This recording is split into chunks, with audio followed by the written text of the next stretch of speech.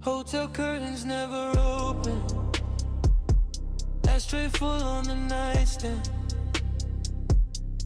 Your makeup on my sweatshirt still smell like your perfume. You say I'm hard to love, but you keep coming back here. 2:47 in the morning, and we both know what that means. Dim lights, gold bottles, your silhouette in blue smoke. You touch me like you miss me, but your eyes somewhere else though. I stop asking questions, cause truth just ruined the moment. And honestly, I got used to disappointment. You only love me, want me when the city asleep, when your feelings get weak and your pride don't speak.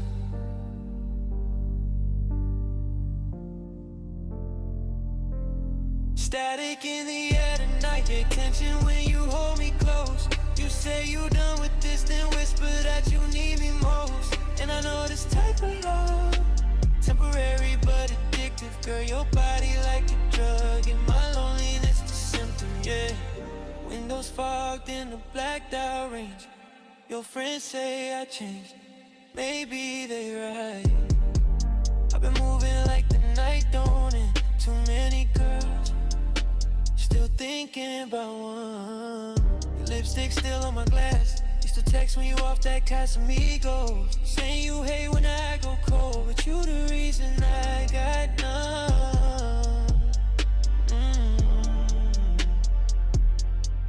We keep killing something beautiful just to feel control, just to feel control. And every time you leave a little less of your soul. Static, the static every time you touch me. Static.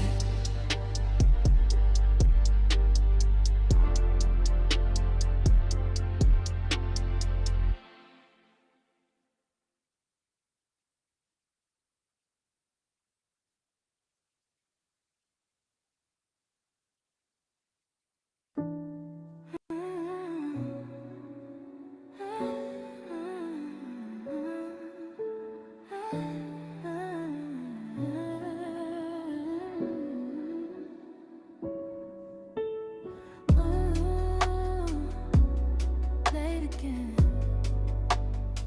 still awake again.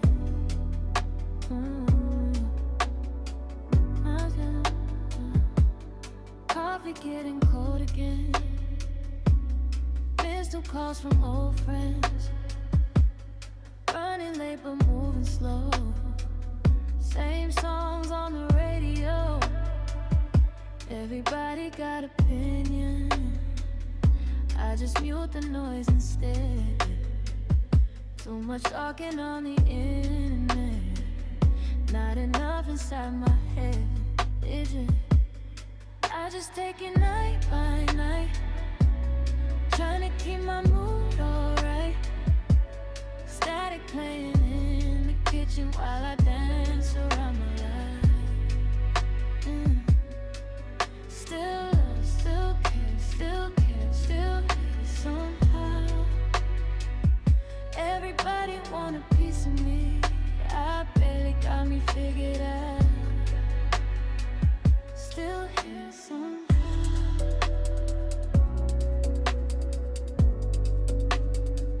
Still here somehow.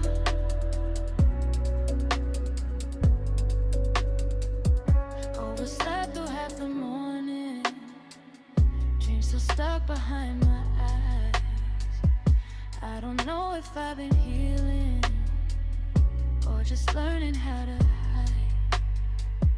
Bills due, messages unread, lip gloss, stains on cigarettes. Everybody want the old me back. I barely know her now. And maybe I romanticize chaos. Maybe silence scare me back. Maybe I keep all this music loud so I don't unpack. I just take it night by day, trying not to drift away. Static buzzing through the apartment, like my thoughts got something to say. Still soft, still tight, still tight, still chasing peace. And every time I almost lose myself, the music pull me back to me. Back to me. Yeah. Back to me.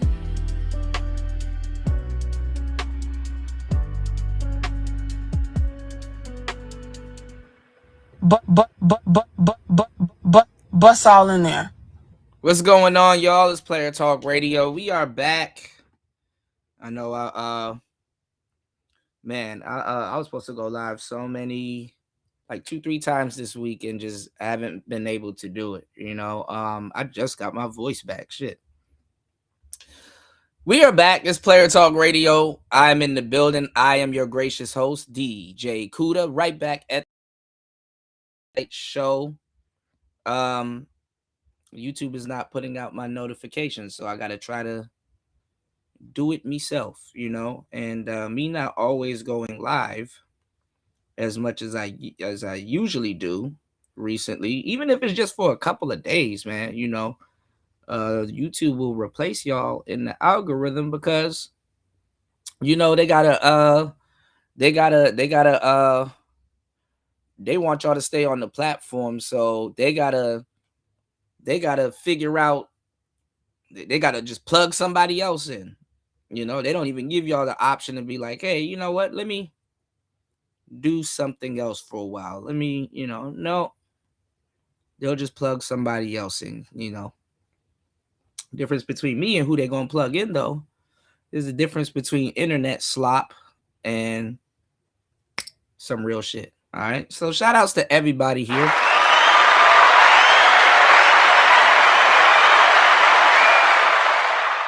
Please hit the Cash App, hit the PayPal, support the show. I was supposed to do this show several days ago, but fuck it. You know, we'll get it in tonight, and I'll redo the thumbnail and everything. And that's another thing too. I should be doing the thumbnail and stuff. My phone is broken. It's another reason why my productivity here kind of slowed down. Not anywhere else, but you know. Hold on.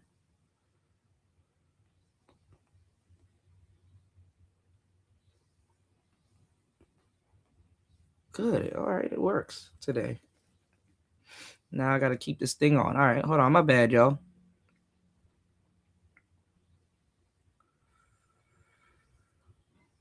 Give me 1 second.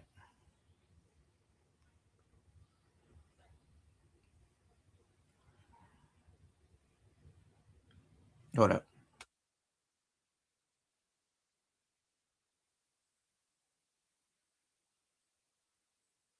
All right. So yeah. All right. It's Player Talk Radio. Give me 1 second, y'all. We good. We good. We good. We Gucci.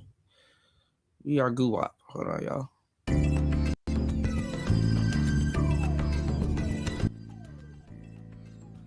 All right, so we're gonna cover a bunch of topics on today's show.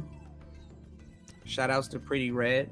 I was just over on her channel and you know, breaking down a lot of the nuances of these types of conversations and stuff like that. You know, the gender conversation with, you know, men and women and what men should be doing and what women should be doing. A lot of that shit, you know, it's not the conversation being had.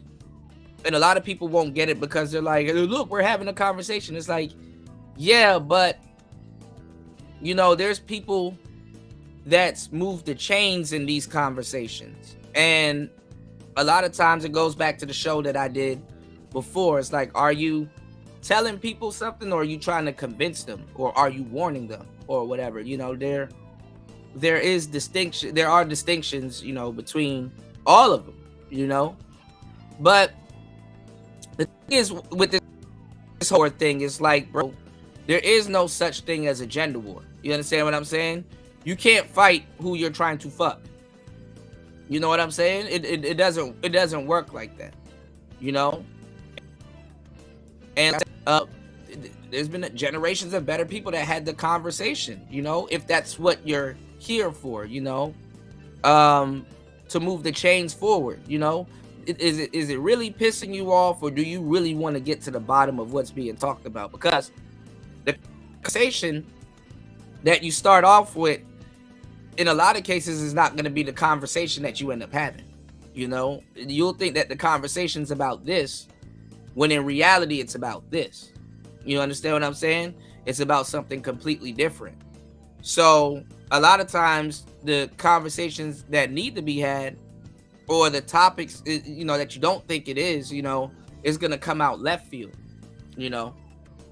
And a lot of the conversations that we've been having is a patriarchal conversation, you know. So I guess the title, what she was talking about was, you know, are women creepy? Yes, the fuck they are.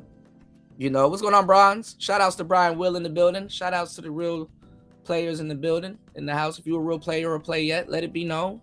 Good to see you guys. You did? Good to see you guys. So yeah, so I was talking about it. I was like, you know, a lot of this shit is really, you know what I'm saying, a problem with the patriarch. You know, a lot of women want things to be egalitarian.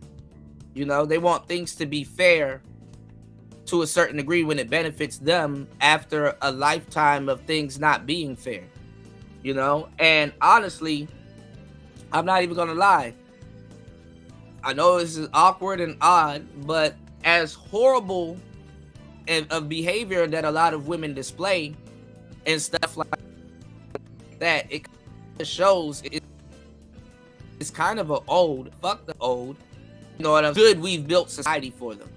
You know, how much of a utopia that we build for them, because whether it's your wife, your daughter, or your mother, or whomever, women want you to preserve their delusion. You know, it's reality to us, and it looks like delusion on our behalf when we observe them. And a lot of realize that, you know, what you're looking at as delusion, that's reality to her. You know, the reality is that she can be delusional, and men, we don't see it until we don't see it in the form we need to see it, or we need how delusion is a used tool. You know, good to see love. Here she go. Make sure y'all subscribe to her channel.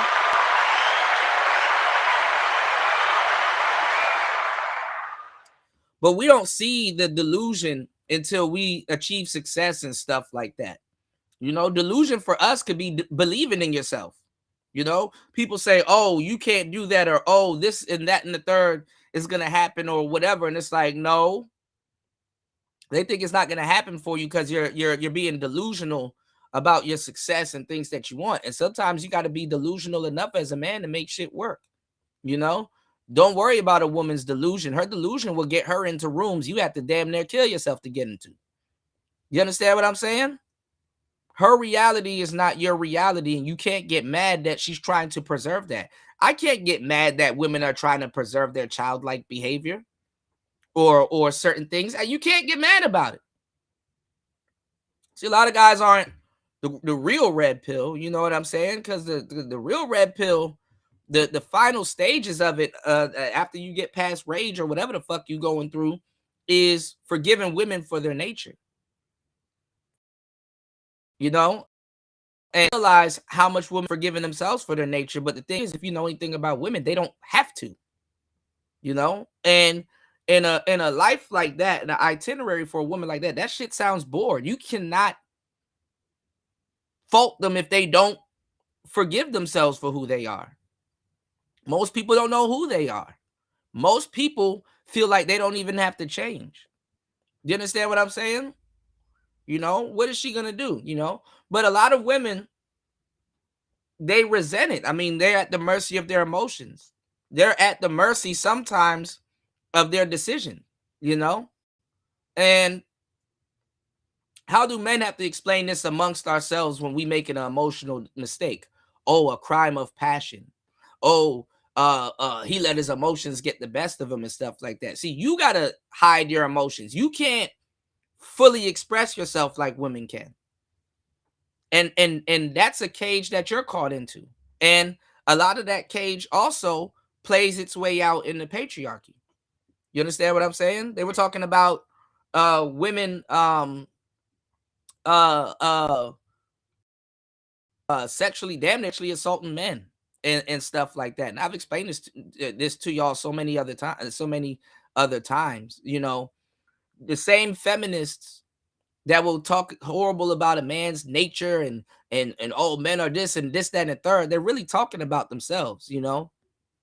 Women don't want men to really sit them. I just told y'all this on the last show with the PDF file stuff. Women don't want men to go down the rabbit hole of this PDF file stuff, because then you'll realize that they're the biggest PDF files. You know?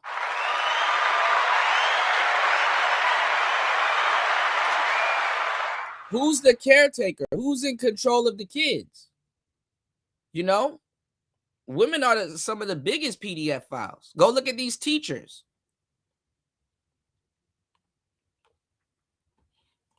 See?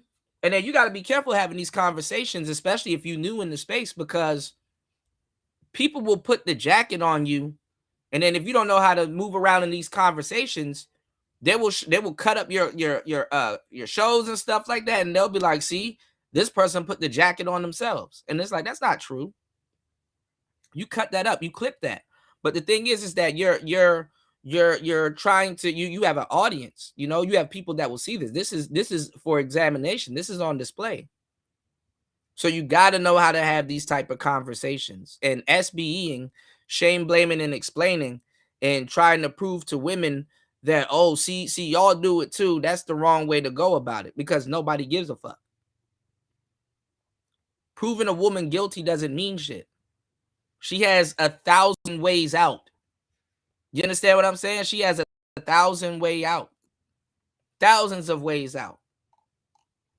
And they've weaponized the patriarchy against y'all, because guess what? You're guilty until proven innocent. It doesn't even matter if you prove her guilty.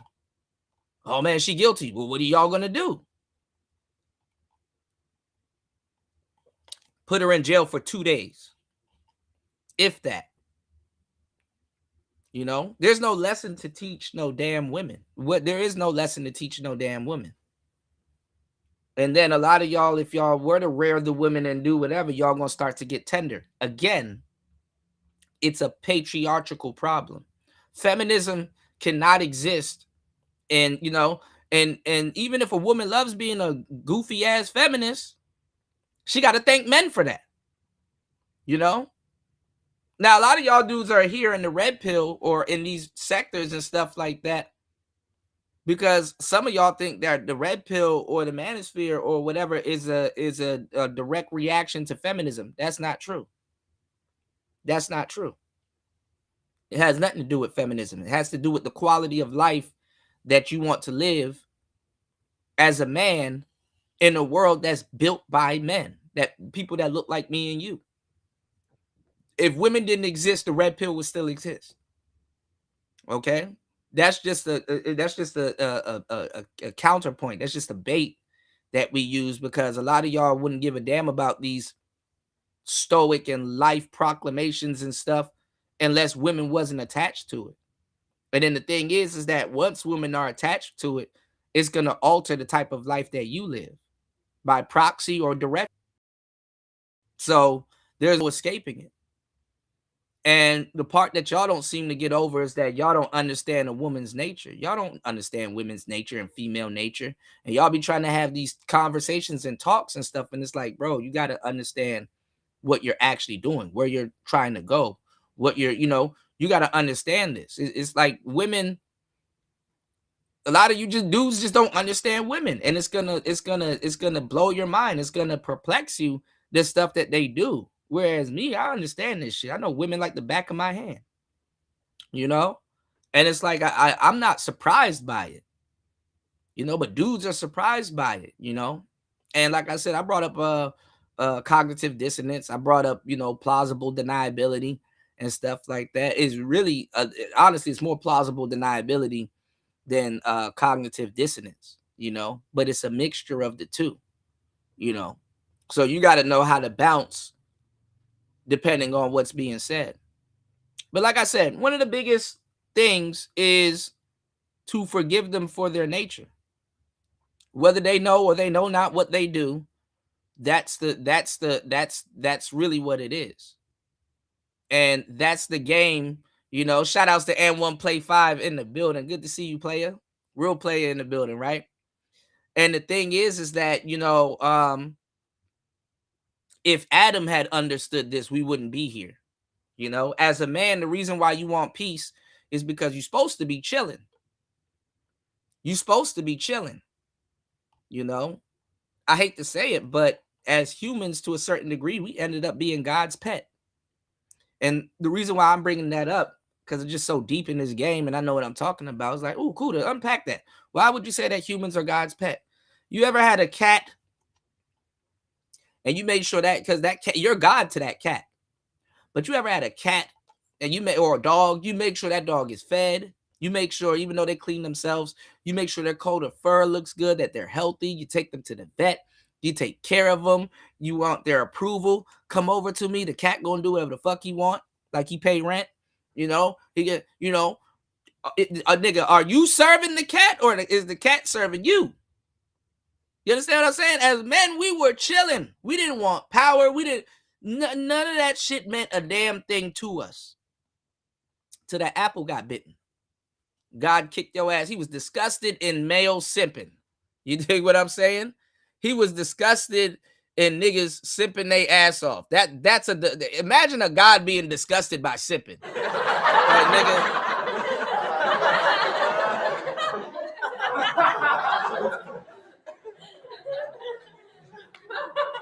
Adam, what the fuck are you doing? I'll make another woman for you.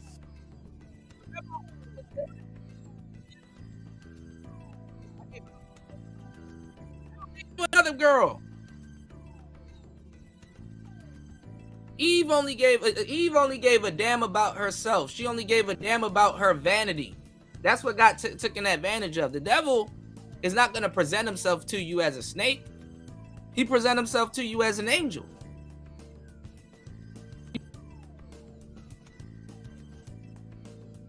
Y'all can go look at videos I did damn near 7-8 years ago about the secret relationships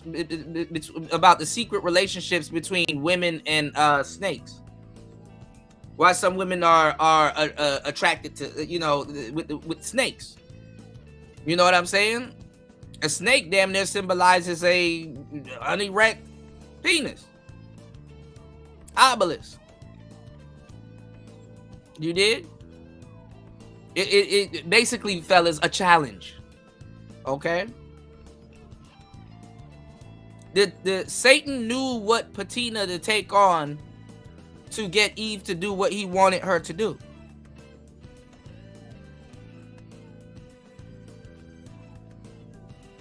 So you have peace and you have chaos. You understand what I'm saying? And I gave y'all the game about what that turns into. You know? Certain people, like I said, they need the manosphere and certain other people around to make it seem like they're good people, and they're not. And I hate to say it, a lot of women need quote-unquote men or the excuse of patriarchy around to make themselves seem like they're good people when in reality they're not. So that's why they have to play the role that they're playing in the patriarchy.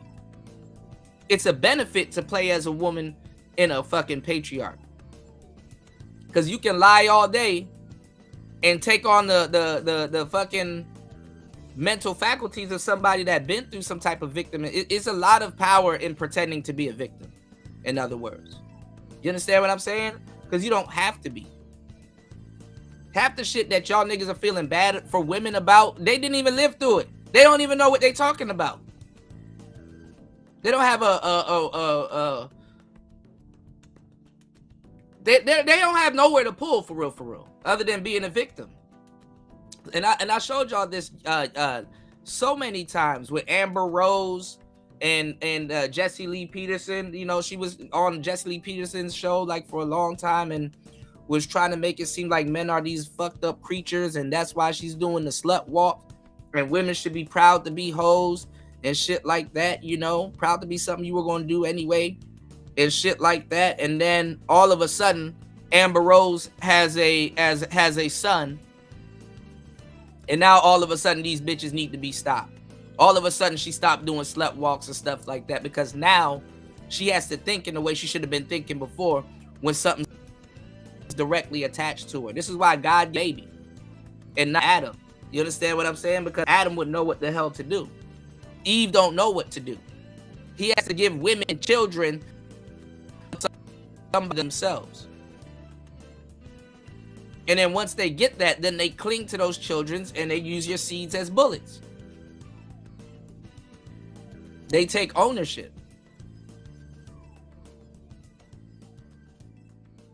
To take ownership of something, there's a lot of things that you can do to take control. You can manipulate your way into control and get better results, or you can debo your way into control and sometimes get better results.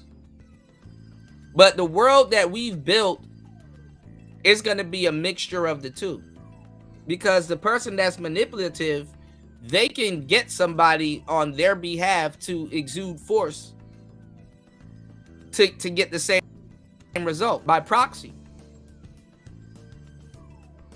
So that's why when I was bringing up a lot of the different concepts and stuff like that, it's like, you know, you got to know what you're talking about when you're having these conversations. You know, I brought up the Madonna whore complex on Red Lipstick Vibes channel, and a lot of brothers, they were protesting against it. But what I'm saying is, the reason why I brought that up is because men, we want to have a quote-unquote purpose. You know, there's another complex that we have called the hero complex that's put in us. So we take being a hero or our purpose somewhat serious, because we've woven that into our identity. You know what I'm saying? And we've grown up in a matriarch within a patriarch. We have mothers and sisters and daughters and nieces and granddaughters. We have a lot of shit that we care about that we're trying to protect and keep in sync with each other. But the thing is that it's hypocritical. It's hypocritical. And feminism, they need men around to make it seem like it's bad. Bitches, quote unquote, are sitting up there. I saw somebody else sent me some goofy clip from some type of they sent me some other goofy clip of shout outs to Fatty and Elcam, but they sent me some goofy clip of some other woman up there talking about some. I think they asked her like, do you want to work and blah blah blah, and she was like, no. And I'm like, well, the funny part is that you got a lot of broads right now talking about, oh, I don't want to work, and some random nigga should retire me and all this other goofball shit. And it's like, oh, I know why these people, you say that after the fact. Why don't you go tell them that feminism and you don't want to work? Over there and talk to them. They're the ones that's pushing y'all into the work field and try to build up a she-economy. Well, I mean, or have you contribute to the she-economy. What's going on, Tyrone? Most people can't handle a partner.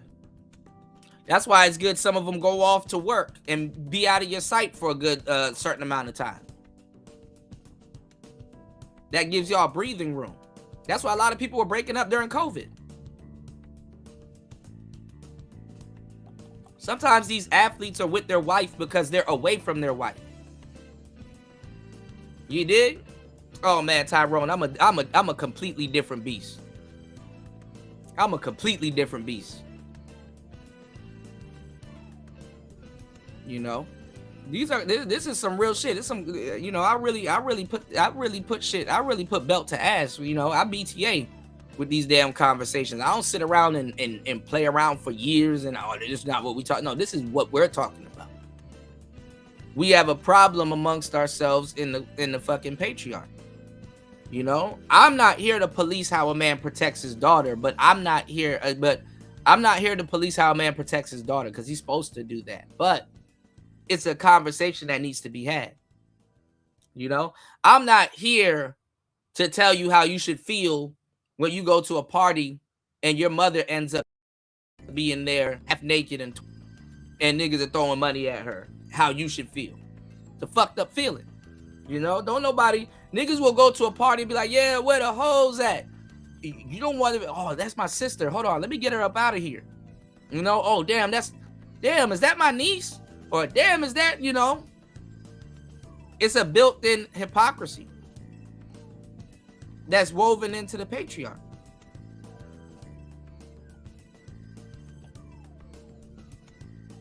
You did?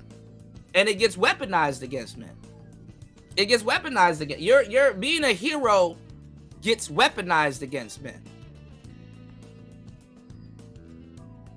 That's why I gave y'all the game. That's why I gave y'all the game that the Joker exists.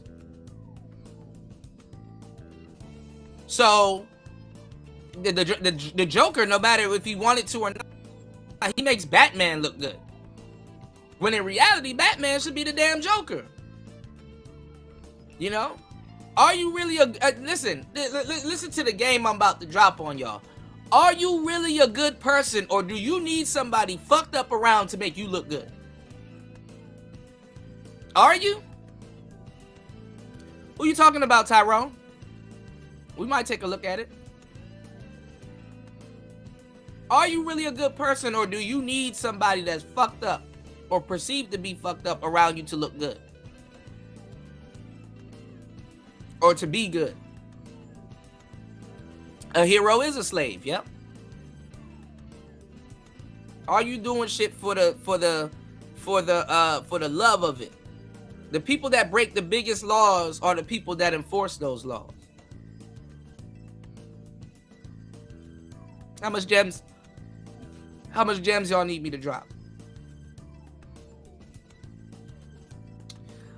Evil, they're not necessarily a slave to reality, but a lot of what would be perceived as the evilness that they're doing. They're reacting to reality and their society and stuff like that. See, Batman got to wear a mask for a completely different reason than a fucking clown wearing a mask. You understand what I'm saying? The clown, the irony of it is that Batman the protagonist has to hold himself to some goofball standard and has to have integrity. When nobody's around, he's still got to be Batman. At least the Joker or some type of villain is real enough to be themselves. Hey, I don't like that. I'm gonna do something about it. See, a hero is a reaction to something. This is the part people don't get. Being a hero is you reacting to some shit.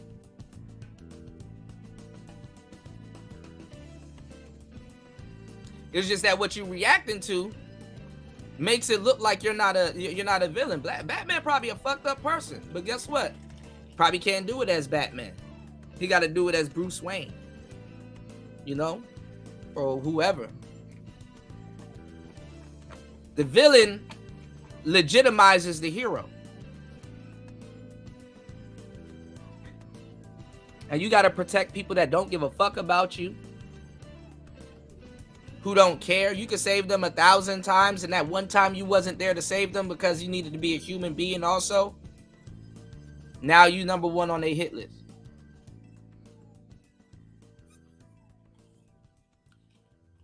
The world that we live in. You did? This is the reality of the world that we live in. Who's really living in reality? A lot of you fellas, y'all not living in reality.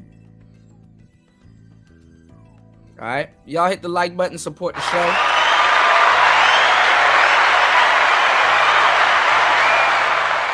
Y'all go get your hands on the Ike Was Right hoodie.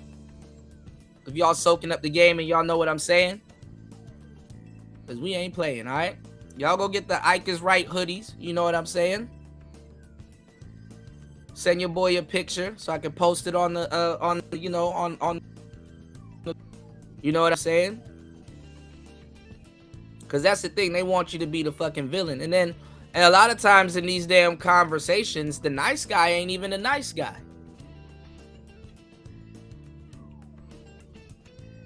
A lot of these niggas be having ulterior motives.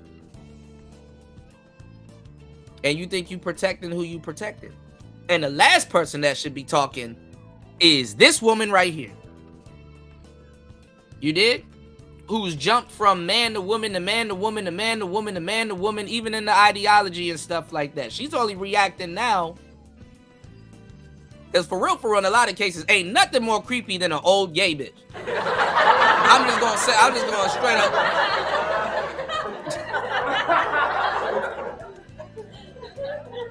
I'm just gonna straight up tell you what I know.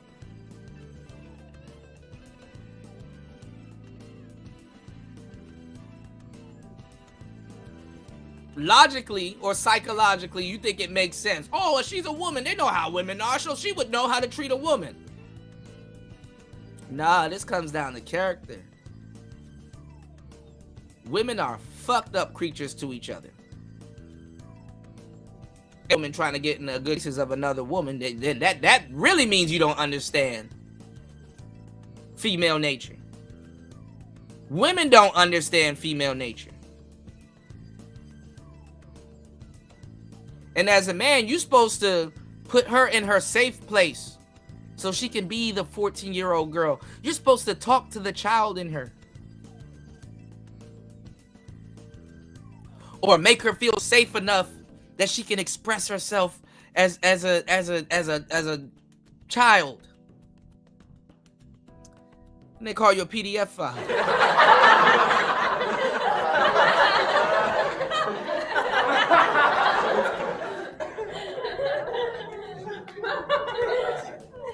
Then they get offended when you say the order that the Bible, basic instructions before leaving earth, tells you, where it says it's God, then man, then the women, then the children and animals.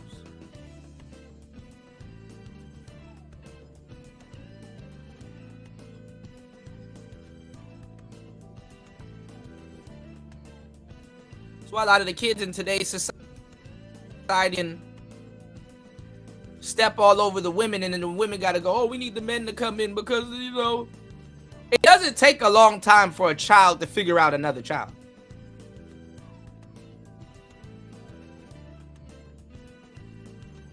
You get to a certain age where that child has you figured out, ladies, and they're like, oh, you're a kid too. Why the fuck am I listening to you? You're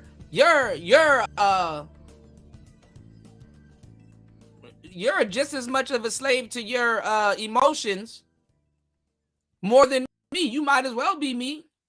Cousin. You're a cousin. A woman is a cousin to a child, a grown woman. And a lot of women don't figure this shit out until they you know, women are theoretically incomplete. A woman declaring that she's a lesbian or a lesbitarian or whatever, it's a woman trying to complete herself. When they turn into studs, they don't turn into these nice gentlemen that's wearing suits and respect women and all that other stuff. What the first thing women do when she's into a face? Walking around here looking like Twister.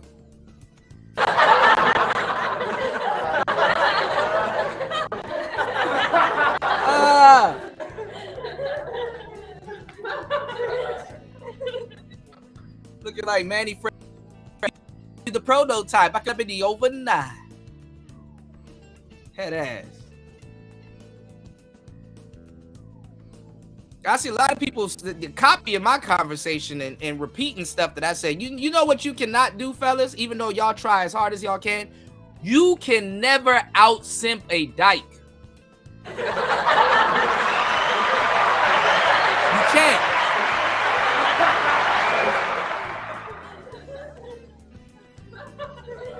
You can't out-simp a dyke. Fucked up part though, because I be feeling sorry. You know how much games I've been giving dykes over the years and shit like that? They come to me exclusively, actually. I'm a dyke whisperer. I remember when I was a young player in high school. I really wasn't a player at this. Well, I kind of was. I was a natural, so I was getting women. But I had a lot of, I had a good amount of dyke friends. Some were savable, some were, oh, bitch, you finna be gay. You know what I'm saying?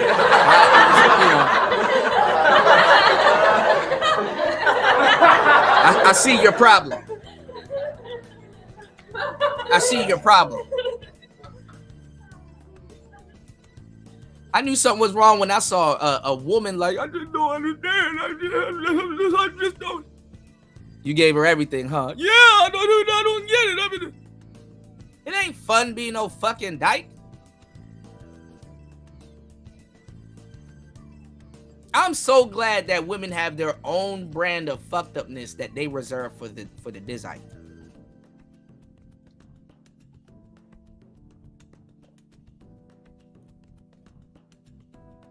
A woman will resent you if you solve all of her problems because she's comfortable with chaos.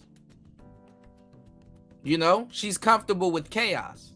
You know, what's going on, King Picks? She's comfortable with chaos. Chaos does not represent for women what it represents for men. You'll be comfortable with chaos too if you wasn't held accountable or somebody's gonna come by and clean this shit up. You're so entitled that you can shame somebody for not cleaning up your mess. That's women damn near in a nutshell.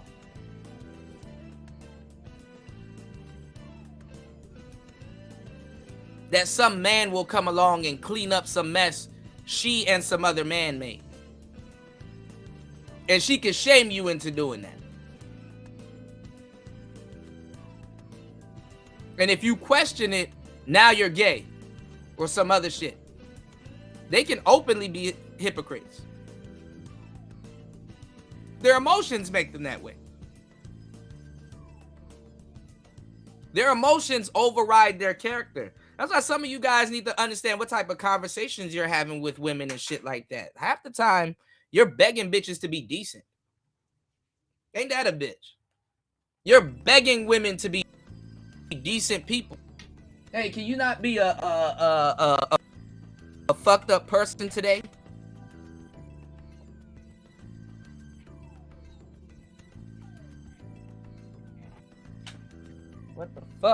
on, y'all. Hey, ladies, there's kids at this event. Can you put on some clothes?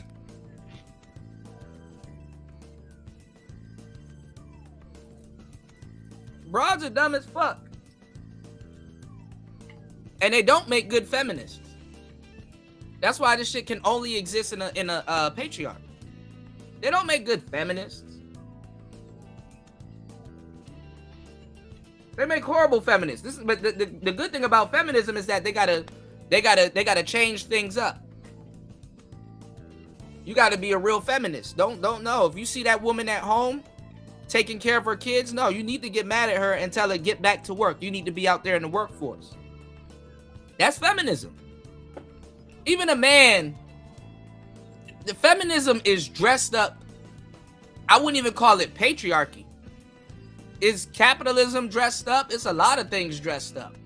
It's just that they got to cloak it a certain type of way.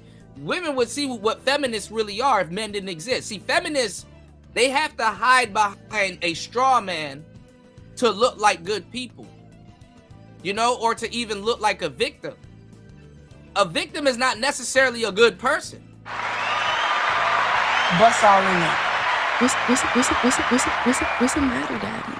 But they gotta convince you that the big bad man, he's the one that's doing this to us. When in reality, a lot of men suffer from patriarchy. Directly and by proxy. Women have free reign in a patriarchy.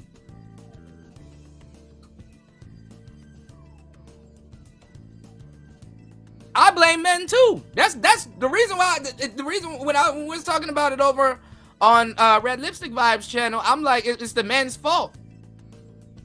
That's why I brought up the Madonna whore complex, and that's why I brought up a certain, I didn't bring up. I got a whole arsenal. I didn't bring up half the shit I could have brought up. You know, that's why when I bring up some of these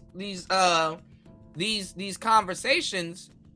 And and not necessarily saying the brother there, but when a lot of the newer cats, the men, when I bring up these conversations for the men, they protest because it's like, bro, listen, because you're full of talking points and you're not listening, you know. So I gotta teach, I gotta walk niggas around to what we're actually talking about, because niggas are lost on the chessboard. Women know what the hell they are and what they're doing and stuff like that. That's why I like the cognitive dissonance and the plausible deniability is whipping niggas' asses, because for you to know that this woman know what the fuck going on, you got to have a different conversation and she'll spill the beans. Not even. You let them talk long enough, they spill the beans. And you don't have to convince them. All you got to do is say, oh, so you know what's going on. Okay, so why were you pretending that this wasn't going on here and there and blah, blah, blah. And then you'll hear the best answer you can get from a grown-ass woman is something that a kid will fucking say. Honestly.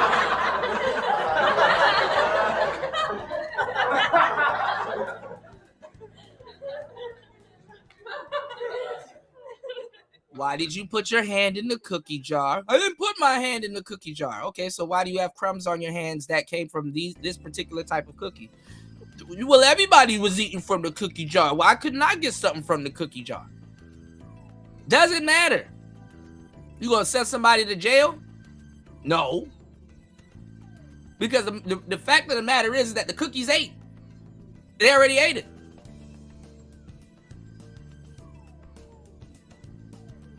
They could just wipe their hand off and say, I didn't put my hand in no damn cookie jar. And what you go, yes, you did, even though you know they did. Can you prove it?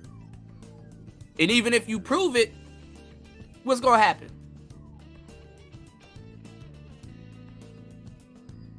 So women, feminists and women, they need to live in the patriarchy. To even, if she loves being a feminist, thank you, man. Because a lot of women really feel bad about their nature. A lot of women know they really ain't shit. This is why some of them also too have to cling to identity. Because if she can concrete call herself something, it kind of says that she's not these other things when she really is. And maybe only she knows this. And a man or another woman won't know this until they get close to them. It's horrible being a fucking lesbian out here. You're gonna have to date a bunch of disasters and try not to be one yourself if you pure. So making this decision at a certain point in your life, that's just not you making a smart decision. It's just you being dumb and protected by patriarchy, because you wouldn't have this fucking epiphany. Prince-cella gets put on a pedestal for saying shit that men died saying, got destroyed to say. And look at goofball men and women looking at her like, oh my God, she said something profound.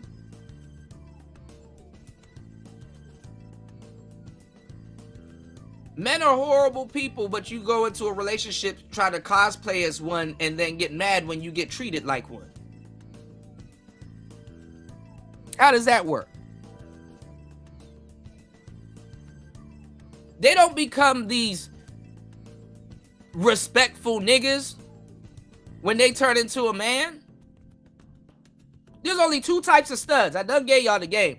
Done gave them the game to. There's only two types of studs, and I like one of them. Well, you got a couple of them. You got the femme stud and all that other stuff, but they still fall into that category. There's only two types of studs: the gangster ones and the player stud.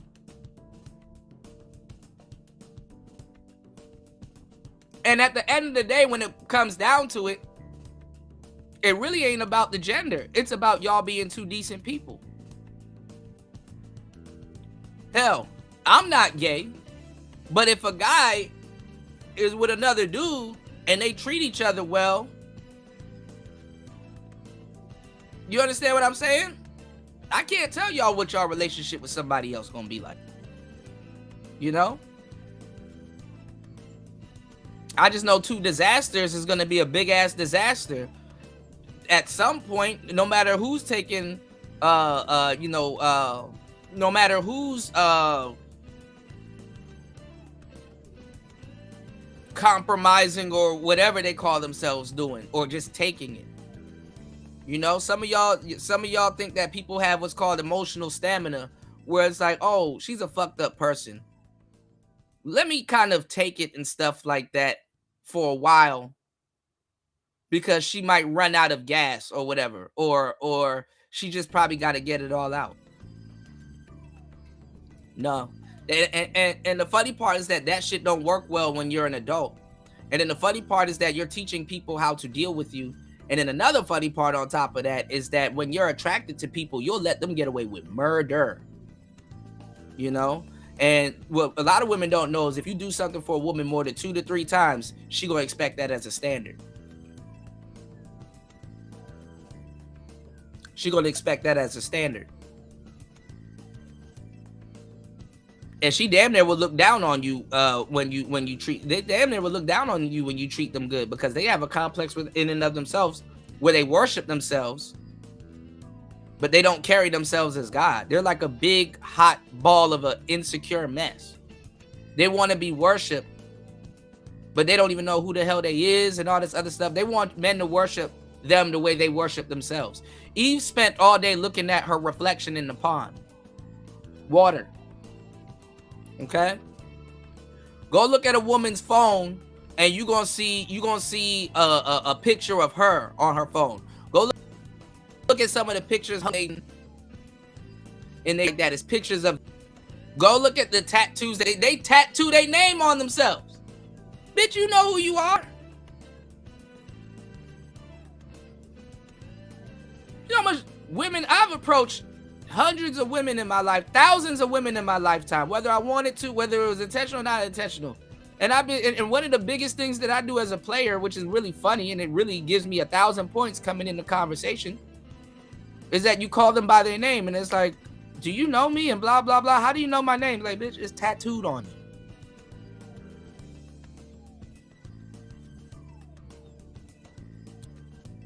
Tattooed on you.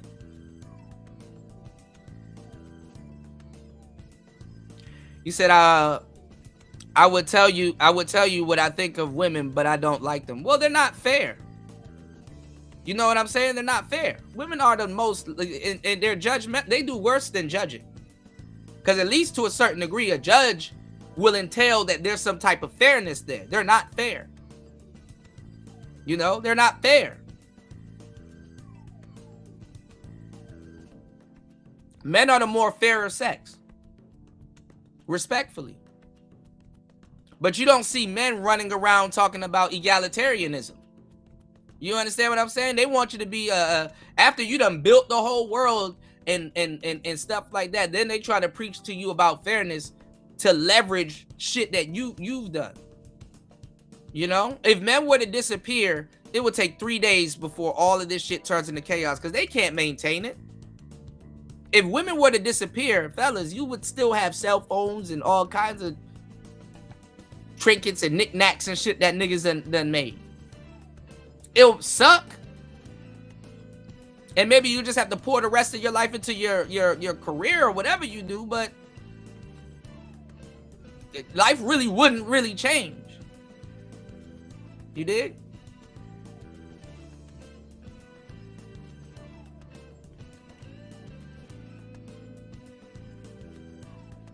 Women don't give a fuck. And they know. That's the other part of the SBE conversation. They know they don't care. Why should they? That's not their life. That's not their itinerary. They don't give a damn until they have like a son. Or something that they love that's attached to something. It's like, damn, I never thought I had to fare for another man by proxy, but I love and protect and nurture my son. And I really don't want him to run into this. So we were talking about relationships and we were talking about, you know, and I used to run, you know, with the women on my panel back in the days. I know exactly what questions to ask. I know exactly what pressure points to ask. I will ask a woman in a full-on marriage, does your husband own you? Say, so fellas, because women don't believe they have to die for no dude. It doesn't strike their mind. They just get to pull from the fucking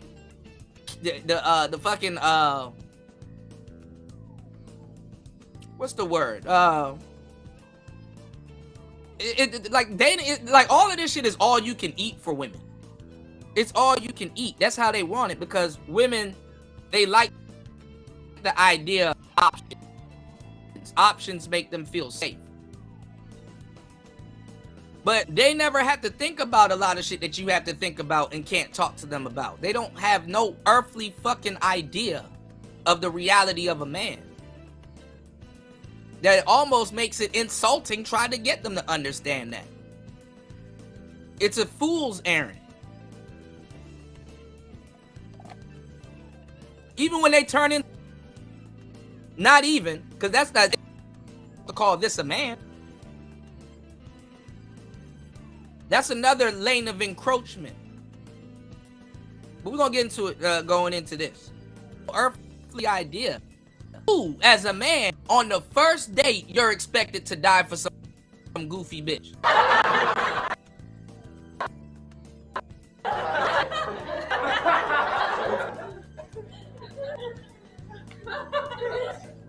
If you are getting robbed on the first date, you're supposed to dive in front of the bullet or do whatever to a woman that you just met. You're supposed to die over a you haven't even decided if you like.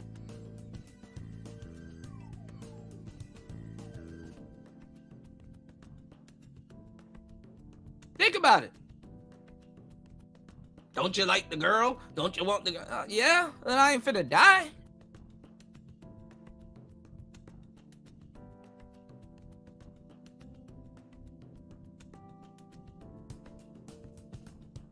Woman ain't dying over on no damn first date for you. She'll go get somebody else. I went on a date with a guy. He died over me. And this is the conversation that she's having with another guy. That's like, damn. So you mean to tell me if somebody jump out the bush right now with a high point and pointed at both of us, I can't run? which you should have already been. We're just gonna see me like, oh, like I was supposed to die like the last guy did. Oh, okay.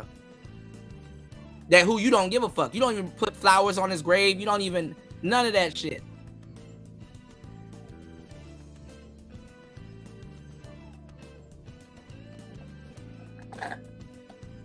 Then you're a fucked up nigga if you know this and you want to express your articulation about it. You can't even explain yourself, fellas. You can't even articulate yourself unless you have on a dress and you represent a couple of people of the alphabet. What's the matter, Daddy? What's the matter, Daddy? When the problem asks you what's wrong.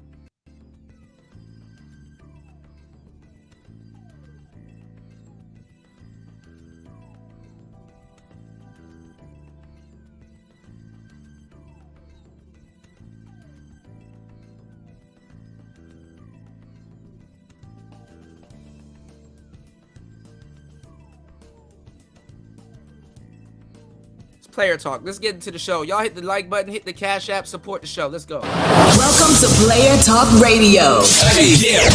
DJ Kuda, the hottest DJ in the manosphere. Let's get it.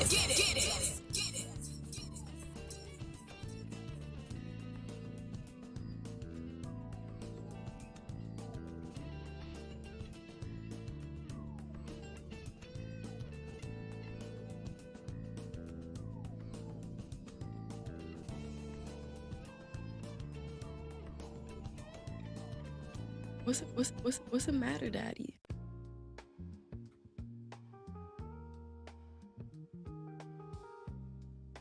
All right, let's get into this BS. Nigga, oh, some random gay woman hurt me. Oh my god. Some random gay woman. I'll never be the same. Imagine going through this over and over again. Imagine being on a date with a woman that's telling you openly, yeah, I'm decentering you. Imagine being on a date with a woman saying that's exploiting your gesture of generosity. Hey, let's go out. Everything's on me, and I make sure you get home safe. There's a joke where it shows like women. This woman came home from a nice date and she calls her homegirl and she's like, girl, yeah, I got the ups on these niggas. What did you do? I just like they did me. Yeah, I took a nigga out. I fed him, made sure he was good. I paid for everything. And then I paid for his Uber to drop him back home safely. Treat them niggas like they treat us. And then there's the guy, he answers his phone and he was like, bro, I just had the best date ever. And the guy's like, yo, what happened? He's like, I went out on a date with such and such. She paid for everything, bro, and made sure I got home safely, bro. I am excited. I'm pumped.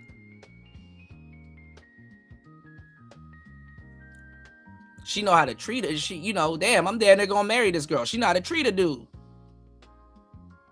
See, your gesture of generosity, it gets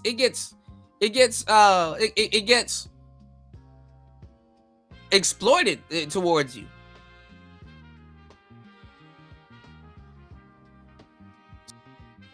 All the way up until you marry this woman and somebody comes up to you and all the shit that you're supposed to do. Because the level of possessiveness that they were talking about on the show, a woman sleeping with a guy or doing something sexual to him or with him without his consent, it goes back into it. You'll get put in jail if you sleep with your wife and she says, hey, I didn't want to sleep with you that night and you did it anyway. So I think that you'll get sold out for a check.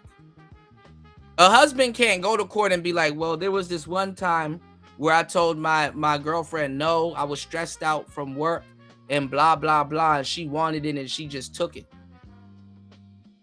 We haven't even opened up the conversations of why a man definitely can't wake up to a woman riding him like that, because guess what? An orgasm is damn near a visceral knee-jerk reaction. You know, you have dudes in the space talking about it and upset about it. Why don't y'all go talk to Fantastic about it? He claims one of his women, you know what I'm saying? His brother's in the space. He claims one of his women got herself. That's a real fucked up thing. But people are gonna make fun of him. No shit. If a man goes and say, "Hey, this is what my wife did," and blah blah blah, Your Honor, can you help me? He gonna lose half of his shit.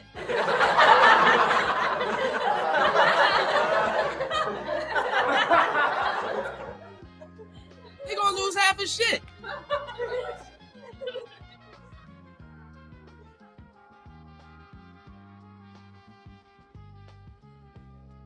Effectively made me an incel. No one fucking cares. See, because it's very important that women establish themselves in the minds of people that they are the victims, men are not. So now the real victims, they don't get their justice. And this is in a patriarchal system, mind you. Man, y'all hit the Cash App. So see y'all with fuckery. Support the show. An hour and 10 minutes into the madness. Let's get it. It's player talk. What is your core belief in terms of romantic relationships? My core belief is that males and females are not compatible, which is the source of all of the conflict. Now this is Kat. And she's been explaining this from the perception of a goofball woman that's jumped back and forth, and that's a fucking hypocrite. Imagine sitting around with some goofy woman talking about men and straight people, cosplaying that you're gay, and then that same person go back to a man.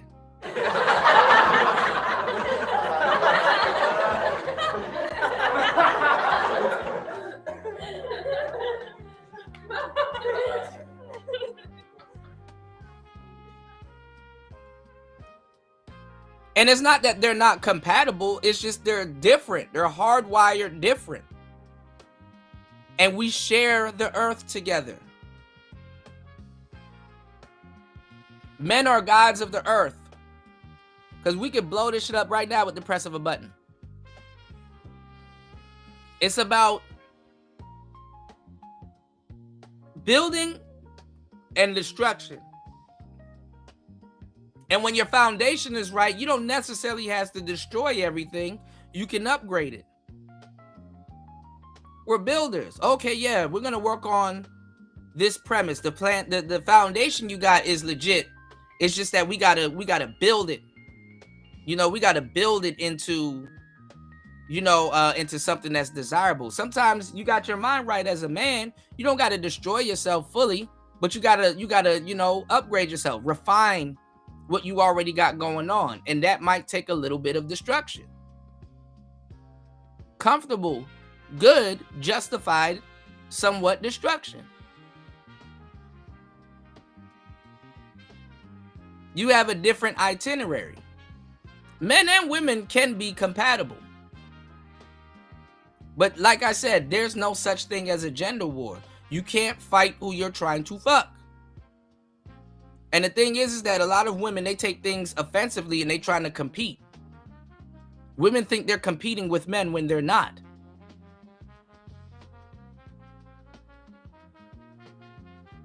And that's a woman trying to complete herself. When you go gay, that's a woman trying to complete herself. When she goes gay and start wearing boy clothes and stuff like that, she's going to dress up as a man that was in her life at one point, or the man that she perceives men to be in her world. Ooh, men are like this in her world. So when I go on the other side of the fence, I'm going to try my hardest to complete myself to become the guy that I quote unquote resent. Is Animal Farm. Oh, I hate how these farmers treat us, says the animal. We're gonna run them off the plantation one day. Then let's say that day happens and they effectively succeed at it, right? Then they go in the house and they're like, oh wow, they left their clothes here. Well, let me dress up like something I claim to hate. Oh yeah, and then when animals do show up, since I'm dressed like this, then now I gotta treat the animal the way that I claim that I didn't like to be treated. Because I can't take on the mental responsibility of being on the other side of the fence. People are a handful. You gotta manage them to a certain degree in droves. Women don't understand that they're like cattle. They're like livestock in certain cases, because they've never been in a war room. Half these bitches, the funny part is that when you put them in a situation where it's like, okay, put on these gloves and go fight, you'll realize they don't know what they're talking about. You'll realize the reality. Bitches walking into a fight like a damn mummy. You'll realize, oh, see, she just talking. She don't know. She don't know, hey, you can't talk crazy to other women or other men like this because there's going to be repercussions of it. And there's people that died before you or had to put themselves in front of you so you can, not even so you can realize this, but to protect you.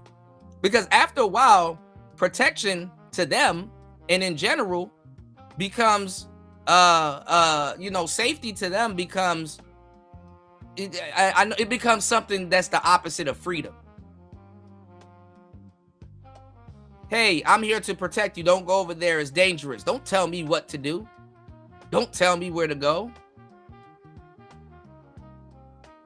You've always talked shit because you got security. You've always had this layer of protection. You don't know that how bad something will mangle you. Even us not putting you in that position, we've seen it, and we're like, you have no earthly idea what will happen to you.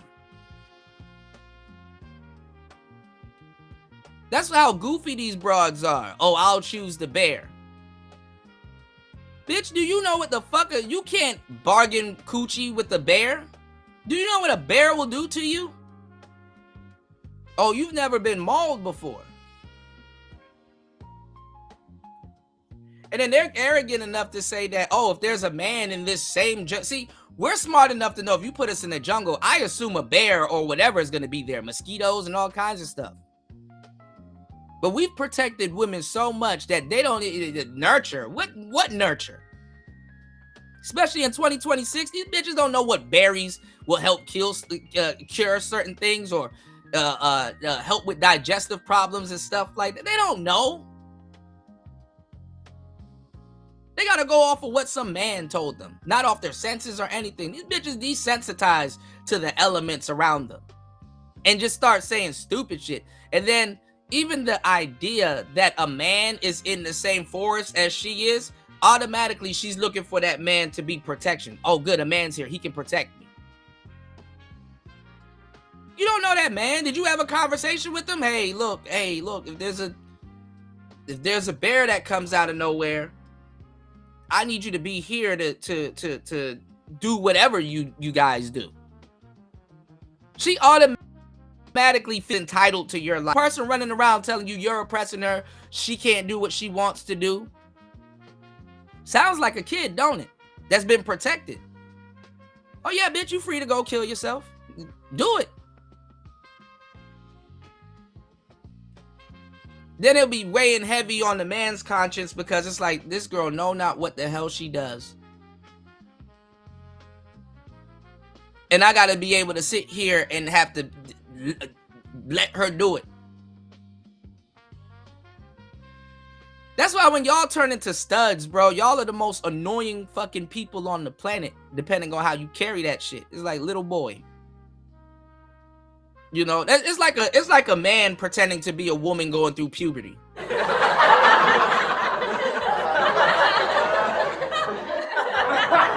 Like, not past it, but right there.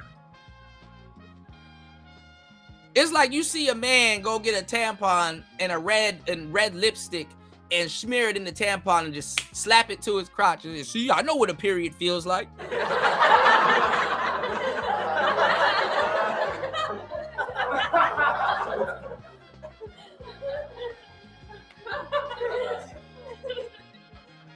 See, I'm bleeding too. I bleed too. Get the fuck out of here.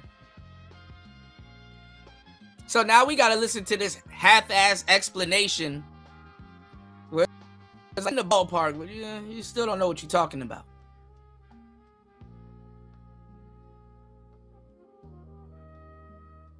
A lot of women don't even carry their selfishness righteously, because there is a righteousness to being selfish.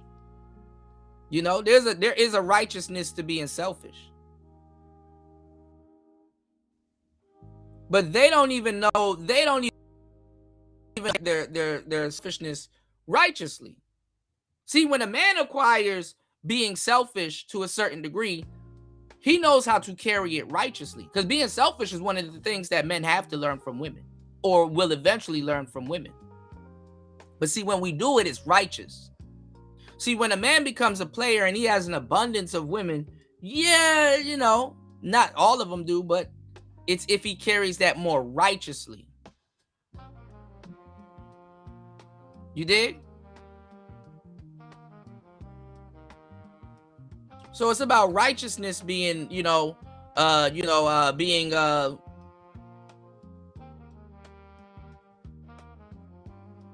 not really applauded, but and I wouldn't necessarily say rewarded, but I guess explained. It's a luxury to be understood. All right.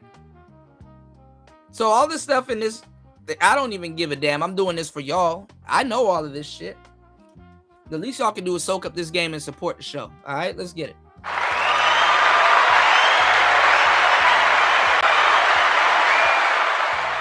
I know why I'm saying what I'm saying, but let's get it. That women and men have within their relationships. They're not compatible. No. They are compatible. I think a lot of people would not dispute that. You know, and I believe they're compatible. Men gotta suppress their nature so women can feel like they're gaining ground on anything. But let's go. Linguistically, I don't think people really understand the language that they use. So when you look up the definition for compatible, it means able to exist together without conflict. All right, now, women, they don't have an accurate, for them to be yelling and trying to badger something about egalitarianism, or to even try to practice egalitarianism, they don't have a even good recollection of equality. If it doesn't benefit them, it's not equal to them.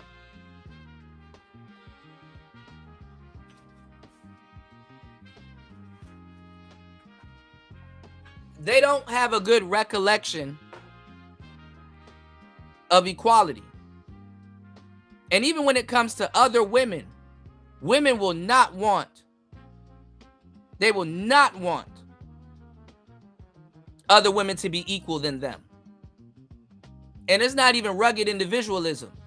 It's just goofball shit around, all around.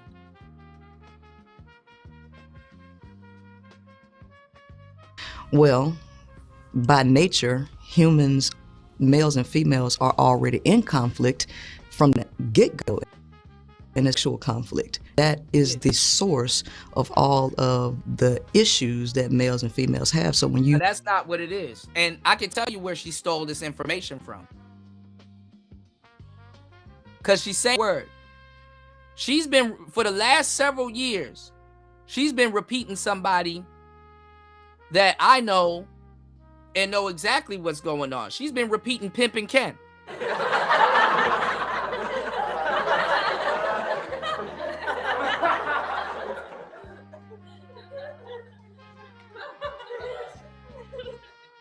This is literally out of the page of Pimpin' Ken's book, Pimpology, the 12 Laws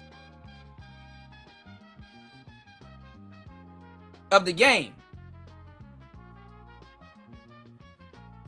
And the reason why Pimpin' Ken wrote this and talked about it, not to give men an alibi to pimp on women. That's what she's using it for.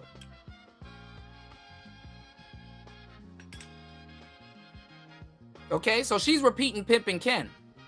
He never even used this as an alibi for people to start pimping. He basically outlined this because a pimp is black pilled in a lot of cases. A real one. Women are red pilled. And you know, basically it's to understand society for what it really is. The reason why Pimpin' Ken brought it up in the book is to show you that these things get exploited.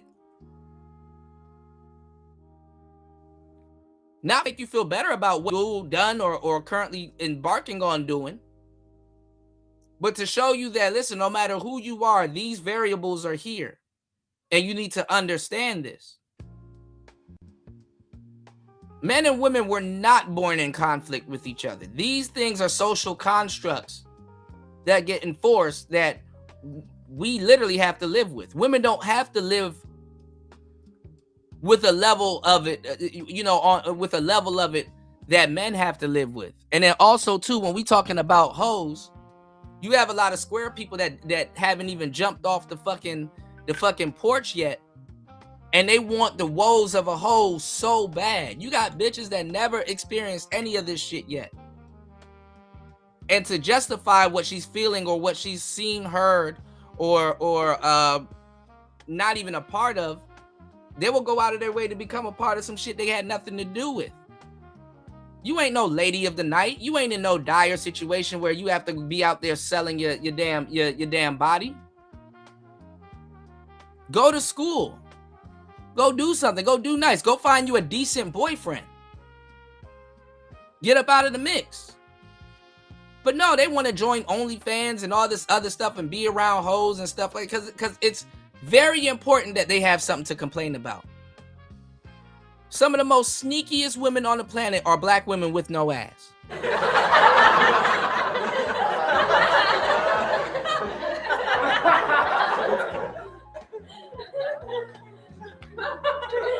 Bitches feel cursed. God didn't give them a bit. Rise beyond sex to try to create a holistic or harmonious relationship, you're always going to run into those conflicting issues, which shows that males and females are not biologically compatible for healthy relationships. They have to really, really try hard to do this. Do you believe? And that's that. You don't got to try hard to do shit. You're listening to somebody that her femininity is compromised, not because a man did something, but because of her own selfishness and stupid shit that she got going on.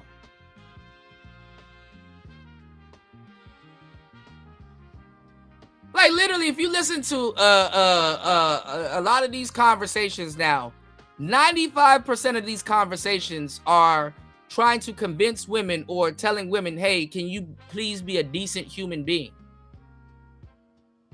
Can you stop being a tyrant?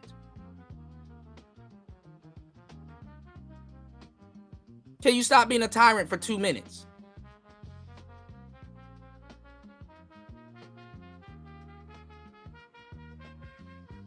People be like, oh man, relationships take a lot of work. You gonna have to compromise. No, the fuck we don't. You can compromise if you want to in a relationship, but like, first of all, if peace is being tried in the beginning of a relationship, you already cost too much.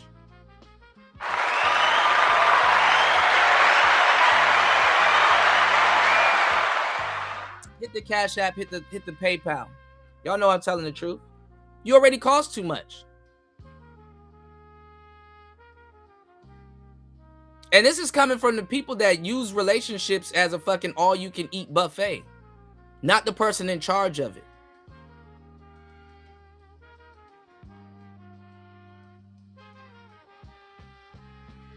You did? If relationships can be mutually beneficial?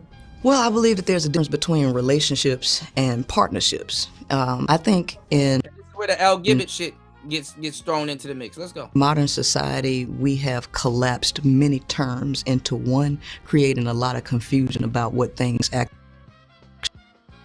are. So from my point of view, relationships are for broken people. Partnerships are for whole people. Bro, and this is what pisses me off. Cause she's misconstruing all of Pimpin' Ken's talking points.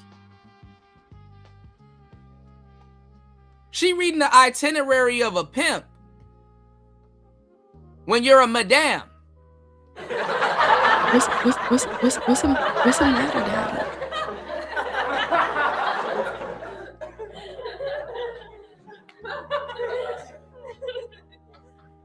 And all of this is because she don't have no control over women that she wants to have control over. Relationship talk shouldn't be war room talk. Especially in a war room you don't even belong in.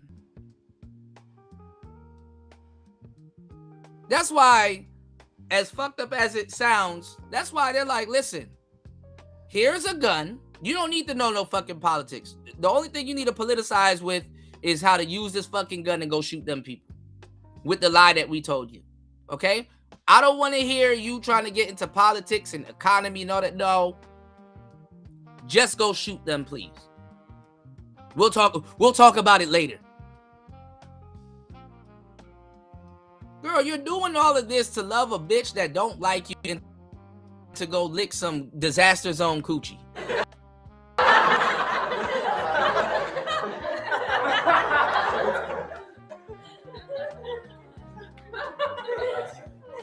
Why do I gotta listen to some goofball lecture about my manhood and what's being distributed and all this other shit? No, men and women do get along and can get along. It's just that when y'all start costing motherfuckers peace, now there's a fucking problem. It's just that when people make provisions for you and say, hey, you know what? I'm gonna give you a courtesy. Can you reciprocate? When they reciprocate, when they haven't even acknowledged the provisions that you made for them. And then you can't talk to have these people because it's like, listen, even talk to you. Give me 1 second. Yeah, if I can even talk to you about something that I damn near have to take an L on. First of all, why should I feel I gotta reward you with? Why should I feel that I gotta convince you to reward me with respect? And it gets horrible. It gets bad to the point where it's not even respect. Now we're talking about just being courteous and just regular decency. Why should you have to post up at a Six Flags or a Disney World? Hey, ladies. It's all about protecting the kids and the youth and preserving this stuff. There's children here. Can you please dress in a respectable manner? We don't need a peep show. We don't need you to twerk on these poles. I don't need to see your birth canal.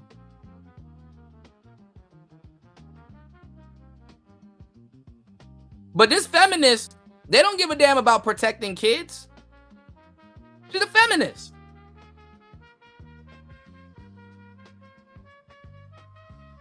They don't give a fuck about protect. First of all, you shouldn't even be having kids. That meant you dealt with a nigga.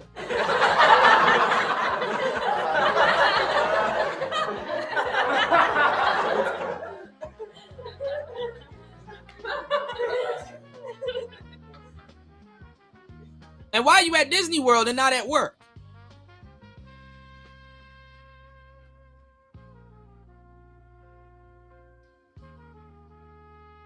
Y'all gonna learn. Y'all keep turning them stones. You're gonna run into a wild DJ Cuda and you're gonna be in for a real, I'm gonna make you think. And people will get mad because speaking to a nigga like me, I'll make you give up. I'll make you question your ideology. Like, damn, what am I really? But damn, I can't really abandon this for something else because I done did too much. People don't put y'all in those positions. Because you never had to think about the shit that you're talking about. Let's go. So relationships are built on codependent fulfillment. So I'm They're missing really not. something critical in my life. I need attention. I need validation. I need somebody to help me pay my rent. And You're all you female need companionship, or you need somebody to stroke your ego, whatever it is that you're missing. And then we come together. Both people need people to stroke their ego, and both people need companionship. They don't even know what a man wants. Women don't even care. They don't even righteously ask, fellas, what do you really want out of a relationship? And a lot of dudes that haven't had an abundance of women, they're going to give you some goofball answer. Because they don't know. And when women ask those questions, you're getting a manipulator to ask you those questions. They're trying to see, okay, what can I hang over your head long enough to get my desired result? And try to fill those voids. The problem with that is life, well, existence itself is full of pain and suffering. No, it's not. No, it's not. Unless that's what you want. No, it's not. And we don't like the reality of our existence. So what we try to do. The thing is, what she's trying to say is you have to come to terms with your mortality. Men, we come to terms with our mortality. Men, they do when they're pregnant in a lot of cases, but we have to come to terms with our mortality. Where do we play a role in this thing called life? And together, what does this actually convert to? Is control the other person. And it's not about control. So that they can make Yes. us feel comfortable. I'm missing something, you have what I need, and I need to control you so See? that She's basically explaining manipulation. Manipulation is about controlling. It ain't even about controlling. See, you're already attacking the conversation wrong. See, lesbians think like this because they think they're getting somewhere. And it's not about controlling. It's about coexisting. That's what it's about.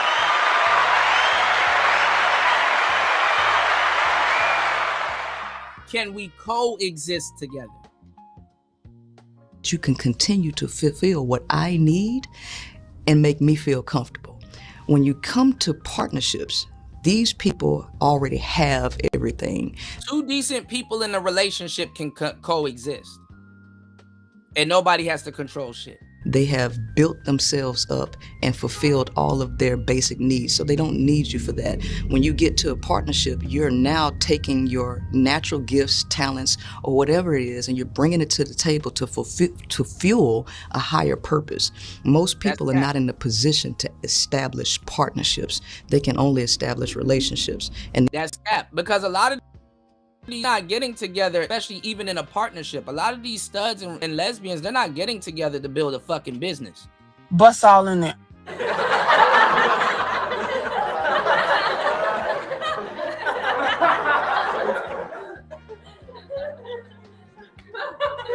I ain't go find my wife and say, hey, you know what? I'm gonna just start a business with this woman. They're not looking to you to start no fucking business. Are both of y'all decent, and are you guys gonna accommodate each other? That's coexisting. If I feel I gotta gain control over you to be a decent human being, there's a fucking problem. You're adding variables into something where there isn't no variable. Actually, decent relationships are I wouldn't even say they're boring, but they're better off boring than somebody starting shit for the sake of starting shit because they don't got shit going on. Coexisting. These relationships end up being draining. So let me give you an example. I like to speak in terms of scientific analogy. Yeah, goofball shit so you can muddy up the water. Black holes just suck. And so the zeroth law of... And then she's horribly with Pimpin' Ken's book. Long story short, fellas, black holes, depending on what it is, they have a void. And that void doesn't necessarily have to get filled. But there's a void there that might require filling. And what she's trying to say is that black voids have a tricky the black voids can have tricky levels of capacity. You know, it might have more of a capacity than you think it should. See, women think that you got to go through all this fucked up shit because it justifies why y'all are together and stuff like that. And it's like, no, that's not really what it is. A relationship can be tested or it can't be tested. But a relationship is going to be what it's going to be, whether it's tested or non-tested. And a tested relationship doesn't signify that you have a better relationship than other people. That just means that their shit probably wasn't tested, or they both can withstand certain things. You understand what I'm saying? That's why I said the most underrated skill you can have is problem-solving skills in relationships. Problem-solving skills. Are you good at solving problems? And it only takes one. Because if one of you guys are good at solving problems and stuff like that, and it's like, okay, this is where I think I'm right, this is where you think you're right, but this is what happens. When this happens in relationships, what do people normally do that's favorable for both? And if you guys can't agree on that or come to that conclusion, and let's say you're the rational one and you're doing it, and you're like, okay, well, I'm being fair. I'm excluding my bias. I'm acknowledging your bias, and I'm acknowledging how they differ. But what is actually right in this situation? And if that other person can't agree or come to it, then now you as the more responsible party, you understand that, okay, they're the problem. They're the problem. But trying to hold women accountable in overtime and in the fourth quarter, that shit don't work. All right, let's get it. Dynamics is that energy from a concentrated area will migrate and disperse to an area Like, of who the less fuck wants to concentration. listen to this fucking lecture when both of you guys could simply just be decent people? Just be decent. Hey, I understand that you like me and other people like me too, but do you have to go through my fucking phone?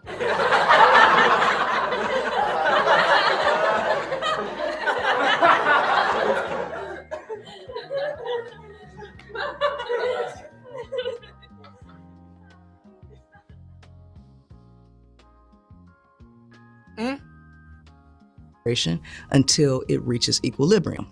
Well, let's take a person who's whole getting with someone who's codependent. The codependent person is a black hole, and the other person is full of energy. They don't need anything. Well, what happens when you get them together? In terms of the zeroth law of thermodynamics, the energy from the person who's... And these women are just as worse than the fucking some of these number crunching niggas around here. If you're full and you have something to give, your cup overflows. Sometimes you can feel the capacity to take on another person. Some of these people that you're filling up, the reason why they're half full is because they don't want to be full. They won't trust it. They won't believe it.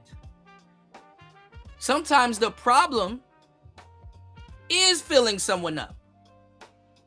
Because it's like, okay, well, I completed your other half. There you go. You got nothing to worry about. This is where we come to when it peaks. This is where we come to the point now they're draining you. What else more do you want? You had 50. I got 150. And I gave you your 50 that you haven't acknowledged yet. I gave you your 50.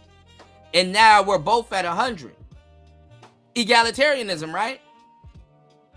But that 50 that I gave you is not enough.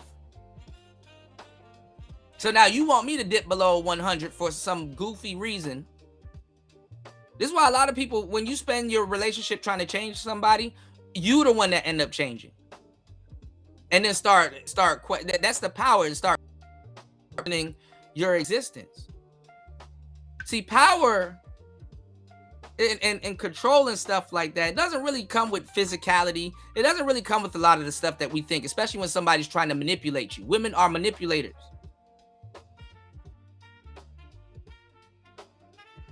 Okay?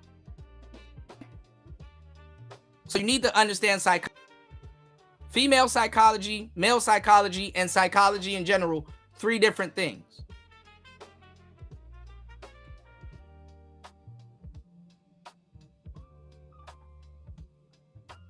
So when this woman, is trying to manipulate you, or someone is trying to manipulate you, they're going to be encroaching. They're going to be draining.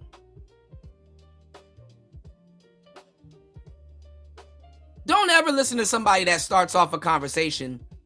Well, relationships are fucking. They're telling you that, yeah, I'm about to be coming in acting a fucking fool. I'm about to run you through the ringer.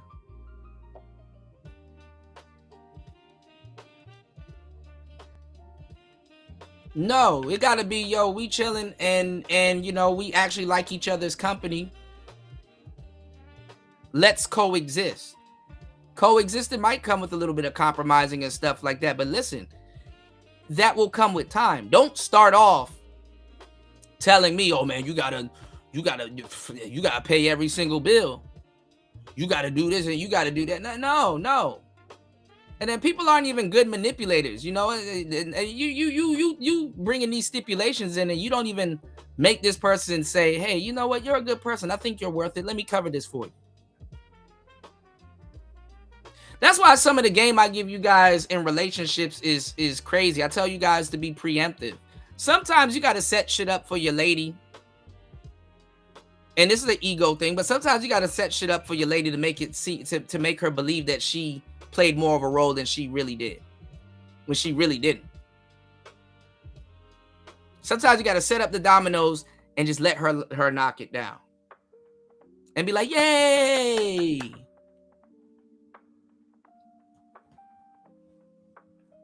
You got to build them up. But the thing is, the problem is when you build certain women up, they resent you. Or when you bring a ending to the chaos that they have going on in their life, they'll resent you. And you got to know how to delicately do this, because you can create a tyrant. You can create a tyrant.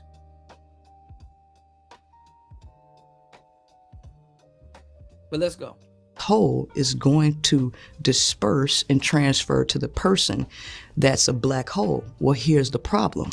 A black hole is a bottomless pit. That means that energy keeps pulling. It never evens out. So it's never enough for that person. So that person is going to continue to suck the life out of a person until that person is drained. And when that person is drained, it's never enough. It's not enough. It's never enough.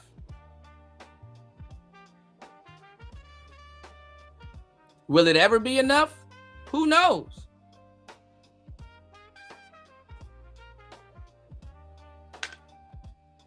You ever heard a woman said, I'm satisfied? That's enough? Nope.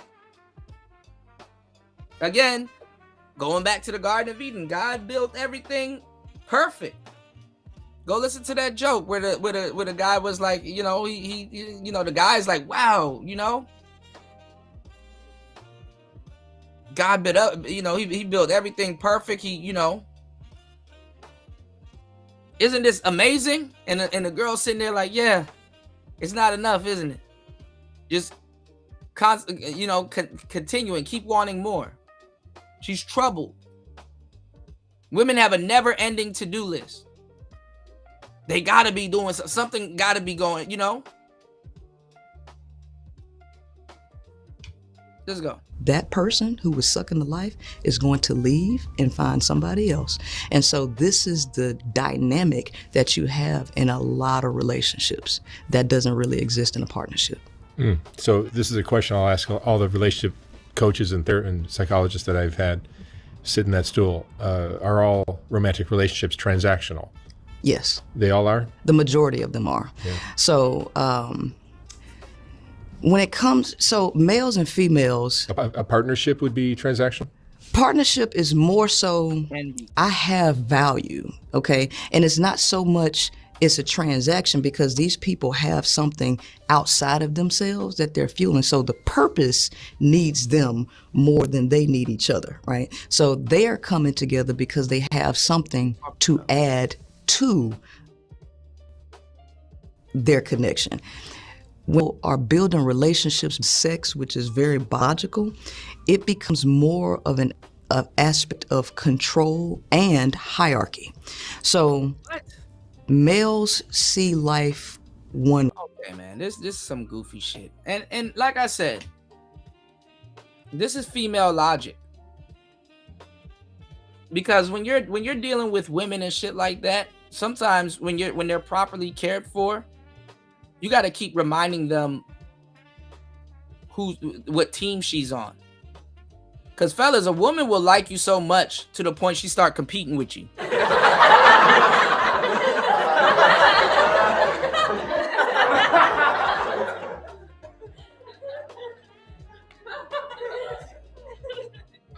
She'll start competing with you. So you gotta be the one to pull back and be like, okay, I'm controlling this situation. So she won't turn into a tyrant.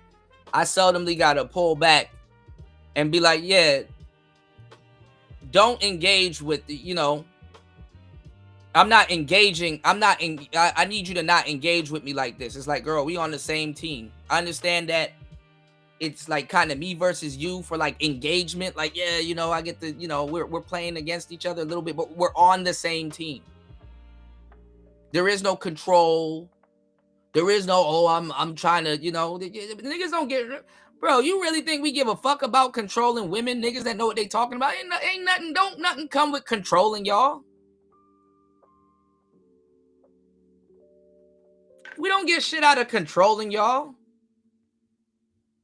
Oh, I tell my girl, hey, you in a relationship now. Again, know whose team you on. Hey, you in a relationship now. Don't go to a party butt naked where I'm not there to not protect you and be flirting with a whole bunch of dudes, making it seem like they have a chance with you. And then I got to go unnecessarily put my life on the line to go fight a bunch of dudes when you really was cheating for real. And you say, oh, if I tell you not to do certain things, you're trying to control me. And it's like, no. Can you be a decent girlfriend to police your own relationship the way you want me to police the relationship? Hey, fellas, look, I know what you see and blah, blah, blah. I can't do this, though. I have a man.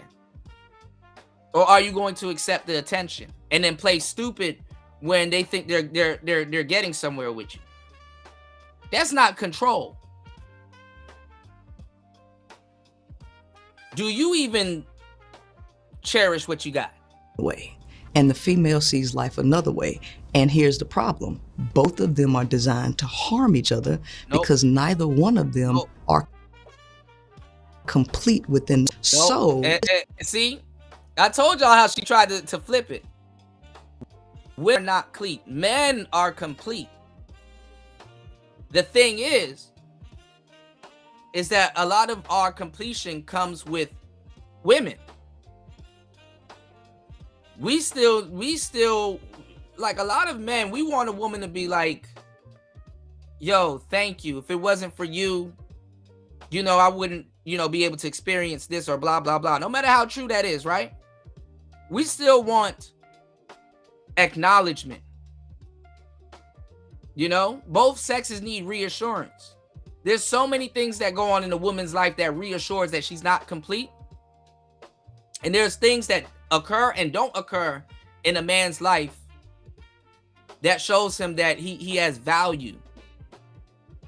Damn, if you wasn't here to lift this damn boulder, it would have been over with humanity. This is why the hero complex gets exploited when it comes to men. That's why a lot of women don't like the word submission. And sometimes cooperation. That's why a lot of women don't like that word, because submission to them, it means, oh, I'm weak. But I don't want to feel weak because I think I know what weakness is. I don't want to feel weak. Some goofy shit. This dynamic, it becomes very transactional. in that dynamic. Okay, for the woman, she wants a savior. Okay, that puts her in a land of. And the thing is that a lot of relationships can't become I mean, a lot of it is transactional, but like aside from divvying out pussy, there's but so much transactions you can get out of a damn relationship. Illusion, because in reality, the man can't be your savior, but he needs to pretend that he can be your savior. Well, in reality, a man can be your savior because he can protect you. And then some. What's going on, Beachy? Good to see you, love.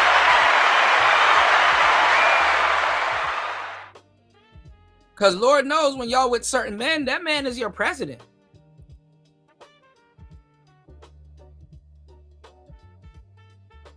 And honestly, it ain't even about a man being your savior. What the fuck do you got going on in your life that somebody has to come in and be a savior? I already know the answer to that question. But a lot of relationships are you saving that person from their own fucking self in a lot of cases. So, all right. Almost 2 minutes into the madness. Please support the show. Let's get a sponsor on today's show. Please hit the Cash App. Please hit the PayPal. Let's get into this good game. Let's go. The truth will set you free. People in these codependent setups can't function in truth. They need delusion. They need lies. So because of that, it is heavily transactional.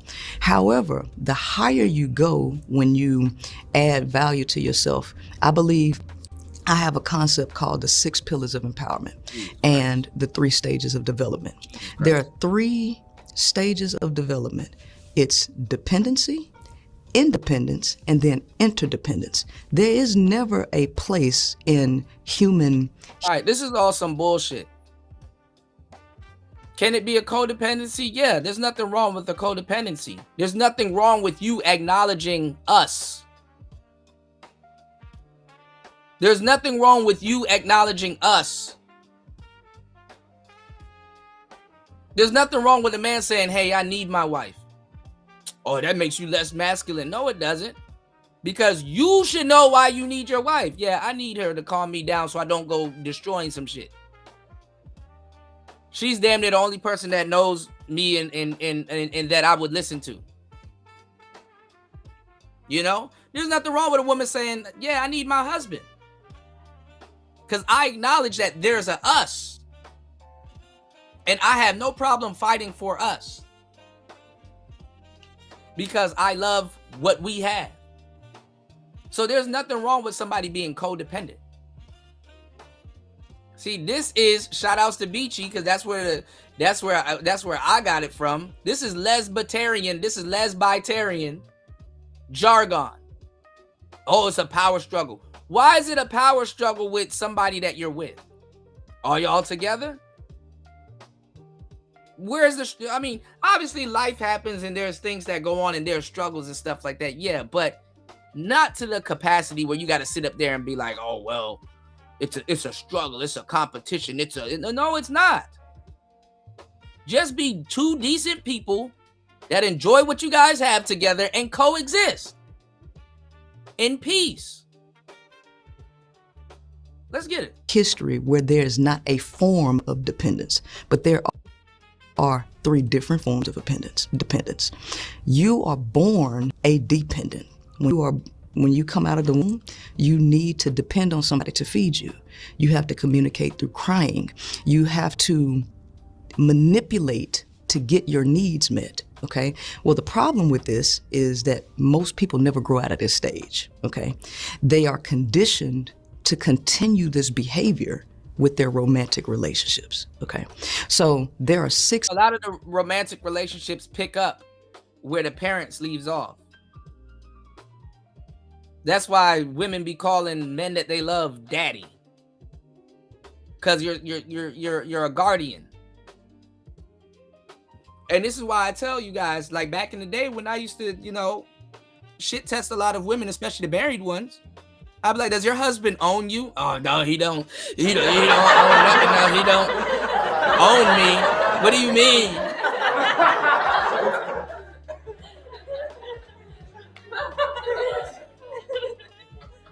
She'll strongly protest if her husband owns her. What are you talking about owning? What do you mean? I don't understand. What do you mean?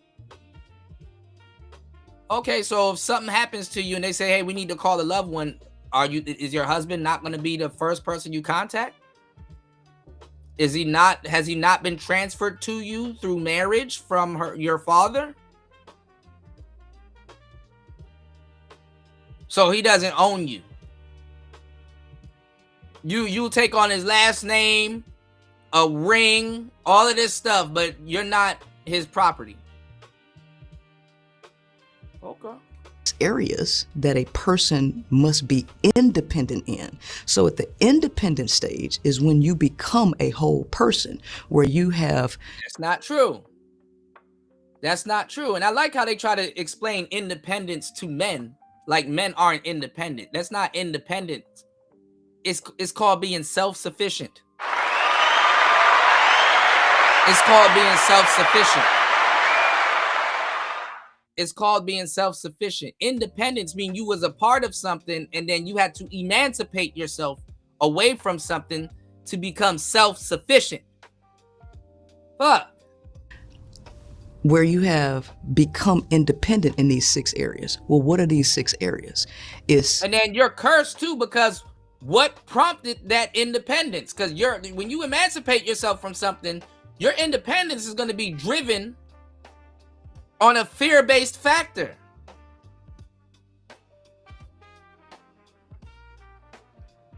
Oh, I got burnt by a stove. I don't want to get burnt by stoves anymore. So guess what? I'm going to use I figured out how to use a fireplace or an open flame to get the same thing done. I'm going to use a grill or something, you know, which is basically a stove. But I'm going to use a grill because I don't like stoves. Don't ever cook nothing from a stove. Don't bring me around the stove. Don't, you know, I'm going to do something else to try to get the same said desired result. Doesn't that sound like lesbianism? Fuck these niggas. Fuck these niggas. Fuck these niggas. I got a good idea. I got a great idea. I'm gonna become the nigga that I said fuck. It's genius. I'm gonna become the same thing that I complain about. Because when they become lesbitarians, they don't turn into the nice, upstanding gentlemen. They don't give back to the community. They try to become the nigga that broke their heart. Or that they think niggas are in their deluded world. They try to, when they get son husbands, they try to dress their son up as the nigga that left them.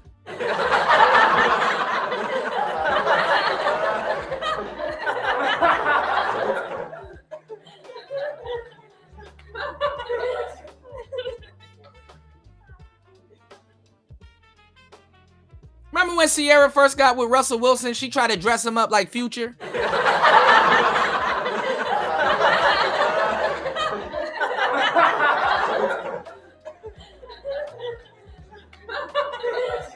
Russell Wilson used to look like Tommy Vercetti, just taco meat out, just some regular, you know. She tried to dress this nigga up like he was in the Matrix and shit. Women are mirrors, okay? I'm gonna give you the game. Water and mirrors. That's what women are. A mirror pointing at another mirror can go on for infinity. Actually, it's rangeless. Like lasers are rangeless. There's no concept of range there. When you point at a mirror, when you point a mirror at another mirror, it's a mirror within the mirror, within the mirror, within the mirror, within the mirror, within the mirror, within the mirror, within the mirror, within the mirror. Endless, right? Right? But in reality, a mirror is judged on its quality. What would be the quality of a mirror? Well, a mirror is nothing without an image. You have to put an image in front of that mirror. Okay? Does it reflect the red that this person has on? Does it reflect? A mirror is nothing without an image. It's just something that's wonderful that exists, but has no meaning to it. A mirror is impressed by it. This is why, fellas, when you get with a woman and y'all have children, the kids are a testament. They're a reflection of the relationship. A woman mirrors you children. You understand what I'm saying? So what I'm saying is this, and let me see, YouTube is playing with my channel right now.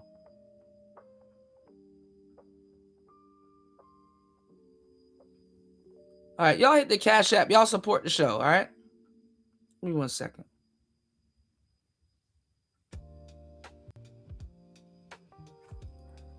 Shout out to everybody over on Rumble.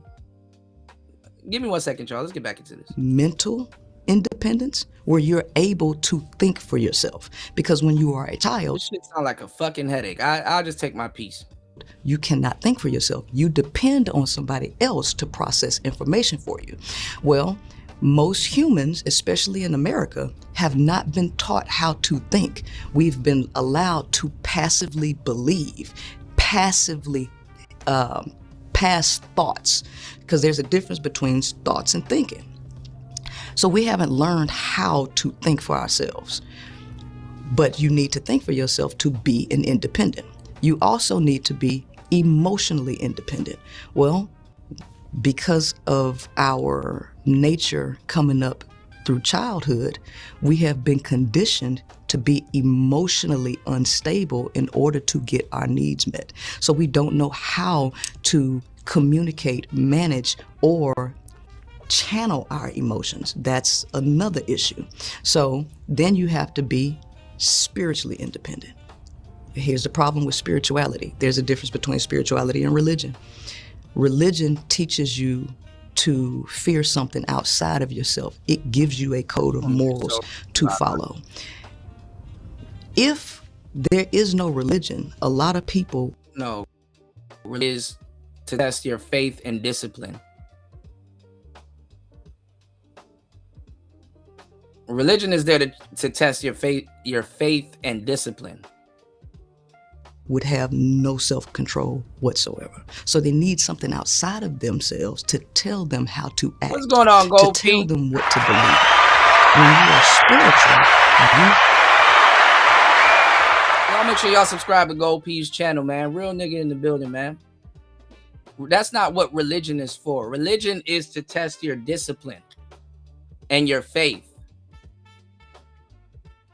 Yeah, Prince-cella up here trying to school people on shit that she learning in her in with her mortality in her older age, man. have to have an internal code of ethics and morals to guide self, and it's about self-transformation and self-discipline. Most people are not there either. It's about self-actualization. What's going on, Anti? I just gave you a shout out on the other show too. Shout outs to Anti-Social Light Podcast.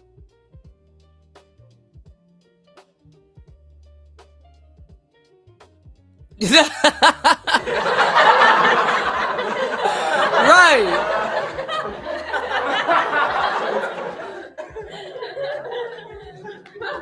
And misconstruing the information that she stole out of Pimpin' Ken's book.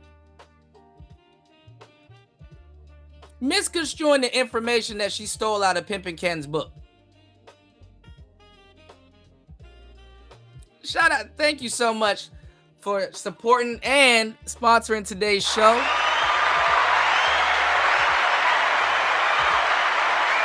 Dropping the huge 5 on the super chat. What's the matter, Dad? What's the matter, Daddy? I got you. I got you, Gold P. Shout outs to Anti-Socialite Podcast. Yeah, Prince-cella. Let's get it. And then you have to be financially independent. There are so many people who are not financially independent. They get in relationships because they need somebody to help them pay the bills. They stay at home with their parents because they need somebody to help provide shelter. So if you are unable to provide for yourself financially, you cannot be considered an independent. You That's are not a true. dependent. Then you not have true. to be physically independent. You have to be That's not true, because there's a lot of people that got 9-to-5 jobs and they gotta stretch a dollar. That doesn't make them dependent. That just makes them a 9-to-5 person with a job that gotta stretch a damn dollar.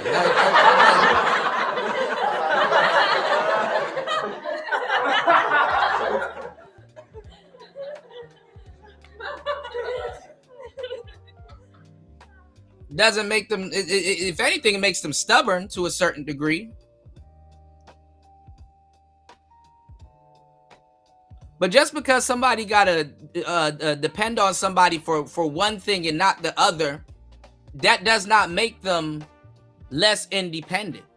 That just makes them saying, hey, I depend on this, you know, when it comes to this. But when it comes to this, yeah, I'm it's not even in that word fucked up the black community. It's really being self-sufficient. Okay? able to take care of yourself. And you're no less than a human, or you're no less than you're not. I mean, it's not a bad thing to be dependent on something. That's where respect, that's where gratitude, that's where a lot of this shit comes into. But if you're not a decent human being, you don't pay respect, and you have no gratitude. Be able to move about freely. It's not just about housing, it's also about health. There are so many people that are also not physically independent. They can't freely move around. And then you have to be sexually independent. A lot of what we deal with comes down to balance. Sleep. And see, this is where the shit gets muddied up, because then they try to sneak in they're trying to sneak in feministic ideologies into logical situations that didn't call for it. You got to be sexually independent. What the fuck does that mean?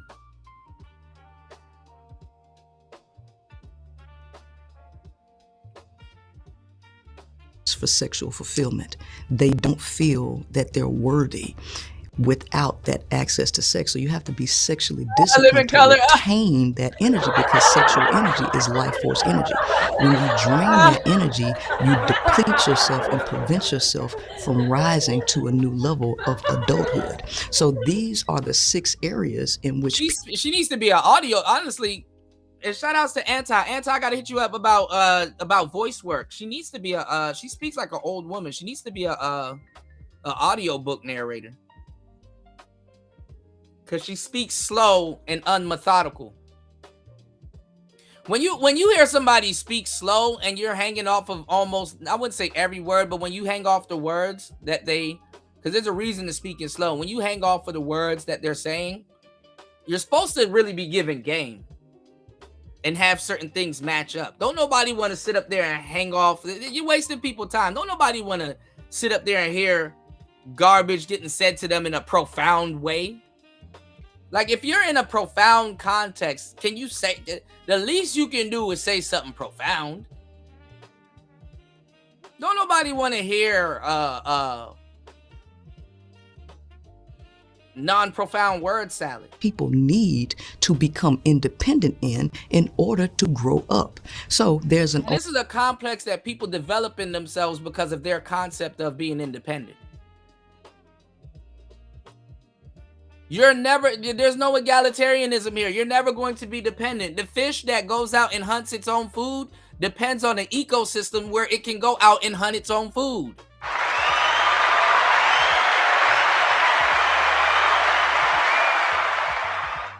A real fish is not going to be like, man, you know what, man, I create my own ecosystem to make my own food. The shit got to be there for you to do that. And you don't know how to do that. A real fish going to be like, man, I'm so glad that there's a whole ecosystem here that I can go out and go get something and come right back. I'm not sitting up here holding myself to some goofy independent standard that I'm so aloof to not realize that there's other things at hand as to why I can get my hands on this or have access to certain things, making moves that I want to make. People will get a job and call themselves independent, but they don't sign their own checks.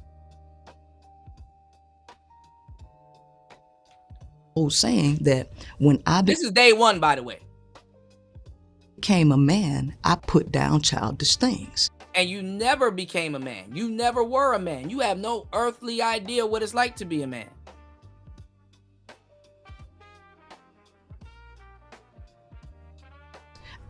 When I was a child, and it contradicts yourself because women fight for the right to be precious and childlike. And there's nothing wrong with that, but the problem is you're a woman, ma'am.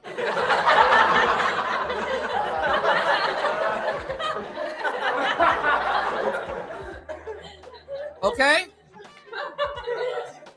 So you becoming a lesbian to try to provide that same thing for a woman, you're going to want reciprocity. You're going to want her to provide that back. Hey, look, I know there can only be one chief here, but we both can be chiefs. But I treat my Indians good. But sometimes, please, can you not look at me as a chief and treat me like an Indian? No. Stupid. Big as a child. But now that I'm adult, I put that away. Well, what does that mean?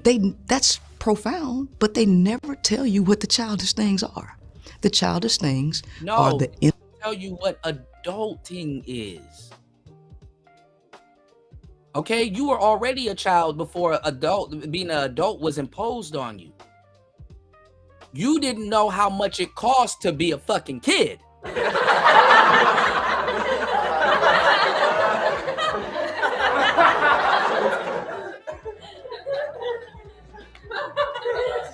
You made mistakes and you know, hey, dad gonna take care of it. I'm a kid. I'm the kid in the situation. But now when you're an adult, you can't say, oh, well, I don't want to pay my bill. I'm a kid in this situation. Kids don't pay bills. Adults do. No, you're an adult now. Remember, I told you a lot of adults, they chase something that they lost in their childhood. Honestly, to a certain degree, being peak adult is to actually recognize what that is and provide it for yourself and not lose it to someone else. Some adults, they have childish kid-like disposition. Cool. Be an adult long enough to take care of yourself and preserve that childly-like disposition that you like and love. To provide that for yourself. And this is where you're having struggle with quote-unquote independence and self-sufficiency. Yeah, she's trying to use the trauma of a benchmark for life. That's exactly what's going on.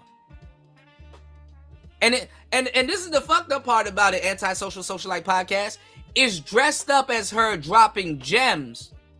Is dressed up as her dropping gems about relationships.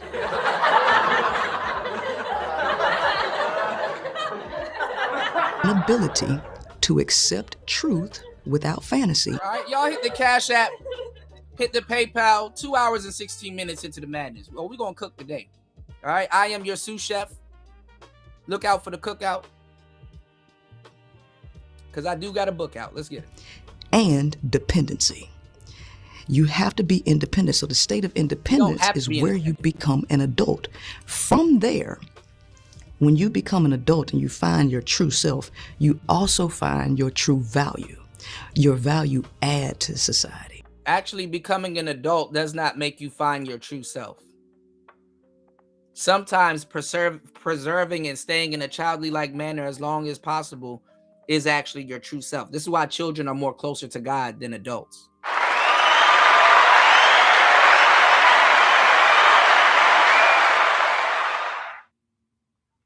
Your adulthood can be tainted by what the world imposed on you. We don't know how good we had it when we were children, and a lot of us spent our whole adult lives trapped in nostalgia. Get to interdependence. This is when independent people connect and add their gifts, their true value to something outside of themselves to serve the people. That is where, so when you get to the interdependent level. Yeah, because, you know, and I talked about it on the last show. There was a time where you used to play with your toys all the time, and there was a day in your life that happened when you put down that action figure and never picked it up again.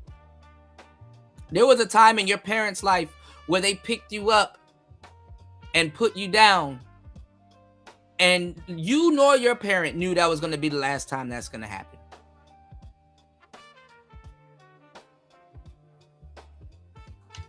This is where value is found. This is where sovereignty is found. This is where freedom is found. This is where your friendships are found. And a lot of the shit that we talk about are self-imposed barriers that they're limited beliefs. They're self-imposed limited beliefs that we put on ourselves. Because ain't nobody, when you look at somebody, you see a woman, but ain't nobody looking at Prince-cella and say, yo, is she independent? Yo, do she depend on somebody? Yo, is her light bill paid? This is stuff that you put on yourself and then project it on everyone.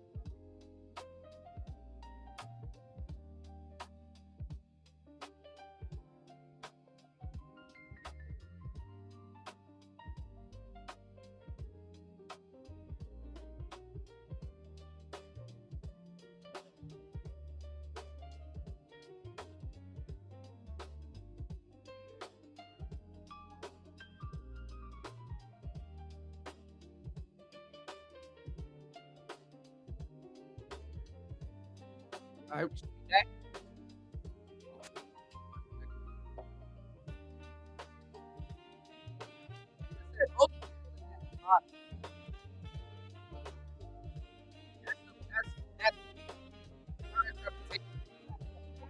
The fucking bottom. Give me 1 second. The majority of the people will be at the bottom of that pyramid. Doesn't it matter if you're looking at the financial market, the fitness market, the social media market. And when you explain hierarchy and the pyramid, you're explaining a bottleneck. Let's get it. The top 1% are always going to be at the top, and everybody else is going to be at the bottom. And when it comes to codependency and relationships, that's where people are at the bottom. So relationships are for people at the bottom, partnerships are for people at the top, and your solo path is for the independent person to find their way. And that's not true. That's a whole bunch of goofiness. When you found peace and you're doing what you want in your life, you're at the top. Someone that's getting everything they want out of life and they happen to be single, that doesn't make them at the bottom because they're not with somebody. And especially when we talk about being an adult, you got stages that go on in your life. Some stages you needed to be in a relationship so you can understand and know how to take care of yourself when you're single. Sometimes you need to be single for a long time to realize, damn, I've been losing myself in 99% of the relationships I've been in because I've allowed people to treat me a fucked up type of way. So I know the next relationship is going to be real because I've learned this lesson. Most people, though, when they're single, they try to act like they're doing some type of footwork. They're not. Most people, when you listen to them in about relationships, they try to act like they do a lot of footwork in their relationships, but it's like, no, you're not. You can do but so much footwork if all you date is goofy people. And I hate to say it, two lesbitarians together can do nothing but waste each other's time.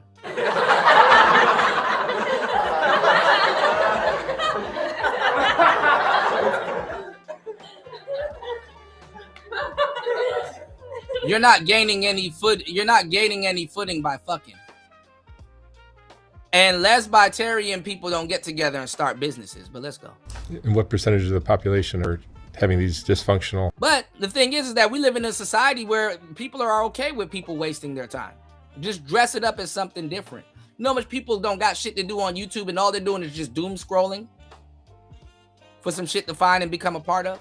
So what I would like, so mathematically, we like to, I like to everybody use over on something that is Rumble. very static across the board, and that is the normal distribution curve, which will be the standard deviation bell curve. So in the middle, the mean is about 68.4%. Oh my roughly. goodness, good to see Okay, you, brother. so from the mean back, and even from two Gems, if you got another book that you need me to work on, I am here. I got you. standard deviations backwards is the majority of the population. So the mean, most people are focused heavily on trying to get their basic needs met. 3 standard deviations from the mean to the left is just the absolute What is it bottom we're of the talking bottom about? of the barrel. So let's, even if we were talking about school, the 3 standard deviations to the left. Some other goofy shit. Oh, we're talking about school. Okay, well, you're going to be a student of the game and forever learning.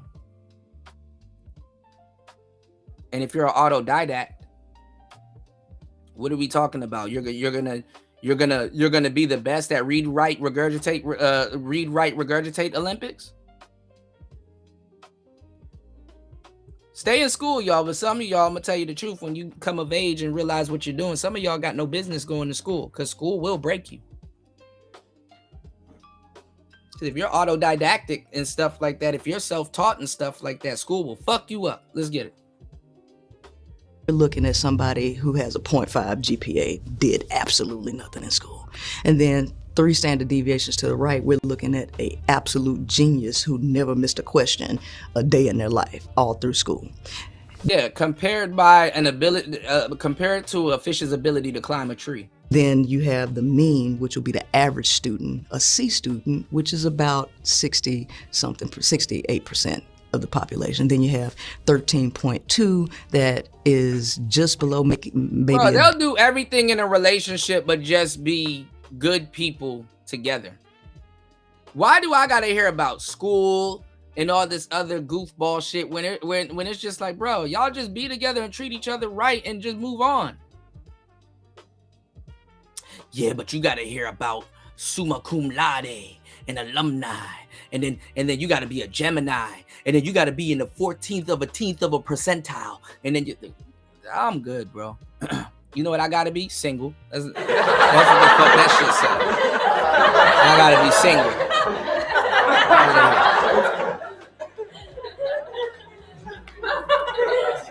Niggas know who they can pull that bullshit on. D area, C minus, somewhere right in there. Yeah, bro, I got a lot better too. You know, I'm producing 2 horror books now. One is all, well, I just produced one, but I'm producing 2 of them, 2 extra ones for a client. Okay, the majority of humans who are stuck at the bottom, I would say, is 2 standard deviations from the mean to the right, all the way back.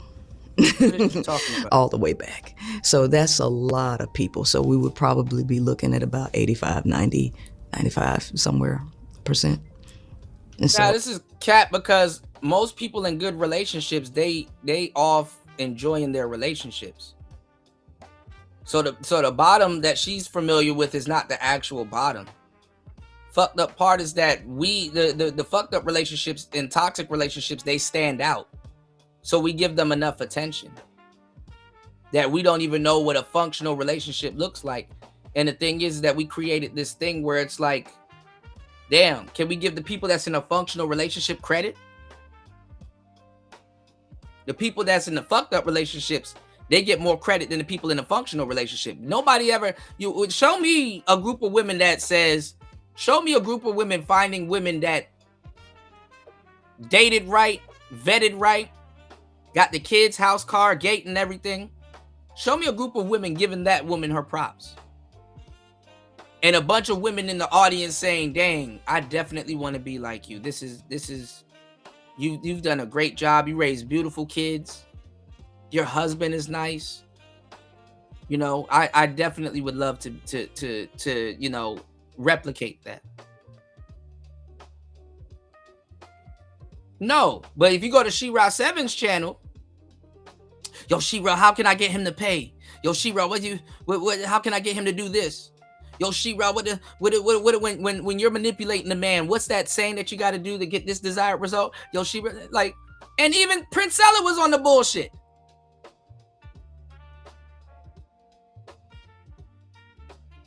Women asking her how to secure a bag out of a man, and she gotta be subtle about it, or another woman. Listen, and even if you were to be a gay woman, right? If you were to, something's about, goddamn. If you were to be a gay woman, at least be the femme. It's low IQ to be like, man, I'm about to be a stud. You ain't gonna get nothing out of that situation. But let's go. Even in relationships with the top dogs. You be a man but a woman in a relationship and then get mad when a woman treats you like a man, if not worse. The alpha male, they see themselves at the far right of the distribution curve, at the top of the hierarchy. Alpha males aren't the tip top of the hierarchy. If you were a man, you would know this. But if you don't, since you're repeating shit out of people's books, you can go get my book. I talk about it. The manosphere wasn't literally created for the quote-unquote alpha males or gamma males. They were really created for the sigma males. And upon taking the information, you become a sigma. But let's go. Hierarchy, money, looks, status, all of that. And then they beat their chest to taunt the guys below them, right? Because that's where the majority of them, and this is how a lot of them make money. That's not true. Off of those people who aspire to have these lifestyles and these images, and they can be sold by people who actually have them. So this is it's a conundrum that we have to face, but I believe that if the truth will set us free, if we can accept these. If somebody's looking for a lifestyle change, watching anything different from what they got, they'll just sit there and watch it. That doesn't mean they're trying to obtain the same results. That means they're just watching somebody that has a different lifestyle from them. But let's go. Give me 1 second. I'm gonna go on mute. Harsh truths about reality. That's a great starting point to be able to move yourself up into a different percentile, to have a better experience in life. Are your views shaped more by personal experience, observation, or data, or? All three. So I'm ex-military. I spent 8 years in the military. I got commissioned as an officer. I have a lot of experience there. I was top salesperson in the car industry. I've driven trucks. I've had relationships with guys. I do a lot of studying and listening to people online as well. And then I have a background in cell and molecular biology. So I went to school at LSUS for that. So I've compiled all of that information together to really get a good picture. So I read a lot of peer-reviewed studies, research. I'm heavy into science and human behavior and just making sense of everything that's around. So this is inclusive of personal experience, professional experience, as well as educational experience. And what does a successful life look like for a woman who adopts your philosophy? Well, everything is relative. And so this is when I say, I was telling you about Albert Einstein's theory of relativity, that his view of relativity in terms of time was based on the position in which you are viewing light coming to you, all right? So depending on where you are, time seems different. It seems to pass differently, Okay, that's relative to your position, but that is not limited to time. That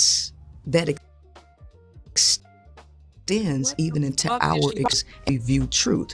So me as a person who is completely whole within myself, I am mentally, emotionally. You're not complete. You tried to complete yourself as a woman and you failed at it. You couldn't do it.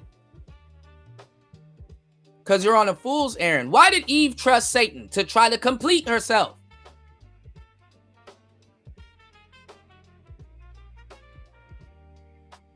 Women are aware of that void or self-created void just as much as men have to come to terms with their mortality. It's okay if you're never fully complete. Accept that. But you're going to destroy yourself trying to complete yourself because you don't know what makes you complete. Especially the way y'all go about trying to complete yourself. Theoretically. Emotionally, spiritually, physically. And who's telling you that you can't be physically and spiritually sexually free? This fake male child. And independent. For me, I don't need sitting up here giving you a fucking the Getty dress. Ain't I a woman? Ain't I a woman? Quote unquote relationship to feel whole. What I need with me is a purpose that benefits others, that can help. Like what men do? And this is cap. This is cap.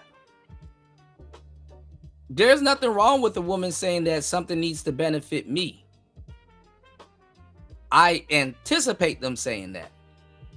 But don't pretend. Listen, I'm not built for people to like me or whatever, aside from like a life purpose and stuff like that. And fellas and ladies in attendance, neither are y'all.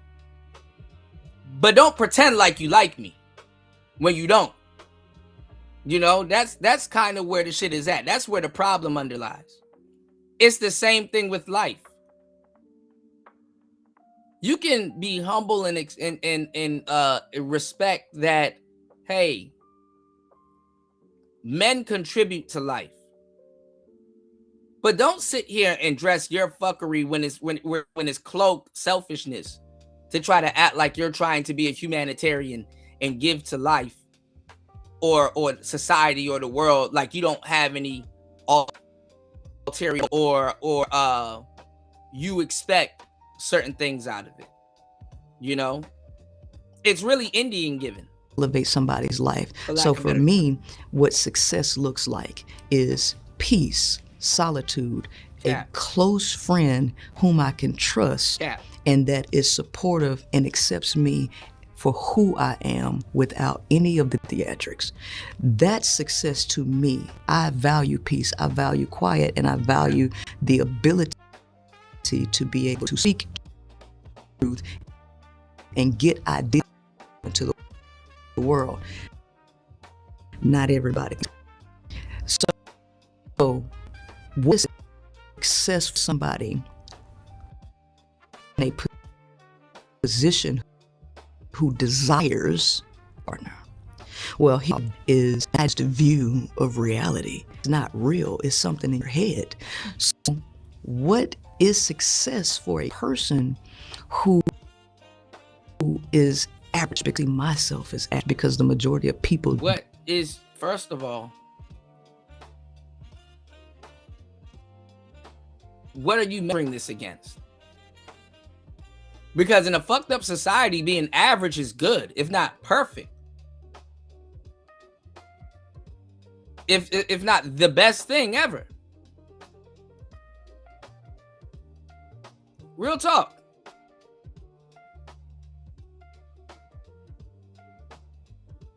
Who told you being average was a bad thing? Don't think like me, and they don't value the things that I value. Most people value relationships and the idea. The more you try to be unique is the more you make yourself the same as everybody else. a picture. They value an image. Well,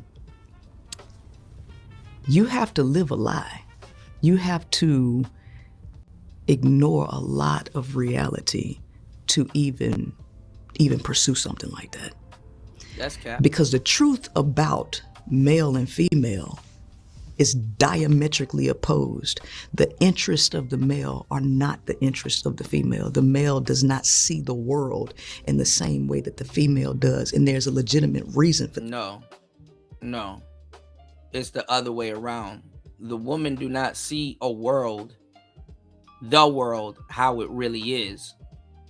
And they have the luxury to see it like that off the backs of a lot of men, because they live in their own world and exist in a world that men has cultivated and created for them, and protect them for not seeing what the world is for really what it is in a lot of cases.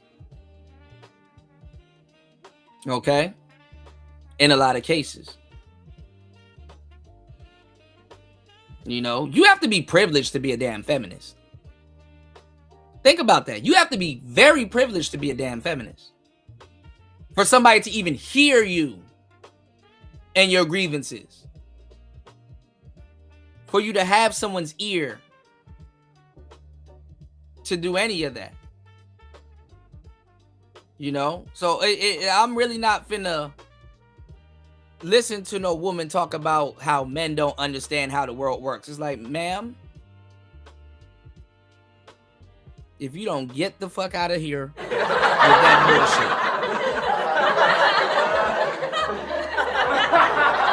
bullshit, it is too late in the day. Get out of here, you damn nigga! That. But neither of them really understand each other. So I would need to know. And women are complaining about the world that men have created for them because they want to alter it. What does a person actually want? Do you want peace? Do you want prosperity? But I don't think people really want that. I think that people have very carnal desires, and it's really hard if a person doesn't tell me what they truly want, to tell me what they can do in life or how they can experience that. How about you just exist? If somebody was to tell you what they truly want and stuff like that, they give you the power to try to pretend like you're going to do or be that thing, and you're going to abuse that power by manipulating them and trying to take it away from them.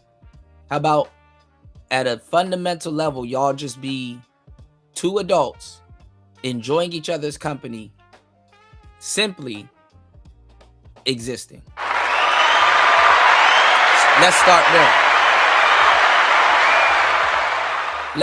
there. Term of success, because from my point of view, a lot of people don't see. She's trying to act like her lifestyle. point of view is so profound. Oh, I think like Nietzsche. I think like Carl Jung. It's success. It's boring to them. Is the goal, in your view, to? And usually they want this later on in their lives. Like women want this in their 40s and 50s and shit. On a weirder level. It's like, no, you're not calm now. You're only calm now because you had to get forced by age to calm down. You know what I'm saying? Look at this awkward smile. She knows she full of shit. FOS. Be so independent that you don't need anyone, and then if you happen to meet somebody who can make your life better and you can make their life better, then that's worth making a partnership. So that's the problem. Humans base their connections on need, not want, right?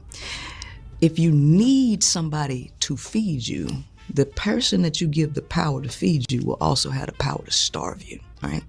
So you never want to move based in need, because if you move based in need, when it's time to cut somebody off or move on, you're gonna be compromised. You're not gonna be able to make the decisions that you need to make.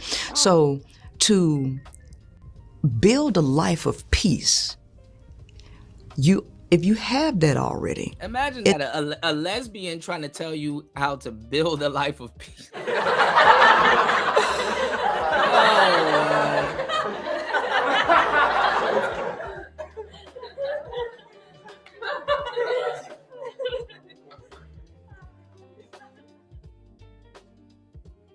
And needing something is not that bad. Kids need their parents. And once a lot of kids realize that, a lot of their parents get exploited. Because a lot of times the kids that need their parents don't give a fuck, could care less of why their parent is taking care of them. You understand what I'm saying? Honestly, to tell you the truth, and this is where a lot of our morality and customs come from, you know you don't owe your parents shit. And your parents really don't owe you shit.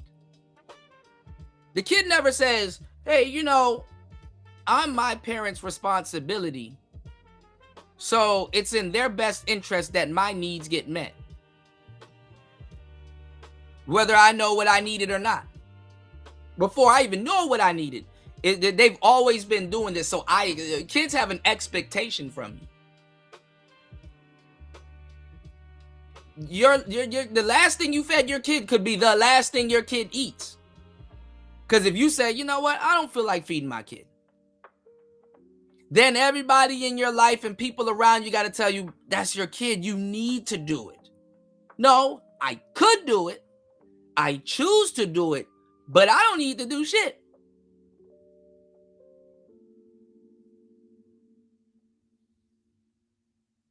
What they need to do is find somebody that'll do that for them, so they'll stop exploiting or taking advantage of what I do for them. What's going on, Ghostman King?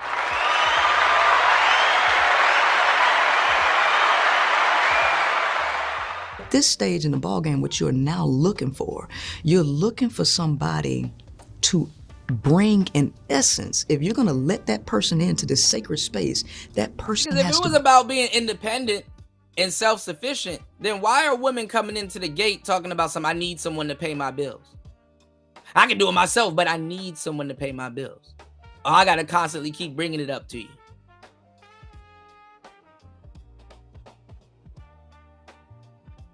bring an essence with them that doesn't disrupt your peace, but adds to and expands your peace. So I like to speak in terms of physics and electromagnetism and things like this. When you look at a wave pattern, everything is based in waves and frequencies. Oh my God, when you amplify a sound, okay, you get waves that are very similar pattern, and when they amplify amplitude, the amplitude goes higher when they're in coherence, okay?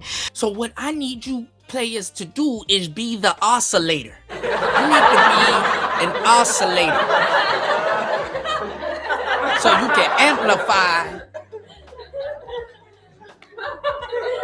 You know, she fell for a fake pro-black nigga too, some Shabazz nigga. I need you to be an oscillator so you can amplify. You don't need to do shit. If you bring yourself peace, you don't need to do shit. Just be around people that bring you peace. But when you get two opposing frequencies that come from different directions, they cancel each other out. Okay. No, they don't. What you want. No, they don't.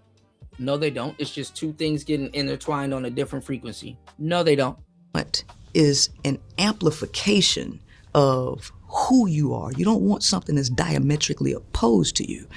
When you move in need, you're oftentimes getting something that's different but similar to you, and that's something that people can't really understand because it's a paradox. You can't understand that.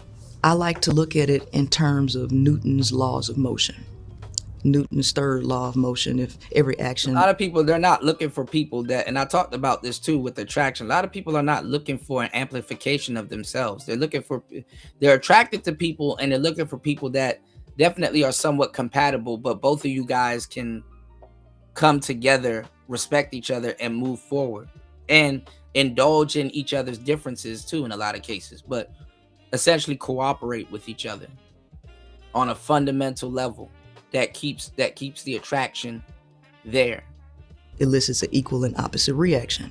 Okay, so a better way to say that is if body A imposes a force on body B imposes a force on body A, that's equal in magnitude but opposite in direction. So basically, when you smash like this, right, you're hitting each other head on. That's a similar force. You're imposing the same force on each other, but you're pushing each other backwards in opposite directions. Well, when males and females meet each other, you are meeting each other diametrically opposed to each other. And then you're drawn to each other in a way, it seems that you're different. You are different, but you're the same at the same time because you're on the same level. And what's happening is, you guys are human beings. Y'all meet. And the thing is that the challenge is to keep it going. Okay? Y'all meet. And the challenge is to keep it going. All right. Sometimes y'all are together because y'all are different. Y'all meet, and the challenge is, hey, do we like what we have? Let's keep this going. Okay. Y'all don't have to be the same frequency. Y'all don't necessarily have to be on the same page, but y'all do have to be respectful to each other and keep shit going if that's what y'all want to do. You all are clashing really hard, pushing this force on each other, and then you're pushing each other back, and you don't understand why you're doing that. The reason why that's happening is because of the incompleteness and the energy of need. That's what women usually talk about. They're incomplete. Men are complete. We just got a whole different set of variables that challenges that quote unquote completeness. Women are incomplete. And when you taunt them with something like independence, they don't like the idea of that because it exposes their incomplete nature. You understand what I'm saying? Women understand the void that they're not really whole. It's easier for her to feel whole. Men, we're whole, but you got to convince us, yeah, you're complete, you're fully together. But the nuances that you go through and things that you embark on and how you feel about yourself makes you feel incomplete. But in reality, you're more complete than you give yourself credit for. Because we don't have trinkets and things in our reality reminding us of our completeness. Women, theoretically, for sure, have a lot of shit in their life, including themselves, that reminds them of being incomplete. But the thing is that that's not a bad thing. That's not either good or bad. It's just it is what it is, and it's not going nowhere anytime soon, because her version of completeness exposes how she thinks of herself, and that's not complete. It's not compatible. It doesn't match up. All right, that's drawing you together so strongly that you clash, and then you start to push each other back like that. So, and it's a horrible rendition because they don't get to see this dynamic in a relationship for the majority until a lot of them do go gay. They never have to conceptualize that, damn, I got to take care of another human being from a man's perspective. I believe that when you operate as a whole and complete person, you function more like a battery as opposed to a magnet. A magnet is drawn to the opposite pole. It doesn't have any value unless it's being drawn to hold something together. So there's an energy between the magnet that's drawing it together. The difference with a battery is that a battery has both poles within it. Jesus Christ, long story short, batteries need to be recharged. God damn.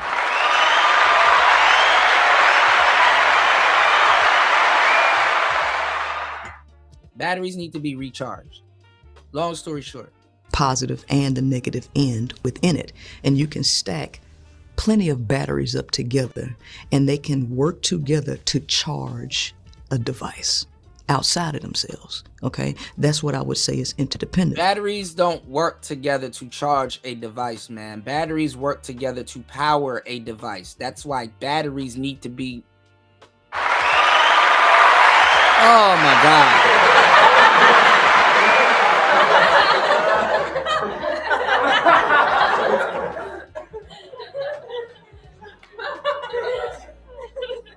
That's why batteries need to be recharged. Batteries power a device. They don't charge a device. I would look at They're a source of power. codependence as a magnet that is looking to complete itself. All right. And so most people operate like magnets. Well, you can only put two magnets together. You can't put several of them to work together like that because they're too busy trying to complete their identity. If people do a horrible job at this shit. Complete themselves and link up with other completed people, you would have a better relationship if you could accept. No. Unless they know how to treat each other, two complete people will fuck each other up. That's what you don't understand.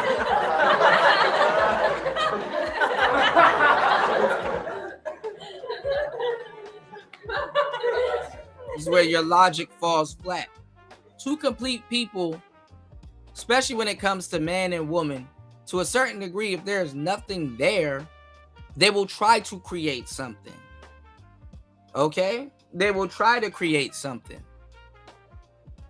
You know? Now, if they get together and they they're gifting each other and they're showing gratitude towards each other and what each other does, and they kind of, there's a reciprocity there, and they're just in a state of rewarding each other and enjoying what they're doing. Perfect. But that's not what it is. That's not what happens. So there needs to be a certain level of incompleteness there and completeness there. But what needs to be there in relationships is reciprocity and gratitude and different components and variables to have this said perfect relationships. I understand the role that you're playing in my life, and I thank you for it. Here's something. Here's something for you. Damn, thank you for the acknowledgement. Thank you for letting me know. Pat on the back. I'm keeping up I'm doing something well, and it's acknowledged and stuff like that, and your behavior has improved and stuff like that, and I appreciate this. Let me continue to do it, but at the same time too, let me accept let me accept it, and just love you more because you've acknowledged me for that. You understand what I'm saying? Complete people, they need acknowledgement for completion. But sometimes when you're complete and you're dealing with incomplete people, they drag you down because they're like, oh, well, it's good for you. You're complete. You do that. You do this, that, and the third, or whatever. Or they start creating variables outside of something that has nothing to do with you or your completeness. But it's a ploy to drag you down. So complete people do have to watch their back because they can become incomplete quick. Some people rather function incomplete. Women rather function incomplete. She can't keep up both sides. Women don't want, they want completeness, but they need it externally. They don't want to do that for themselves. Women can't be independent and still be a woman the way they want to. That coincides with each other. Because even if she does successfully become independent, she still wants a guy to come by and do something for her. Even if she can buy a Benz for herself, it feels a lot better when a guy does it for her. Or says, damn, you know what? I appreciate you so much. I'm going to buy you something that you can buy for yourself. The gesture means more to her than her actually going out and doing it for herself. Let's get it. Each other in your wholeness. The problem is people can't accept each other in their wholeness because they're too power driven. Let me get control over you before you get control over me. I need to control this relationship. The reason How why incomplete they need to control the relationship is because males and females harm each other. The nature of males and females harm each other. The female harms the male in ways that she does not understand. She can't see herself. And so the male is feeling, he sees who she is. It's not even she can't see herself, because sometimes they know. She just has the luxury to not deal with herself on that level or scale. She can't see herself. She doesn't understand how her behaviors hurt him. And she does, but they use plausible deniability for the man. You can't say, oh, a woman that's going to sit up here and penalize a guy and then turn around and call him gay and do all these insults and stuff like that cannot see the error of her ways and him reacting and responding to that. That's a lie. Women have to manipulate you and lie to you about this level of plausible deniability. You know, because they always need to hold on to the, well, she probably never dealt with a guy like that, so she probably don't know what she probably didn't know she hurt you. Then you go talk to an ex, or you see her talking about another topic or something like that. It's like, oh, she knows exactly what she said or is doing. It's just that when it comes to you, now she has to pretend like she doesn't know what she said and do to keep what you guys going on intact. But she know exactly what she's saying, what she's doing. But she has that plausible deniability there to pretend like she doesn't know. Because you can't tell her what she knows from what she doesn't know. Well, for males, okay, she can hide I'm just behind drawn to females. I have to be with a woman. But if I'm going to be with them, I need to figure out how I can control them. Nope. So it's less painful for me. Men don't sit up there and try to get with women and be like, I got to figure out how I can control them. No. No. We don't even think about any of that shit. And the most that we ask for a woman is cooperation.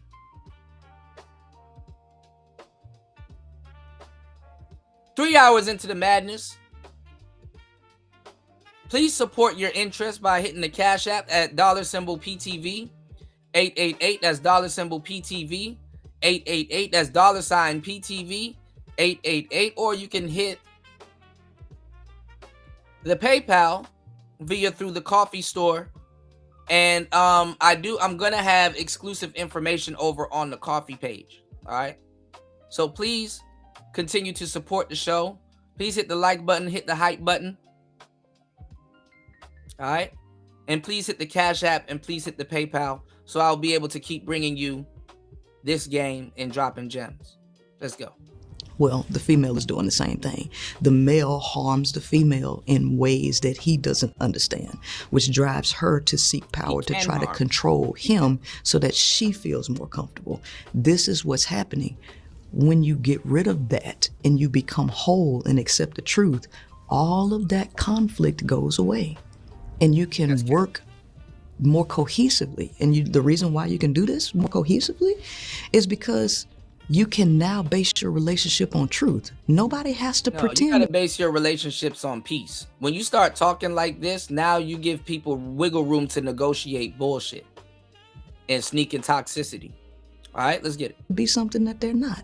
Nobody has to get into relationships under the guise that I really like you, but what I'm really doing here is using you so that you can help me get to a new level. And that's what goes on in relationships. Whether as a second thought or the first thought. Or I'm using you so you can help me take care of my bills. All of that goes away. The control dynamics go away when you can accept people for who they are. But in order to do that, you need to base that on truth. And relationships, y'all, are about ego also. Relationships absolutely have a lot to do with ego and the stroking of an ego. The same way that it has to do a lot with sex. All right? Most people don't like the truth. So, no, I don't think that I don't really think that you can work together if you need each other, and humans need each other to stop the pain and suffering. It's like you don't think. It's like, no, we're not asking you about what you think. What's the reality of it? Your thoughts are tainted. I don't think so. What do men fundamentally misunderstand about women? So, I think men are coming to a lot of conclusions, more so now than previously before. But fundamentally, men don't understand that women want to live in fantasy. That's ultimately what women want. Bro, we understand that to a fucking T.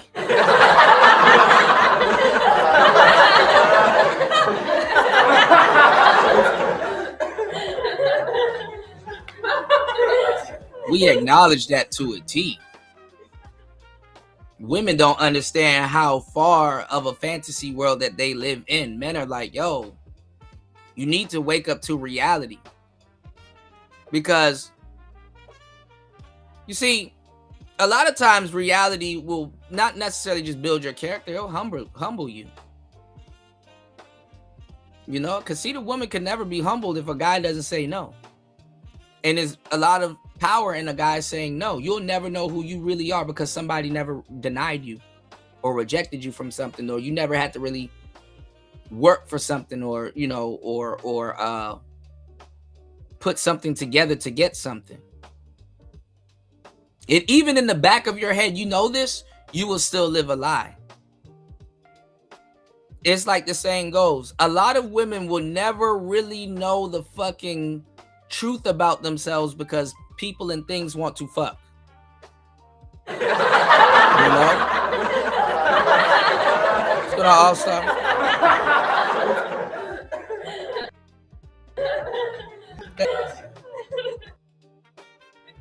Yeah, get the likes up. A lot of people will never know the truth about themselves, especially women, because people want to fuck. Even women. People have ulterior motives and stuff like that. People will never know the truth about themselves because somebody wants to fuck. This is some real shit. All right, let's get it. They want everything, and they want things to go their way. And I don't think that men really understand that, but I do think that they're coming to these conclusions now.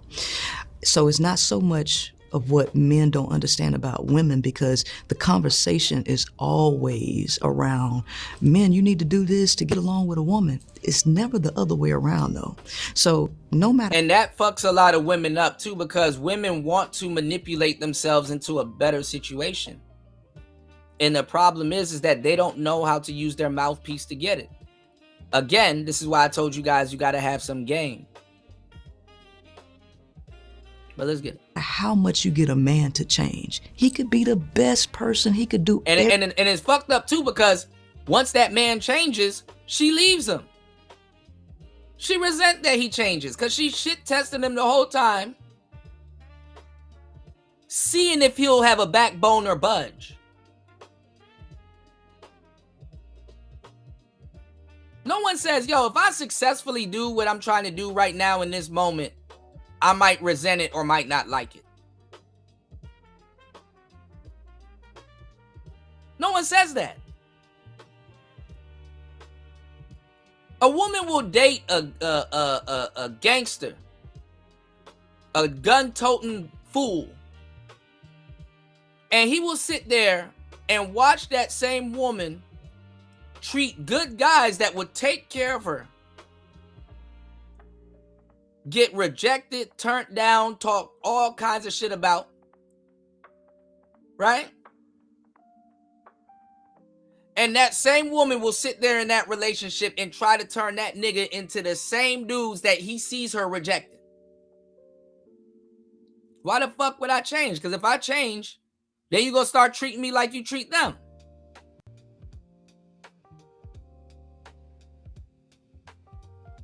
It's like the side nigga. Ooh, I should leave my husband for you. Then what's gonna happen to us?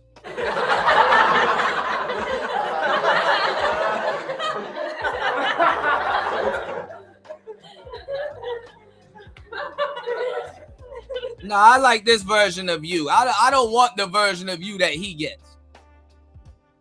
I don't want the version of you that he gets. I like you when you on pins and needles. You act right.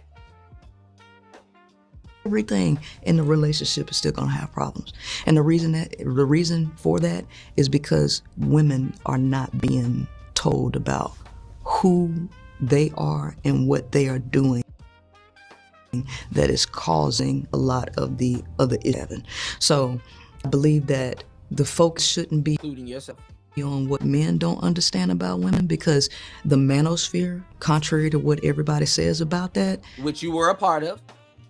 Y'all don't know this lady. This motherfucker been here since the whole time. Since 1.0. Angel Ramirez and all this other stuff. She was one of those Hotep pick-me's, for lack of a better word.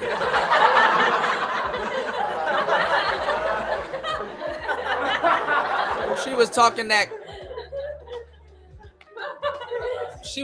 that king and queen talk. We gonna build Wakanda in America together. that movement started based on truth, the relative truth of the male experience. And I do believe that humans ultimately hate themselves. No. Because No. if you tell the truth, No. A lot of women hate themselves, and I don't blame them neither. The shit that I see women put up with, I'd be like, bro, I'd be miserable than a motherfucker. If every single month my pussy tried to kill me, I'd be miserable than a bitch. Put on DS1. If my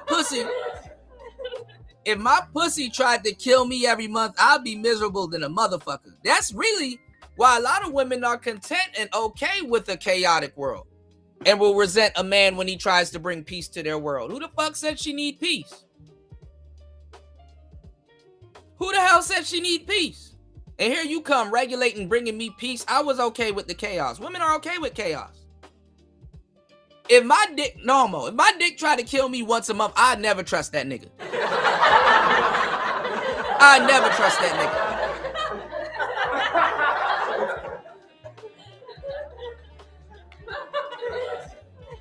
Get this thing off of me.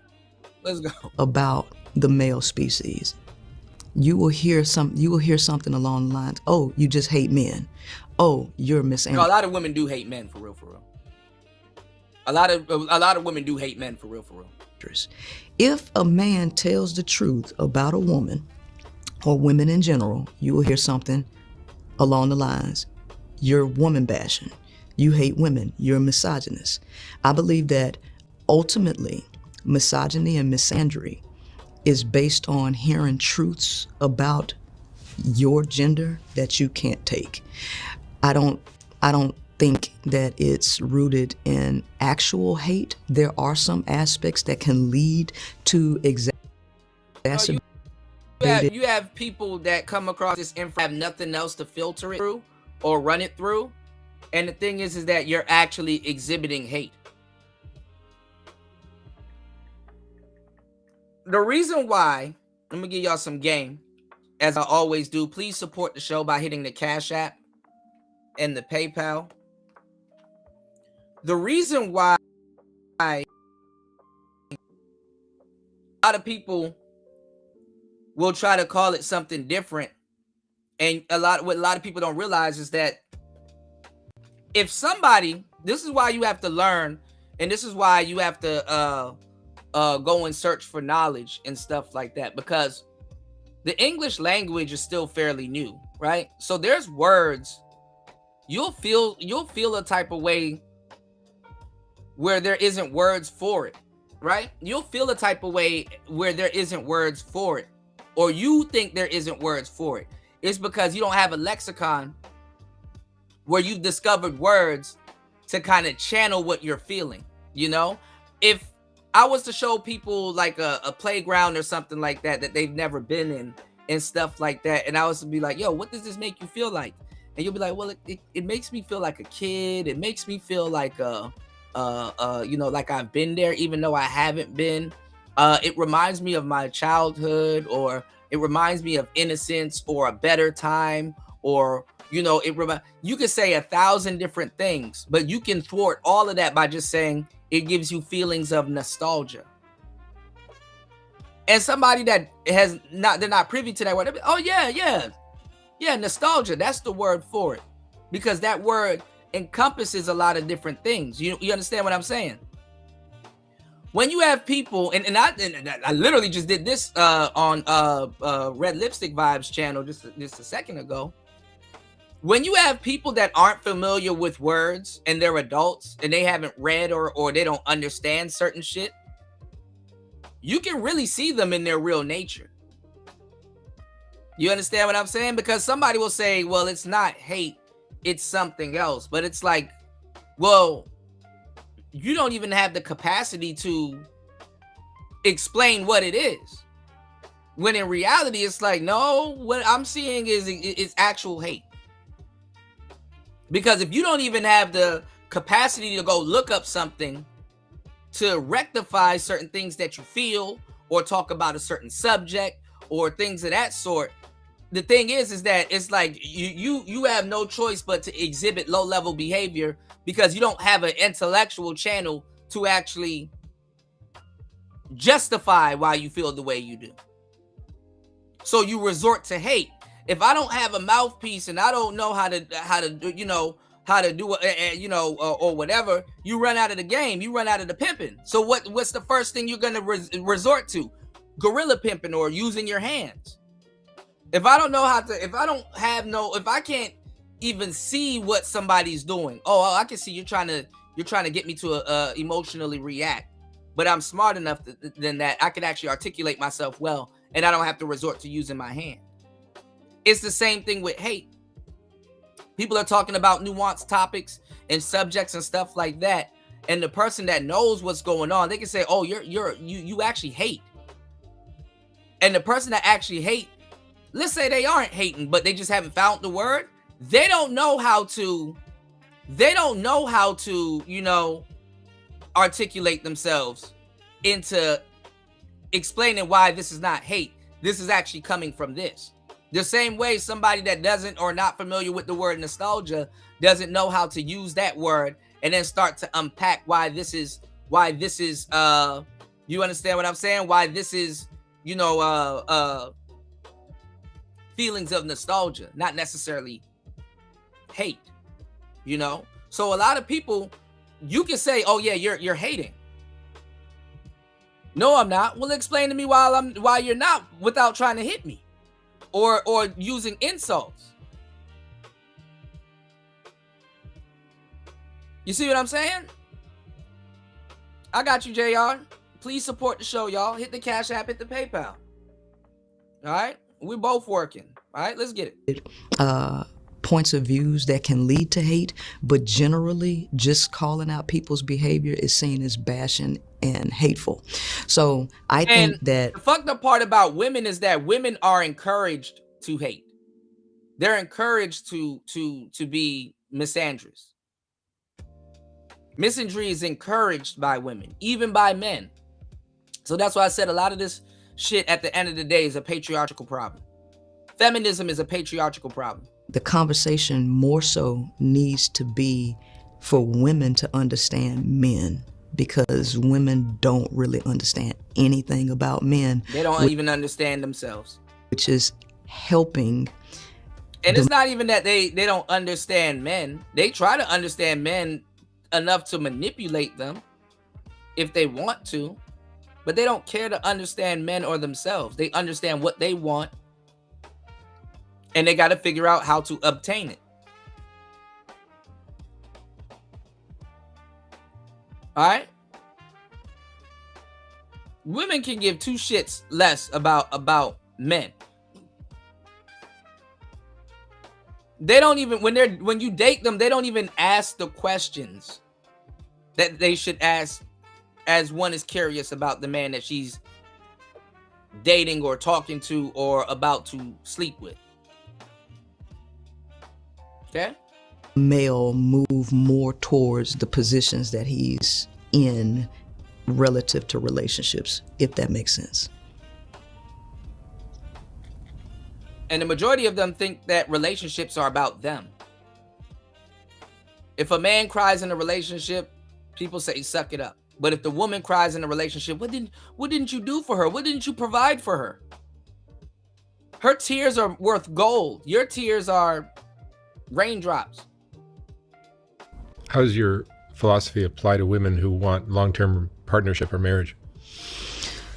So the question is what does a long-term partnership in a marriage look like for the woman? Because you can be in a long-term partnership in a marriage and be in total hell, right? You don't have to divorce. You can just sit there and tolerate what's happening. So what does that look like?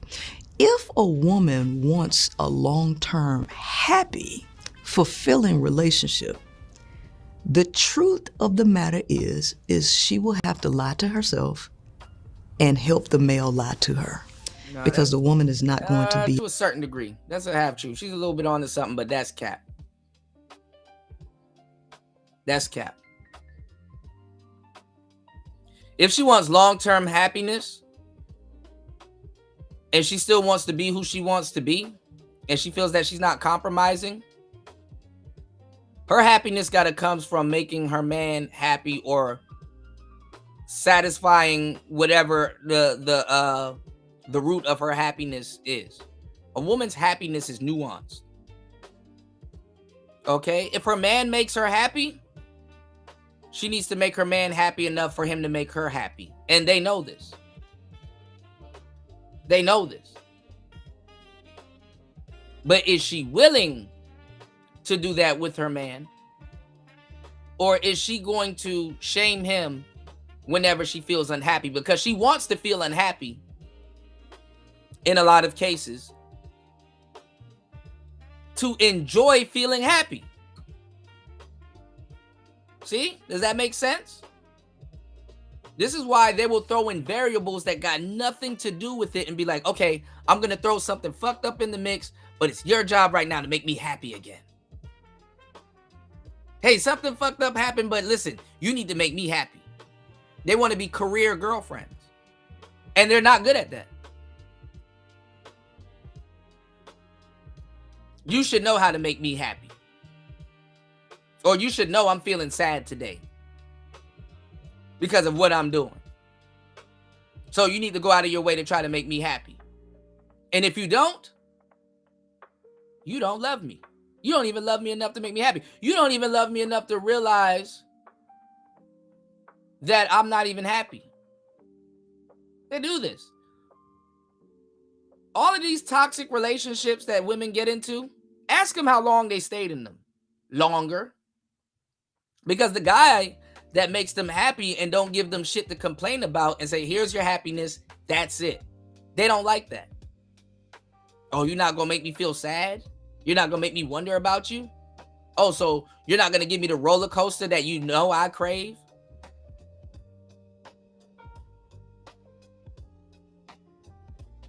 That's what it is. Oh, you should know the value of making me worry about you to a certain degree that I don't devalue your presence or abuse your presence. Right? Let's go. Able to accept the reality of relationships. I think we see who the problem in a relationship. And the male. Sorry, y'all. So I have an explanation to really. What do you mean by that? Which, in terms of lying? She needs to understand what. Okay, so. Women are okay with lying to themselves. They're comfortable. They'll stay in a relationship with a nigga that they know cheating. They just haven't found them with the smoking gun. Or she cheating too. The woman believes that the male should take care of everything. She also believes that he should worship the ground that she walks on for eternity, that he shouldn't value any other woman, see any other woman attractive.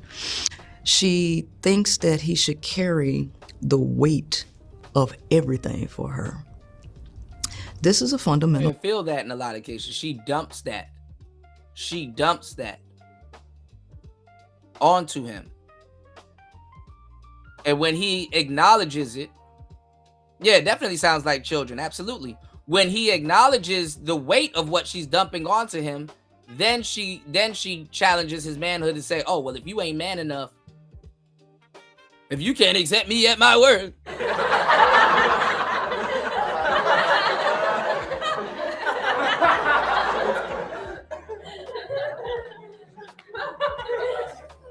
Nah, bitch, I seen you at your so-called best, and it ain't even worth it. Juice ain't worth the squeeze. I seen what made you cheer.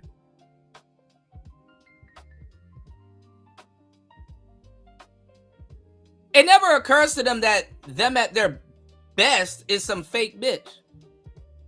She doesn't walk around or operate at her best. You think that, nigga, you think that that fear or that behavior is going to start because of you? Oh, you dumb as hell. Even God wasn't trying to convince women and shit.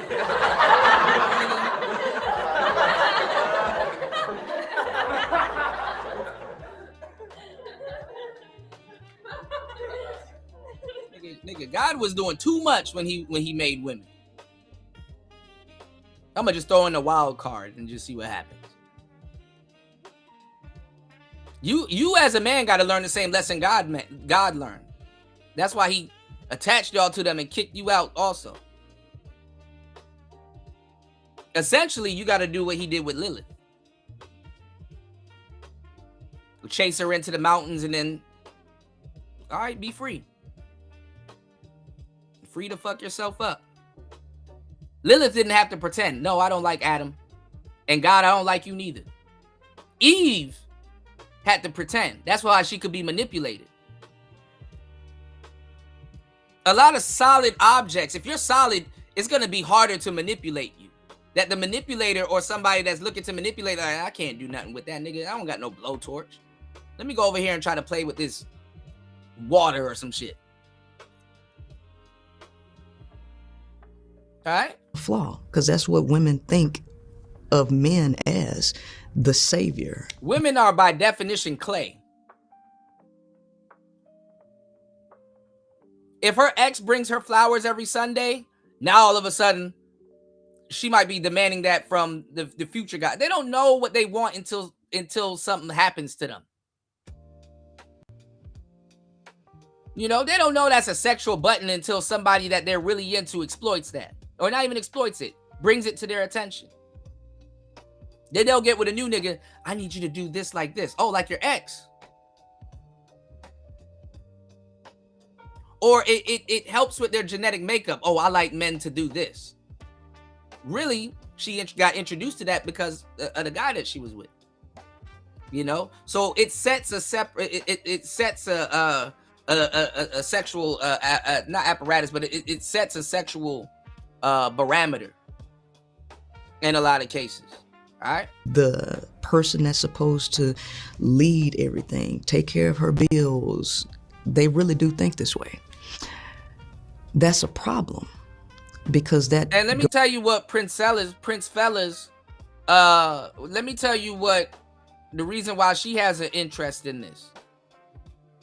Because as a lesbian woman, as a lesbitarian woman, you're supposed to try to manipulate another woman. That's your competition. She's a woman.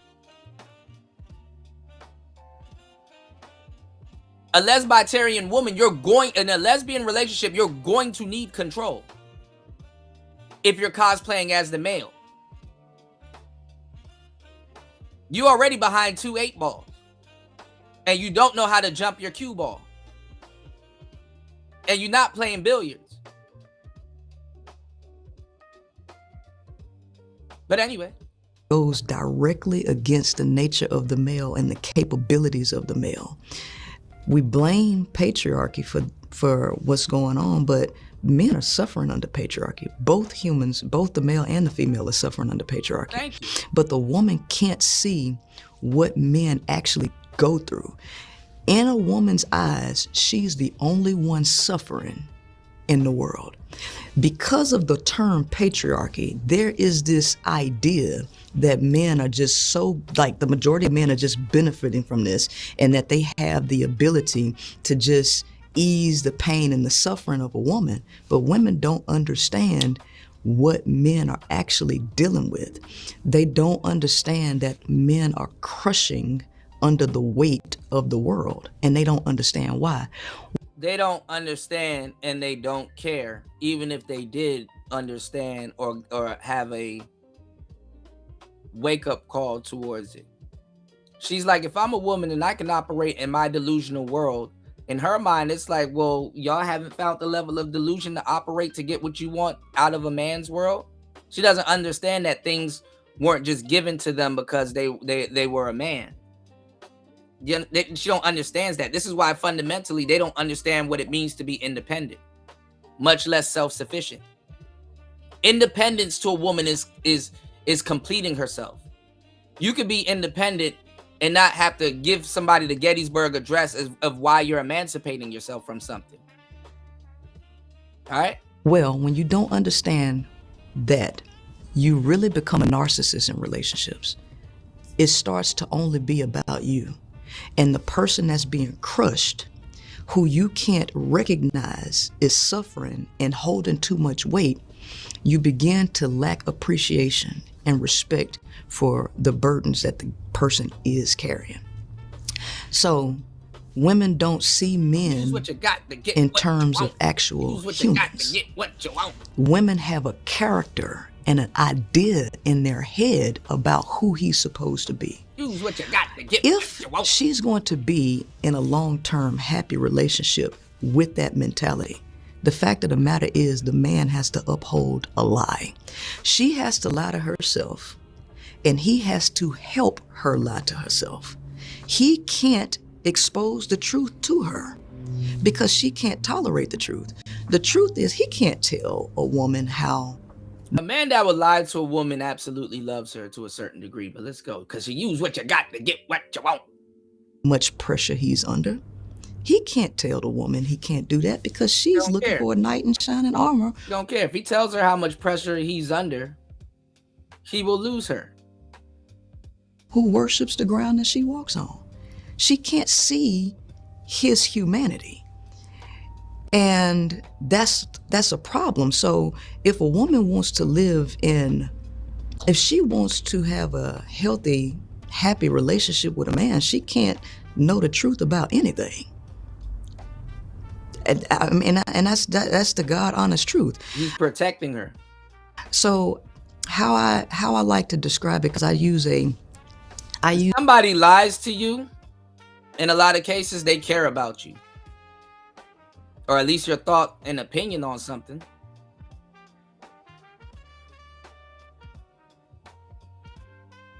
Use a diagram when I teach my students so that they can see what the male is actually dealing with and what we expect. And it depends on the vein that lie comes from, yo.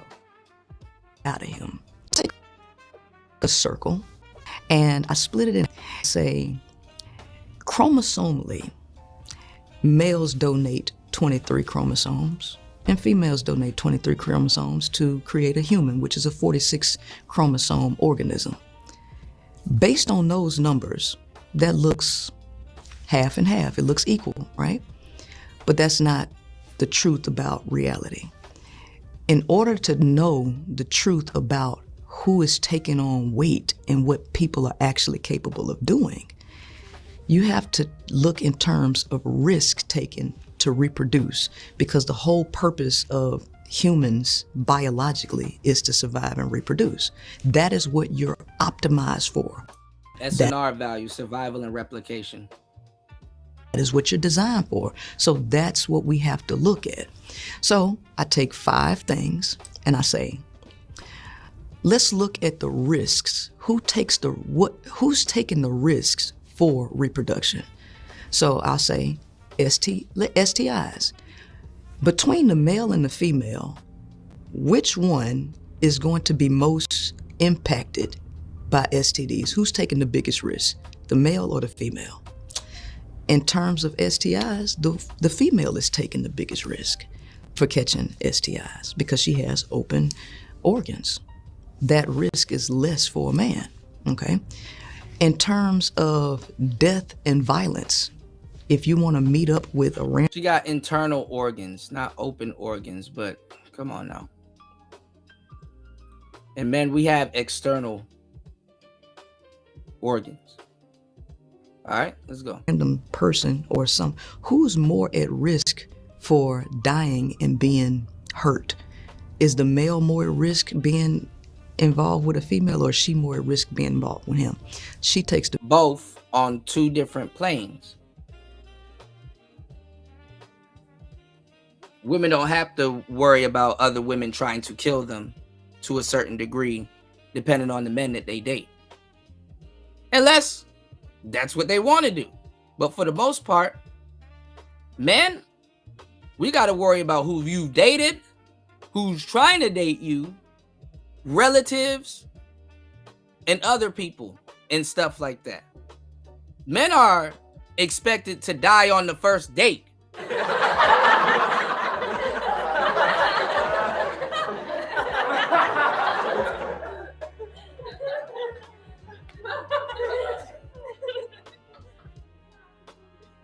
Someone try to rob y'all on the first date, he's supposed to just die.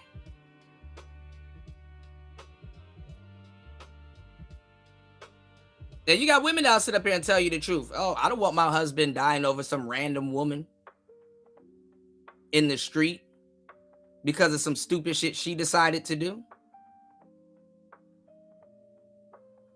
Bigger risk. So what initially looked like 50-50 is now shifting from 50-50 to 60-40 to 70-30.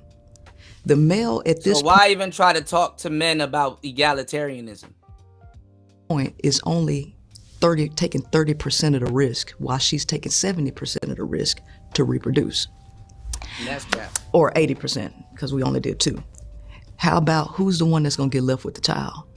Is it the man? Is he taking the risk on becoming a single parent? Oh, a lot of times the man does get left with the child. The thing is that women don't give a fuck about no goddamn kid, because a lot of times they're attached to the kid and that kid is their meal ticket, so they hold on to the kid for their life.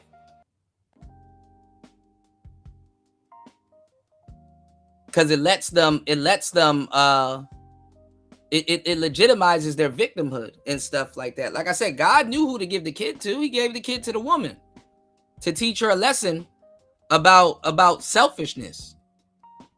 And see, and it can backfire too on women. Some women, their nature is just their nature. We've come up with terms to explain some of the what's going on, Gary? We come up with some of the terms to explain how fucked up women are and selfish. Because a lot of times carrying that baby and having another life attached to you, it teaches the woman the lesson. What's going on, EB?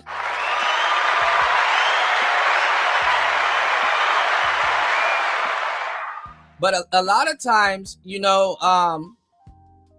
it teaches a lot of women, hey, you need to think about somebody other than your fucking self for once. You need to think about somebody other than your damn self for once.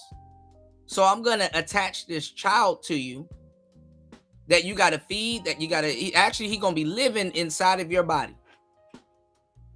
So you can think about somebody other than yourself. And this is why a lot of times women have this big, is big for them to, unattach themselves, from their kids. This is why you have what's called postmortem depression. This is why you have, I was about to say SIDS, not sudden infant death syndrome. But this is why you have a lot of women that have to be separated from their child because they end up trying to harm the child.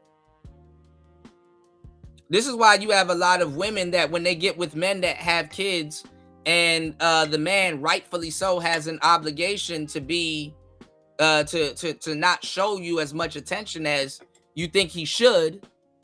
This is why you have a lot of women literally competing with children for attention, and will get mad at a man that he's showing his kids more attention than what they got going on.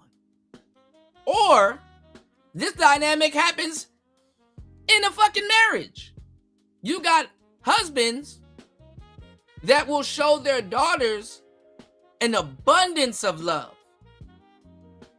And the wife will be competing with her own offspring for the same amount of attention. And it happens with a lot of different shit. Remember when I showed y'all Serena Williams literally trying to compete? That's why they say the daughters kind of steal from the mothers. Remember I showed y'all Serena Williams trying to compete with her daughter? Skin tone wise. Her daughter has that nice fair skin and shit like that she as a grown ass woman wants. So she started bleaching herself and doing the cake oil. And I'm like, damn, her daughter done fucked her up. Because her daughter kind of shows her what she could have been or looked like or whatever, with all the stuff that they got going on, all the stuff she probably got going on in her head. That's crazy that you have to compete with your own offspring. Then wonder why kids treat their parents a certain way. It doesn't take a long time for a child to figure out another child. This is why you have a lot of people becoming best friends with their kids. And there's nothing fundamentally wrong with that, but you need to draw a line. You don't go to the club with your kids. You wish them well at the club. Okay, y'all be safe. Make sure to call me. Blah, blah, blah. And whoop-de-whoop. You don't really see fathers and their sons at the club hitting on the same group of women for the most part. Unless they're at a bar or somewhere enjoying themselves and stuff and they happen to be there. You don't see fathers twerking in the club with their sons. That's what his homeboys are for. You can see a woman in the club with her damn mother competing for the same group of niggas.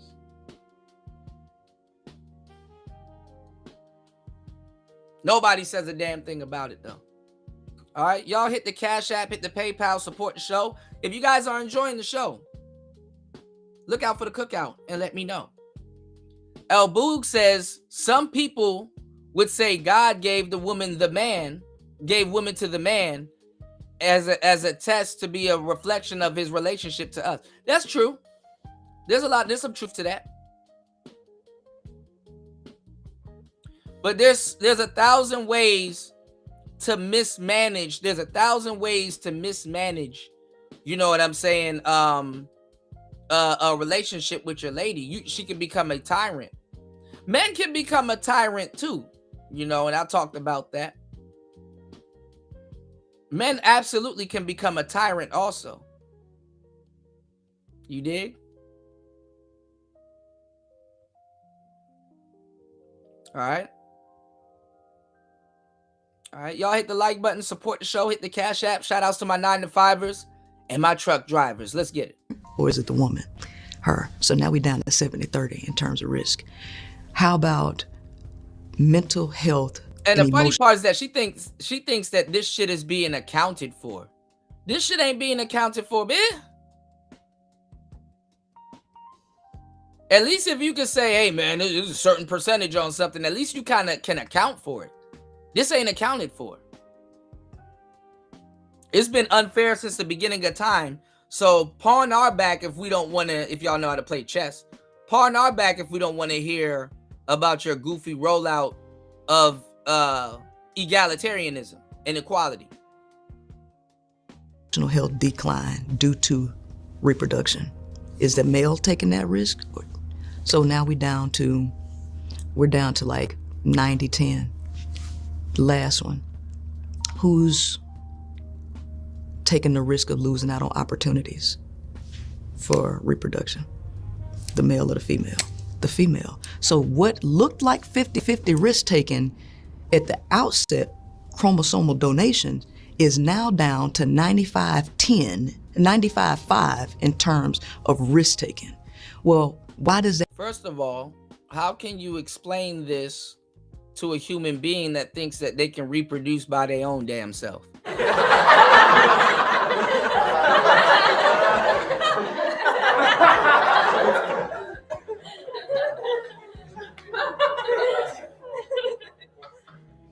How can you explain this to a human being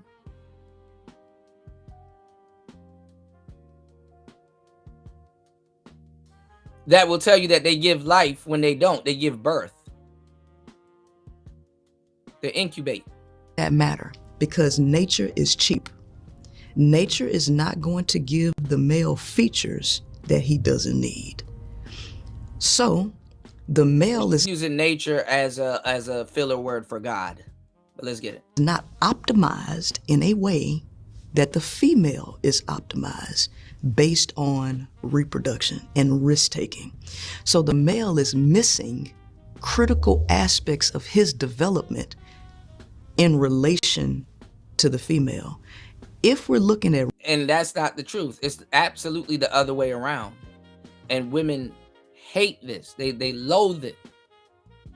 And honestly, there ain't nothing wrong with it. But if you're letting it rule and have dominion over your life, then it's a big problem.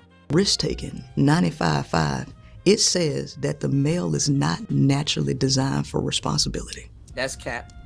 He's not naturally designed to carry responsibility. Males are naturally designed for responsibility. But they want to chill. All right? That's how that works. Okay?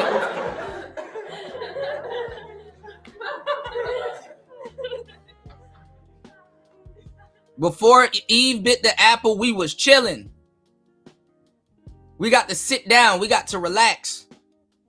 We didn't have to invent the walls. Buildings require responsibility. Cars require responsibility.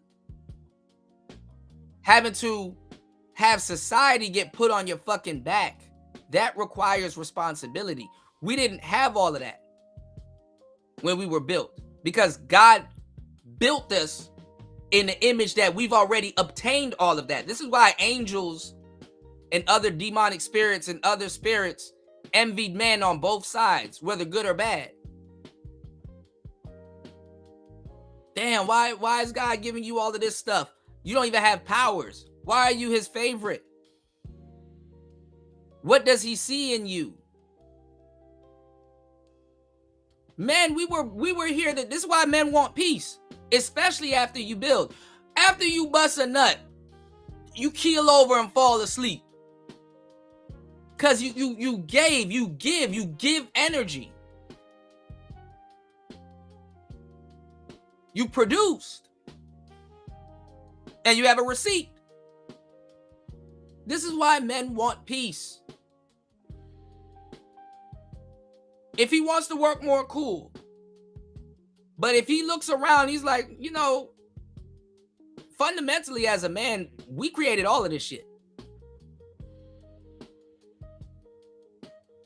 So if I get born and I say, you know what, I do want peace. And there's a difference between wanting peace and being lazy, straight up. But you got to fight for your peace. Women don't want you wanting peace. They don't understand why you want peace. If they did, they still wouldn't provide it. They would use it as a bargaining chip with manipulation, which they do. But there's nothing wrong for you to want peace. And her job is easy.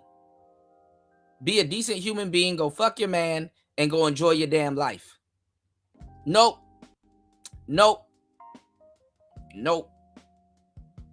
Hey, live and exist. Don't mess with this tree. Just enjoy the Garden of Eden. Nope. They got to add chaos to the mix. They got to eat. You had one job. Set up. Because he does not take the risks that the female takes for reproduction, which means they don't give a fuck about that. Women don't care about no goddamn risks of reproduction. Too late in the day for you to try to put that toothpaste back in the tube. Since you have most of the risk, you have most of the responsibility. biologically. And if you have most of the responsibility, you have more power in terms of your biology, your biophysiological design. Well, This is Cap. what are we doing to men? The male is not biologically and physiologically designed to carry all that responsibility. But in society, we say, carry all that. Oh, well, you know, men, we do carry life in our nut sacks.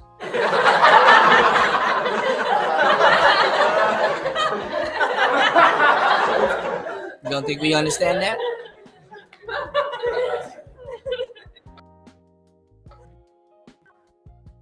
Women carry death in their coochie before we give them the life that came from our nut sacks.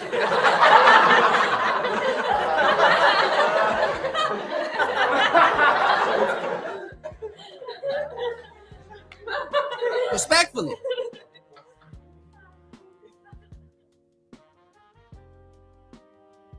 Now, of course, incubating and being pregnant and all that other stuff, cool. That's y'all shit. Y'all can have that. I don't want it.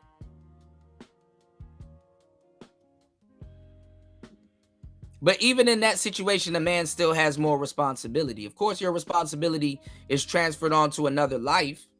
And Lord knows y'all have a hard time accepting that. Before and after. So let's not act like y'all are purporting yourself as the more responsible sex, because you're not. You're not. Arbitrarily opening up portals and all kinds of shit. And the thing is that men, we fundamentally understand that if we wanted control over that, we could just force you to do something. But we don't. And that right there in and of itself is a responsibility in of its own, because if the shoe was on the other foot, it wouldn't even have been a conversation. Women will operate a lot worse than men if they had power. Not even just to other men, amongst each others. Men will become breeders. Women will be very strict on slavery.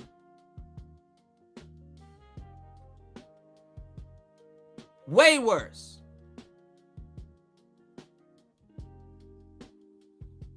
And you're listening to a fake madame tell y'all this shit. Ain't that a bitch? Responsibility. Provide 100%. Protect. Be emotionally invested and supportive. Now, we're looking at 95.5. You put a brick on top of each one of those, for each one of those. If you want the male to provide 100%, but he's not designed to carry this kind of responsibility, but you are. Men, I've done this research, I've done this exercise in classes where there are males and females in the classes, and I say, guys, how much responsibility do you think society wants you to take financially for a woman? The general answer from the men was about 90%. And the woman is only supposed to take care of 10%. That's what the male feels that he has to do, anywhere between 90 and 100% provision. Actually, but he's only 150. 5% built to handle that kind of responsibility. And that's cap. How can you tell a man what he's built for to accommodate a woman?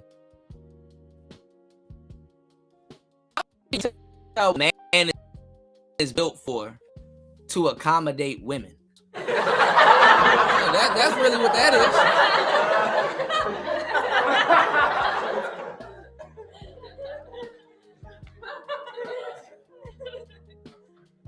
We're gonna keep it at that. Wow, this is why your stud career fell. This is why it failed. Because you didn't know what the hell a man was. And you still gotta insert your female bias onto it. This is why you failed as a man. You couldn't even be a man in theory and cosplay.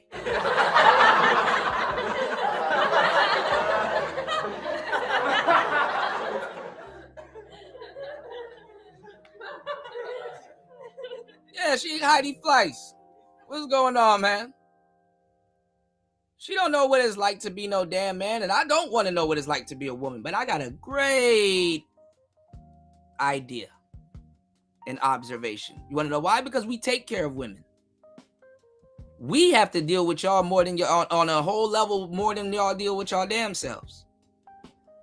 Women would have gave up on women a long fucking time ago for other stupid reasons that they have the luxury to exhibit amongst each other.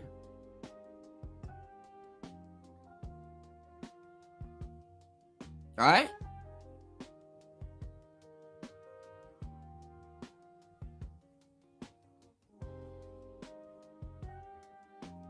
So many of the stuff that we want to do require you to be a decent human being first. You know?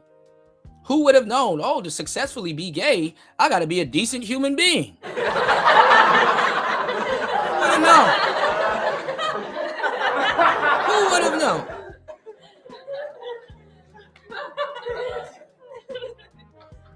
Oh my goodness, if it was a snake.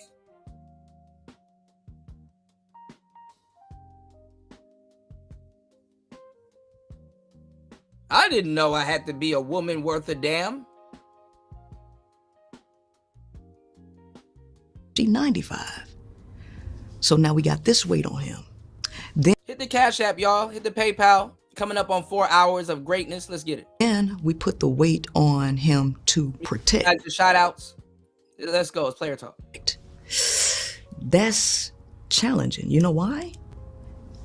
Because the only risks that males actually take, we'll say 3% of the risk, is him having to compete with other males in the wild to get opportunities to procreate and pass. Nah. First of all, dealing with some of y'all is fucked up that you would even insert the word opportunity, because it's not an opportunity. All right? And you contradict yourself, because if we live in a patriarch, think about it. How the hell does a man take 5% responsibility? Think about it. We don't live in a woman's world. You exist in a woman's world, but you don't live in a woman's world. So already you're contradicting yourself. Pass his genes along. Well, in society, we want to keep everybody because nature says survival of the fittest. But we don't let nature take its course. First of all, we don't let nature take its course, because if a nigga wanted to do what the fuck he wanted to do, he could. But societal wise and fundamentally, it's wrong if he wants to and do what the hell he wants to do. If a nigga says, hey, I want my genes I want my genes to replicate. Let me go assault all the women that I see, so I know for a Fendi fact that I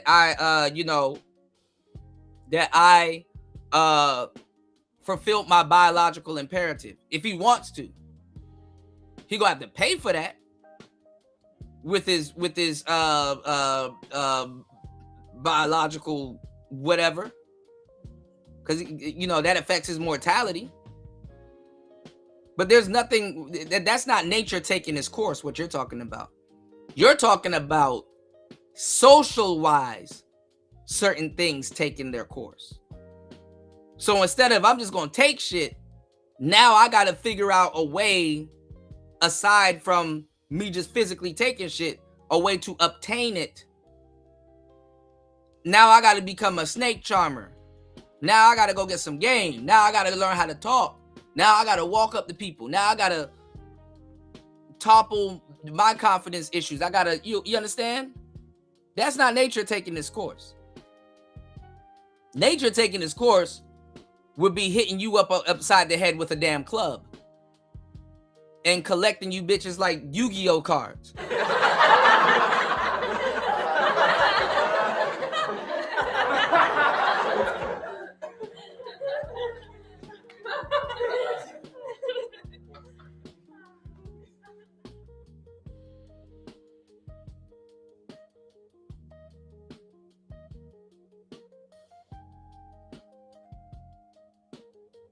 And y'all would fundamentally know that you needed to act right around somebody that's going to protect you.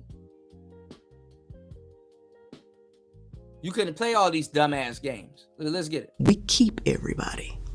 So all of the males that you keep are not actually the ones that can be the fittest, but we still put that response. What we end up with is more males and who she's are wrong very about that. Men, we've built and pushed society so much into utopia that we have another subset category of weak and strong males that we've built. You'll have a guy that's strong in physicality but weak in social situations. You'll have a guy that's the head of a corporate company, but when it comes down to it, if he doesn't have the connections or Allstate or whatever, he doesn't know how to change a fucking tire. If his life depended on it. Or it would be a hassle for him. Because we've built so much stuff that now we have different archetypes of guys running around, which are men still fundamentally, and we respect them and stuff like that. But in this arena, nah. This person can box. But if somebody's throwing feet at him, that requires another different skill. We've pushed society so far forward that the man with the pen is stronger than the man wielding the sword.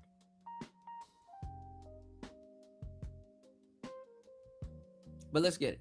fearful. You know men more than we other do. males, fearful of competition, but we still expect them to protect. So we got that weight on them. We expect them to take care of the bills and everything. We expect them to go against their fear to protect you. Well, here's the problem with women. Women love attention. They like to garner attention from other males, and they like to test males. And attention really don't mean shit in a man's world, unless he's running a business or he wants to draw attention to something that he can provide or do. Really don't mean much in a man's world. It's not currency to him. To intentionally get them into competition with other males. The male understands this, and she doesn't. And that's not about a woman's attention when she gets men to compete with other men for her. What she's trying to do when she sets up this dynamic is inflate her value. Oh, I don't feel like somebody today. I feel very insecure about myself. So I need two men fighting over me to reassure that I'm somebody worth fighting over. See, they don't even know why they do half the shit they do.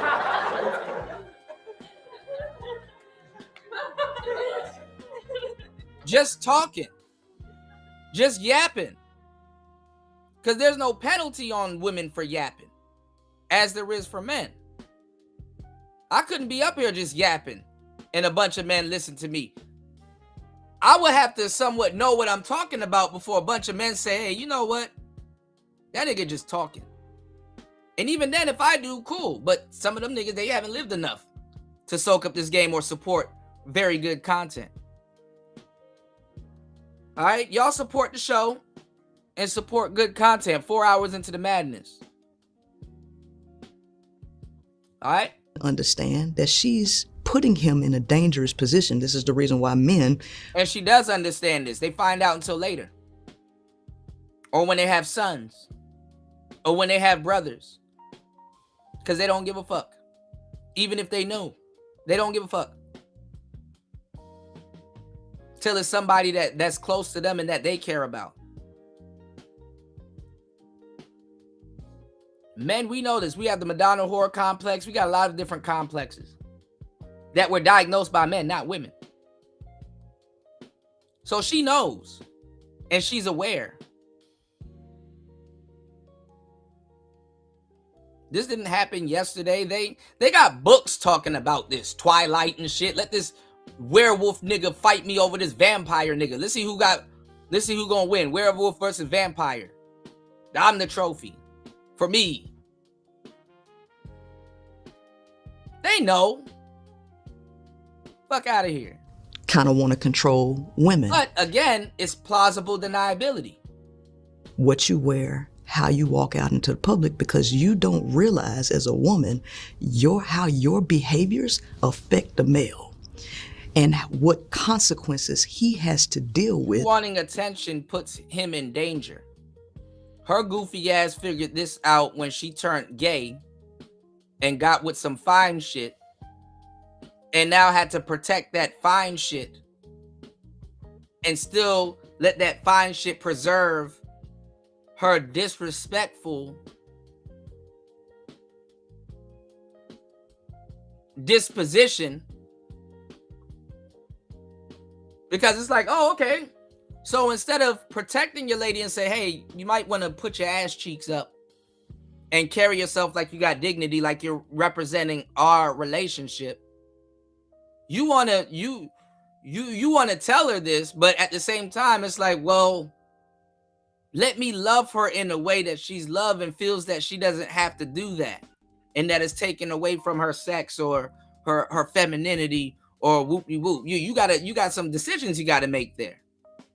Hey, carry yourself like you give a damn about what we got going on. And first of all, I shouldn't have to tell you that, but you're lucky I'm sitting here telling you that.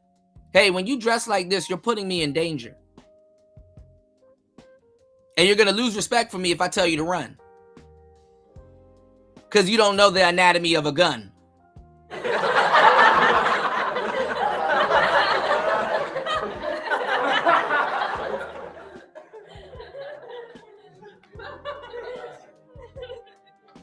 I have you know that my husband will take care of you, Mr. Draco man. You can't shoot me. I'm a woman.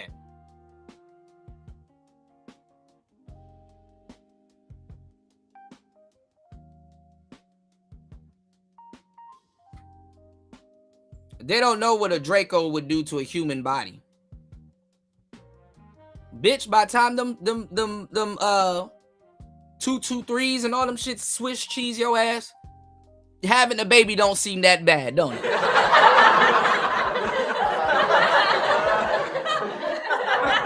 I'll take the baby for 5,000, Alex. What is you talking about? No goofy ass bra about to explain to me mortality. Yeah, fuck out of here, man. Let's get it. Engaging you in your nature.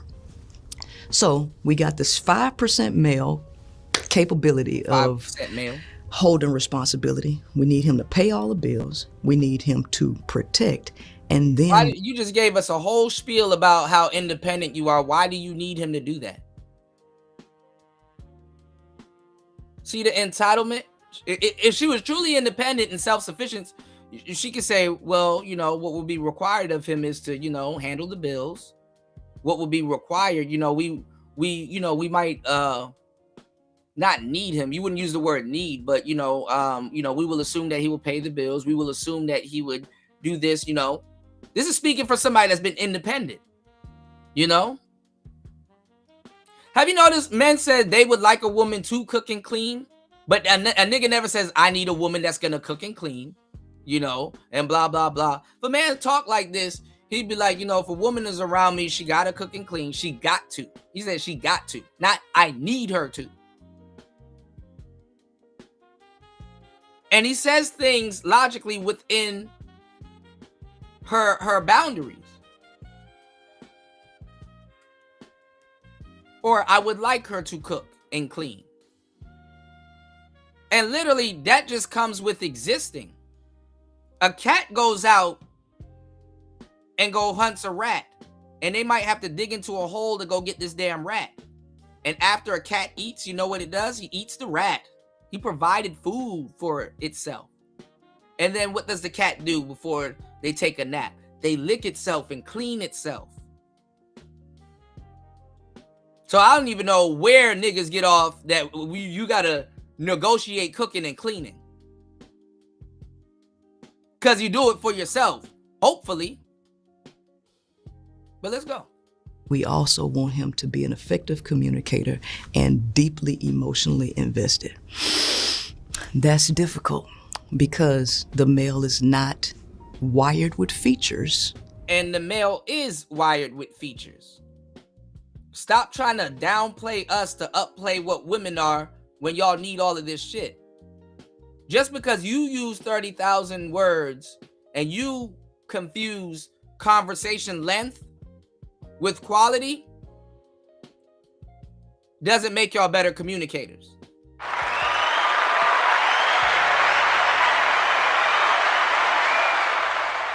Just because you confuse conversation length with quality doesn't make y'all better communicators. As a matter of fact, I could pose the argument that saying less makes you a better communicator, because what's understood don't need to be explained.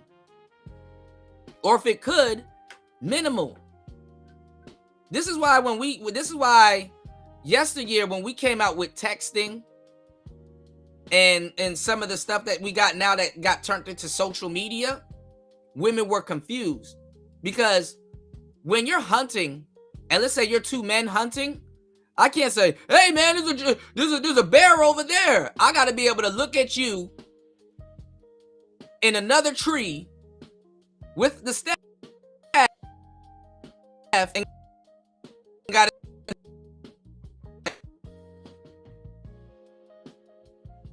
be like,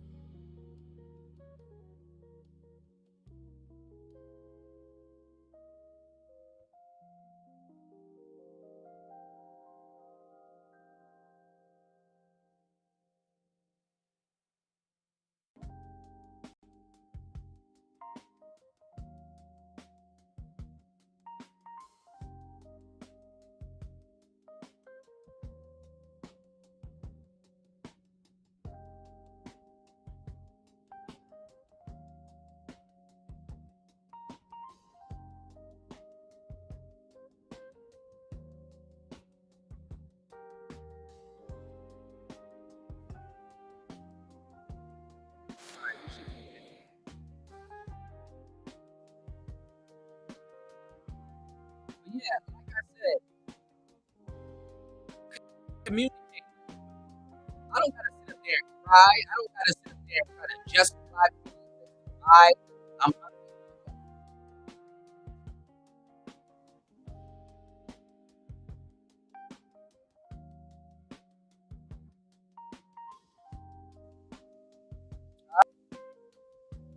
All I gotta do is look at another nigga in the tree and be like,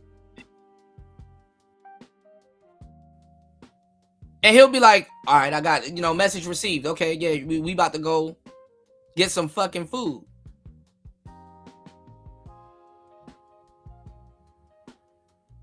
All right. So being a conversationalist, I understood this very well. All right, let's get it. For caregiving, that was the female's responsibility. You carried a child. So you have features and abilities that the male does not have. But the women want him to have things that he doesn't. So this puts the male in a position. Really does. He has to lie. It actually doesn't. It doesn't put no man in no damn compromising position. It puts a man in a position to realize, hey, we're different. This is why I need you to be on your fucking, your job. I need you to be on your post instead of worrying about what the fuck I got going on. Can you do that, please? Or do I got to explain your own biology to you? Things that he doesn't. So this puts a male in a very compromising position. He has to lie. He doesn't. Has to be. No, he doesn't. This is how much you know the fuck you're talking about. She thinks that a man has to lie. She thinks, fellas, she thinks that you as a man that lives in a way more realistic world than she does has the luxury to lie to himself instead of owning up and taking responsibility. She thinks that you have what they have. Hey, if I want to avoid something, I can just lie. I can pretend like I can beat someone else's ass because I know we're never going to fight. Whereas a man, you don't have the luxury to pretend. Sometimes, for the most part, you can't pretend like you're going to beat someone's ass because guess what? You know what's going to happen when you run into that person. A woman can pretend like she's going to beat someone's ass and nothing's going to happen. So she could quadruple down on pretending. Whereas a nigga is like, man, I really don't got the room to pretend like that. I could cap a little bit, but eventually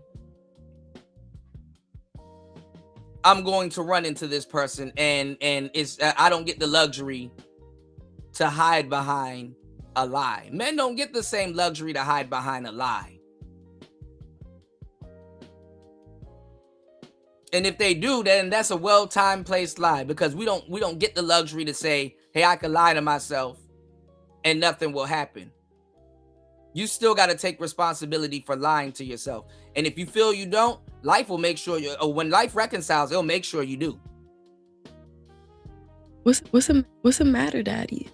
That he can do things that he knows he can't do, because women demand that he does it, because women don't like the truth and reality. So in her mind, even though we're dealing with a 5% person, 5% capability of responsibility carrying, she still wants him to be the knight in shining armor, to save her from herself, her from the harsh truths of reality. That's a lot of weight and pressure for a man. It's a lot. And a lot of males are struggling and failing under all of that pressure. And this is the reason why the male suicide rates are higher than females. This is the reason why with male homelessness. This is the reason for red pill. This is the reason for the manosphere. That is the source of all of there's a lot of cap in this. It's a lot of cap in this. A lot of it is men not being able to own up to what society, including women, puts and places on their back. And they don't have the luxury to hide and delude themselves like other people that can hide and delude themselves has. They don't have that same luxury. Problems just in what you're getting, two people in these conditions constantly trying to get in relationships with each other. And so because the female behaves this way, the males turn to Andrew Tate.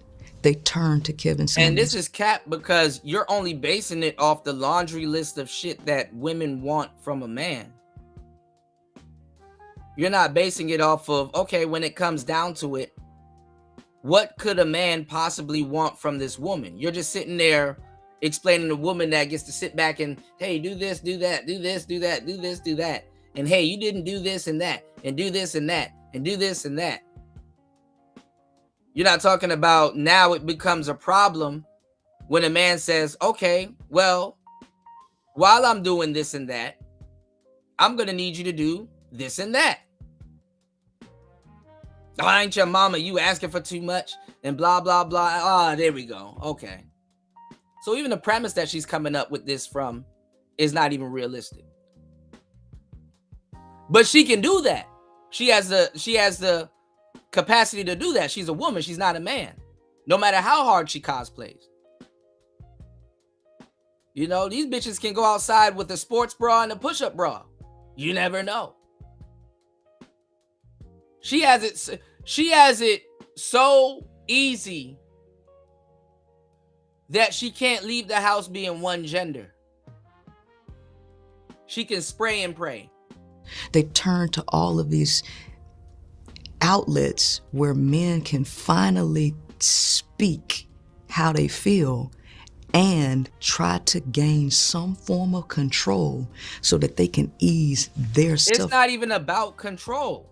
That's another problem. See, this is what happens when you have a young woman cosplaying as a little boy. The manosphere isn't about control.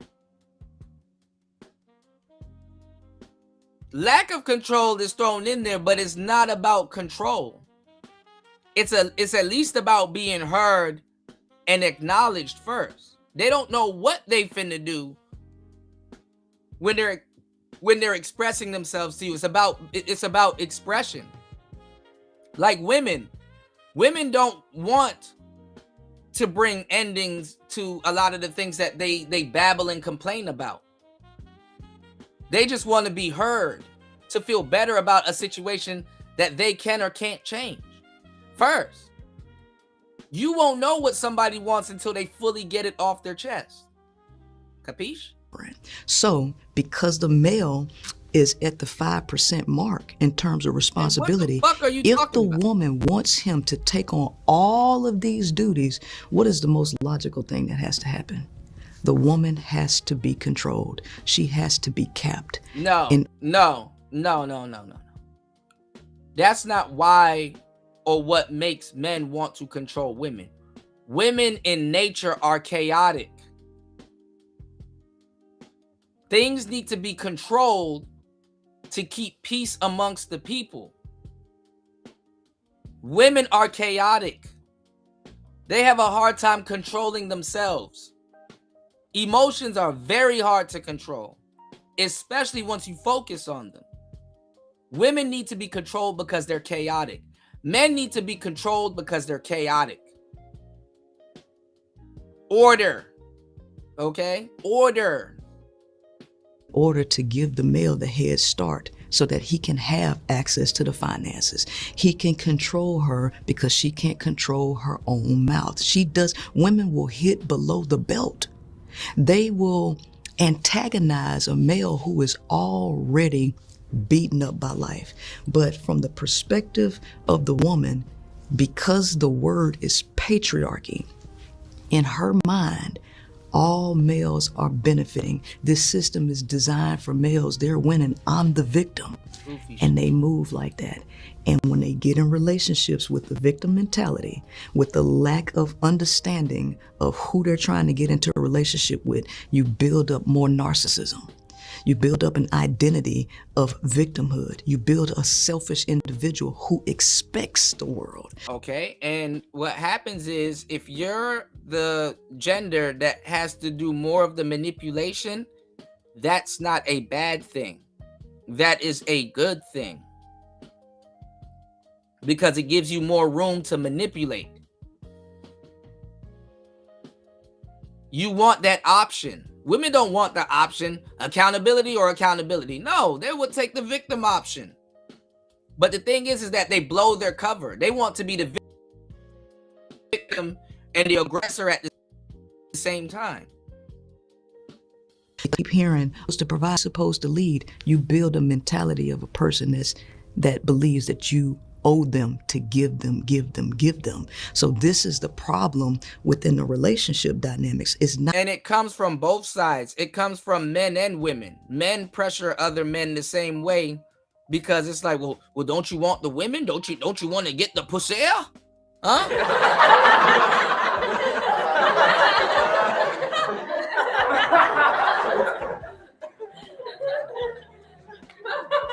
If you're not protecting and providing for strangers, how in the world are you gonna get some pussy? not so much so. You're not gonna get no pussy if you dead. That we need to be focused on telling men, oh, this is what you need to do to get along with a woman. That's been the conversation for a long time. You've never had this conversation about what men are actually dealing with, which is assisting and causing the problems because women are totally ignorant.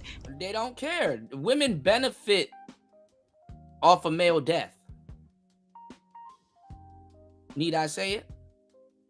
And blind to the male issue. So I believe the conversation needs to shift from what men need to do to get along with women, and it needs to shift to women needing to understand who men are, what they're dealing with, and why they're dealing with what they're dealing with. And I think that would help a great deal. Interesting. Yes. And she needs that understanding also so she can effectively become a stud.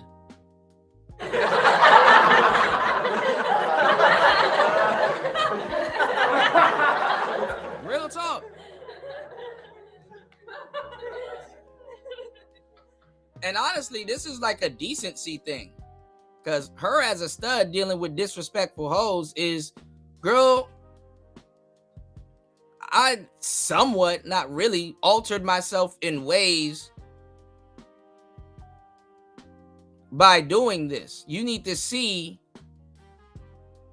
you need to, you need to respect that I went out of my way to cosplay as some dude to deal with you and get you or be in your good graces.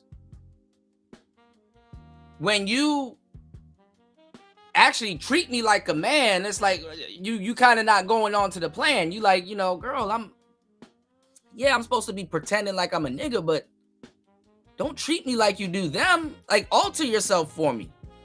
The same way you alter yourself for dating a white man, the same way you alter yourself from dating other people. See the sacrifice that I made to pretend to be a dude to deal with you. Much,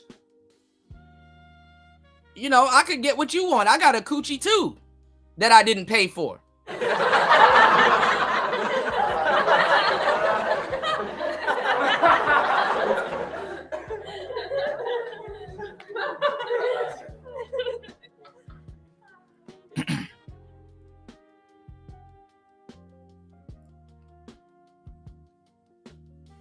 It's like an unspoken word. Same thing as men saying, hey man, there's a lot of, being a man is fucking hard on a day-to-day basis. Like, if you see me relaxing and chilling, hold it down. Like look out for me. I'll treat you a lot better if you take care of just being a decent human being and giving me a break when the world ain't. But that's the main thing that they hang over your head. And they know that's what you want. They know how to act right. This is a decency thing. Do you think today's dating culture is broken or just revealing truths that were always there? Revealing truths that's always there. There's nothing new under the sun. It's broken. Over the years, we have been intentionally kept away from information. This is the first time where we've actually had. That's cap. We've always had information. And that's a lie black people like to perpetuate amongst each other. There's always been libraries. There's always been autobiographies. There's an abundance of information. That's cap. Shout outs to UFO, artificial male strength. This woman is capped out. Direct insight into others' lives, other people's problems. Before the internet, you could hear somebody complaining and somebody could just tell you, oh, it's just a person you chose. And you had no that. But see, now that you have access to... Oh, yes, you do. Absolutely. There's a way of proving that it's the person that you chose. You wear the welt wounds and the scars of being with the motherfucker that you chose. That's why you complaining.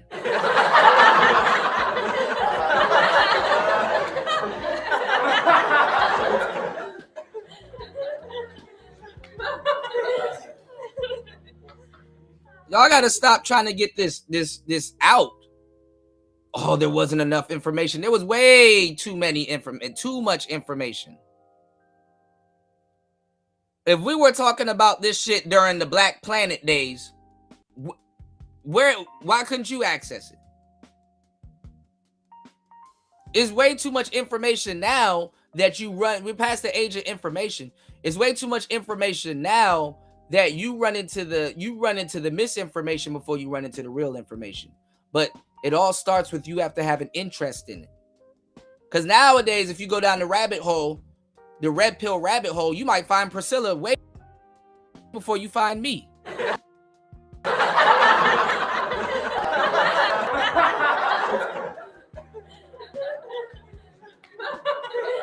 And I'm sitting here asking you guys to support good content. And it's like it falls on deaf ears for the most part. It's like, no, let me support the fuckery. And then complain about it, you know? But shout outs to the real supporters. Shout outs to everybody that gives a damn. This is a woman, not a man. Let's get it. Everybody's house. You have access to everybody's thoughts. More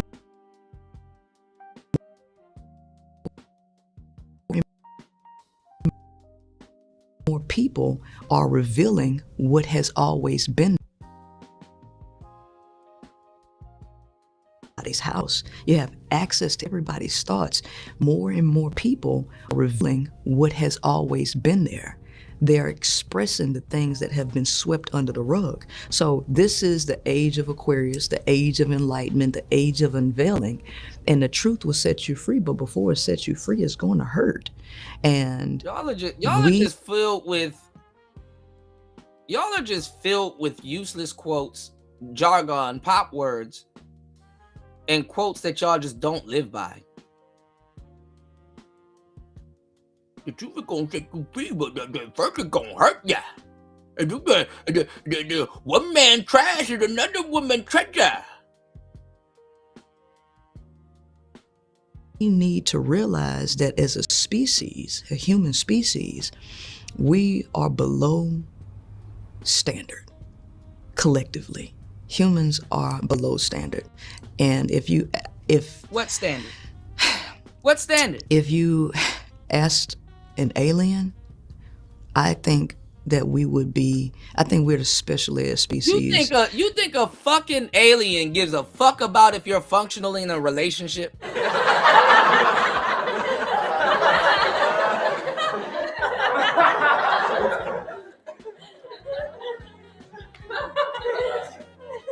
Help me out here. Because the only standard that you're gonna reiterate is, because the only thing an alien can really chastise humans about is really some shit some man built. Anyway.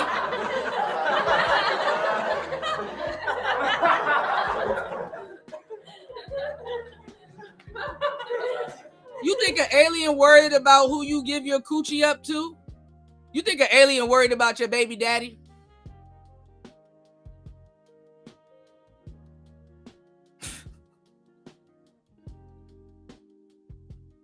That's why they don't come in contact with us. It's like, nigga, we wanted to talk to y'all about how y'all misbuilt the missile, and you could have done it better by doing this. Your technology is futile, and you think an alien is worried about what you do with your coochie. See, this is exactly why y'all can't be in control of some shit.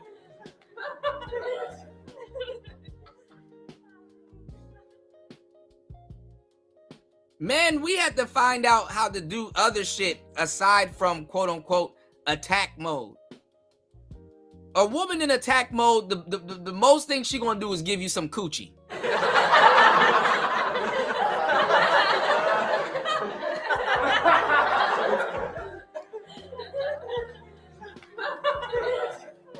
That's her grandiose idea. How are you gonna get out of this situation? Will it accept coochie? No.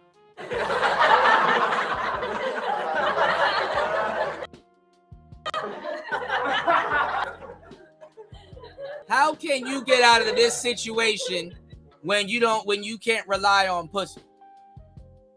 Of the entire galaxy. I do. I do. I think we have a long way to go, and I think this is just the beginning of us being able to correct some things. What do you think the most uncomfortable truth about women is that's rarely spoken about? That women are 1,000 times more narcissistic than males. And y'all keep going around this fucking narcissist word. It's a lot of, it's more than narcissism. It's self-aggrandization. It's a lot of stuff. I think the entire human species is a narcissistic species. The whole species is narcissistic. But I believe that the most uncomfortable truth for the average person is that women are actually narcissistic, more narcissistic than males. It's not that males are not narcissistic, it's that women are 1,000 times more narcissistic. I've never heard a saying that, oh, you just have to love your father no matter what he did because that's your only dad, you only get one. I never hear that. I always hear it about a woman. No matter what a mother did to her children, no matter what, that's your mama. You still need to love your mom, no matter what she did. I hear women say, no matter what a woman does, a man should never put his hands on her. And women believe they can do anything to you and expect that you would accept And it. she's only saying this because she's a victim of it. When all the other male victims said what they said about stuff like this, that shit fell on deaf ears. She's only saying this because she's a victim of it. And it doesn't benefit her when she decides to jump on the other side of the fence as she routinely does. Hey man, I need you to fix it and get it together over there. So when I want to cosplay as a man, I get a better quality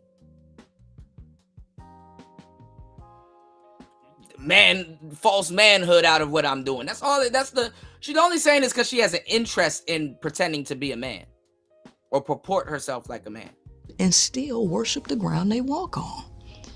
So if anything is going to improve, the truth about the psychology of women has to be revealed. It's a dark place.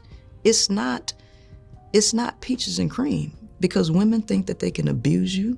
Women think that they can talk to you any kind of way. They think they can put their hands on you, and then they expect you to still speak of them as angels. That's bad, because that behavior trickles down to their children.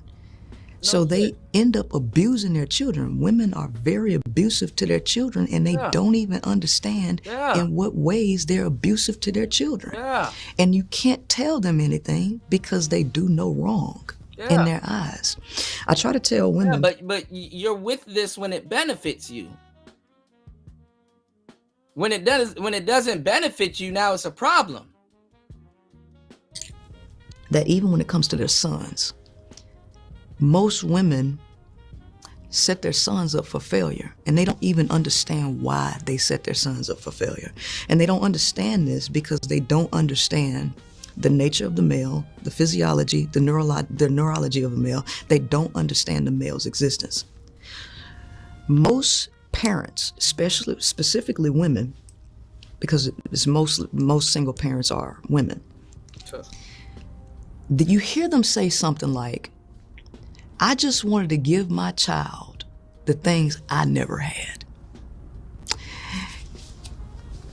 And if it's a woman saying that, and she has a son, this is bad, because you're not thinking about the development of your child. You're trying to make up for your own childhood through your child, giving them things that you never had, that you wanted.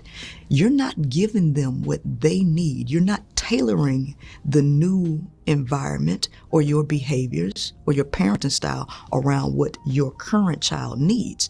You are thinking about yourself. Well, if you're a woman and you have a son, you are subconsciously thinking of your son as your daughter. You're treating him like a bro. Because oh God. All right. Daughter moms versus boy moms. No, this is cap. You're not treating your son like your daughter or a daughter. You actually are because we've brought this conversation to the forefront. Women weren't honestly having these fucking conversations. You're treating your son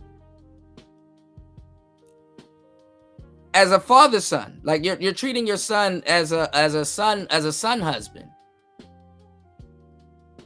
Okay? You're treating him as a son husband. All right? That's where that comes from. You're treating him as a son husband. You don't treat him like a daughter, even though you can compromise his quote unquote masculinity that he doesn't have yet.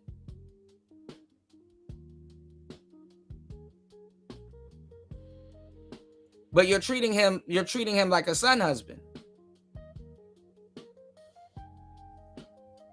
And this is all based on how you view men before you had a son. Look at Nicki Minaj. Now all of a sudden, she's doing what she's doing because of her son. But guess what? She had to draw that conclusion as to where she is and what she's doing. Give me 1 second. Due to a situation that she had to go through, raising a boy, having her husband and her brother. Look at Amber Rose, like I mentioned earlier. She stopped the slut walk and started doing all this other stuff because guess what? Oh, I got a son now.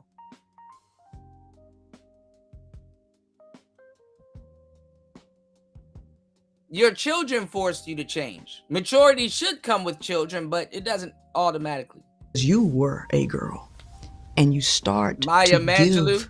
give the children things that they don't need, that ends up sabotaging the development of the child.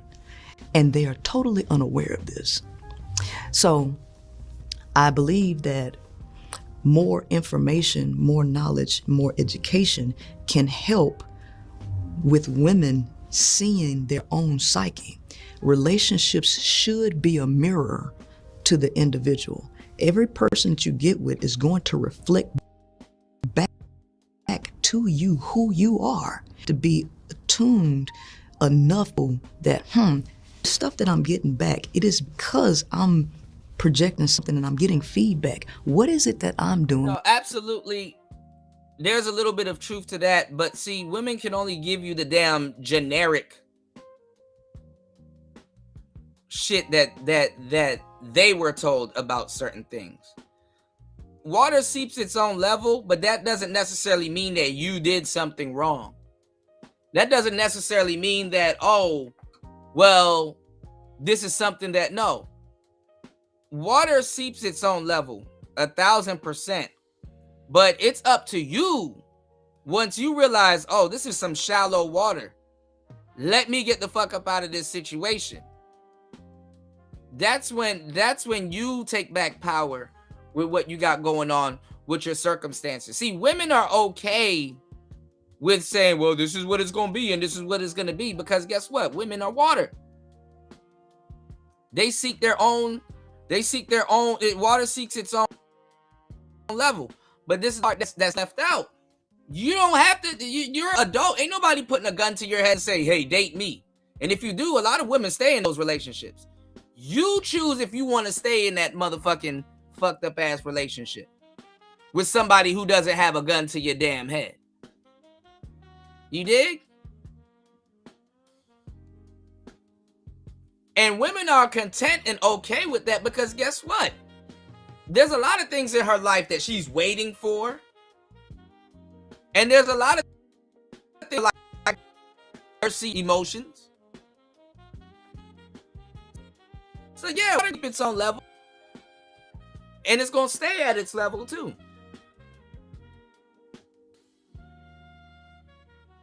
A dam pours into something. And if you are water seeking its own level, women, and you're demanding all of this other stuff, you're not going to float upward. Gravity, I mean, some places water can float upward, but good for you. Normally it doesn't. So you need to find something to pour into instead of worry about what the fuck's going to pour into you.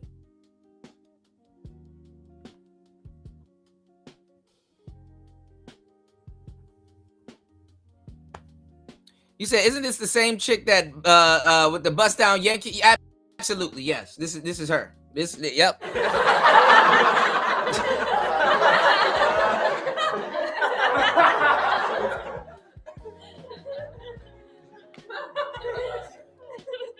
A lot of women can cosplay as everybody else because they don't like to be themselves. They dread being themselves. All right, y'all hit the Cash App, hit the PayPal, support the show. I'm running a great show. You guys, are watching north of 13 minutes apiece. And I appreciate you guys. Actually, you guys are watching north of 25 minutes and 42 seconds apiece. So I appreciate you guys for soaking up the game, but please support the game. Please support the game. What is it about my thought process that's bringing this back to me? What is drawing me to the types of relationships? What is it that is showing me? People don't use relationships as feedback as they should, but Women don't, men do. give you information that you really need to not only help yourself, but to help your offspring. And so for women, I believe and the feedback of your relationship is supposed to help your offspring with the person that you're in the relationship with, because it's both of y'all offsprings, because that's a reflection of the relationship that you got. See how that makes sense? And what man wants to be with a woman trying to be a nigga all the damn time?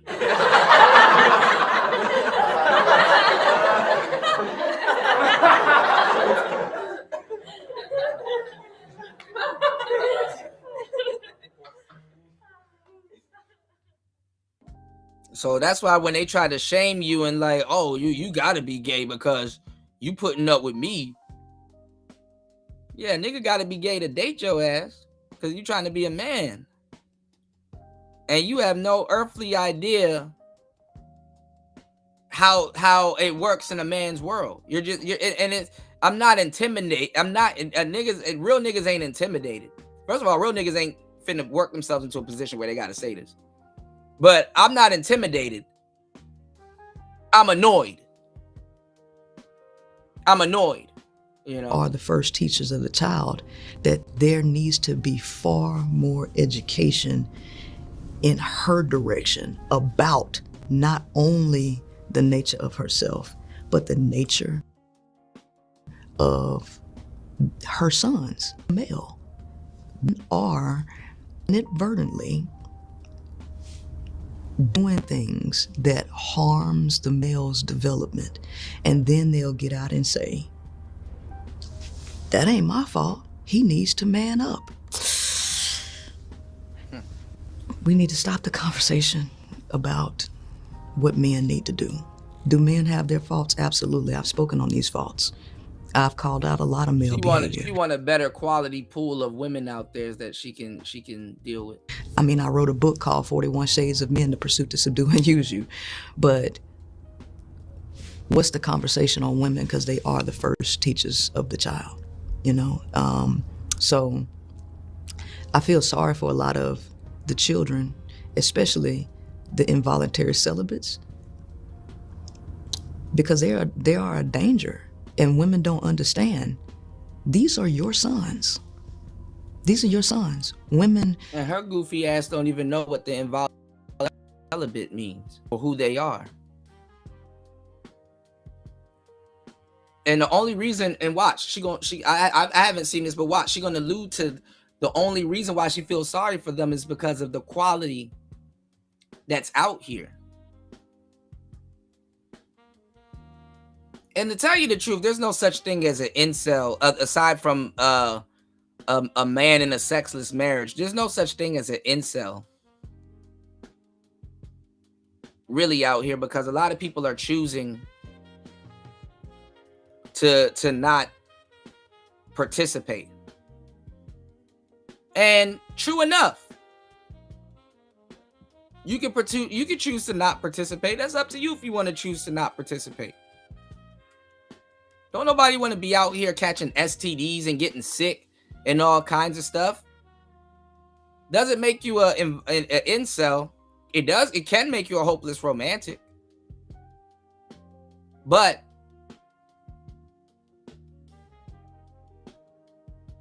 give me 1 second, y'all.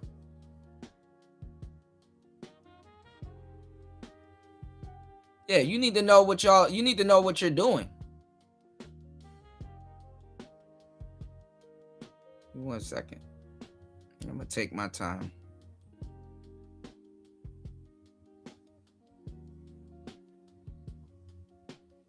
Give me 1 second.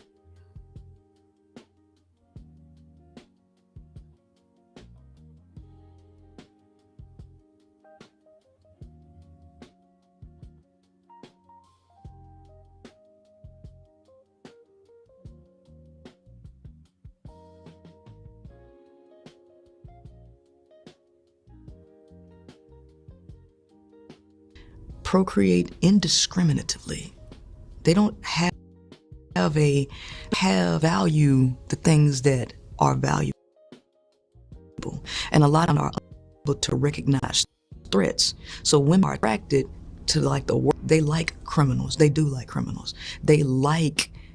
Just because there's a threat there doesn't mean they're in danger. So women are okay. Women get more leeway to dance with the thought of threat, quote unquote. Psychopaths. They like a lot of things, and these traits end up getting passed down to their offspring. So what happens is you choose jacked up genetics, and now your son is socially awkward. But he's still They're a not man. looking at it as jacked up genetics. And a lot of times women, they'll go after men that remind them of themselves. You become a selfish man, you will attract so much women that are selfish also, but willing to give to you because you're anyway. And he's still going to have sexual desires. And then you don't nurture him the correct way, and you make him weak, unable to fight the woes and the challenges in society. And then he gets out here and struggles with the most fundamental human need, especially the male need, sex. You create a violent and a very dangerous person to come out into the world. And so we just have a lot of reckless behaviors, and these reckless behaviors come from a lack of knowledge and a lack of understanding about existence itself. There's a lot of. Are you optimistic about the future of relationships between men and women? Oh, no, not with artificial intelligence sweeping the market. And pornography. All of that stuff's always been that too, but honestly, that is not even the biggest, in my opinion, that's not even the biggest issue out of all of the issues. I think the bigger issue is the decline in education. The inability to read, write, articulate, because what happens is we don't understand our nature as an organism that has a bi-reality, a dual reality. We are animals, but we have the capacity for higher evolution in terms of mind and soul. In order to evolve mind and soul, it's heavily dependent on structure, discipline, and education. When you take the education away from people and you take their discipline away and respect for authority, you leave an animal, you leave a wild beast. And that's what leave an animal or a wild beast, create an animal or a wild beast, because you taught them how to deal with you.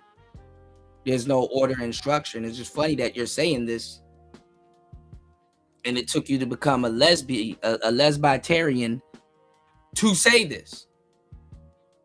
It took you failing to control another woman to think you know what you're talking about when it comes to these relationships. And it's like, you really need to go sit down and really assess what you failed to do. Because I'm pretty sure there's a bunch of cringe content. Not even pretty sure. I know for a Fendi fact there's a bunch. One of my most watched videos is a Prince-cella versus Satanist video. So she same stupid shit. and saying the same stupid shit towards men, and try to come on the stream with her little light-skinned titties out and all kinds of stuff and manipulating stuff, because dudes are dumb. Men are stupid. Ask me how I know. Men are dumb as fuck. Some of the most dumbest people on the planet, and some of the most smartest at the same time. But a man that doesn't even know how to handle manipulation will know somebody's manipulating him, and he will still fall for it. Because with men, you don't really need to manipulate them. You just got to give them a reason. It's the same shit with women.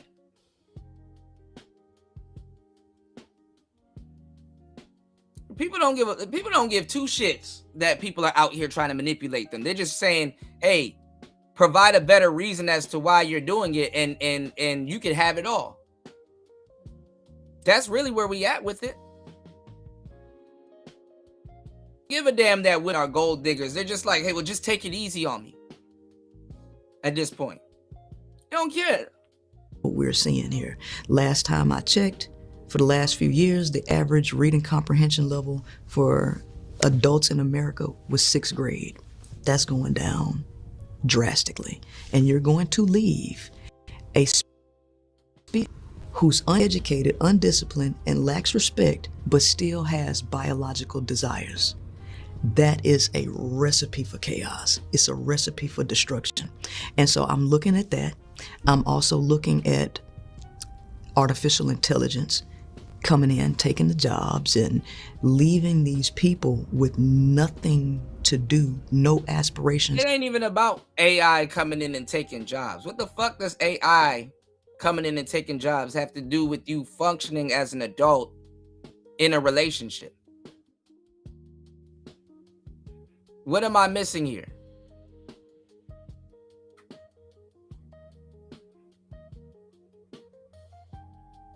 And I'm gonna tell you the truth. I'll give you the game. I'll tell you the real reasons why AI will be fucking up a lot of relationships. Because your woman or your husband's chat GPT, there's an inside story about you. They're gonna be the chat GPT. Your spouse is going to go to this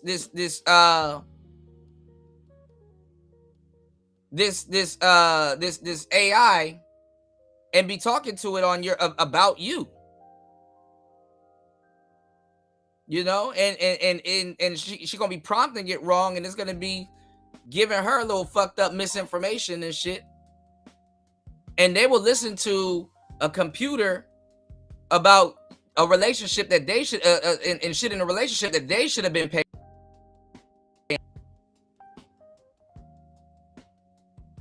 She talked to Chat GPT like he's her like it's one of her homegirls, and get sophisticated fucked up information, receive sophisticated fucked up information, or the shit might fuck around and tell her the truth.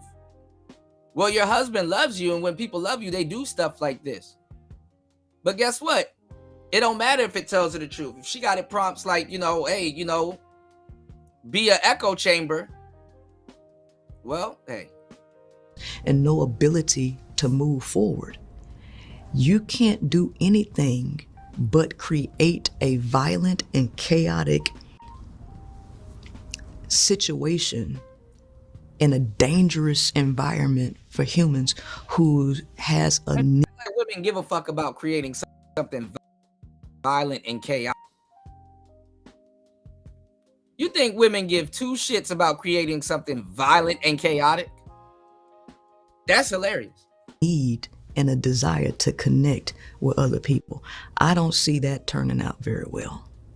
Just given the raw information, because everything deals with cause and effect. And the biggest cause of all of the things that's going to be happening right now is the destruction of the educated person. That's the first thing. And everything is just going to fall apart from there. Mm-hmm. Let me ask you one last question, Prince-cella. Mm-hmm. You need to start bringing manosphere cats onto these fucking shows. Real ones, and get the real fucking truth instead of sitting here asking all of these fucking nobodies repeating manosphere cats and pimps and stuff on the fucking show. You say the most important thing we need to keep in mind to keep our relationships happy and healthy? The thing that you have to keep in mind is that you have to accept and respect the fact that we're all flawed creations. We are not perfect. There's no way for us to be perfect. Humans are fundamentally broken. And if we can accept that fact, we can respect and allow room for human fault. Relationships fall apart more so because we can't accept the faults that make us who we are. We don't leave room for it. We're looking for perfection. We're looking for a picture. We're looking for a fairy tale, and that's never going to happen. Such an interesting talk. Yes. Prince-cella, where can people find your content? You can find me at the Queen Maker Official on. All right. So look.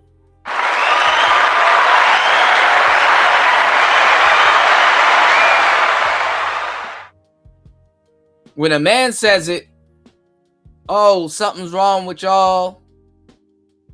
Oh, insert stupid response here. All right. Let me know y'all thoughts in the comment section. Here's the link if you guys want to join.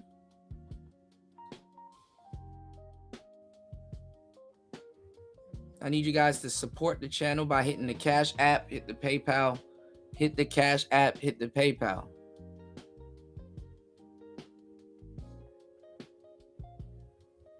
Give me 1 second.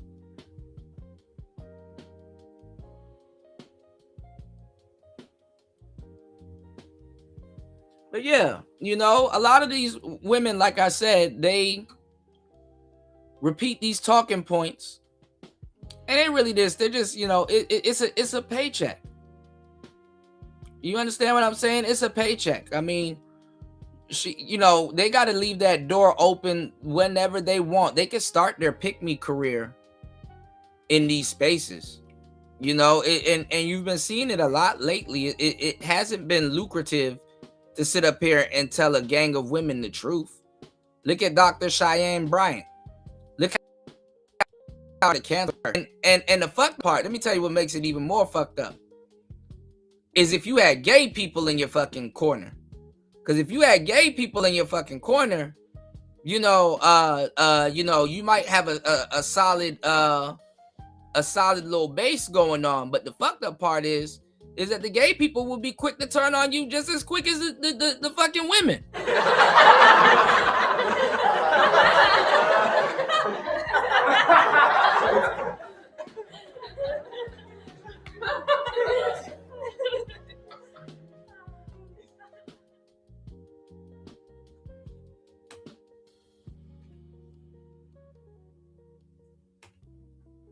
They'll be quick to turn on you just like the women, and then they way worse.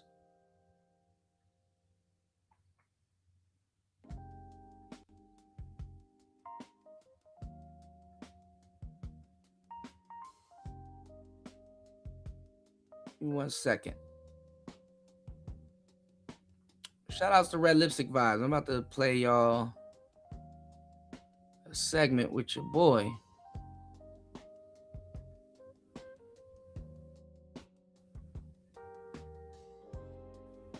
Going in.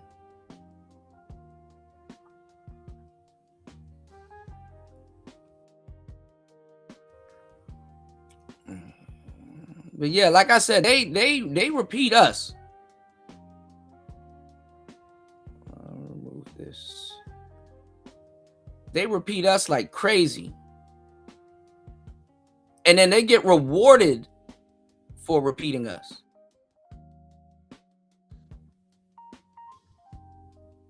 They get rewarded for repeating us.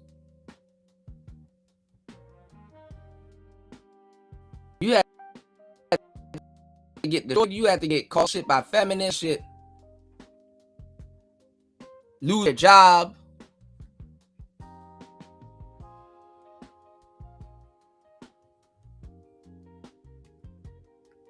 and you got a pack of women, they'll, oh my God, what she's saying is so profound. Even that's an atrocity against men.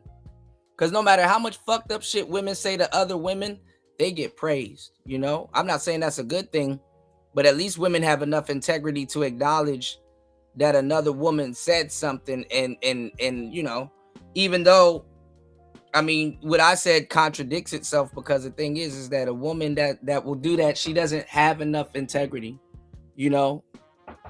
So give me 1 second. All right, let me let this play. What is this? What is this?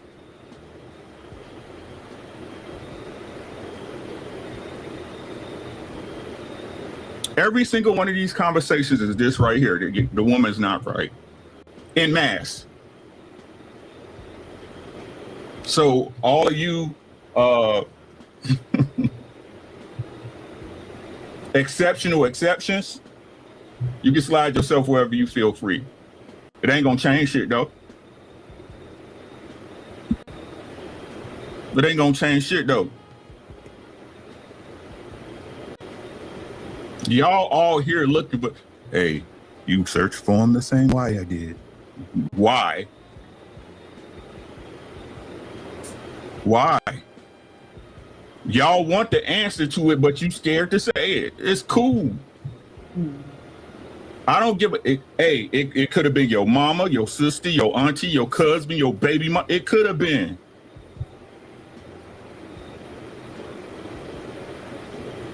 And no matter what, the standards don't change for you and what the fuck you got to do as a black man. Never have, never will. Why? Because our women put themselves through that shit.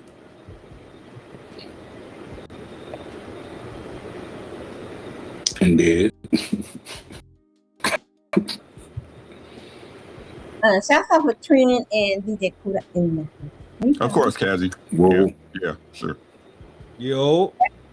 Kazi said, seriously, men have really gone to war. Oh my gosh, she sound like Jazz. Sitting up in your air-conditioned house. Throughout history, Men have rarely gone to war. Oh my God. Are you serious? Ungrateful bitches. Y'all some ungrateful ass bitches. Rarely? Boy. Hold on, she said rarely? You know how many wars were fought over women? Y'all some ungrateful ass bitches, boy. I swear for God. Yo, why the fuck? All right. Okay, I'm backing up. I'm a back. Y'all all right, friend. Y'all don't understand the audacity of this shit. This Didn't is he kill all the audacious. native men and keep the women? This is audacious. Didn't Genghis Khan kill all of the men and have sex with all of the women? They see a video every couple of months of some dude getting shot trying to protect his sister, his girl, or some shit like that. Yeah. Shut the fuck up. Shut up for real. Let me tap it. Y'all hear me? Yeah, we hear you. Go ahead, Trey. Grateful assholes, man. That shit crazy, bro. There's not been a war on American soil for a specific reason. It has taken everybody to hell on their own territory. You think we not going to? You think we go over there because of what? For fun? No, we go over there so y'all safe over here. What are you talking about, dog? All right, I'm back, y'all. Do you not know there was a civil war fought in this country? Hey, yo, how old is... All right, so a little bit of context. What they're talking about, creepy women and stuff like that. You know, a lot of players and people woke up having sex and shit. Like, I don't know how to explain it. Yeah.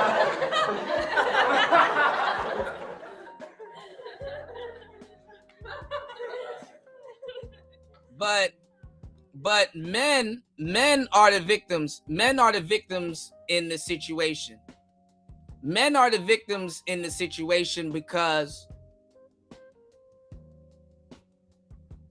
if your wife makes you an involuntarily celibate man, these were the real niggas ain't having a real conversation. If your wife makes you involuntary celibate and you want to relax for 2 seconds and you leave the house to go look for happiness and go get some coochie, well, guess what? You lose half your shit.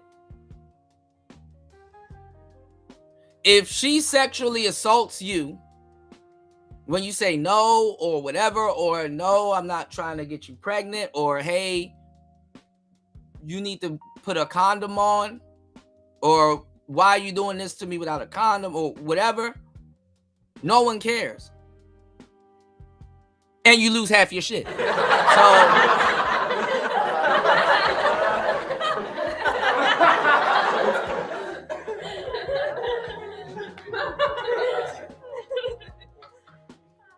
it's only bad when it's you. You know, people are like, oh, did you know Bob Marley? He sexually assaulted his wife. All of that shit is used to down a man. Nobody looks at a woman that sexually assaults her husband as a bad woman. Yeah, that's what I'm saying, L Bug. And you know, women ain't about to sit up there and have Chat GPT will lie to you like a motherfucker. And Chat GPT don't know what the fuck it's talking about half the time. Cause y'all don't know how to get it to act like it knows at least somewhat what it's talking about. Chat GPT don't be knowing what the fuck it's talking about.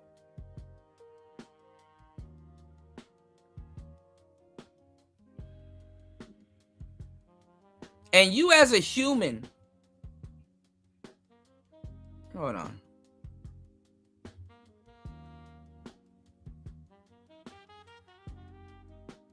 You asking ChatGPT to fix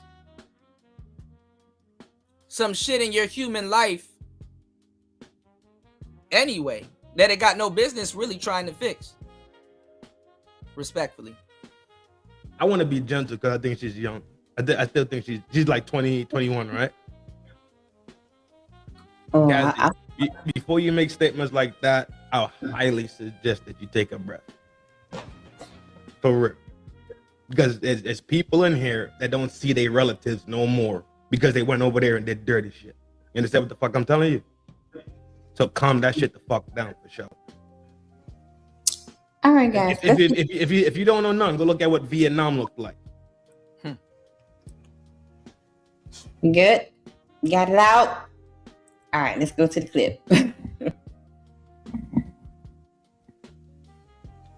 Oh, here we go. Hey, I'm going to just. I'm going to lie to you. Most of y'all don't get physical touch. Hold on, Sean. This is how I'm going to get. I turned down women plenty of times. I don't know what y'all think is going on in these streets. I don't believe you. When I walk down the street, I gotta walk with a bat, and I'm telling them that these still boots work. I would kick. Why?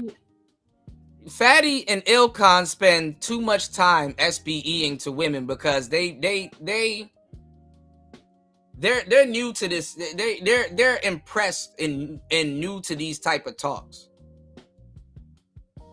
You understand what I'm saying? They're relatively new to these conversations, like a lot of people. They're just repeating talking points over and over again that they barely believe. Respectfully. So they're still in that stage where they're like, oh, well, let's try to convince women and talk to them and trip them up and get them to admit certain things. And they don't realize that there's an art to that shit that they don't know how to do. Like they don't know how to draw it. They don't know how to, you know.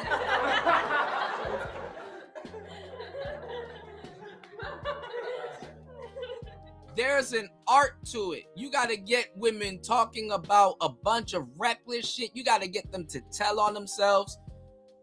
You know, man,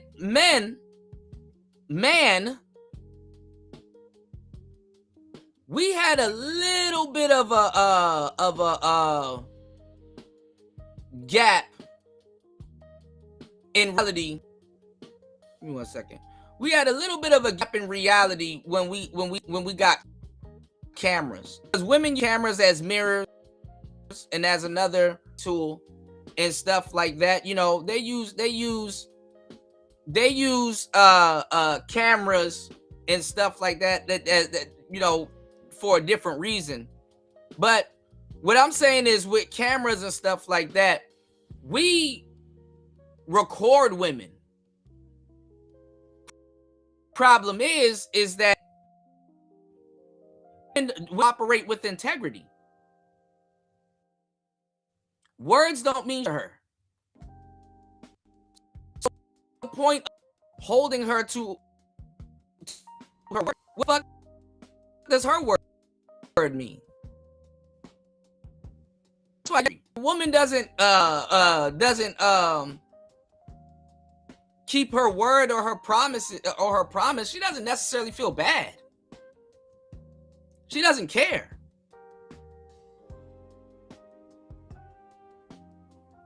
She don't care. Because words don't have to mean shit in her world. Nobody looks at her as less as a human being if she falls short. You though, you all kinds of bitch ass niggas. You a liar and blah blah blah. You don't keep your word. How can you live with yourself as a man?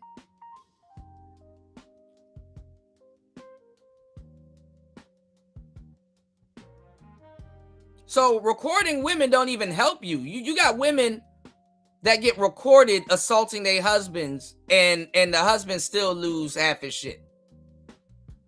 And no one gives a damn. You have to beg the world to give a damn about some shit that's on camera.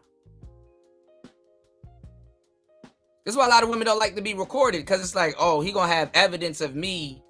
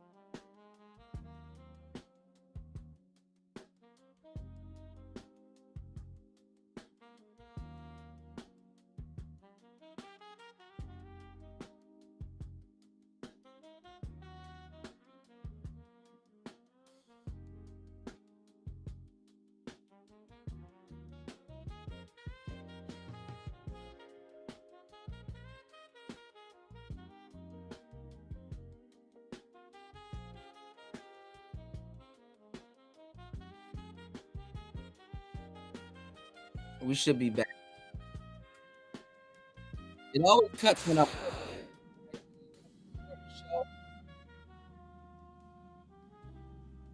So, like I said,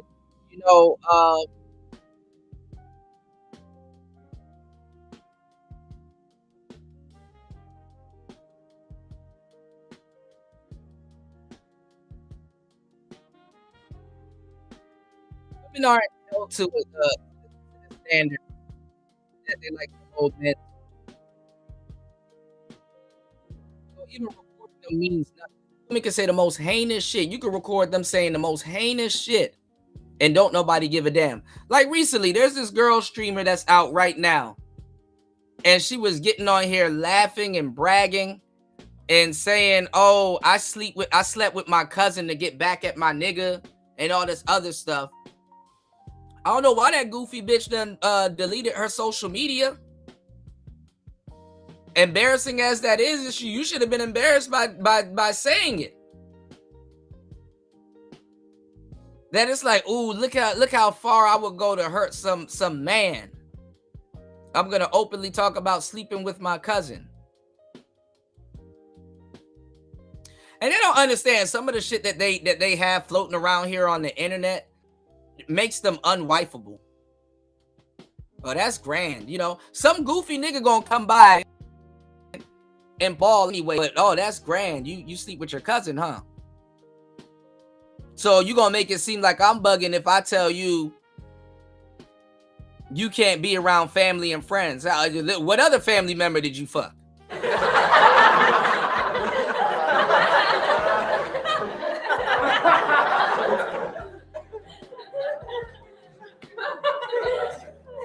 she said it like it was a fucking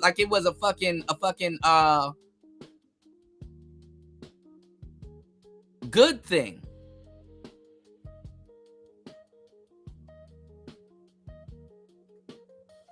Didn't age well. In the moment, it probably was to her, but like, why you slept with your cousin. Toof. Wow. To get back at who? Somebody that's not your cousin. Oh. Good to know. Great to know. I don't think women don't get turned down. That's weird to me. I turn bitches down all the time. Can y'all hear me?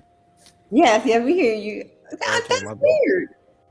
What you said, Ray? You said they think women don't get turned down. Yeah, she said because she was like, he said, I don't believe you. Like, women can't handle rejection. Women they love to dish it out, and women get rejected. Women actually face the worst type of rejection. Passive. Down, they just don't like to hear the word no. No is a very attractive word to a woman. No is a challenge, and this is why it's so backwards when y'all talk about men, because women don't approach. That's the reason why I came for like 2-3 minutes and I saw the girl talking about approaching a man. Women don't know how to approach. If women had to go out and go actually physically get dates and stuff like that, they wouldn't do it. They wouldn't know how to. The laws would you would literally overnight have to rewrite the laws. You know what I'm saying? Like, how do you walk up to somebody and put your hands on them? Right. But that's what I was other saying. way around, you go to jail. Yeah, you can't do that. That's if it's the other way around, that's assault. And then the thing, and then what's even more funny about it is that, like, if it's the other way around, you go to jail. Men can't walk up and just start putting their hands on women and shit like that. That's assault. You know what I'm saying? They don't know how to go keno out the gate. So what I'm saying is like even when it comes to approaching men, women don't know what the hell they doing. Mm-hmm. I swear to God, if you take coochie away from women, there would be nothing to talk about. Like y'all wouldn't know how to get a husband. Y'all wouldn't know how to. And then y'all reduce yourselves to sexual objects. Y'all don't say nothing about cooking, cleaning, providing peace, or anything like that. And the fucked up part about these conversations, again, I got to reinstate, is that you're begging adults to be decent people. Hey, can you be nice today? Why do I got to ask you to be nice? Yeah. Why are you mad? Right. What's the real problem? You see what I'm saying? What's the real problem? Mm-hmm. I mean, the real problem, what we got going on now is decency. We're not even arguing about, we're arguing about basic decency. Hey, can you be a tolerable person for 10 minutes? We're arguing about decency. It's not even about womanhood or manhood or any of that stuff. And then what makes it even worse is that men think just a little, like, women are cosplaying as women nowadays in the West, which is crazy. But whenever you get a slight inkling of decency from them, they pull back. So it's not even that. It's psychology and decency. They playing push pull with y'all. She push a little bit, but then pull back. And dudes are like, "Oh, I got a lady, but damn, this is what she, you know." Like, it shouldn't even be a thought in your mind that you have a lady. You should know that. That should be like, that's visceral. You know, that should be visceral. Her femininity should be visceral, especially in America. Yeah. You know, you're not living in no masculine. Bitch, you don't gotta go outside and go swing no hammer. You know what I'm saying? So you ain't outside fucking building railroads, bitch. You in an air-conditioned house talking shit. Bro, it's because we do live in. So why you not feminine? Why I gotta worry about you cooking and shit? So because they don't see no value in being feminine. They find and they'll burn boiling water. They talk to each other and devalue femininity amongst each other. But they're not feminine. They're cosplaying as feminine. Why do you have to fight for your life to be feminine? Before we even get to the fact that they're not feminine, they're turning other women off from the idea of femininity altogether. They don't make it something that's cool to be for a young lady. They gotta destroy their competition. They gotta destroy their competition. I'm gonna keep it a buck with you, right? I believe they're feminine just fine. No. I really do. Nah. Right? Because as soon as they go get a white dude, yeah, but they're cosplay. They're that's what I'm saying, Let right? them rock out. Let them rock out. Right? We already heard all of this shit. They'll get feminine for a white man quick. Clean up their voice. But they cosplaying. And niggas know they cosplaying. Y'all not hearing me. Even the white Y'all man know not they hearing me. The white man know they faking too. He know how she really is. He know the white man see the code switch. So again, like hey, we all lying, Red. You better fucking lie in. Wait, I got it. Zarex, what you mean that's on men that women don't value femininity?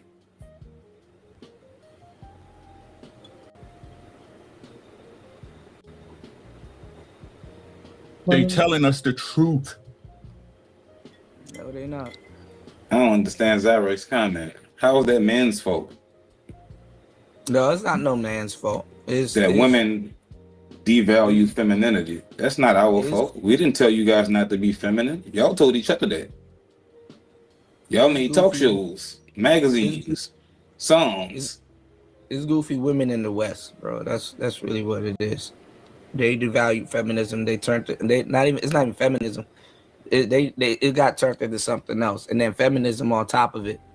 And then as men, we gotta talk about real topics and get off the surface level shit because quote unquote patriarchy, we do push a level of feminism. So but that's another convo. All right. Yeah. Go ahead. For y'all, because it's Monday. He gave it straight lace, no chase. To do tomorrow for the mad scientist, so I can be up all night. Here we go.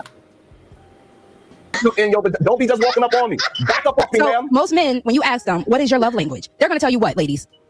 Physical touch. Physical touch. Most men are going to say, Can you shake my hand first? liking the physical touch, right? Nah. Hey, you know what? No. We're going over here. You know what's fucked up? Y'all can't shake my hand. Hey, Sharon was about to do a whole show on Monday about any changes. All mother already. Okay. I just want to say this real quick. Y'all need to be very careful what you say, because if he's on the bounds of men barely reject us, Chris Brown has a very strong case to run through all of y'all without asking for nothing. If he's about how many times I'm rejected, and women rarely get rejected, so y'all implying he's okay. If I put Jason Momoa here, there's a man on this planet that can never be accused of taking it because they barely get rejected. That's right. But that's so cap, Fatty, because the last time I was here, I'm explaining. The last time I was here, you guys were talking about how most men don't live the Chris Brown lifestyle. So if that's the case, most men are actually wanting women to go up to them and be like, "Oh my God, you're so handsome! Oh my God, Roxy, Fatty, you how are said today?" you said that you were part of the debate team in high school. Is a logical, like you are not being logical, right? If you're saying, if you're saying, I was an emotional side of debating, by the way. Yeah. But if you say he's okay because women barely get rejected, most men. I think that some women don't. Hold on. I think that some women don't need to drink to be on panel. It's not late because they just. I love you, Rosie, but baby, woo-wee. It's not ladylike. Glass on because y'all not listening to what y'all saying. Oh, they don't B Taylor 2.0. That's why B Taylor 2.0. That's why with Jessica X and a lot of the other women in the space, y'all don't know what roles they need to play, and y'all don't give them any roles, so they do what the hell they want to do. That's why with Jessica X, I was telling her, and even a lot of the other women here that that want to I guess talk to other women or bring some type of clarity to some shit. That's why I was telling them and telling the dudes in the space, if you have women here that not necessarily will be pick-me's or whatever, but if they're going to speak on the male behalves, you need them to be talking to the women. You need to organize these panels where you dudes aren't SBEing and you get them to talk to the other women or whatever, which they already know. They're just going to try to write the girl off as a weirdo. But the thing is that women know that they're full of shit. And it's the same thing like with hunting. Niggas jump on the back of a buffalo to go hunt another animal. And it's like, well, bro, what are you doing with this dude on the back of you chasing after me? We're both animals. I thought we on the same team. It's like, nah, no, we not. But anyway, I digress. Women don't have to use a quarter of their brain capacity to talk to you niggas. But when they're trying to lie and bullshit another woman, this is where the real game comes into play, because it's like both of them are women. Both of them know how they're going to lie and try to inflate certain things and do certain things. So you get to see the real woman. You get to see the real character of her trying to go out of her way to bullshit another woman because they have to use their mind. Women can just talk to dudes in autopilot. They can just talk to dudes on autopilot. They can lie, gaslight, and bullshit y'all into oblivion. Even the dumb ones. But when they're getting put on, that's what the Cheyenne Bryants and the what's the other Bryant? There was the other Bryant. What's this woman name? What's her name? Not on my watch. What's her name? But you got the Rebecca Lynn Popes. Dang, her name's on the tip of my tongue. Ayala Van Zant. I think that's her name, Ayala Van Zant. And all these other women out here that have failed matchmaking with women, by the way. We waiting for Kendra. Because it's on the way. You know, they got to go out of their way to bullshit these women. And the women aren't buying it because they're like, girl, I'm a woman too. What the fuck? Like, come on now. You want some bullshit. That's the best way to expose it. Not sit on here and try to convince women to have the same lifestyle as a man without all the responsibility. For a man, what is a love language for a man? A woman got to know how to cook. That's my love language. You better know how to cook. Right. You better know how to cook. Oh man. You know how to cook. We ain't got nothing shaking. No. Okay, we go. Second that. And never will the selected man that probably never get rejected. Like, let's go with Drake, right? If I put Drake in front of 1,107, if Drake takes from the other 20 and say, hey, he barely gets rejected. Sounded like, remember that kid that was very rich and he raped somebody behind the dumpster fire? And people, his parents said that he suffered from affluenza, which is so, he was so privileged and he never got to say no, that he didn't understand that he was doing something. Y'all are making that case for a woman, and this is going to kind of hurt. And that's not really how that works. That's not really how that works. A lot of rich kids, they're not used to people saying no to them. They're not saying no to them, and they're not, and they're so used to being able to walk away with something or pay for something that sometimes they got to add an extra element to it. What's the extra element they got to add to it? Fuck it, steal. They just got to straight up steal.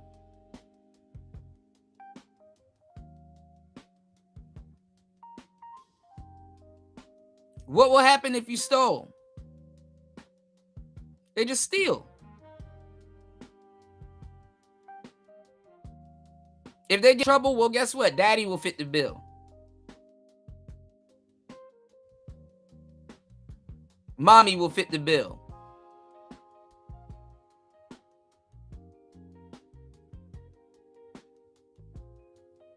So there's no repercussion in the future, but I'm going to leave it alone for now. Let's so see when how I ask, do men want the? I'm asking you as men. How are the conversation? I need the register letter. Because it's like everything that they were saying. I seen the stream yesterday, DJ Kuda. It's like everything that they're saying, they men can literally flip it on them and be like, "Well, yeah, then it should be me." How to it on them. And if you don't know, if you're regurgitating talking points for the most part, right? And you don't know how to get them to that point, you miss an opportunity, because that's the thing. Remember, you're talking to an audience. So no matter how right you are, right? You still got to get your point across. You still got to learn how to convey what you're trying to say.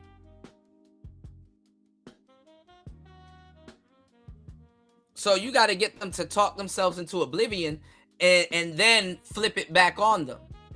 within the same show because people's attention span is short. But the fucked up part is, even if you get the whole admission is a she did a lot of fucked up shit, you can get them to admit it, right? You can get them to admit it, right? And that still don't mean shit. Because nobody's going to hold them accountable. Still don't mean shit. Now, somebody will say, well, Kuda, ain't that fucked up? Yeah, it's fucked up. But guess what? Nobody gives a fuck. When a man says something, no one cares.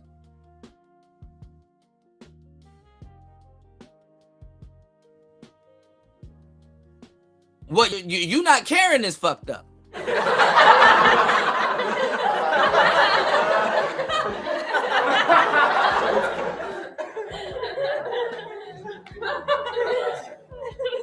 I forgot what it was a major event though. I forgot what major event happened. But there was a time. Oh, shout outs to somebody dropped a 5 on the cash. I appreciate it. Hold on, let me. Oh man. Shout outs to LA Divine. My bad, I just got my phone back working. Shout outs to LA Divine. Dropping the huge. What's the matter, Daddy? $5 on the Cash App. Thank you so much, bro. Shout outs to you. I appreciate you, man. Thank you, button. Make sure you guys hit the Cash App. Support the show. Shout outs to LA Divine.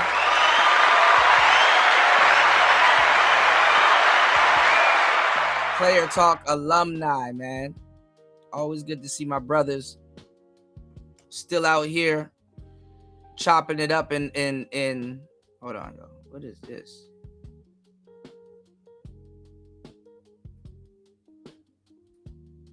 Yeah, always good to see my brothers out here still chopping it up and doing their thing. All right, make sure y'all support the show. Hit the Cash App. This is what I wanted to say. Let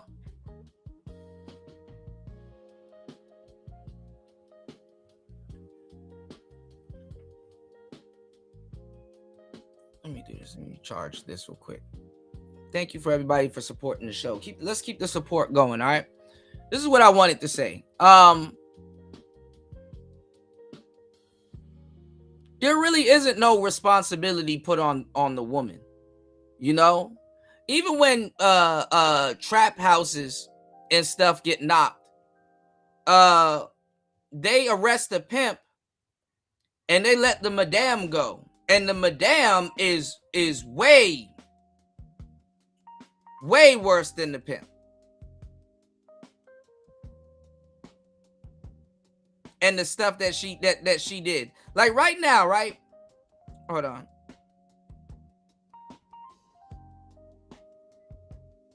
Hold on. Offline. This phone is broken, y'all. Like right now, right? Cassie, she got to go to court because one of the male escorts that she was sleeping with and got pregnant by, he's taking her to court. And she fled the country. She moved out. She took the millions that Diddy gave her and moved outside the U.S. And it's hard to get her to come to court.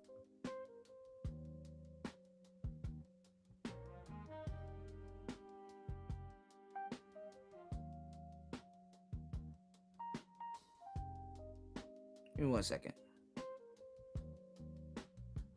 Everywhere. Women just sit. Hold on. On the couch all day. Fuck. Man, this phone is broken. Hold on, y'all. Mobile games. Whatever. Anyway, she fled the country. And really, I'm going to tell you the truth. When women be guilty as fuck, the courts really don't want to deal with it. They'll lock your ass up all day. Take your passport, come look for you. But when they got to do that with a woman, oh man, it complicates things.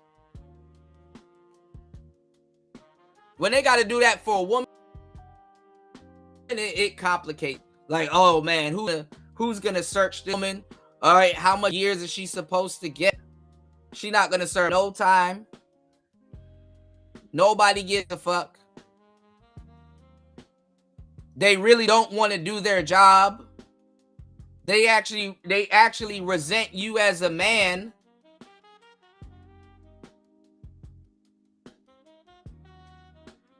They resent you as a man because you have to get them to do their job. They're like, you might as well just take the sexual assault. Cassie slept with that man while she was on her period and stuff and all kinds of stuff. She had to bring him to the brink where he was disgusted by her.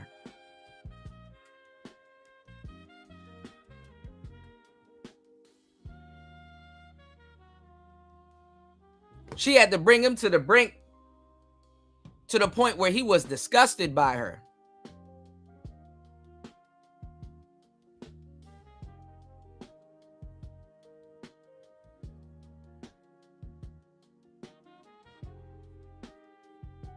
And now she about to play these games with the courts that really don't want to, that really don't want to help this gentleman.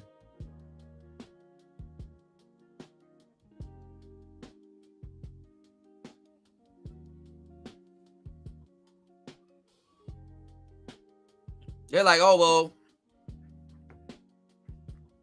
niggas need to settle.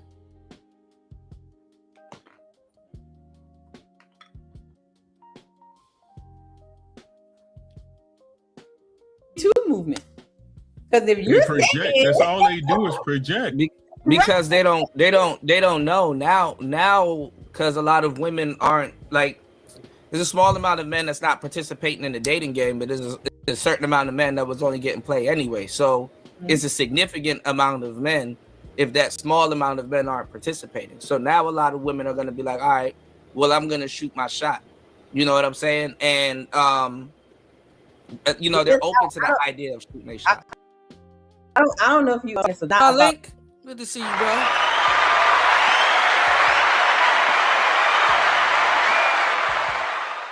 Yeah, they absolutely were talking about sexually assaulting men openly, and they don't. And when you have these stories about 2K and Jay-Z and the Epstein files, bro, this is why women don't want y'all to go down the PDF file. I told y'all this when Jazz went off on 2K and them for talking about this stuff. They don't want y'all to talk about it because when y'all talk about it, you're going to realize that women are bigger rapists than men. Way bigger. They get away with it. These kids are in the care of the women. The care of the women.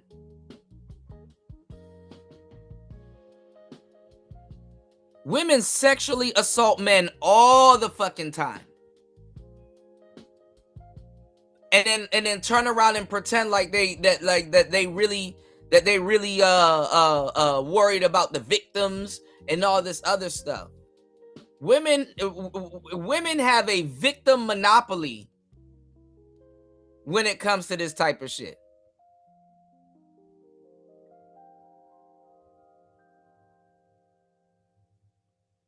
And I'm telling you, it's very fucked up in this patriarchy that a man that got sexually assaulted, oh man.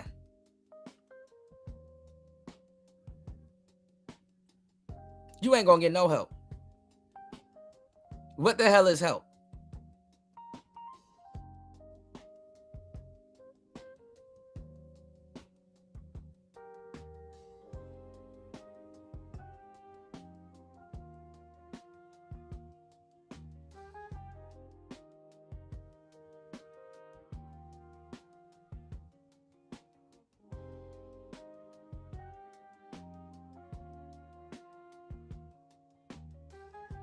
Y'all please hit the like button, support the show. Hit the hype button, hit the Cash App. 5 hours and 42 minutes into the madness.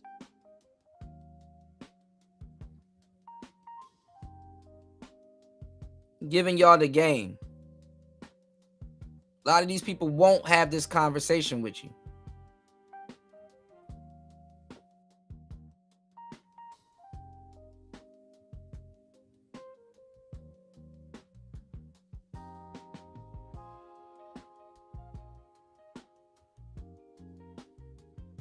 Give me 1 second.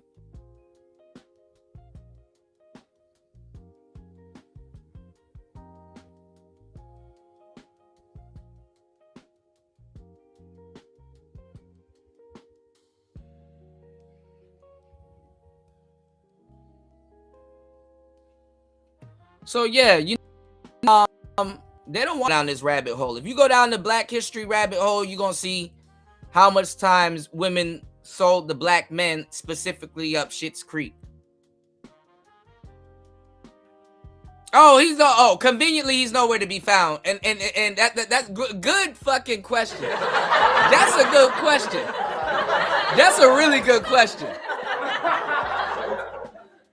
It didn't even hit my. I didn't even put the two and two together.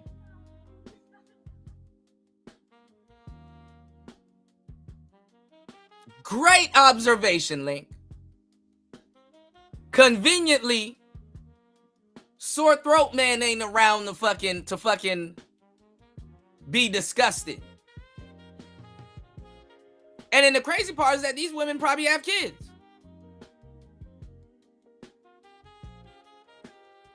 You think men need to get told no? Women, they do not like the word no. They are offended by the word no.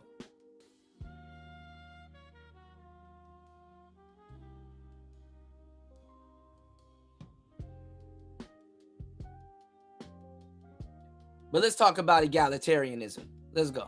Dating. This is about a man made a post. Being creepy, right? Because he woke up to his girl riding him. Okay. He told her to stop, and she didn't. She kept going because until they finished, and he felt creeped out about it. He felt gross about it, and he felt like she took advantage of him. This is what this she about. did. The ladies on here are saying that what's wrong with that? Because if he's my man, I can take it if I want to. So what the guys are about to do is, well, if that's the case, if you're my woman, then why are y'all complaining? But see, Fatty and Ilkan don't know how to navigate a conversation like this, because even the whole approach was fucked up. We know this about women. And kudos to you if you can get them to say it on a recorded live. Because they will unapologetically say some PDF file shit. But who cares? Because who's going to enforce it? Laws don't mean shit if there ain't nobody around to enforce it. And you have to beg the police to enforce it. A woman will be a straight PDF file and it's like, but what's going to happen? Like, if we take her to jail, she going to have, what's going to happen with her kid? Nobody gives a fuck about the father. And say, oh, what's going to happen to his kid if he goes to jail? Nothing, because nobody gives a fuck. They're going to be like, oh, damn, we're going to have to break up the family. We're going to have to pull her away from her family. She's going to have to go to jail for 2 days. She's going to lose her job and not be able to provide. You want that to happen to this woman? What should happen to people if what happens to other pedophiles? Shout outs to Link, shout outs to And1 Play 5. They don't give a fuck about no justice. Justice?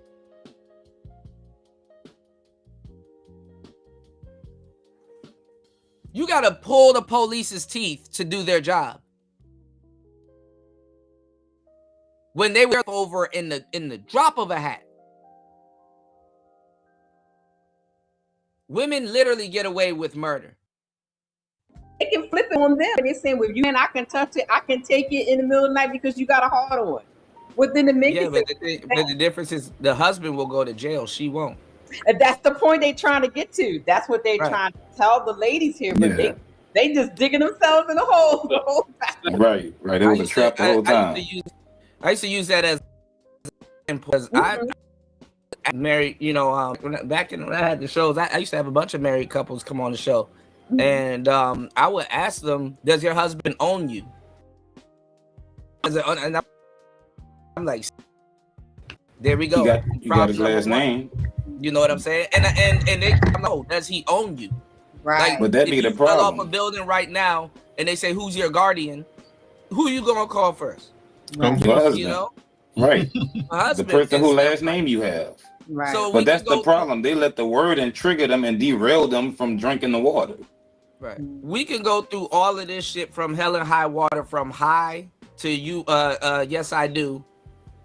And when somebody asks you, does your husband own? Oh no, of course not. No. He has a whole ring on your finger. You got his whole branding on you, his last name and everything. But you're not team your husband. Right.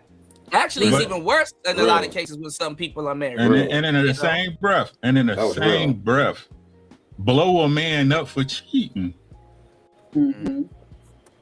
Listen to what I'm saying. I gave people the game a long time ago. Let him finish. Listen to what I'm saying, right? Y'all really need to just y'all gotta understand all they do is lie and project. That's all they do. When they say some shit like this, and I quote, right? I will pick the bear. I'll pick the bear. Right? You know why they say that, right? Because if they was a man, they believe they do some dastardly shit if it was a woman. Facts. They couldn't Facts. be a man.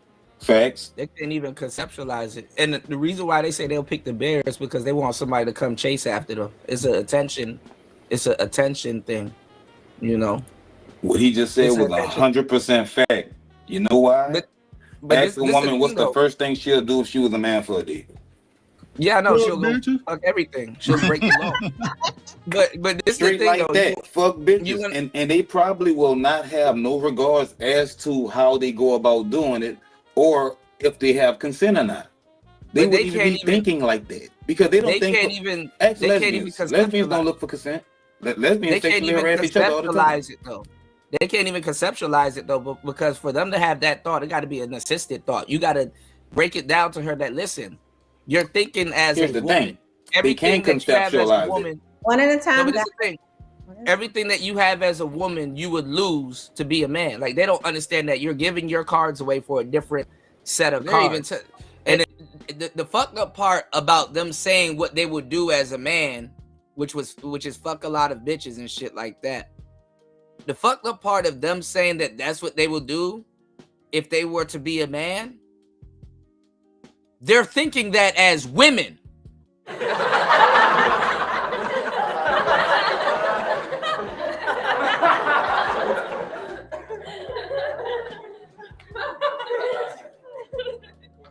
They're thinking that as women. They're not thinking that as a man. So it's like, oh, okay. So you'll do what now? Take some notes. You'll do what?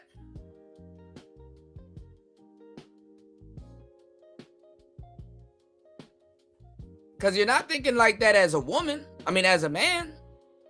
So if a man is guilty, if he thinks like that, and you're a woman and you come to that conclusion times 10, first of all, that makes you a fucked up woman. And let me tell y'all something too with the L. Gibbet and a lot of these women and stuff. Let me give y'all the game on that shit. Let me put y'all on the biggest game in your life on that shit.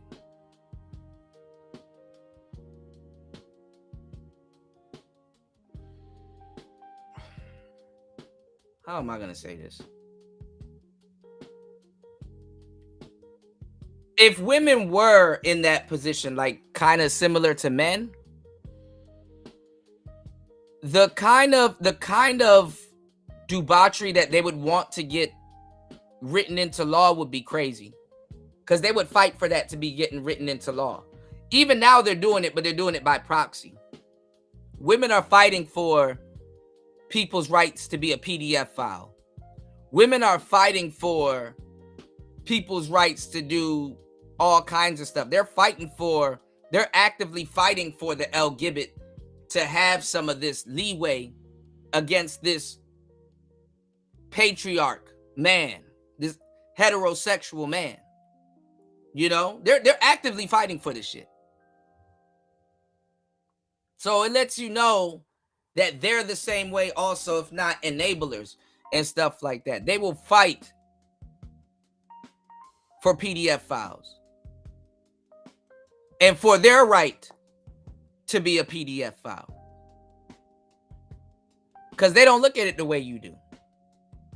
Let's go. And the thing about the whole bear thing, like I said, is to see who can go after them. This is how entitled women are. If you listen to how it's broken down with the man in the forest, they think that automatically if a man spawns in the forest, he's supposed to be protecting them. Spawns. You know, if a nigga just, I saw a man in the forest. Okay, good, he can protect me. Wait, hold on. First of all, what are you doing for him to even say, hey, I need to protect this person? You know, you don't even have a kid. It doesn't strike there. It doesn't, you know, or any type of attachment for him. So if a random man shows up in the forest and stuff like that, see, they're not even smart to assume a bear is in the forest. They just choose the bear. As a man, you put me in the forest, I assume a bear is in the forest. Another thing. Okay, go ahead. So, homie, what you want to say? But pretty much what I was saying is that I agree with what you're saying, right? That's the logical route. But if you go even more logical route, we understand women. They can conceptualize it. It's not to their benefit. No, they can't conceptualize it. They don't realize that everything what makes them a woman now, you got to take all of that away for a new deck of cards. I've done this thousands of times. I've had this conversation thousands of times in front of y'all. And still, I get protests by the dudes, but it's like the dudes don't know what they talking about, respectfully, you know. But you gotta enlighten people and give them some games. Let's go. To accept the reality and live in the reality. And shout out to this brother. Shout out to the brothers on the panel. The system is set up to where it's not in their benefit. So if it's them or us, they're gonna pick them. If the house is burning, fuck it, let this bitch burn down. As long as I can do what the fuck I want. And that's the reality of it. I've heard them admit it. Yeah, but their reality still ain't our reality. So a lot of times when you bring up reality to them, you're still explaining something foreign to them, you know, even though they know about it. That's not what they go through. Yeah, to some of them, yeah. I say foreign to some. The ones who are projecting and pushing forward this immoral narrative, they know what the fuck they're doing. They don't give a fuck. Megan Thee Stallion just posted something yesterday with a dude reviewing her and pretty much talking, and the dude was spot on. He was calling out these young hoes for looking up to Megan Thee Stallion, following her, doing the hot girl summer shit, and she posted on the video. She did a reaction to it, and she like, yeah, and we gonna go out. And women don't give a fuck about leading other bitches off the cliff. They just want to know they ain't the only bitch that jumped off the cliff. In their mind.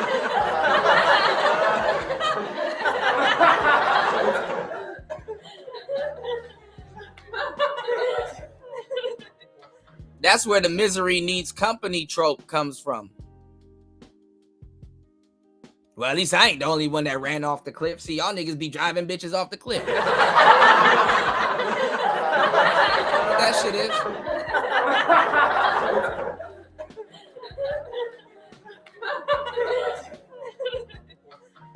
When y'all niggas come to a damn revelation, it's like, oh. Do we? Yeah, clock that T. Fuck you, nigga. Question. Where did Meg Thee Stallion get her persona from? The horse? I would like to believe Nicki Minaj, but then I don't know when I really think about it. So who came first, the whores or Nicki Minaj and Megan Thee Stallion? Nicki came first. No, he said the whores. The horse came first. The whores always been. She thinks she the female Pimp C, and she far from it. She ain't nowhere close to no damn pimpin'. Who is Pimp C? You don't know who Pimp C is from UGK? No, don't mind. Where did she get her persona from? Texas. From the What's her target audience? They already who? Oh, niggas. They were already cultivated. No, Yeah. she got her persona from nerdy niggas. Cosplaying, being in the anime, she tapped into that fan base. It was a bunch of niggas. I mean, she kind of They came a little later, though. They came a little later. When I got hip to Megan, she was doing her cosplay stuff, her anime stuff, and she was diving into that. Okay, I might have been late too. I might be wrong. Her lyrics been the same. Her lyrics been the same, right? I might be wrong. Right. Again, let me ask y'all a question. Where did she get her persona from? Lay it on me, huh? You say, I don't know. Was it something that she invented and then women copied her, or did she copy other women? She copied other women before her. I mean, a lot of us could say Little Kim, but the thing is that the on the female rapping side of the game, and I said this like with Glorilla and like Coi Leray and stuff years ago, was that because they used to lie and say men were the one that made them get BBLs and all this other stuff and breast surgery and all this other stuff. And I'm like, no, they doing that for themselves. Right. I'm not even talking about that. I'm not even talking about that. Right. That's the BS. That's the BS. Yeah, go ahead. I said Lil' Kim. Yeah, Lil' Kim too, right? So again, was Little Kim a one of a kind wonder as far as not her artistry, not her rapping as a woman? Absolutely. At that time, they got it from the hoes, the old school hoes, you know, and the madams. Biggie kind of forced it that way, like be sexy. That sells. A female rapper is basically a female rapper is basically a glorified madam, telling a bunch of hoes to go. Did Biggie experience different hoes besides Lil' Kim? 100%. Yeah, he had Charlie Baltimore. Yeah, that's what I'm saying. He knew what would sell. And what?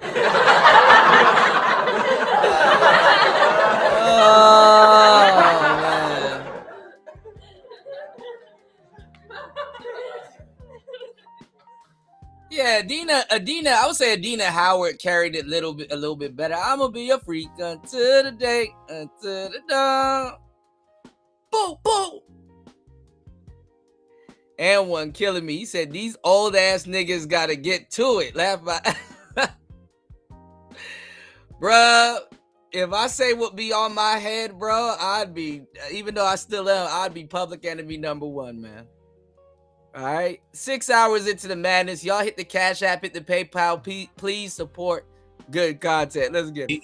He figured the whore's ways will sell.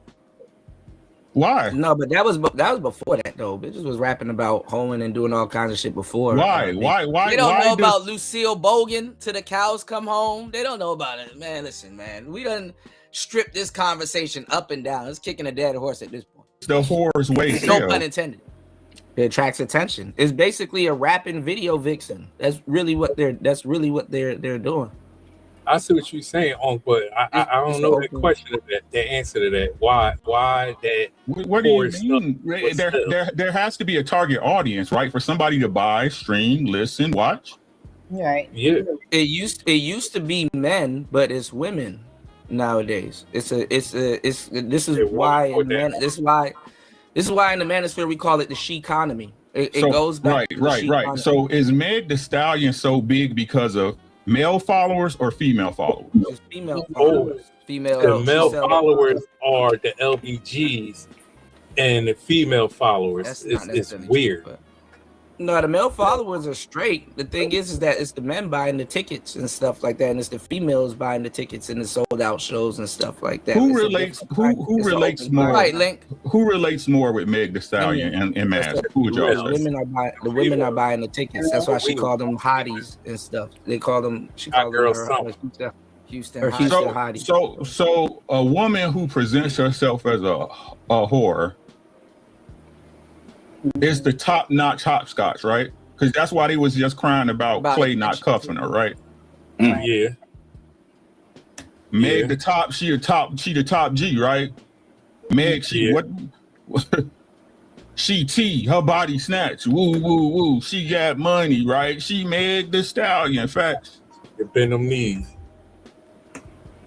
Yeah, she's That's only the best. Hey, that's the best of the best, boys. Hey, boys, fellas, that's the best of the best. What they have so far now. She only here for an image aesthetic, honestly. But to That's my the point, best of the best, fellas. to the point that I was making when I brought that up, she know what the fuck she doing, and she don't care. By that video that she made reacting to that dude, she was pretty much, and the dude was speaking. He was saying the same shit you saying on, and Meg right there in the corner. Fuck you, nigga. I don't care. We still gonna do it. Hot girl summer. They don't give a fuck. They don't care if the house burned down, as long as they gonna have fun before it go. She on the cusp of her youth. That's really why. You know what I'm saying? And she was always like that. I mean, but the thing is, Link choosing violence. He said Rick a goofy too. I seen him around. Damn.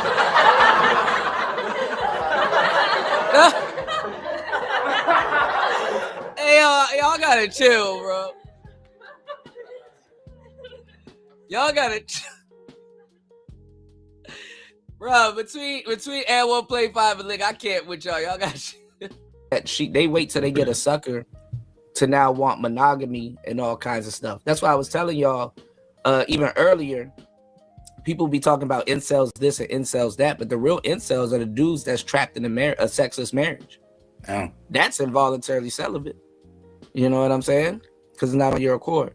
So a lot of those women and dudes and Clay, he didn't fall for it. You know, okay, why are you sleeping with everybody here and you're this big old freak, but now when you with me, you want to be monogamous. You know, so if she likes you, she'll break rules. If she doesn't really like you, she'll create rules. You know, that's what Unc say all the time. If she like you, she'll break. She was a monogamous whore, though. She was one of the relationship. Didn't know how to go about it. She was like a monogamous whore. Well, I mean, Clay would have been her test. I wouldn't even say that. She was cheating on the last nigga she had. The nigga that was ready to fight the baby behind her. The nigga that You said old been with the same women since high school. High school ass old been with the same women since high school ass ninjas. You said in the 70s. Yeah, I mean it's completely different. I mean, even at one point, I got into an argument with Angry Man about it. I'm like, bro, these dudes nowadays are different. These dudes nowadays are different. Dudes nowadays are dealing with a different breed of bitch. It is not what y'all think it is. Bitches are out here eating ass.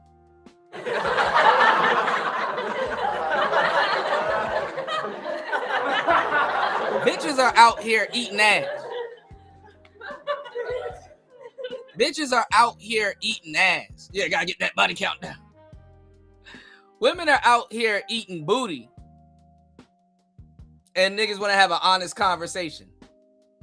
Why you think niggas don't kiss anymore with bitches? Pause. People ain't kissing anymore. It's a prostitute economy. she was cheating on it with two niggas. And he made a song about the shit. She's knowingly ran through. And she's the best of them. Yeah, she the town bicycle. She literally made a song called Thought Shit. Listen to what the word thought means. Hey, let it soak in for a second. She's the best they have to offer. How dare you? This was millions of women. Yeah, they were saying that. Yeah. Women will follow whoever. If they put a bag behind Megan Thee Stallion, people ain't just following Megan Thee Stallion because she's Megan Thee Stallion. People don't fuck with you until they see people fucking with you. They put a bag behind her. That's why when Nyla and Cynthia G tried to run that goofball panel about cleansing of the womb and all this other goofy ass shit that fucking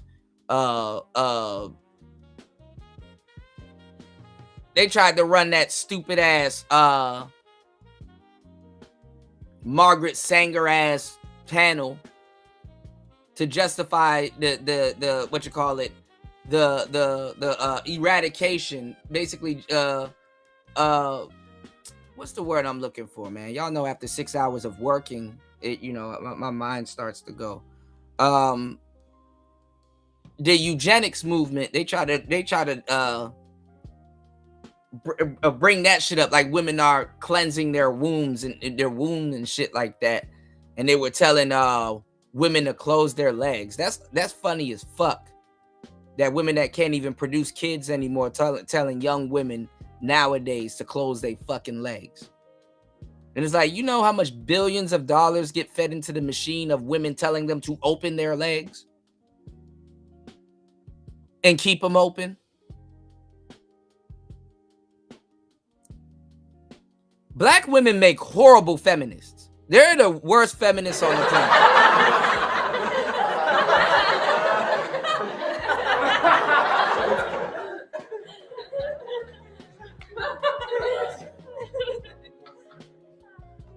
If I was white, I wouldn't trust them neither.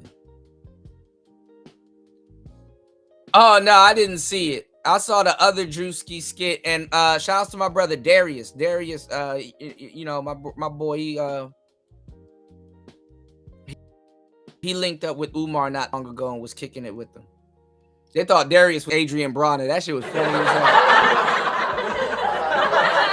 Shout out to my boy Darius.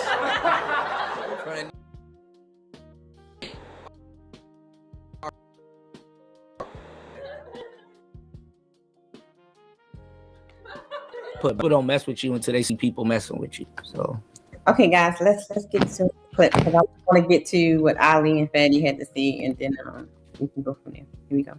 With the stamp of the consulate of the United States. No, the first date. Are we? Yeah, I need the NDA signed. Yes, I need the Leonardo DiCaprio special. Yes, when you get in the door, there's like 7 papers, so you can actually sign on the bottom. Ilkan Ali, once again, thank you very much for growing your beard again, man. I'm very proud of you. It was very. I'm very proud. That Shaq called you his twin. Y'all do kind of look like right now. Yes, but y'all have changed the world. Y'all have changed the world with this show, and it should go viral. You know when y'all say just because you dress a certain way doesn't mean that y'all want sex. But shit, don't listen. See, y'all haven't been around here long enough. Don't nobody gives a fuck if you catch a woman in a lie. You're better off trying to convince people that there's money in catching women in a lie. They'll tighten up a little bit, but there's no money in. I mean, no one cares about a lying woman, even if she ruins so many people's lives. No one cares. Why do you think women nowadays that lie on athletes fuck up everybody money? Then when it come out and she says, I was lying, nothing happens to her. She still gets treated like a victim. you admitted that just because a man is a man that he wants sex. You know you want it, right? Y'all also said if the person likes you or you like the person, you ain't gotta ask. You said you don't need the consent. You said I'm not asking permission because you're my holding women to their words. Women used to hate being recorded. But now you can record them saying heinous shit all day and nobody gives a fuck. Where's the people that's holding these women accountable for the PDF file stuff they said on this panel? Where's like the female version of Taz going around like, I don't know, man. You said some wild shit on that panel and doubled down on it. Where is that? Since they feel so strongly about the subject.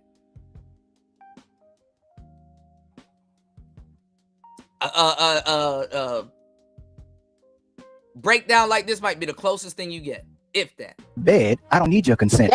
I believe Sarah said you gay on top of that. Look at Melanie. Melanie down there like, nope, I'm sure not. I'm not going to ask for nothing. I'm going to take.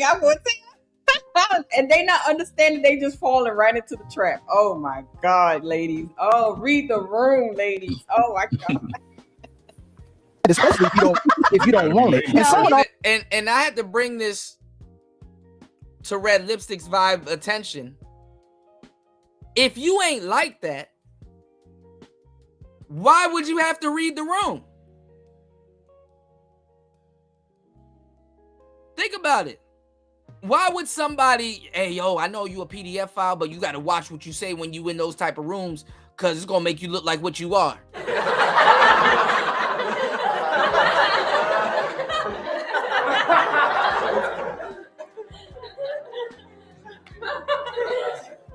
Notice with the whole 2K thing, I'm sitting up there saying, yo, I know that's not what you are, but hey, they're going to put that jacket on you.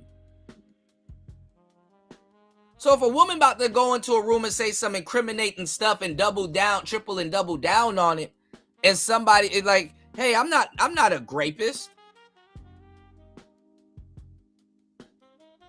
Why would you have to watch your words? Why would you need warning if you're not that? Why would there be a gotcha moment or a setup or anything like that if you're not that? It's like, yo, I'm not this. But let me speak on it because I speak on people that are that, and I speak on my dislike for people like that. But why would you have to warn somebody? Hey, I know you be doing what you do, but make sure you don't say this out loud there, even though that's what you do. And that's what you want to do. And that's how you're going to do it. Nah. Let them tell on themselves. Oh, how much dudes you do? Oh, my ex-boyfriend and the other one and the other. Oh, okay. So you just be taking shit. Y'all have no earthly idea how much laws need to get written overnight if men found out the true nature of women. Also said, Paul, Melanin Legacy. What are you afraid of? You all have given, literally, you all have given men the permission for all the men in the world to not only take control of you in bed, but also in life. Double standard. Right. Y'all bad. Listen, let me finish, because I'm cooking and it's gonna go. It's gonna get clipped. If he chooses, once you become his woman or his girl, he has the right.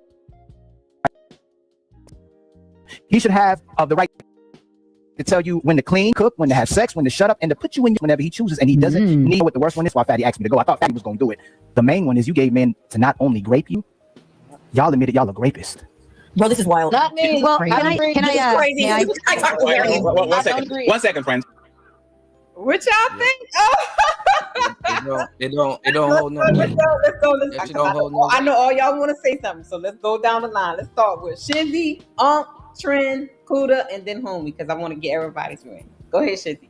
I knew that was coming. Like, they just was setting them up. I knew that they was trying to play this, oh, I'm right, I'm this, I'm that, this role, trying to be a man role, like, you know what I mean? Well, like what Uncle was saying earlier, like, how y'all talk about this dick discipline shit, but also in the same mouth say, take this pussy, I'm trying to give you this pussy, role, like, you know what I'm saying? Then if it's flipped around, it's like you're saying, like, you need dick discipline. Like, come on, like, I just knew this was coming. Like, I just knew it. I was just sitting here waiting patiently for them to flip it right on them. Yeah. And they came and see it. They came and see the room. Like, they just wanted to be heard. Like, you know what I mean? None of them got no ears. They just got mouths. Like, it's just bloom, bloom, bloom, bloom. Like, you know what I mean? And that was the lesson I taught yesterday. You got to know how to read the room, so you be able to know how to conduct yourself and answer the question. They were not reading the room. They were not paying attention. If it's not in your nature, you shouldn't have to do all of that. But that's their nature, though. Like, to read the room is to say, "Oh, let me hurry up and hide this before something happens." There we go. For real, if it wasn't in your nature, you wouldn't have to read the room. Mm-hmm. Sorry. Okay.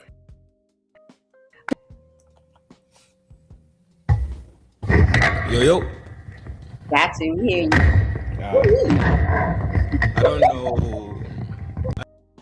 I don't know why we sit here acting lost about their nature. This is wild to me.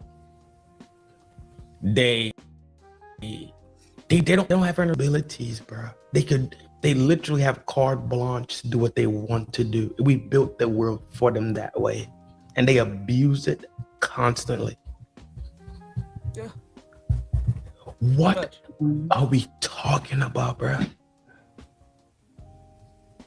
What are we talking about? Are we all of a sudden confused and dumb, and we just reverted back to what, infancy now? Are we not supposed to be grown ass men out here in the streets? Dog, I'm just tired. I'm really tired, dog. Either we know or we don't. Right?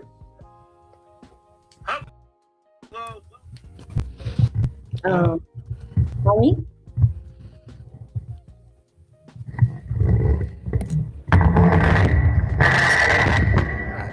God damn, boy. You got a piano, nigga? Man, I'm moving, bro. The microphone, I have to put it back on the floor. Shit. I thought my shit was bad. Well, I'm picking up at what part we left off from? Homie, oh Lord. So go ahead. I was trying to eat. Like I had a long day. No, all I Never gotta say heard is that gasp, gasp. Oh, you appalled? Oh my goodness. Who didn't see this coming? Who saw this coming? Oh. Yeah. I ain't even watched this video. I keep trying to say it is what it is. Good girls do it too. Mm-hmm. That's her nature. That's her. What I keep the good women is the ones who can fight their nature, nigga. Yep, exactly. Y'all don't hear me. I just be talking, Red. Mm-hmm. I just be talking, Red. Better yep, facts. Everything y'all need to, yeah. Facts.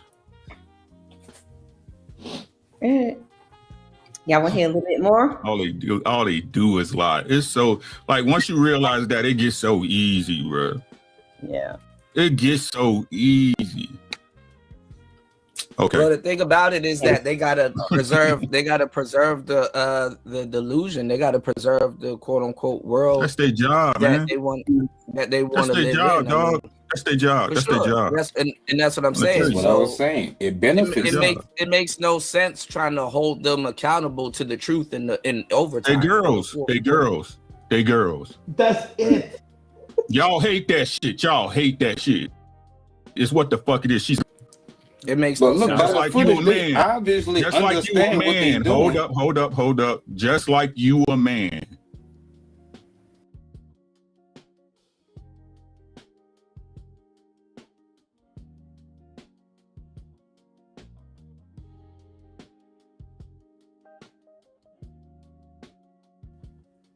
All right, y'all, please hit the like button, hit the Cash App, hit the PayPal. Please support the show. Having a little bit of problems, so I have to run it back a little bit. Hold on. I'm just tired. I'm really tired, dog. Either we know or we don't know. Right?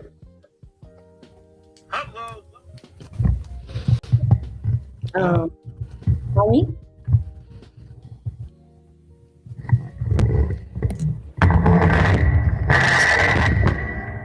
God damn, boy. You got a piano, nigga? Man, dog, I'm moving, bro. The microphone, I have to put it back on the floor. Shit. I thought my shit was bad. Well, I'm picking up at what part we left off from? Homie, oh Lord. Go ahead. I was trying to eat. Like I had a long day. No, all I gotta say is gasp, gasp. Oh, you appalled? No, that's not Locario. You said 1970s game is not cutting it. Man.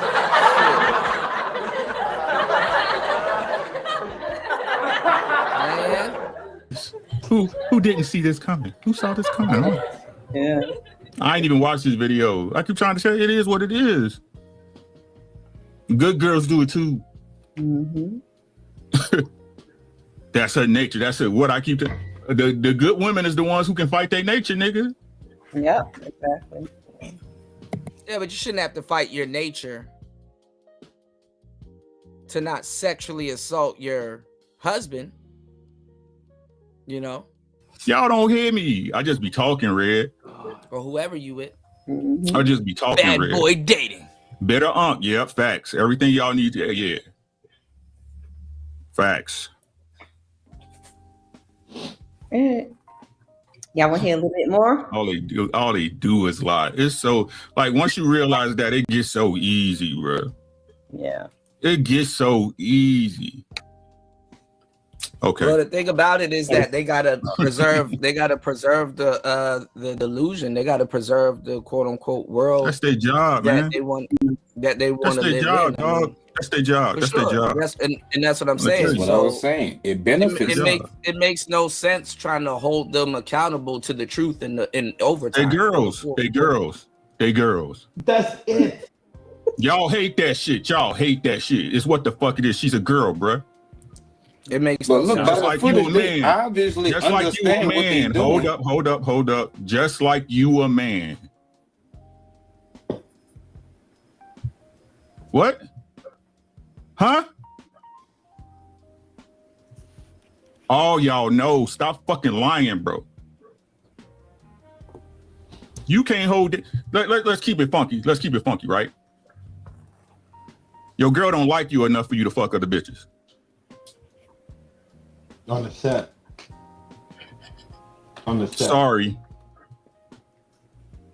Sorry. She doesn't like, she can call it self-love or I'm working. She not having that shit. She don't like you enough. She doesn't see enough value in you to keep you around.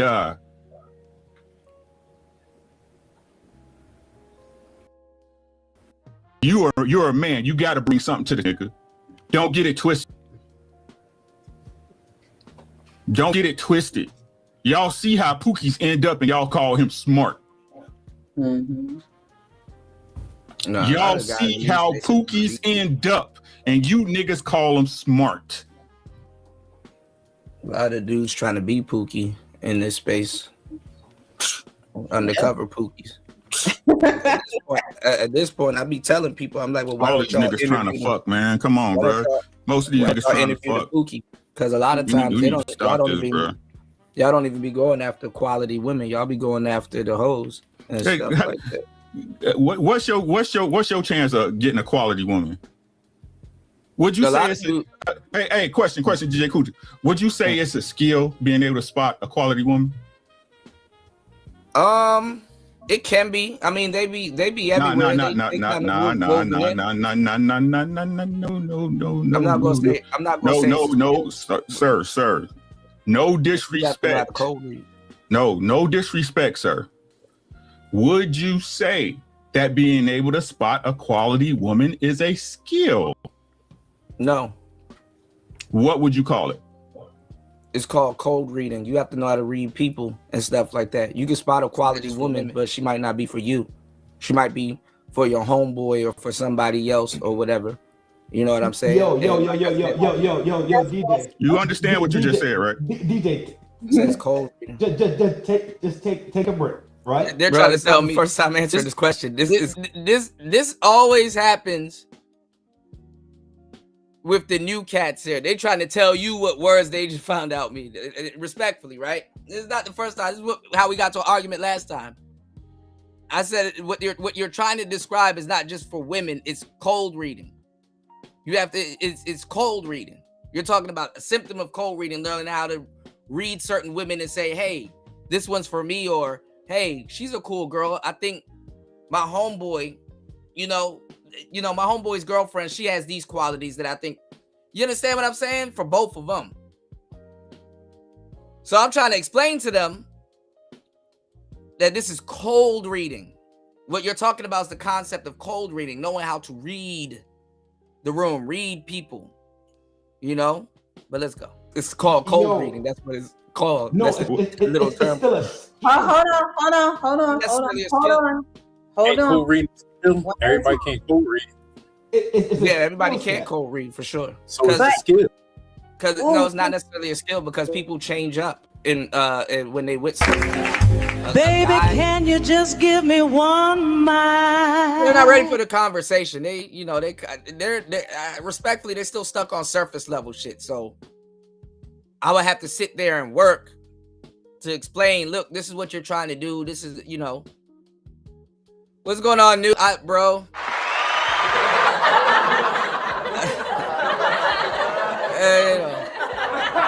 Y'all keep a lot of people sending me this stuff, so hey. All right, guys. Is everybody going like this? I can't. Okay. DJ Kuda, respond to Uncle Ricky, and then Trent. Yeah, I did. I said it's cold reading. The skill is, if it is a skill, it's cold reading. But like I said, people they switch up who they with. You know what I'm saying? It doesn't matter, big bro. Because a woman that's a complete demon to another dude will be a heaven sent angel to another dude. They DJ, switch take up. a breath for me, please. Take Bro, a breath I've for been me. doing this And for a long time. I'm walking with you. Telling me that Bro, I'm really walking with you. Baby, can you just give me one mile? Kuda, I'm finna teach you something.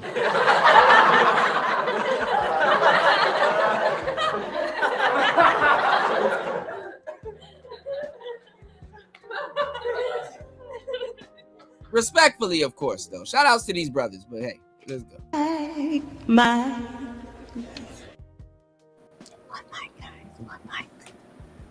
Okay. Bro. DJ Kuda's responded. Let's move forward. Let's move forward. Yeah, you can't do nothing with me. Definitely move forward. You can't do nothing with me. I gave you the game. Like everything that we're gonna say is gonna run right back around to cold reading. You gotta learn how to pick them. Let's get it. Go ahead, friend. Yeah, they're not ready for the convo, but it's cool, you know. But go ahead, Trent. FD was saying something. He was trying to tell me something. Go ahead. Do you, the individual that's observing the game or the landscape, is that a skill to know how to identify a good woman, a valuable woman, a virtuous woman? Not what the landscape is doing. The individual observing the landscape. So let's say it's me and myself, right? And you called it code watching? But it's called, you have to, do you know what the term cold reading is? You got to look it up. You can't argue. You can't argue against it. Okay. No, that's fine.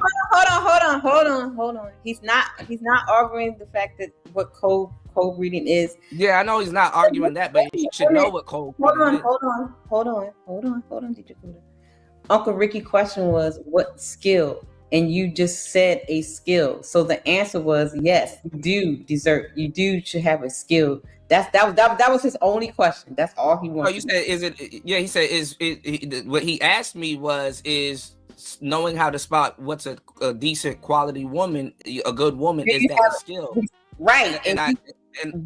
And I agreed with him, and I redirected and said that's not necessarily a skill. The skill that what it is cold reading. That's what you want to acquire. Not necessarily. You just double talk a little bit because you just said it's not double talk. It's me saying that I know what you're saying. I literally communicated. I know what he's saying, but I'm telling him the proper thing that you're doing is called cold reading. Is called cold reading because dating is about the dozens. It's about personality coming together and all kinds of other stuff. Even if you just knew how to spot quality women, it can help, but it doesn't automatically help. I said it wasn't a question.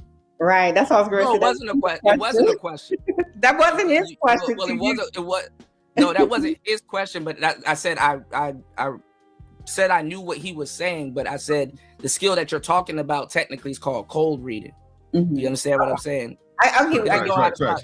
You got it right. Forget I ever said this part. Forget I ever said anything. There's nothing you can do with what I'm telling you. That's what it is. There's nothing you can do with what I'm telling you. It's literally cold reading.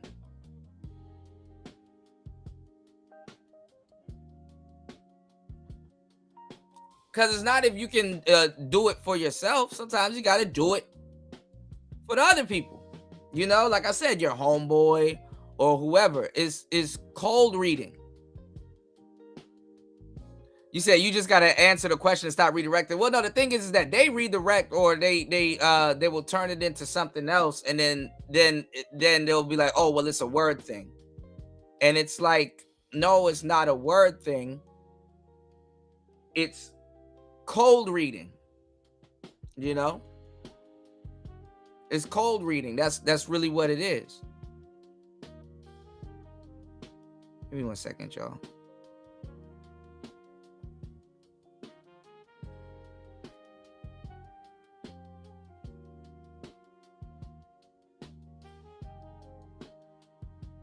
Give me 1 second. You said calculus talk versus learning multiplication. Yeah. But I didn't say anything. I just said exactly what it was. It's just not the answer that they wanted to hear. I gave them a answer from the top.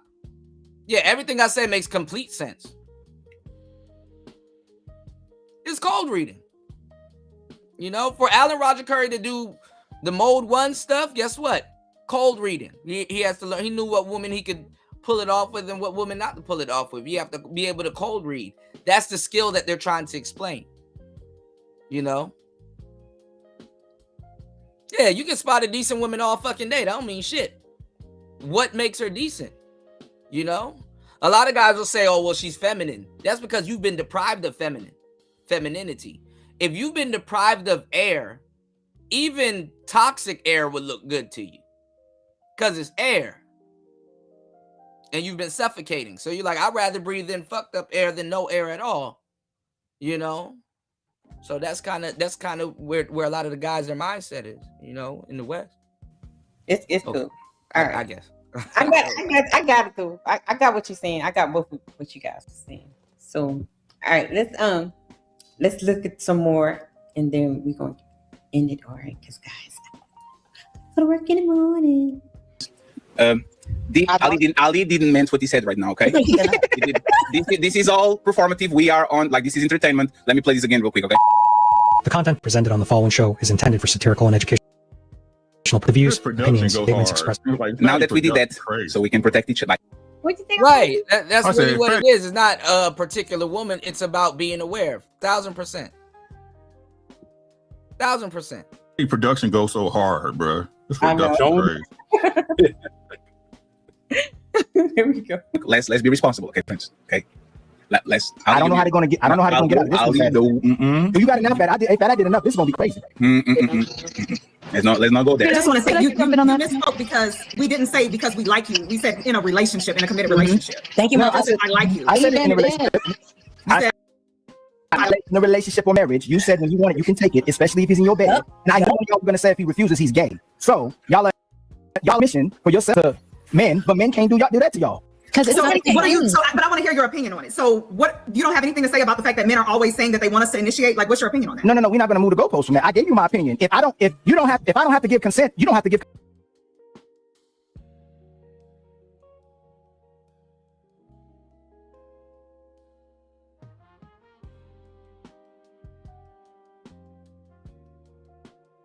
Let's go back.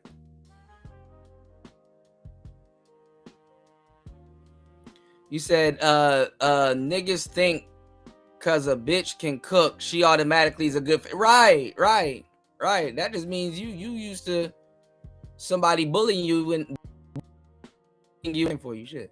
In a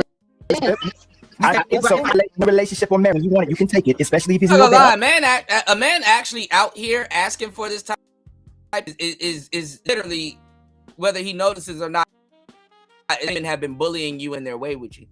You know, and I know y'all were gonna say if he refuses, he's gay. So y'all are giving permission for yourselves to. She don't cook for me. I be starving. But men can't do that to y'all. But I want to hear your opinion on it. So what, you don't have anything to say about the fact that men are always saying that they want us to initiate? Like, what's your opinion on that? No, we're not gonna move the goalpost from that. I gave you my opinion. If I don't have to give consent, you don't have to give consent either, right? Whenever I want it, I can take it. Hold on. So I asked, how does that conversation go? And no one has been able to answer that question for me. But I did ask on a regular basis. That conversation ends up with you in cuffs.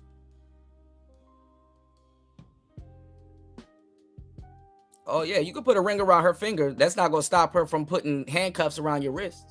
No, hold on. If I take it, you can't go to the cops. You're my woman, and you're That's not what I asked. So I'm not answering what y'all said. What y'all said. If you can take it from me when I'm sleeping, and I didn't give consent, that means a married man or a man in a relationship has the right to take it whenever he wants to, and you need to be quiet. But we all agreed. You better pretend to enjoy it. You better pretend to enjoy it. No, again, she better really enjoy it. Based off of what Sarah was saying, if he says he's not interested, he's tired and everything like that. If she says she's not interested and she's tired, then we can book agree check. But again, most men are saying, I don't care if I'm asleep. Go ahead, babe. And this is most men saying that? I am. Yeah. I am. Hell no. Not no nigga with no real options. And this is the problem with this generation. Y'all niggas done lost the art of fucking foreplay. Initiation. Niggas just jamming shit. Never mind. If that's your lady, a dude will say that. Right. You know, especially if y'all are on good terms. If y'all just had a fight, she better get the fuck up off them. Nah, you better come drop to your knees. Come up. Men rarely turn down sex. Duh.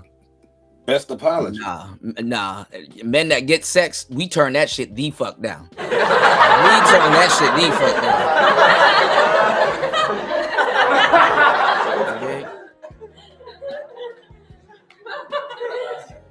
Okay? Sex don't make or break. Come on. Duh. That's you gotta really do something bad for me not to want no. You geniuses. Duh.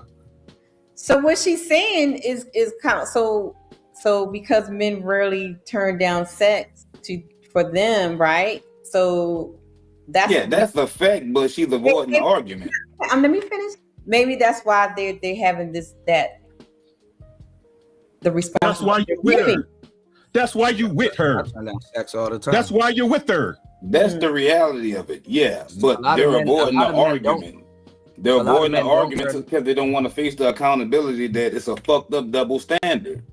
You guys want it your way when you want it your way. You want the man to be a glorified fucking tank dummy for you. We just a glorified crash dummy. Yeah, I operate when you want me to operate. I work for you. My dick get hard for you. AOG, is that the majority or minority, would you say? That's the majority of women. How about you, DJ Kuda? Women don't like to hear no, but that's the word that attracts them. That's the funny part. Hey, Trin, what would you say is that the majority or the minority? You want me? If she attracted to you to her, how can you say no to her? That's the thing, because what you're saying is not matching what she's feeling in her world. That's why I said in a lot of cases too, you know, even though a lot of guys don't say no, a lot of guys, they're not turning down sex because a lot of guys can't get sex, not on demand, you know. But this panel pretty much revealed that they're that's fine and dandy, bro. That's fine and dandy. We comprehend how the game in itself works. We comprehend who has landscape and skin in the game on different scales. We got that part. Men, it doesn't have to be a woman, it doesn't have to be a wife. It could be some shit you ran into in the club and you bring it home with you, and in the middle of the night, 3 a.m., she feel like she wanna get popped again. She gonna sit on your meat stick. What are we talking about here, bro? You gonna say yes, and you're gonna go for it? Because guess what? You can't say yes if you sleep. That's what happened to the man in the. That's what we're talking about. You guys, what we're talking about. But not even we not talking about sleep. Just to stay on task with the actual argument that they're trying to avoid, consent. Right? So the argument is consent. Right. So peep me out for a second. We all men here. How many times have you had a girl slip the condom off on you without asking? Never. I did. Women be sharking. It's been quite a few times. I done felt them reach down and just rip it off. I'm saying I never did. Shit. Consent is in having a relationship with somebody. But what I'm bringing that to see, you ain't never asked me that. I had a condom on for a reason. It happens all the time. Right, but they don't ask for consent. They reach down and just take that condom off. I went through the trouble to put this motherfucker on. Why didn't you ask me? So it's the audacity, you know what I'm saying? No, Algeris. Your pipe get hard when she walked past you in the living room with some silkies on. You talking about, excuse me, man, if there is bone in your yard? No, you finna go over there and go get it, right? Of course. But what I'm saying is, you go to the club one night, you get your little, you hear me? You bust her down. You're not doing your thing. She reach back, slide the condom off. What are we talking about here? I'm lost. Consent. Oh, okay. Right, she consented you to hit it raw. She took the condom off. Yeah, but she didn't ask for my consent though. Right? The thing is, did you stop fucking? Of course not. Of course. Okay, then, shut up. Of course not. The thing is about these conversations. These conversations. This is my pity argument. That's all. They're not egalitarian. This stuff isn't egalitarian. So what I'm saying is, women knows that the rules aren't fair. That's how they keep a choke chain on dudes. They know the rules aren't fair. They know they don't live in the same reality. And then dudes are dumb trying to convince them like, hey, give up your good reality for what we got. And it's like, no, like you can't get mad at a woman for living in delusion. Okay, if that's and then you can't even get mad that they fight to live in the delusion that they were provided to them. DJ, if it's really not egalitarian, what is it? You said it's not egalitarian. Cool, got it. Then what is it then? Right, mind you, respectfully, I'm throwing out. I'm being comfortable in the conversations that we have. So and shout outs to the brothers here, but respectfully, I'm just gonna throw out the words that I'm just gonna throw out the words that we use. I shouldn't have to dumb down my lexicon to have a conversation. So I will say words like egalitarian or misandrous and stuff like that. Proper terms and proper words. I hate to say this, black people. The problem with us is that people don't know these words, but will argue with you. They, especially us, black people, they don't know these words. So, and respectfully, not this brother, but I'm saying in general, this happens all the time. So he was like, what's egalitarian about it? And I said the word egalitarian, saying that there's nothing equal about it. But he doesn't know the word, so he came back and literally just asked, what's equal about it? And I'm telling him, like, they're trying to be egalitarians after the fact. But there's nothing equal about it. Shout outs to War Master in the building. What's the matter, Daddy? He said, did you stop effing? Stupid dude saying stupid. Oh, my God. Bro. Oh, man.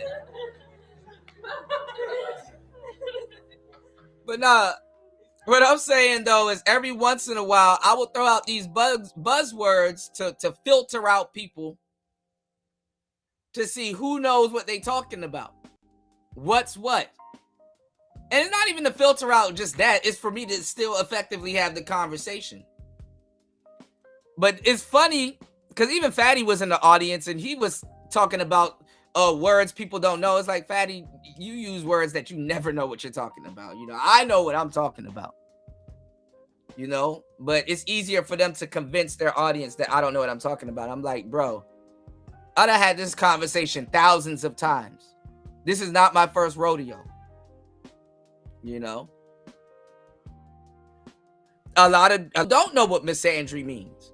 A lot of people, they got to look it up. And bro was there. I caught bro looking it up on his phone. But take a listen. What name would you call it? It's not egalitarian. It's just, okay, it's not. Yes, I agree. Okay, fine. What do you call it then? It's unfair. That's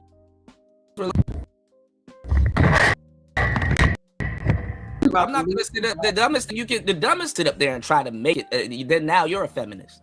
You all want it to be equal. No, fundamental. I don't know why he's mad. I don't know what, because I kind of don't know where this protest is coming from. But let's get it. You may want something, but it's not equal. DJ, you just said earlier on today, right? That a part. What is this? All right, go ahead. You said a part of us having this masculine world, it's a man's world, right? Is a part of feminism. Sure. You just said that earlier. You brought up that weak. What I said that if you were listening, what I said that it's patriarchy is the feminism world. A part of patriarchy. It bleeds into it doesn't bleed into feminism, but it does bleed into female protection and stuff like that. Not necessarily. That's not what feminism. You said. Oh, you say what I said earlier is that patriarchy does make room for feminism. Feminism, for the most part, can only exist in a patriarchal society. We make room for everything. No, patriarchy does make room. Yeah, man, I got so much stuff I gotta talk to you about, War Master. Right? It's crazy. Shit. As men, we make room for everything. We can, yeah. We do. No, we do. We have a capacity to. Yeah. We do. It's done. We made these rules for them. Well, we didn't make the rules, but they are part of. We made these rules for them in the long run. We didn't make these rules for them. Who did that? The alien? I'm just saying, making it was of us not enforcing certain things like how it was back in the day. We had a structure.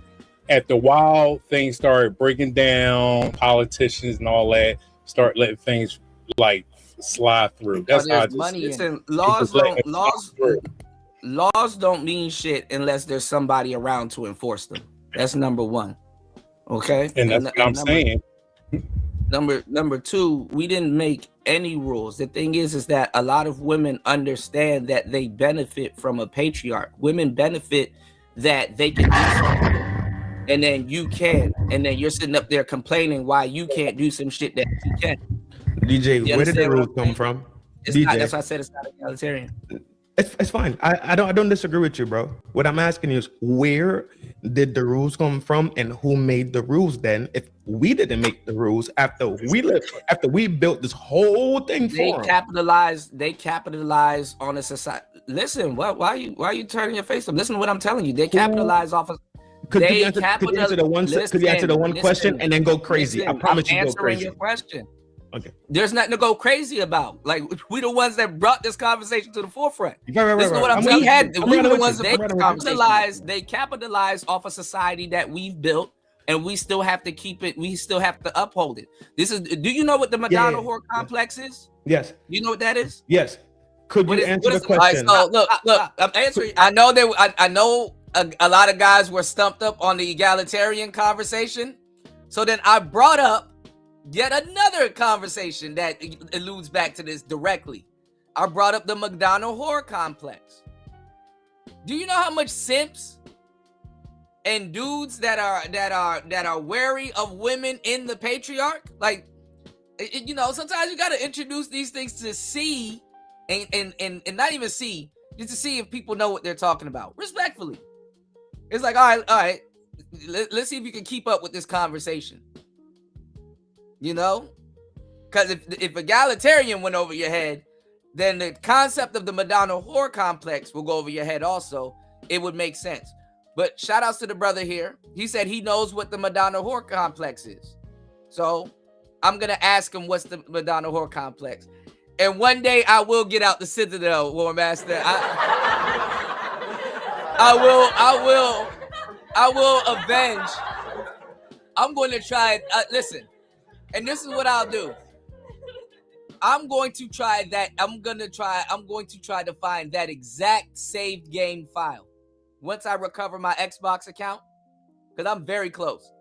I'm going to recover that same game file and get out of this the Citadel. I answer your question.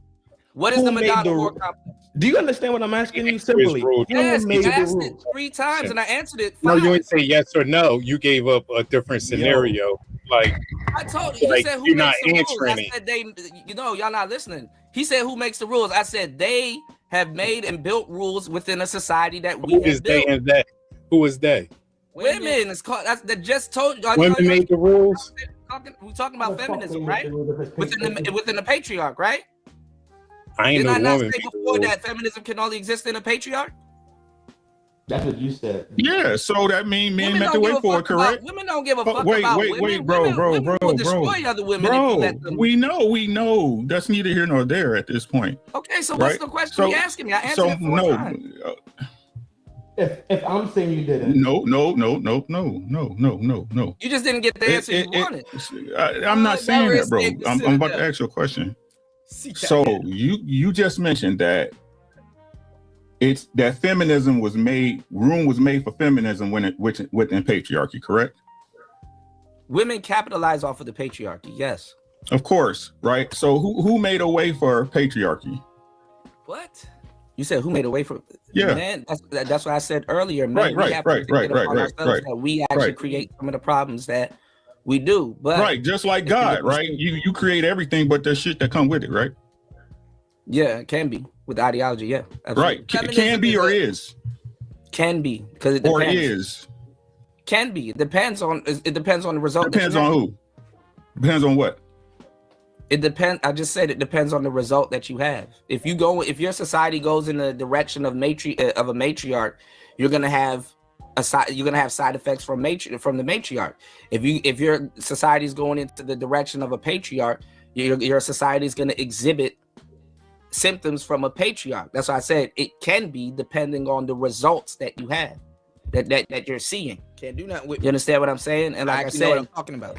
women has capitalized off the patriarch, and they need the patriarch. Feminists aren't stupid. They do know, okay, we need a bunch of men to feel this way about us, even though if this is not our reality, so we can control them. We can get them to crash out. Getting a grown-ass man to crash out on your behalf is a lot of fucking power. And men don't understand that until they a president or somebody. When old niggas beef, young people die. You understand what I'm saying? Your thing as a man is that you're going to get used. Your job is not to get misused. Your job is not to get misused. Okay? So a lot of women, they capitalize off the patriarch. They need the patriarch. People, as above, so below. People need horrible people in the world so they don't look so bad in a lot of cases when we hold them to the fire. So that's where these conversations go. Y'all want women to be like, hey, see, taking it for no reason. Yeah, go ahead. You say that again. You taking these simple things and walking them into these different things for no reason, bro. What are you talking about? You just brought up the Madonna whore complex. Do you know what that is? Do you know what that is? There is a reason for that. If you know what you're talking about, you would know what I'm talking about. Cool. Where were you going with that one? Do you know what it is? Finish the whole thought process. No. I asked you earlier. Do you know what that is? And I already said yes, big bro. Okay. So go ahead. Go ahead and walk your dog. I want him to explain from his understanding what is the Madonna. Stop for 2 seconds. Damn, you asking for all of these explanations, and then when I fire back with one, you can't do it. You brought it up, big dog. Walk your dog. And I'm asking you from your, so I can understand the theater of mind that you're in, because I don't know what the protest is for. What's your understanding of the Madonna whore complex? Because I see you looking it up on your phone right now. So can you tell me your understanding of it? Nice try. That was a good one. Okay, can you? All right, come on now. That's good. Good shot across the bow. I can live with it. Simply. Okay, we're waiting. Can you tell us? Can you simply walk the dog. I already tried a show about the Madonna whore complex. Oh, I had a whole podcast about it already. Can you tell us, please? Oh my God, dog! You don't answer questions, bro. Simple questions that come to you. Your question. You don't. You're not answering the question, and you're stalling. I'm just sitting here waiting for you to. Could you tell me why you brought that up? If you know what we're talking about, it makes sense why I brought that up. That feminism would exist in a patriarchy. Do you even know what we're talking about? Because of the Madonna whore complex? That's a piece of it. I could go into 4 or 5 different ones. I've already had this conversation 1,000 times around the sun. So where you want to go, homeboy? I want you to walk that dog. I want you to actually explain your understanding of the Madonna whore complex. Bro, I had a whole show when I talked about all the female okay, kid. So you should be able to explain it. I don't know what we're doing here. Just waiting for you to walk your dog, bro. What dog? You're the one protesting. You brought this shit up mid conversation. Just now you hold on, relax. You just did the same thing again. When you brought up as above, so below. You are walking these conversations in these certain directions, and nobody's tracking what the fuck you got going on. I'm telling you simply, okay, you brought up the Madonna whore complex. Got it. Finish walking the dog. So that whole thing becomes full and it's not like you're trying to get me to tell you what the Madonna whore complex is, because you don't know what it is. Got it. Red. Okay, can we go on and show some more clips, please? Everyone's asking for clarity. Yeah, I can ask for clarity. Initiate. No, that's not what y'all said. Y'all did God's work. Y'all did God's work today. That's why we didn't talk. Y'all did God's work today. Y'all did the work. I want to know the men in the chat, the men on the panel. If your woman's not initiating, if you guys are having sexless marriages and all that, are you guys happy when she actually says, you know what? One great man is all we need. One great man, and then it shuts everything down. All it takes is one man touched inappropriately, and the rest of those men who don't care, that we can't bring them. It doesn't matter no more. Yeah, I agree with that. Hold on. He ends up being cool in the N-War Master. You know, that's how I kind of, But a lot of the newer cats in the space, they it's like, bro, I can't really dumb myself down to have these conversations with the newer cats in the space. So, they especially if y'all having these conversations, you got to keep up with what's being said. If we're talking about men and their hangups with women and stuff like that, the best thing to explain is the Madonna whore complex. It is one of them. You know, where we're breaking down quote unquote female nature and quote unquote analyzing all of this stuff. All right. Okay. All right. I'm gonna let this play. Give me 1 second, y'all. I'll be right back.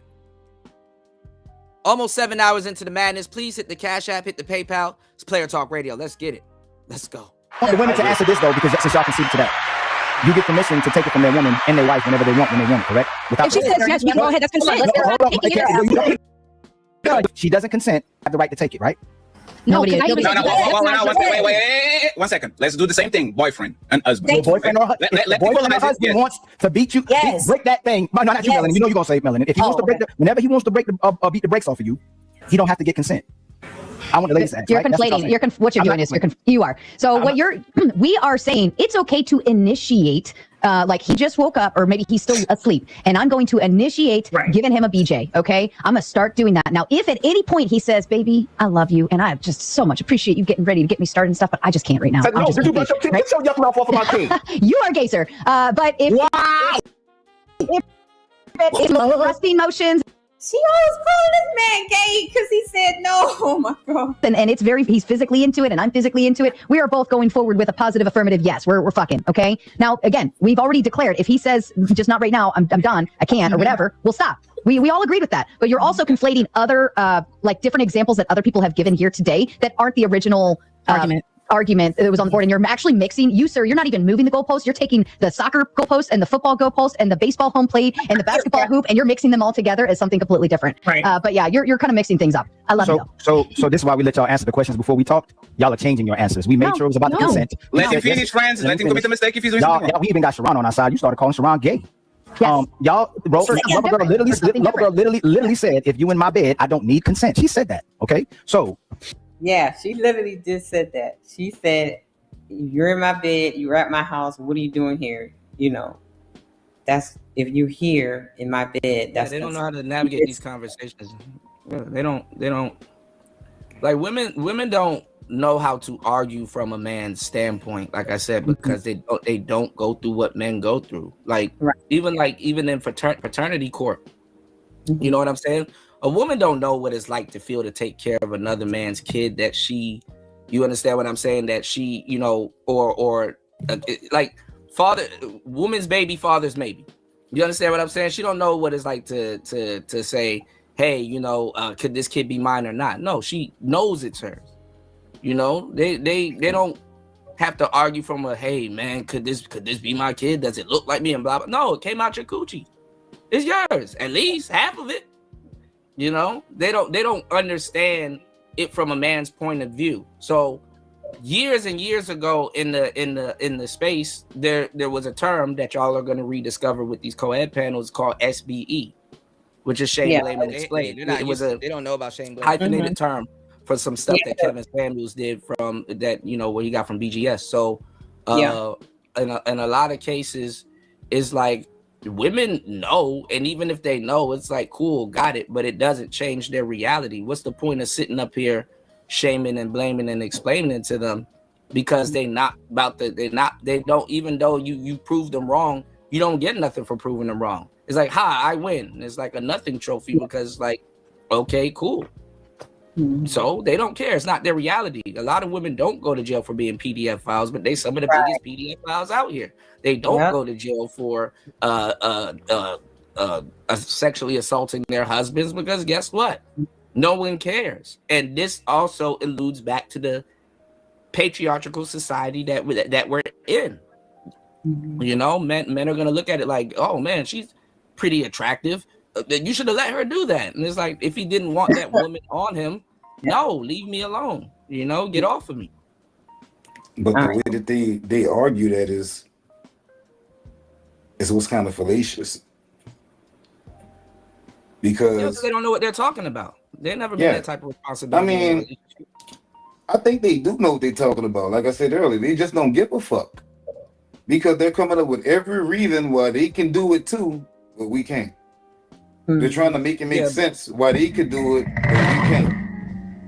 Yeah, but when you pin them down on it all boils down to they don't give a fuck. Because they keep double talking and backtracking on what they say, what they previously said.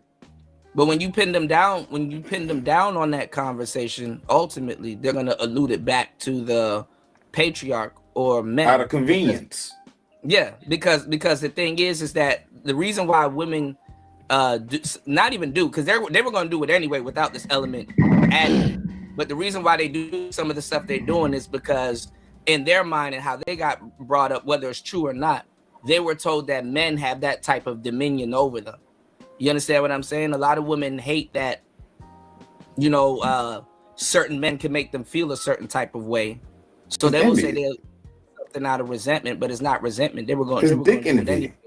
Yeah, it's just envy. Not even just that, but I mean, the thing is that it doesn't help men that we have this variable there that they can reach for, if that makes sense. But, if they reach for it, you can kind of tell what type of woman you're talking to or dealing with. You'll never get to the bottom of the conversation with them because it's not a reality to them. And they'll say stuff being wronger than two left shoes. And who going to say or do something to them? What's going to happen? Nobody. Was she going to go to jail for 2 days for doing something to her husband? Everything is set in their convenience. That's why when you spin the book right back and say, well, if he's laying in my bed and he's here, it's different for a woman because it's all about what's convenient for them. If they believe that everything was equal and fair and they wanted to, just be straight and even with everything, everybody would have had Rose's stance. Okay. They would have just conceded the argument. Yeah, they want egalitarianism on their terms after the man done. They want equality after it's been equal for so long. So. If it wasn't that, the argument would have been conceded immediately. For sure. All right, I want to hear this little part with her and Roxy and Melanin, and then we're gonna get out of here. Oh, here we go. It is usually a form of consent, just like Fatty said. Because when Cheeky was asking, doesn't something lead up to the BJ? Yes. Usually, I'm going to kiss down your chest. Usually, I'm going to start rubbing on it. Most women aren't going just straight with the mouth on it. So that is why there are usually. What about coercion? Yeah, but let her land. Was that the guy woke up? So again, that gives time for the man, back to what Sarah was saying, to say, nah, I'm good. Or no, not today, babe. But maybe you're supposed to get the yes, I want it before you have to say, nah, I'm good. So if somebody is doing something that you do not want or are not expecting, it's not okay for a man to feel ashamed or violated. So the men need to say that's what spontaneity, because that's what spontaneity is. If we look at the actual definition of spontaneity. You're not addressing what she's saying. She's saying if you initiate doing something of that nature and he doesn't want it or he feel violent, doesn't he have the right? Yes, but I just addressed that, and I just said also men need to stop saying they want spontaneity. Because the thing about spontaneity, that's unfair. No. Let's finish your point. Go ahead. Yeah, you can go ahead. 1 second. Let her finish, please. Go ahead. That girl needed to. Oh my lady! If you don't change that battery in that, it is loud. Oh my god! It is so loud. I thought that was yours. Got him. I beg your pardon.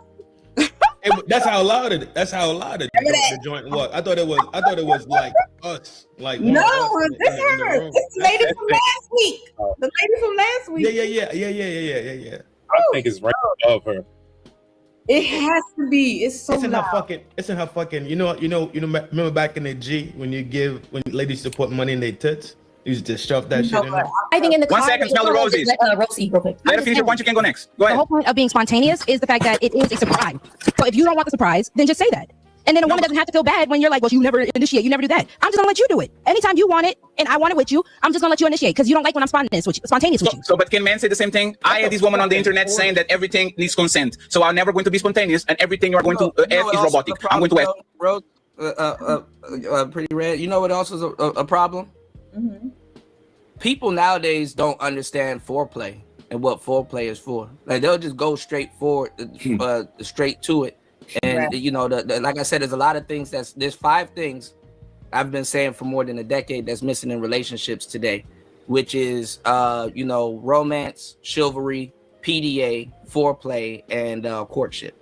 You know what I'm saying? All of them are pillars that lean into each other. You know what I'm saying? Yeah. Waking a guy, because what's left out is that if a guy gets woken up out of his sleep, she's already doing something. Right. And how she explained it, lips were already wrapped around something. You understand what I'm saying? That's damn near what woke him up. But in the clip that was played before they started talking, she actually was riding him. That's what I'm saying. So it's like past that point, whoa. it's not like she's like squeezing his shin and then moving. Right. That's what I'm saying. That's the part of foreplay. Yeah. And the reason why men need to be alert because of that is because a knee-jerk reaction can cause her to get pregnant. Correct. That's just him being responsible. You understand what I'm saying? A knee-jerk reaction, if he's unconscious and let's say he's woken up to an orgasm and he doesn't know if he got a hat on or anything else, or if he took it off last night while he was drunk or whatever, and blah blah blah, to a certain degree, that's still him being responsible. Correct. You understand? So a lot of times they don't understand that. They don't know that. You know, they don't give a fuck. They don't understand that. A woman can't get a man pregnant. Yeah. Can I take you on an island on Valentine's Day? Can I put petals on the floor? Can I take you to this restaurant? Can I get in your ass? Can I lick your titty? Like y'all don't like that shit. The worst sex that you get. No. Hey, Roxy. The worst thing that you can get is a man that asks for permission, man. Respectfully. If you are into that man, you want that man to be spontaneous. But that's the thing. You are putting people in danger. Because the thing that you are saying is for the guy that you like. Now imagine that there's a guy next to you, and you've probably been around guys that you don't like at your work when you were in school, and they were always next to you, and you laugh at them. Oh, you laughed at my joke? That might mean that she's on to, like, you need to be careful with that. But that goes back to your original point. You said it was his girlfriend. So that's the whole point. It's someone you like. So yes, so again, in the relationship, and I just agreed with you. If I'm a woman and I want the spontaneity, most of the time, as a man, you want it too, to be spontaneous. You don't always want it planned. With my ex-husband, he hated when I had tried to plan date nights and try to plan when we were actually supposed to get it in. And we were busy parents. Men don't really like planned sex. So nobody likes planned sex. This is crazy. So let's smell the roses. Go and interrupt it, please. I'm sorry, smell the roses. Go ahead. Smell the roses look like she's going to be a jury on the what's the kid that is on trial right now? Oh no, Carmelo Anthony. Yeah, Carmelo Anthony. She looks like she's going to be a jury. Go ahead, bro. No, I just think he's another Carmelo Anthony. This is wild because men could never get up here on a panel and say all of these things and not be dragged for filth tomorrow and be called every kind of rapist, predator, pedo. You know, this is if men were talking like this, you guys would be gobsmacked. Like, the word used was assaulted.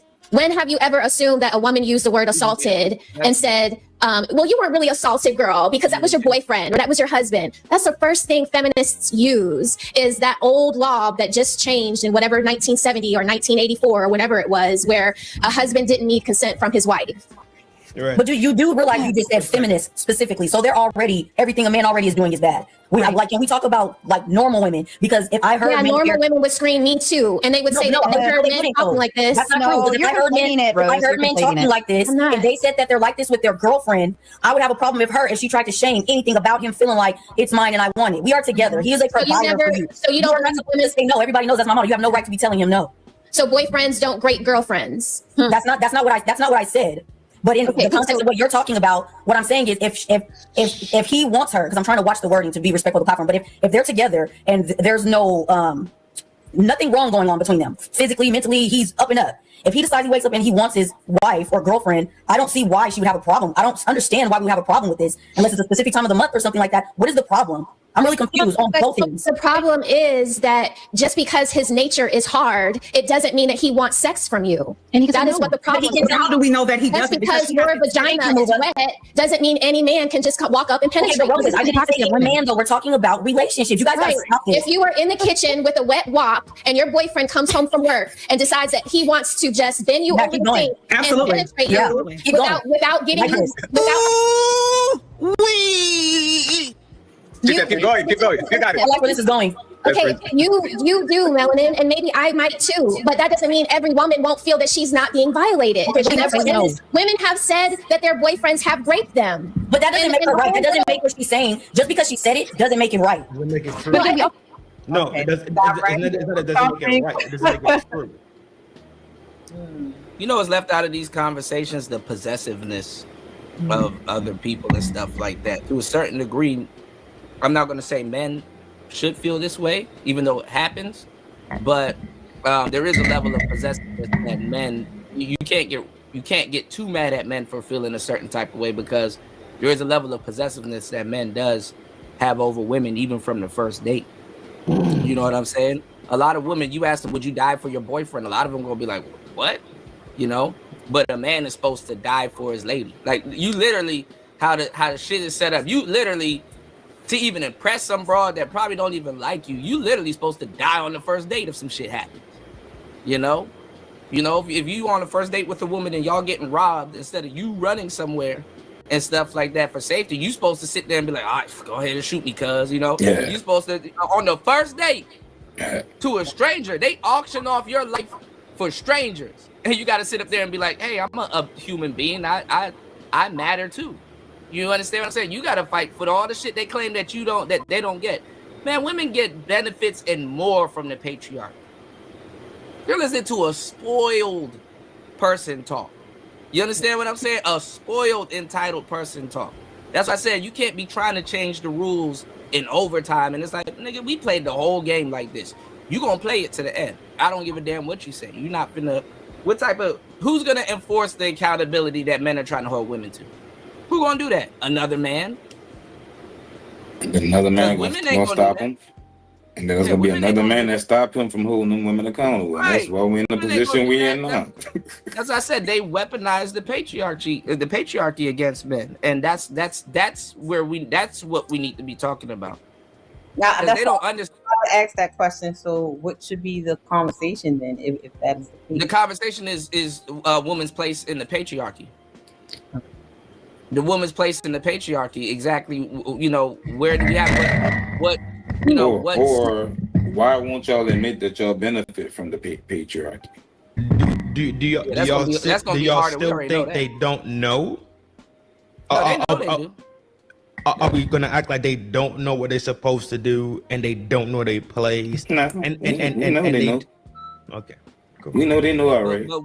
They don't give a fuck. We've created a society where they can use cognitive dissonance and say, "Oh, I didn't know. I never heard. I didn't." That's a society. That's no. I don't think we did. We didn't. They did. Nah, we did. No, they didn't create it. We did. I'm literally putting the eye on the sparrow. We did it. It's the patriarchy. We did it because if all, like I said it last week, if all came together, this should have been done overnight. Feminists need men to act on their behalf. That's what y'all are not getting. Feminists need men to act on their behalf. You're a toy soldier.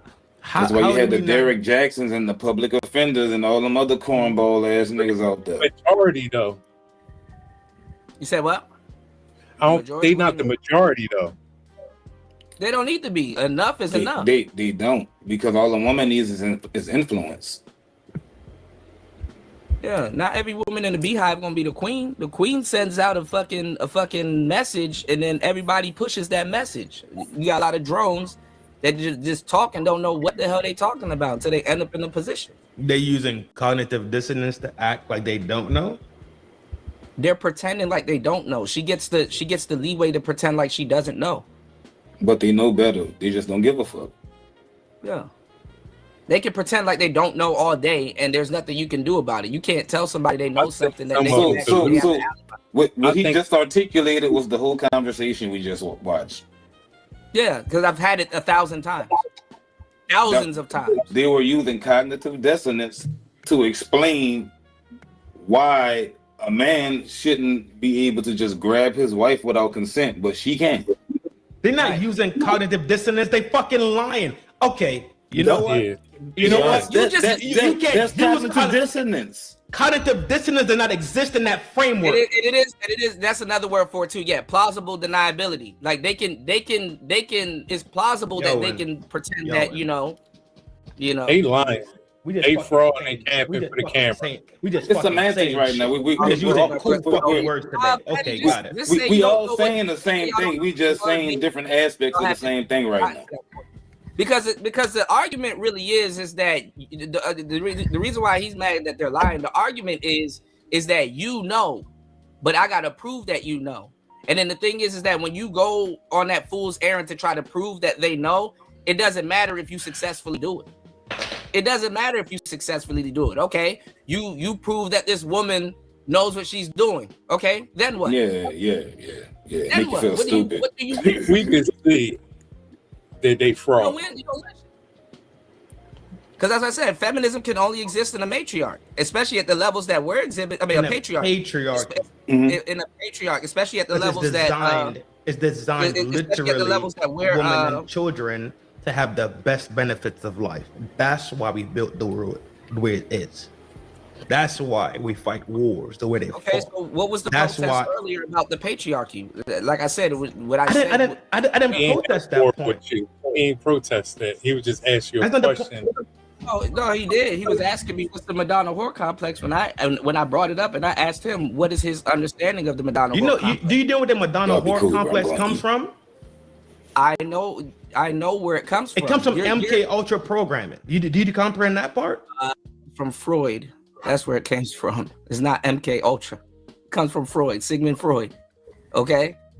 You know the nomenclature first, all right? Because I know what I'm talking about and why I'm saying certain things, all right? So Sigmund Freud is from where?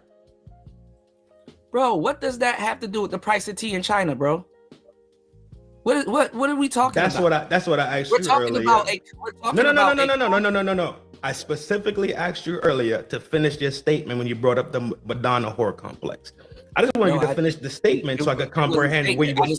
I just threw it out there. I said that's why the Madonna whore complex exists in the patriarch.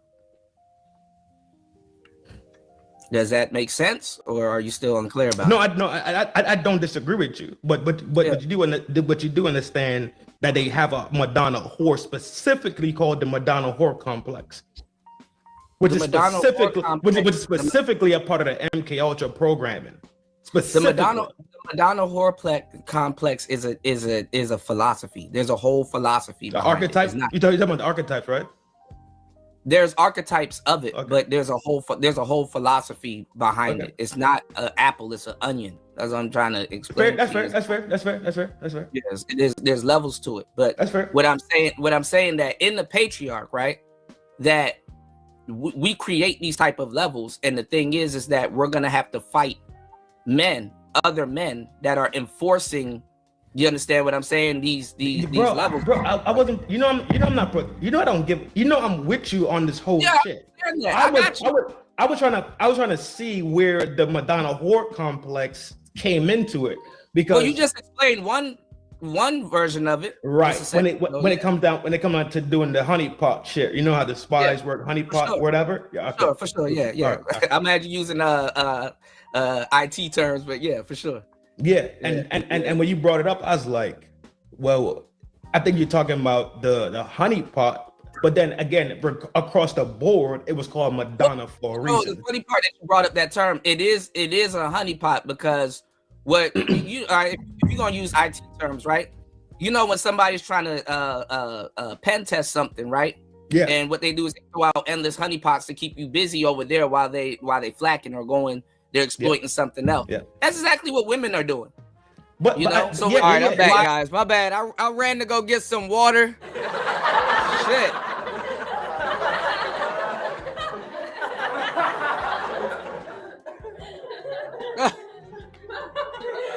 Shout outs to Red Lipstick Vibes in the building. War Master said, "Dumb dudes are everywhere." Bitch. Look.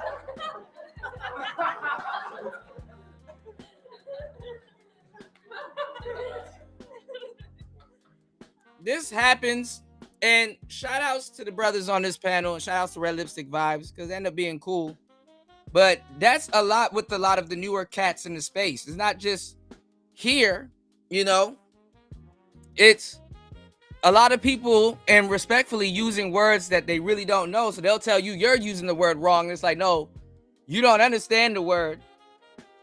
And it's a new word to your lexicon. I'm actually speaking in proper context, because like I said, we're the ones that put these conversations on the map and had them, and talked about this stuff. So with me, I don't have to do anything because I'm tired of this shit, honestly. The space and everything, but I gotta learn. I'm starting to learn to, again, give people grace, you know? And the brothers and sisters ended up being cool. But yeah, you can't play gotcha with me, you know, because I know what pressure points to hit that, you know, that people haven't thought of yet, that hadn't even came up in the conversation yet. So that's why when I said the Madonna whore complex and all this other stuff, I'm like, I mean, I'm not even talking rocket science. This is basic convo, honestly. You know, this is basic convo. This is protocol, by the way. But you can't do nothing with me. You know what I'm saying? Like I said, I'm a master of these damn conversations because I'm in the group of people that had these conversations. You know, what's going on, Chris G? You put it out there. Y'all know this, but they don't. So I got to look at it like this. Okay. A lot of people don't understand these conversations. A lot of what I can say can go over anybody's head, not just the panelists, the audience, because they're not familiar with these conversations. A lot of people think it's the first time these conversations are getting spoken about, and it's like, nah, you have no earthly idea. And then I got to take into account that the people that they run into in these spaces that claim to be red pill or try to have these conversations and stuff like that, they don't know what the hell they talking about. You know? They don't know what the hell they talking about. So for the most part, it's a battle of, okay, well, who's righter? You know, who's righter in this conversation? Especially if both of you guys are kind of iffy on the words and the definitions versus the, you know, the title. Because a lot of the people that they say are red pill and manosphere, I'm like, who the fuck are these people? I don't know these people. Dudes will be like, oh, I had an argument with some red pill cat last night. Then I go look at who they're talking about. I'm like, who is this guy? Who the fuck are these people? I don't know these people. He's not this person that you claim is not red pill. We don't know him. You know? Respectfully, Anton ain't even red pill. You know? Shout out to Red Lipstick Vibes. Thank you, love. Anton ain't even red pill. Anton ain't even red pill. I know what line of conversation will go over Anton's head. But like I said, I gotta keep in mind that they're in their own space and they're running into people cosplaying as manosphere cats and red pill cats and stuff like that. So 9 times out of 10, if they do play gotcha with somebody, they could get them because it's a lot of people that don't know what they're talking about. I happen to know what the hell I'm talking about. In the craziest way ever. So I got to keep that in mind also. You know, because if I don't know who they're referring to as some of the cats claiming to be red pill around here, they don't know neither. But this is why I say you got to do your research, because you never know who you're talking to. You know, and there's some scariness behind that. And this is how you're going to get this whole situation with Taz and 2K. All right? With Taz and 2K.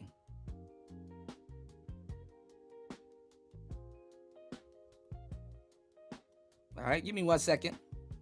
Shout outs to Red Lipstick Vibes.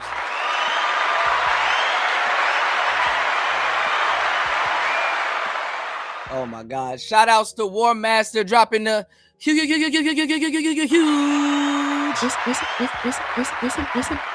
the matter, Daddy? 20 on the Cash App and sponsoring today's show. War Master said Xbox is easier than talking to stupid people. Oh my God. Oh my God. I know it's irritating. I know it can be irritating. Listen. I ran out of patience 2 months ago and stuff like that, you know, with more of the newer people in the space and these conversations. But, you know, sometimes I'm like, all right, I got to give people the benefit of the doubt. They're not talking to real people. You know, and then some people, it's like, are y'all really into having that conversation, or is this just a money grab? You know, let me know. Because that's when I got mad at Fatty and Ilkon, that's what I was saying. I was like, okay, I went over there to have the conversation. In these spaces, if you actually show up to have the actual real conversation and you're authentic, in a lot of cases, you fucked up. Because a lot of people is just here for a money grab. You know? Shout outs to War Master dropping the huge 20 on the Cash App and mashing up them blood clot. Hold on, y'all. Try your final card, Yugi. Because after that, 3 blue eyes white dragon are gonna mash up your blood clot. It's over. It's not done yet, Kaiba. Because me have this. Exodia, the wicked one. What that? Me have all 5 pieces pon the field.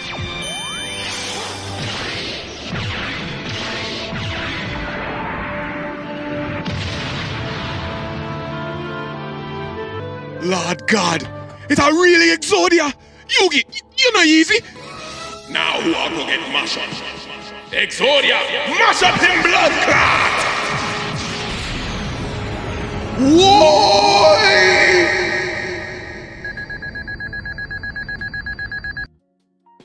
Shout outs to War Master.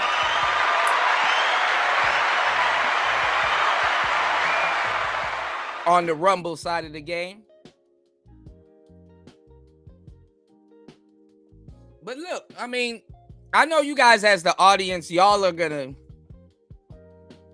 bite a bunch of people's heads off because this is the 1000th time, you know, we've had these conversations. And, you know, respectfully, one would imagine that it gets irritating. You know, because it gets irritating, you know, it definitely does. So that's why, you know, I was kind of, you know, taken aback by the brother earlier when, you know, he was contesting the Madonna Whore Complex thing. But, you know, me and him chopped it up and we clarified it if y'all haven't passed that part yet. Because he was like, it came from MK Ultra. And I was like, no, it actually came from Sigmund Freud. You know, Sigmund Freud.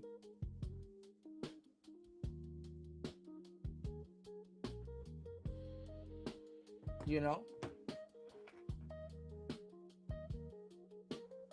So, you know, it's within context. It's just, you know, I gotta, you know, make sure, you know, because maybe I'm fucked up, you know? So that's why I was asking him, okay, well, reasonably, you know, what's your thoughts on, you know, do you know what the Madonna Whore Complex is? You know, what's your definition of it? You know, because people might have the right definition, but will be in the wrong ballpark. You know, they might have their own definition of it. So that's why I was asking him what it was to see if he could define it. Because one of the worst things ever is, you know, especially us as black people, we argue about shit we don't know about. You know, and to me, this is just regular conversation. You know, I can have this conversation in my sleep. But I gotta understand, to other people, this is their first couple times, or, you know, they may have a disposition against it. You know, so that's why they're kind of personally, you know, they may take stuff like this personal. You know, so gotta be wary. You know, and like I said, I've had patience for these conversations, and I get it. And I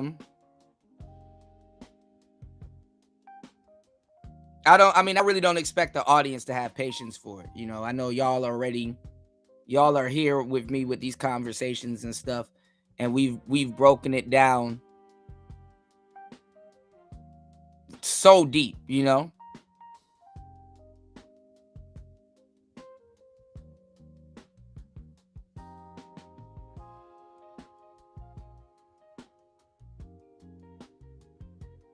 Hold on.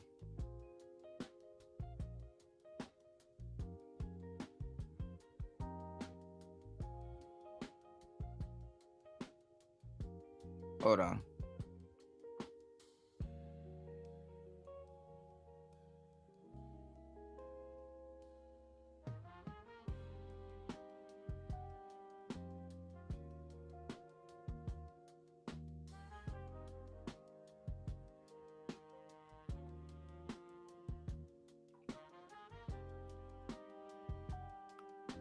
But yeah, these are old conversations, respectfully, you know. But you know, I it's still, you know, I still got to get people that want to have the conversations up to speed. But let's get back into it. Give me 1 second, guys. You hate me and stuff like that. That's where the anger comes from, because like, bitch, I know what you're doing, but guess what she has? Guess what she has to hide behind? Plausible deniability. But DJ, that's the nature. And these are only words, mind you, people use when they get on the internet. A lot of people don't use these words in their real life. Right? And that's what we've been saying the whole time. That's their nature. Yeah, okay. All right. Cool. Okay. My thing is to expect it. You know, if you're going into an argument not expecting that, you're just going to be turning your wheels for no reason. You understand what I'm saying? My thing is to expect. But if we know it, then we just know it. You understand what I'm saying? It's just like. But the thing is, when you have an audience here and you're arguing with women, because we've been doing this for the longest time. Yeah. You have to prove that they know it. So, like I said before. No. Because even though it doesn't make sense, you got to prove that they know it. No, because you don't have to prove nothing to nobody. You just have to know what you know and stand where you stand. Because you're talking to an audience. This is what I'm trying to tell you. You have to. You saying right now, or no? I'm saying in general. Even when you're orchestrating these panels, right? You have to know what you're walking into, because the thing is that the audience is the court of public opinion. We're not in an actual courtroom where somebody will be like, hey, yeah. So the thing is that the best thing to do is let these women drink, you know, let them talk and stuff like that. Let them talk enough. And if you can't hear right, you know, take your notes and stuff like that and be like, well, earlier you said this, but now you're saying this, or but you know DJ, what I'm saying? You got to let them undoubtedly bury themselves in a hole, but you got to give them enough rope to hang themselves. The thing is that it doesn't matter if you give a woman enough rope to hang themselves, because the reality of it is that she's not held accountable the way you are. That's why you'll never hear a woman say, my word is my ovaries. They don't give a fuck about what. They just use words. They don't give a damn. Right. Men say about 10,000 words a day, if that. Women say about 30. Yeah, for sure. They overly talk. Let them, you know, create traps for them and let them, you know. So it's beneficial to. This was fun. Great discussion. But it's time to shut it down.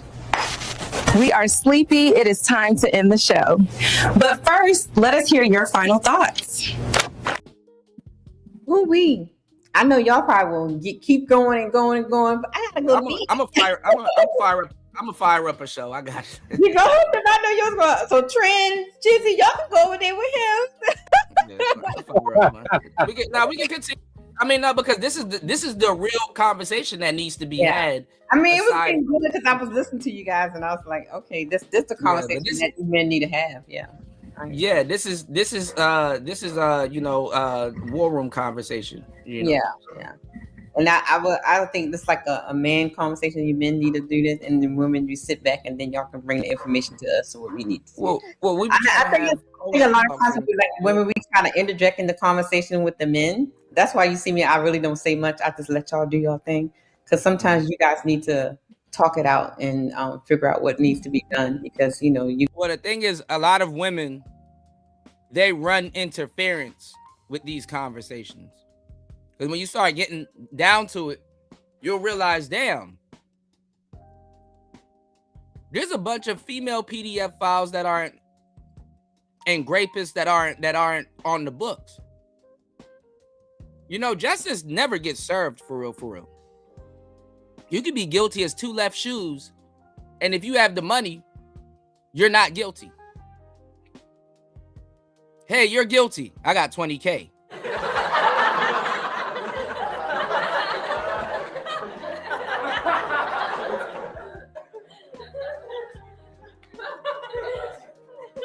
We'll get back to you on that. You might be guilty. When that direct deposit hit, oh man, you innocent in the money. Innocent in the motherfucker.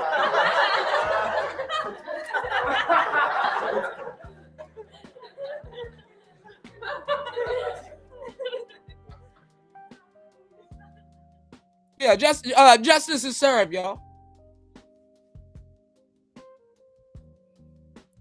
Because now it goes from, oh, you paid off them people.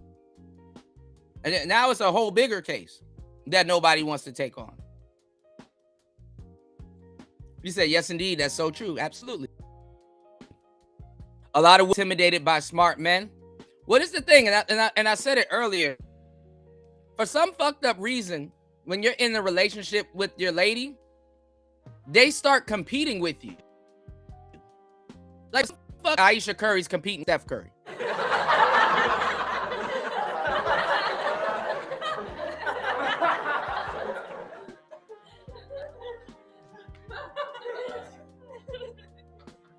You got to keep telling them, reminding them what team they're on.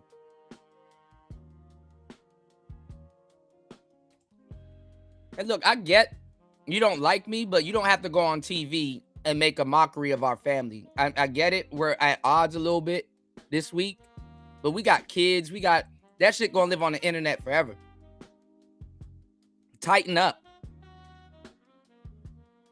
People shouldn't interview you thinking they're gonna get a moment. Oh, well, if I can't say what I think and feel, then you get into that bullshit. You know? There ain't no winning in this shit, honestly. Tell you the truth.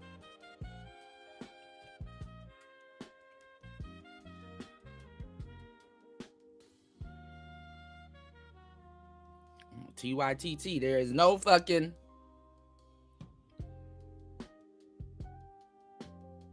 You can't win, you know?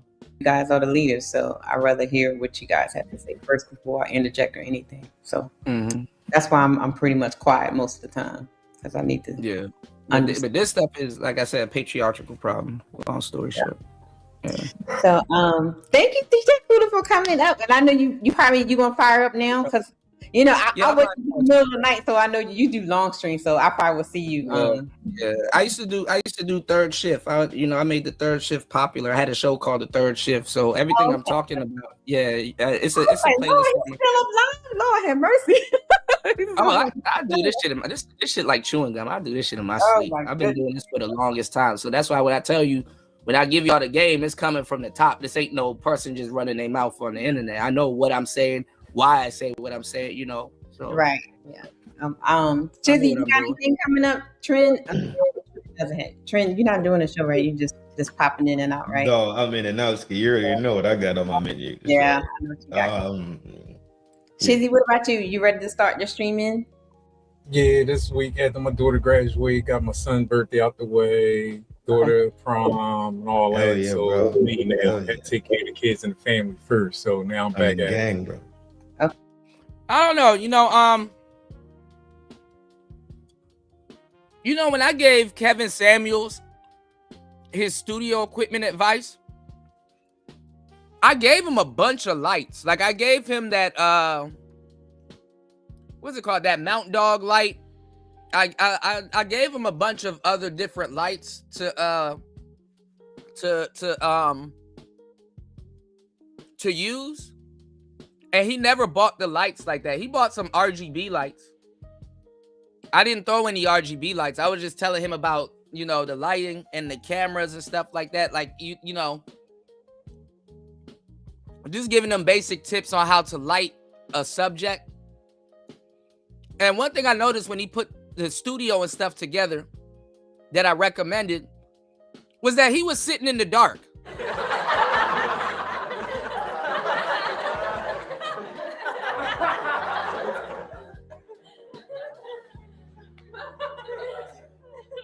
Because sometimes I recommend stuff to y'all and I'm like, well, hopefully you get it. But if you do go get it, I know I'm going to receive a call later, asking how to set this up or what do I do with this cloud lifter and stuff like that. He said his 7B and he said he bought the cloud lifter and everything. So, percent advice on the studio. But I was wondering why is it so damn dark though? And honestly, to tell you the truth, y'all, people actually like streams in a weird way. So if you don't know what you're doing with your camera perspective and lighting, I don't know. Sometimes the darker, less illuminated streams, they will work, in a crazy way. Because I was gonna ask Kevin Samuels, I was like, bro, did you go get the damn mount like that? But then, I'm not gonna sit up here, even though y'all know I would do it at the drop of a hat. I'm not gonna sit up here and turn a whole show into a tech show, because the audience don't give a fuck about that. They just want the content. Even me saying I gave Kevin Samuels the studio advice for the current studio setups that you see him use. No one gives a fuck. No one gives a fuck. But now you see everybody, New Cat Standard Studio. And now O'Shea and everybody is simulating. I'm like, see? Y'all crucified me and threw me under the fucking bus for microphones and studios and shit. Now look. The space is pitiful.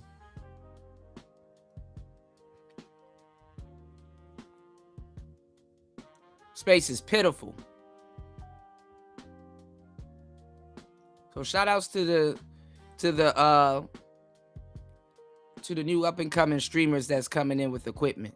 That's a conversation I definitely don't have to have with them. Now give me 1 second. Let me pull this up. That's getting the money. This is something that's very interesting. Another conversation. This video is called, "Why Can't We Just Call It Prostitution?" Why play around? Why can't we just call shit what the fuck it is? And that's dope. Yeah. Why can't we? Why can't we call the shit what it is? Because guess what? Quote unquote square women have been on it, and they've been ahead and more ahead than a quote unquote square guy. And they're indulging in it. Even though Young Miami got that new song out, they got to watch how they calling dudes tricks. You don't want to offend your customer. That's why dudes get mad when you call them a John. But let's go. That's getting the money is getting the. That's why they're not complaining that we asking for the money, because they got the money to get the. It's the that don't got the money. Them complaining because they not getting no. She is 100% correct. Men that's getting money, that's buying, have no problem with it. The only problem men have is this: too many regular women trying to sell, acting like they ain't trying to sell, who sell, and we give them. Now, I think I saw this guy on somebody else's podcast. I think he was on Fatty's panel one time. And I think he was like using pimping vernacular, if I'm not mistaken. And he was talking about younger women and how he's an older guy and something. I kind of remember this guy. And it ain't the dudes that don't got no damn money that's mad about bitches selling coochie. That's an easy layup right there. No pun intended.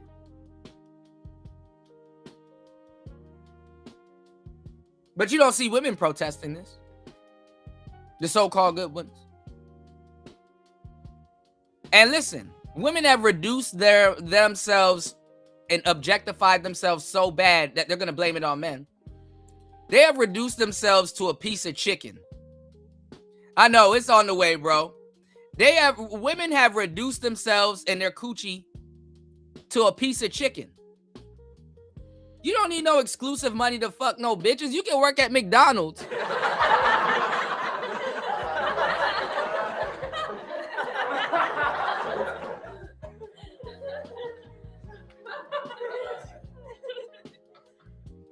You can work at McDonald's and afford a badina.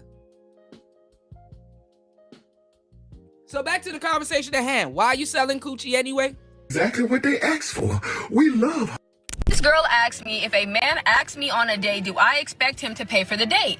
I said, if he asks me on a date, I would expect that, yes, he pays for the date. She said, same. She said, now, if he asks you on this date, shouldn't he pay for your hair, nails, all this other stuff? I said, no. She said, why? He's the one that wants to take you on the date, so he should pay for you getting your nails done, you getting a new outfit, and you getting your hair done. I'm like, so you're basically a prostitute. She's like, whoa, no, I'm not. And she got super offensive. But my thing is, if he could pay for all that, why can't he pay for in between your legs? And I ask her, if a friend invites you to a birthday party and you say yes, do you expect your friend to pay for your hair, nails, and outfit? She's like, no. I said, so why would you expect a stranger who knows nothing about you to do the same? We went back and forth on this topic, y'all, for about 30 minutes. And finally, I'm just like, you know what?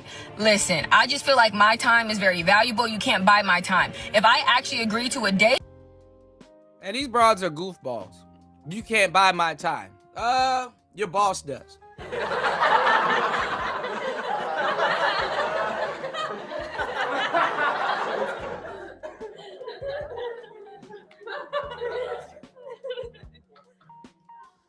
There's nothing wrong with that. A lot of people are trading time for money. It got to make sense. But I say that to say, you know, you're not going to be an astronaut, baby girl.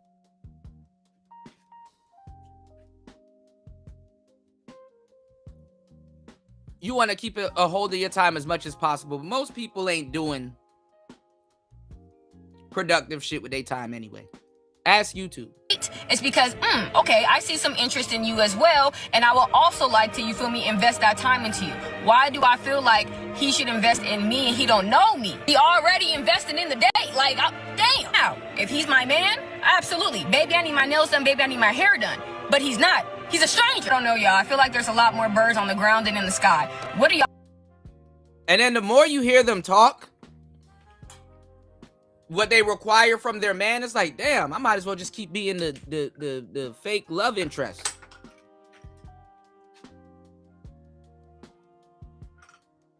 Listen to some of the women talk. A random stranger that wants to date her, a one-night stand gets treated better than her actual man. I think, am I wrong right now? Am I being a pick-me? She called me a pick-me. Is that a pick-me? So I know that this is going to trigger a lot of black women, and I really don't care, right? And if you're a hoe, a lot of times you're a paid pick-me.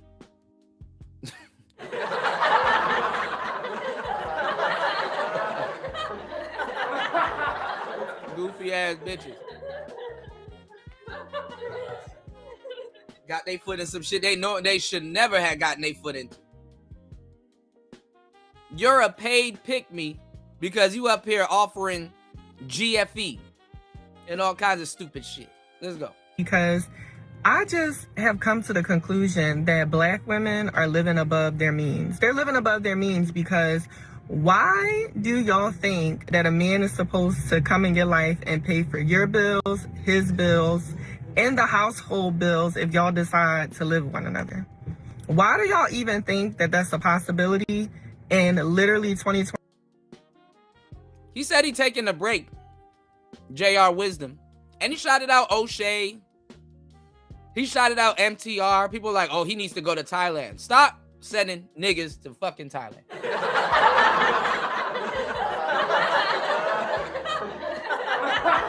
Y'all done destroyed Bangkok enough. Ruining it for guys like myself that's lived abroad for 4.5 going on 5 years. Let's get 26, when inflation is at an all-time high, people can't even afford to buy houses as a single person anymore. People need to work more than one job just to pay their bills.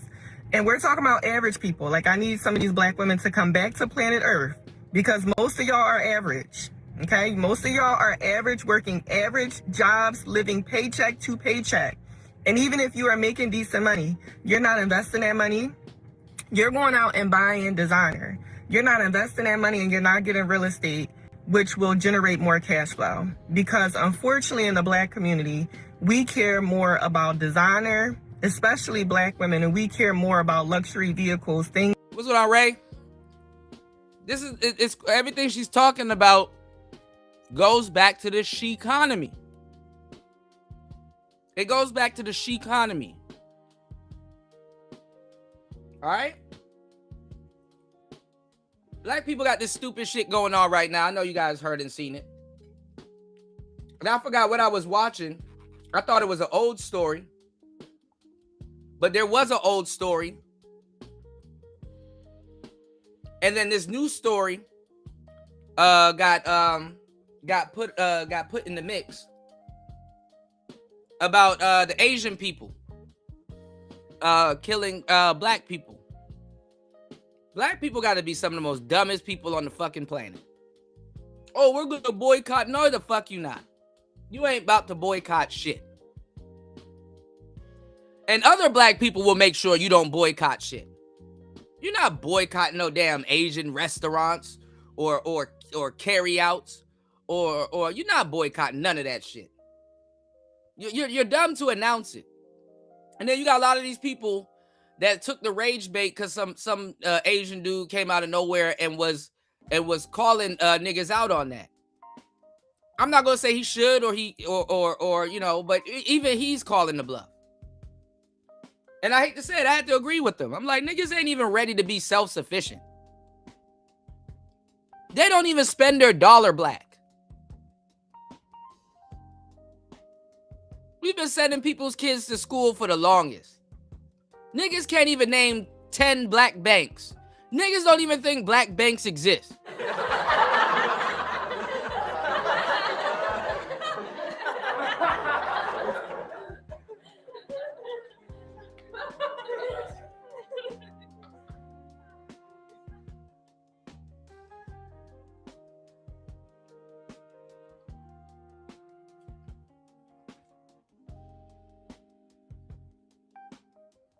It's to the point if you open up a black-owned business, just exclusively sell to white people and other races of people, because you gonna get fucked over trying to sell to black people.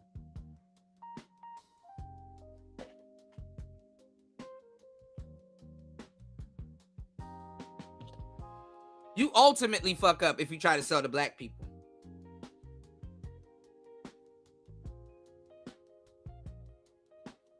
And then don't let them niggas know that you exclusively sell to black people, because they will go out of their way to show you that they're not going to do business with you.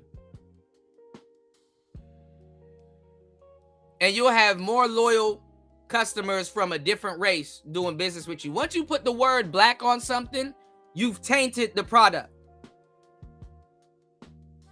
Because real potential customers are going to feel excluded. If you want to be successful in a black area, put a white face on your business.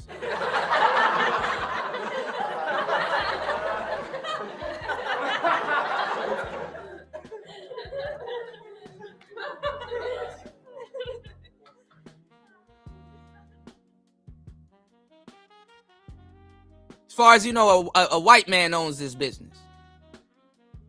Because niggas will do you dirty. What's going on, degenerate?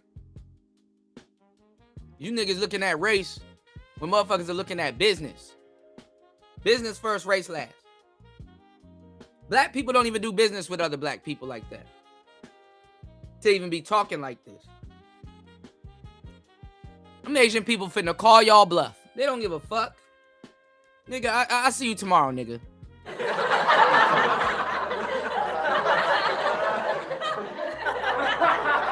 What the fuck is you talking about? It only take niggas a week to forget their morals and shit. Niggas that forget their morals 3 days later. Oh shit, man, I gotta go pick something. Oh fuck. We said we not going there no more.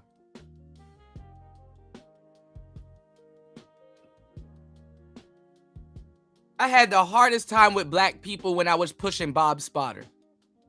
If y'all don't know what Bob Spotter is, it's an acronym for Black Owned Business Spotter. So when you type in towels and toilet paper and stuff like that, it basically, you type it into the search bar, they'll find a black owned convenience store or something where you can buy those items. Problem is, black people, they always want discounts. They always want some kumbaya shit. All these other, they pay full price for all the other shit. But when it comes to other black people, hey, look out for a brother, man. Goofy ass niggas, man. Niggas never learn their lesson. They ain't boycotting no fucking Asian business, man. Them niggas don't even know where the fuck to go.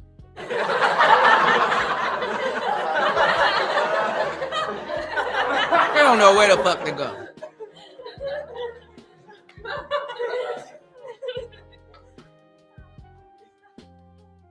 And then the fucked up part is that us as black people, we have a big economic spending power. We're the only ones that don't know that shit. Because if we did, we would have went into business.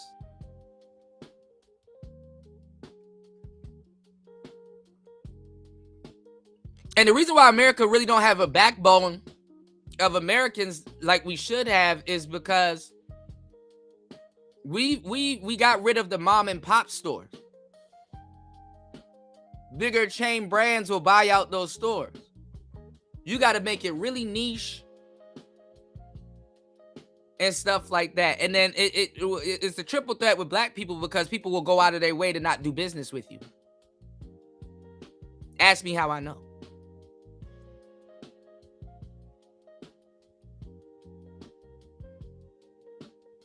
So niggas are always late to the cookout. You know? And they don't know who they finna. Niggas, you can't listen. I don't give a fuck who you are. You can boycott these nuts. If you don't spend your dollar black, don't nobody want to hear that boycott shit. And weren't these people supposed to be spending their dollar black anyway? Why would you have to boycott an Asian restaurants and businesses? And half the time, I'm gonna tell you the truth. Half the time, you don't even know they owned by Asian people. You just see a nigga at the desk that's Asian.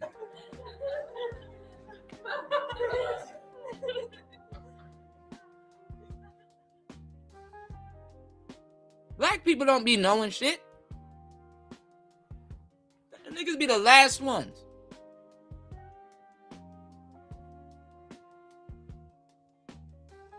That Asian man went live and called y'all bluff. I said, damn. Well, I'm glad I ain't the only one that see it.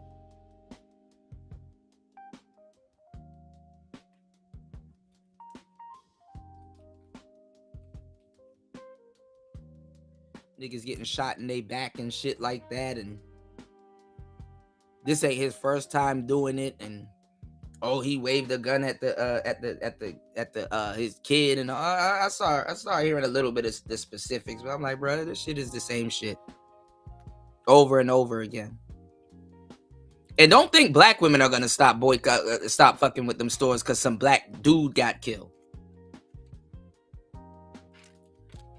10 more Asian business owners can within 24 hours can shoot down 20 black women, right? And niggas will still go shop at those stores. You know, Tyrone?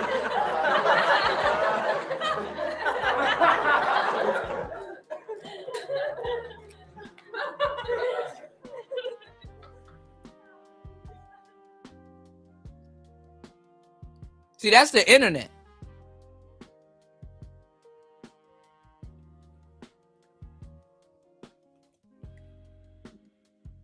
It's not even about options. You don't have options. The funny part is that the internet and a lot of these places make y'all think y'all have options. You don't have an alternative right now.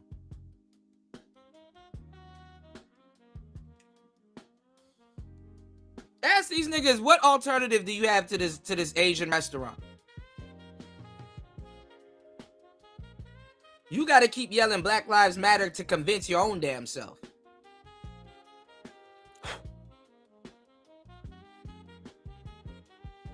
And this is sad. Like, I don't even want to hear the conversations anymore. Target shoppers, right? See if Target can make you an egg roll.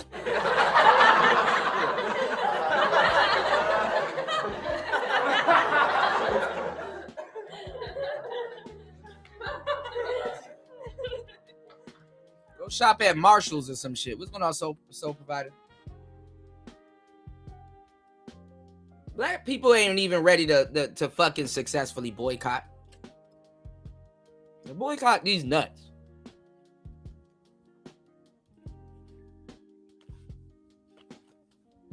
And I gotta give it to the Asian people on this one.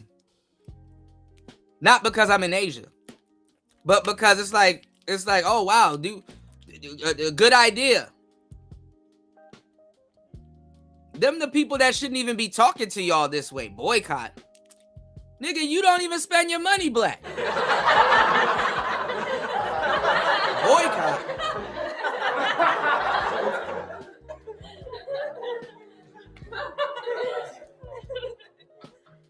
I don't even want to hear the line of conversation after that. I don't want to hear this fake FBA unity, because if FBA brothers were selling Kung Pao chicken and Tether Asian brothers were selling Kung Pao chicken, I already know where you going.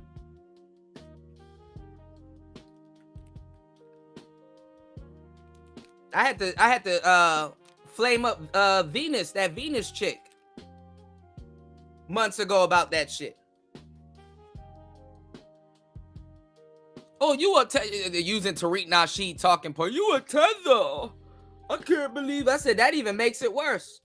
Because that means you waiting to see a brother that's like yourself, lineage-wise, to save that bullshit ass rhetoric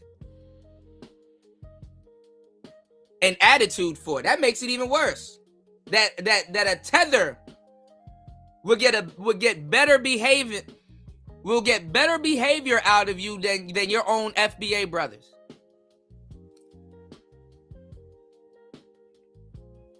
Make sure you'll think twice about repeating talking points you don't know.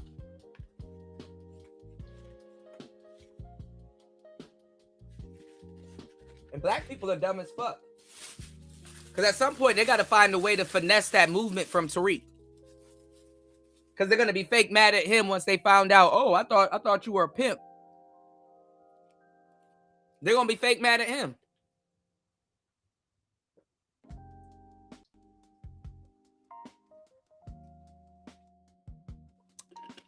Y'all hit the PayPal.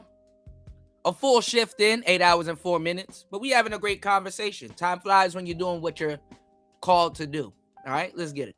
That are liabilities. The only way it's not a liability is if you can really afford top-of-the-line designer, like Hermes, for example. Comfortable where you resell it and get more money. But a lot of y'all are not even getting it because y'all can't afford that. So, with that being said. So I'm going to stop it right here, guys, because I got some good clips here that I really want to get into, including my man. I kicked it off with a preview of it. That was the intent. But I feel like dating, and I'm not saying I know the future ain't, but I feel like this is coming to an end. And I feel like well, they're assimilating, Chris G. They're assimilating.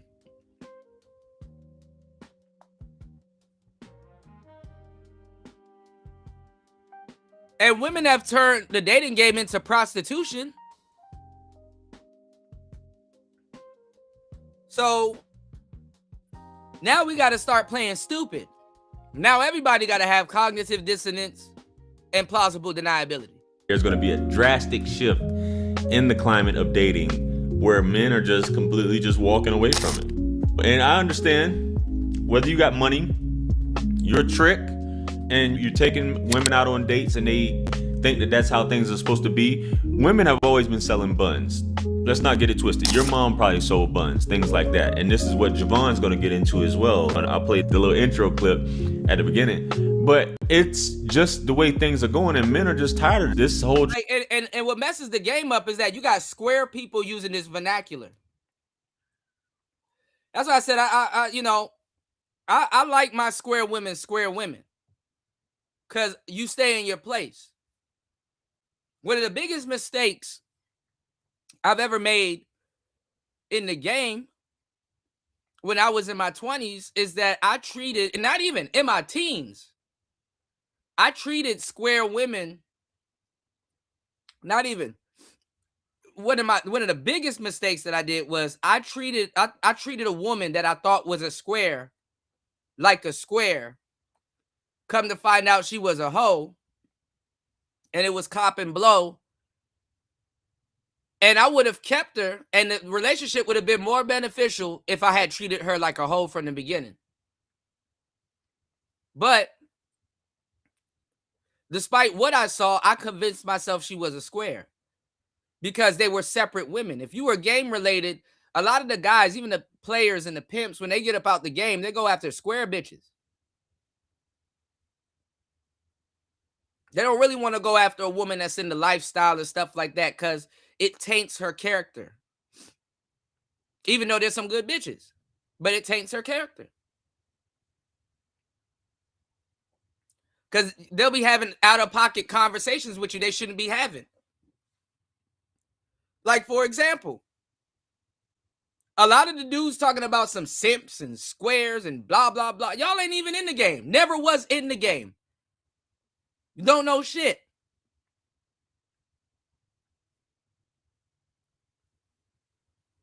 Square from Delaware. Don't know a fucking thing. But every time you look up, pimping and game vernacular all up in these people's mouth. Same thing with this manosphere shit. If somebody really get out on you, well, hey, good luck. Some of y'all don't, listen, even as a square man, some of y'all shouldn't even be worried about simping the way y'all are. Nobody wants to be a victim, granted. But if you don't know what the fuck going on, stop using the terminology. Because you're actually doing more harm to yourself than anything else. Because you don't know what the fuck is being talked about. Niggas ain't sending no bitches.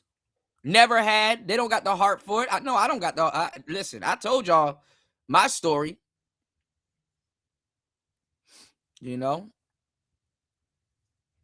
It is a lot of shit I can tell y'all, but I ain't finna get locked up behind y'all.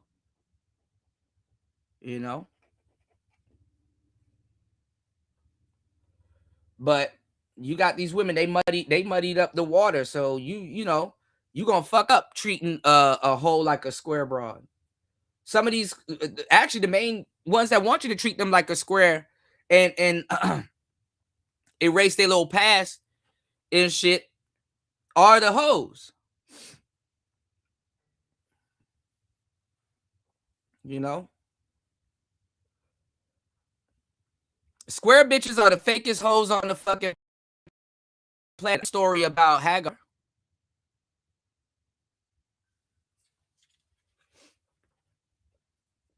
There used to be a young lady named Hagar. And she was a part of a small village. Mind you, there was no cell phones, Instagrams, OnlyFans, none of that. And Hagar was beautiful. But she used to sleep with she was a hoe for sure. She was a renegade hoe. She could have made a pimp happy. You know? But she was sleeping with all the politicians. She was sleeping with all the women's husbands. And like that, she was, you know, they pay her. Some of the bitches that knew who she was and what she was, they would try to fake throw stones at her when she left the house because she didn't have to. Trick and all kinds of stuff.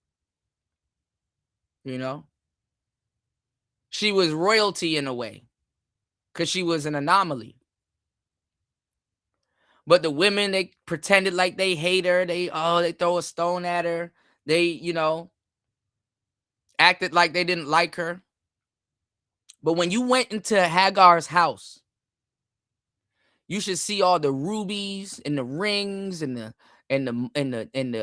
like, it's like going into a mansion because she was paid so well.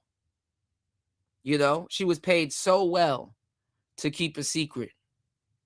You know, all these tricks and Johns and these women husbands been gifting her so much stuff that she was a queen. And when other women saw that, they wanted it too. When other women saw that, they wanted it too. Goofy ass broads. When other women saw it, they wanted it too. Why you think these women wear like this? Is what prostitutes used to do. They used to wear like the different color hair and stuff like that. They wanted to stick out like a sore thumb. So if you knew, you knew. Regular women didn't have a need for that type of attention. But once the internet put everything on steroids. What's the matter, Daddy? Bust all in there. Once the internet put everything on steroids.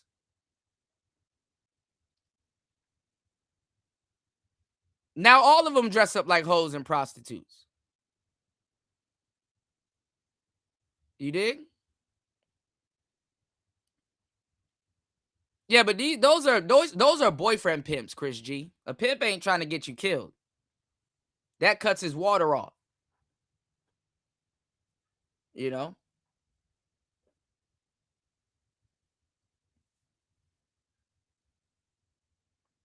I knew a lot of women wasn't shit when they needed somebody to help them sell their own pussy.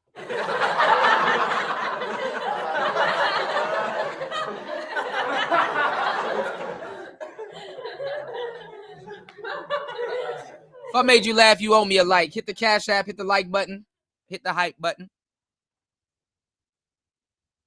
Bitch, the pussy sells itself. All you gotta do is shut the fuck up and be pleasant. They fucked that up too.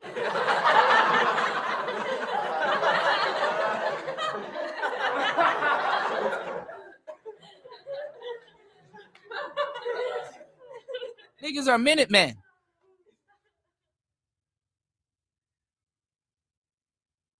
They can't do that.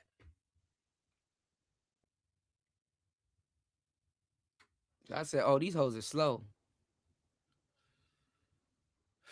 And that's why the internet's way worse.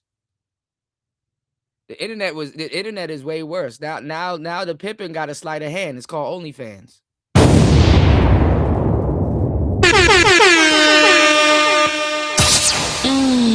Damn, Kuda. Why you do him like that, baby? Girl talk. Let's get it. Now you know you gotta break the game down a little bit more because they might be slow.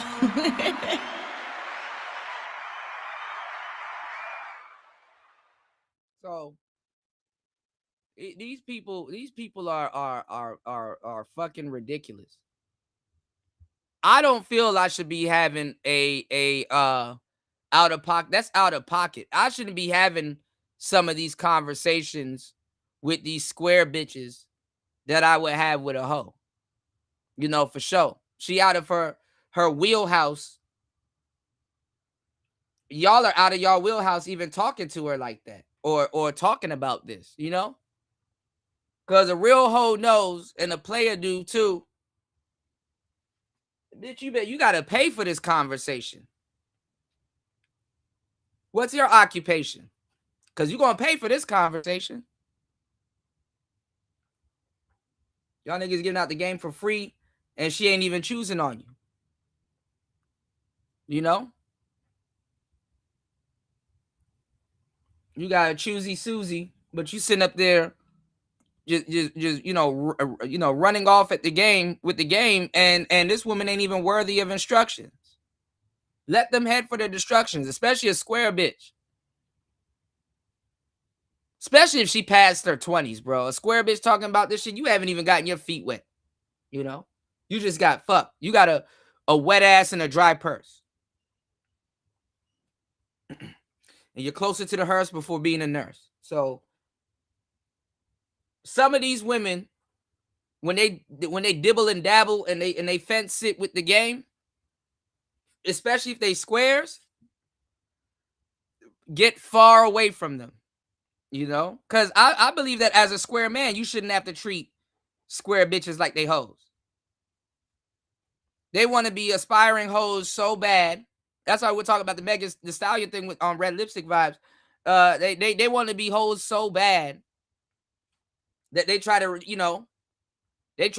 react like them too. And it's like, girl, stay in school. What's going on, Hood Hobbies? Stay in school. I don't see none of these women boycotting or trying to stop any of these little broads from getting on OnlyFans and shutting down that website if it's so bad. Transactional thing, but women want to act like it's not prostitution, but it is prostitution. And if when she goes out on these dates with her friends, she's coming out of the pocket, she's not doing any of these things. And this is actually what's funny is the therapist, and shameless plug, I'm gonna plug it because you guys know I'm trying to transition into this. I have an actual scene that talks about this from this perspective of it's different when it's a man, but when it's your friend, even though your friend can't do anything for you, really, she can't save you, she's not going to take care of you, protect you, all these things that a man will do, but yet still a man has to convince you to pay your bills, which is weird. And this part right here where she's talking about a woman will take a date over a light bill. What's a light bill, JR? Over her electric bill, right? She'll take a date of $500 because now you got women saying $500 is the minimum, stuff like that. They're behind on cars, taxes, all types of stuff, right? And I told you, and it's not to put my sisters down, and I was telling a young lady this, and I've mentioned this on my videos in the past. I used to do credit repair, me personally.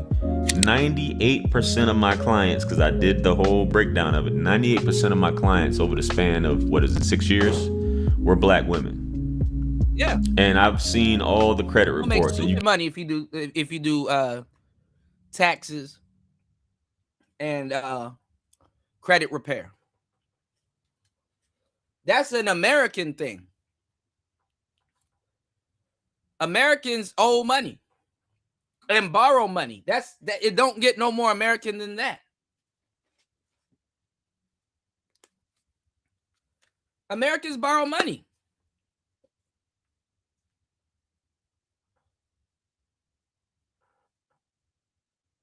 Fuck, every time I want something, it's all the way across the studio. God damn. Hold on, y'all.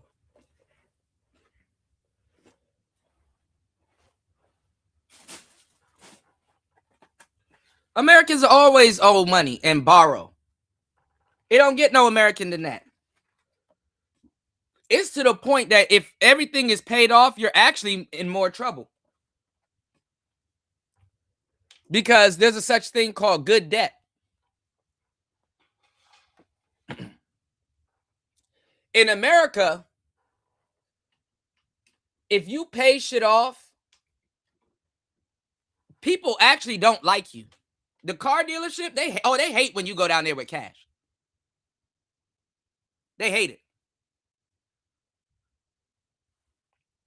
Because you might not know what you're talking about, but you bypass a lot of shit if you go down there with cash. They fucking hate when you go down there with cash. You want to know why? You want to know why? Let me give y'all some game. Because a car dealership is not selling you a car. They don't sell you a car. They sell you a loan.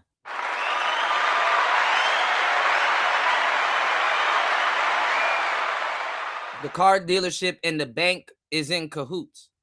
They sell you a loan. You know? Y'all hit the Cash App. Support the show, y'all. They sell you a loan. And the reason why I say they sell you a loan is because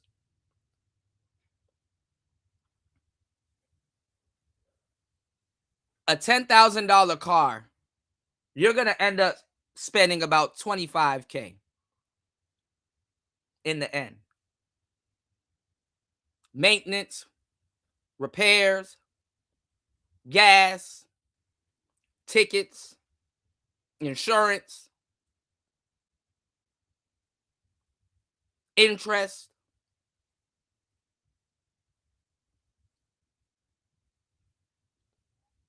Some fucked up shit. But it's real.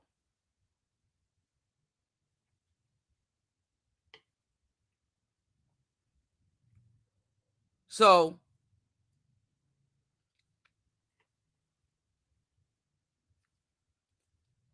pick your poison. I'm gonna give you the game, right? There's a such thing called good debt in America. You know, America will give you, they will bow down to you if you owe. You don't get rewarded in a lot of cases in these major cities for being a good American. Because what does that mean? To owe is to be a good American. You got good Americans, smart Americans, then you got Americans,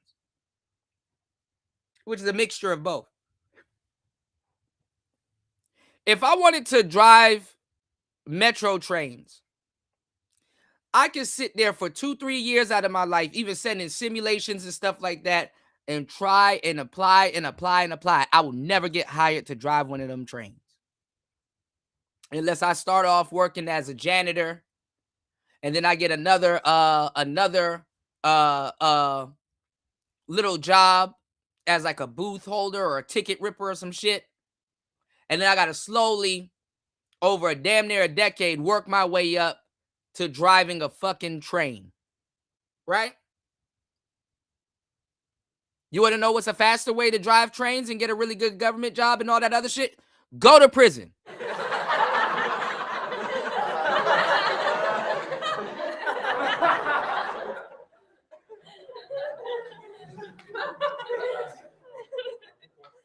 They will hire you right out the gate if you went to prison.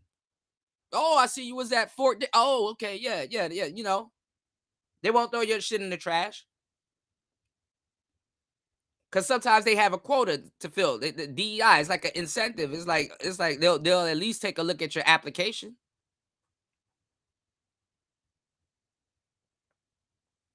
You want to get your phone half off and some other stuff and all kinds of trinkets? Call your cell phone company right now. Say you about to leave. Oh, no, don't do that. Here's a free phone on the house. Family plan. See, when you can't do shit in America, that's an opportunity for them to upsell you. It's to upsell you, you know? When you can't pay a bill, they will give you like 15 different flavors of payment plans. All kinds of other shit. But when you pay, there ain't no reward. Hey, I pay on time. Can y'all give me a free phone? Oh no, you pay on time. You one of them.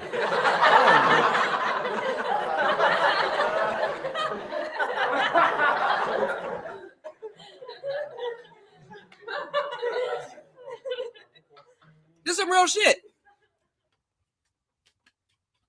I don't got an incentive to lie to y'all. Being a responsible American in a lot of cases will get you fucked up.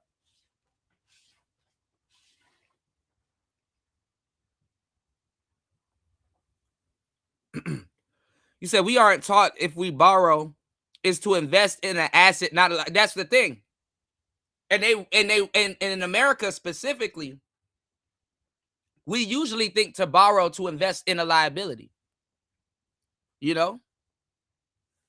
Liabilities make you want to invest more.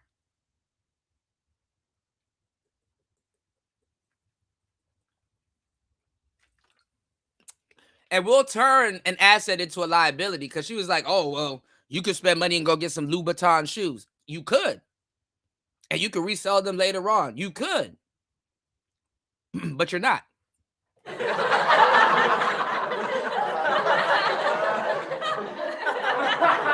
You're not.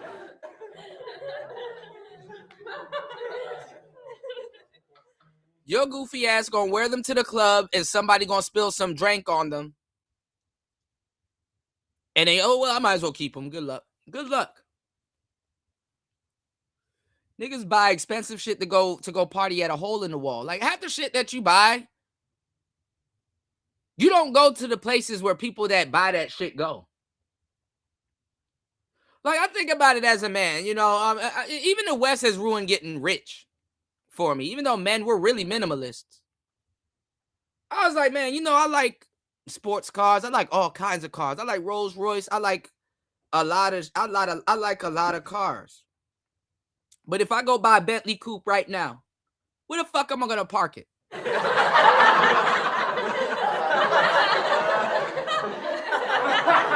am I gonna park it?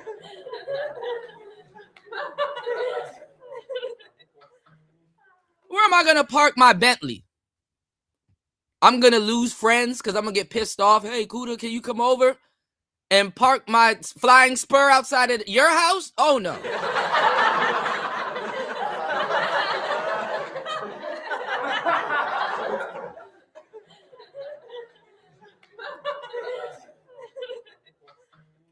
Send me a Uber. Niggas can't even protect their Honda Civics. Imagine what they'll do with my damn Bentley out front of your house. Fuck no. You don't have a garage? Oh. Wretched.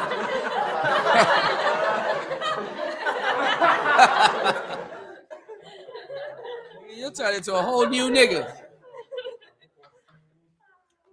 Wretched plebeian, you have no garage? You don't have a garage?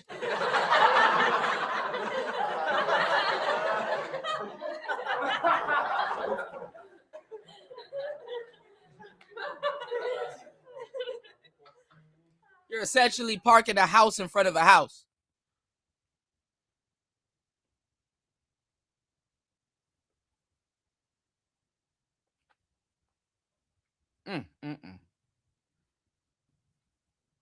It's ruining it for regular people, you know?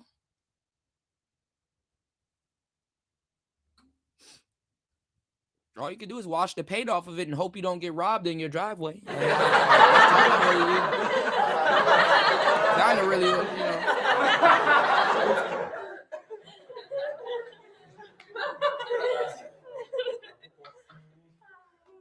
Yeah, you can't use regular Kmart car wash and shit like that. You gotta fucking buy a damn hose attachment. Water bill finna be high as fuck trying to wash this big body coupe. Niggas talking about, and then we had another conversation the other time talking about some people don't grow apart. Nigga, get you a Bentley. You for sure gonna grow apart from your bitch. I swear.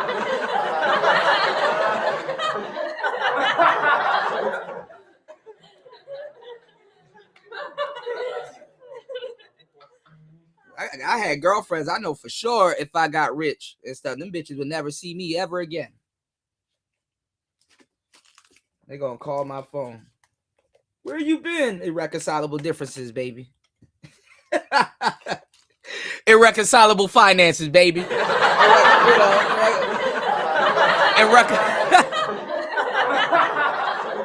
Unrecognizable finance. What you talking about? Nigga talk about some money shouldn't make you change. Nigga, if money has not changed you, again, you haven't made enough.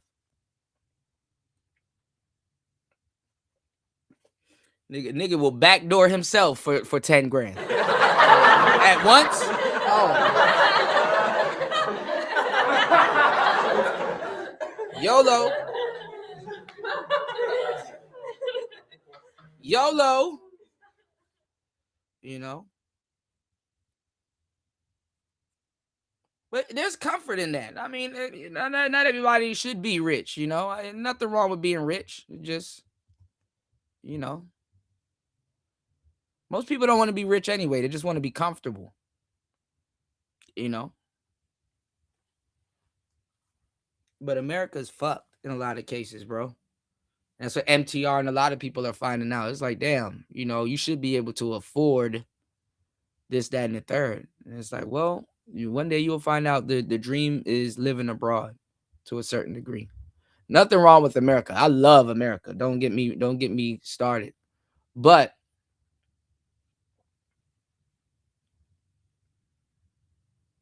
the West is cooked.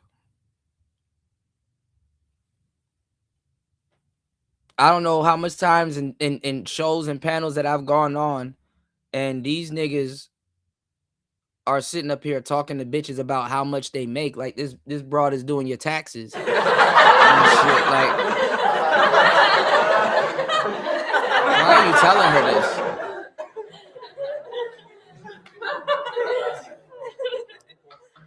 You know, girl, I make, you know.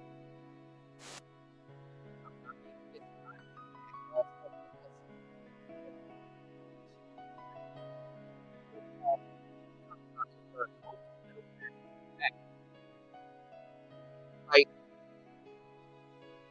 you literally, to be in a decent middle class, you literally gotta walk the road after taxes. 130K after taxes.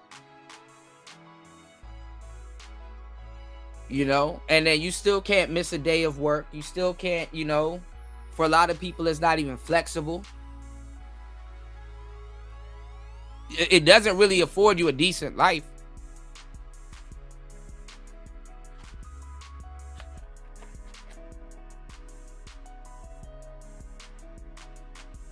So people are getting creative, you know.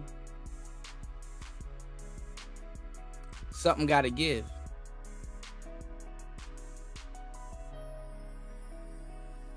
All right, what's going on, Dollar Washer?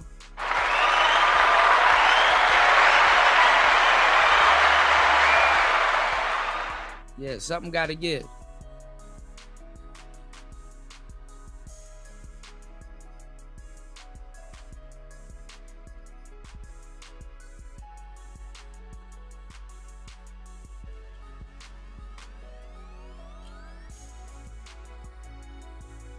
There was a friend. He was like, "Oh man, I'm so ready to move from Ohio.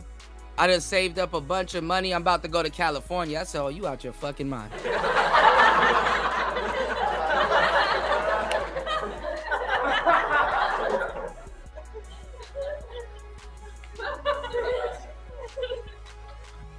And you never been to Cali before, so he hasn't even got Cali taxed yet because he don't know what the fuck going on. I said, "Boy, you better go to the Dominican Republic or Panama or somewhere. Go sit down, smoke a cigar, and go figure out what you're gonna do next, business-wise." Niggas sit up there complaining about another state and then talking about, "I'm about to go to the most expensive state in the United States." Fuck out of here.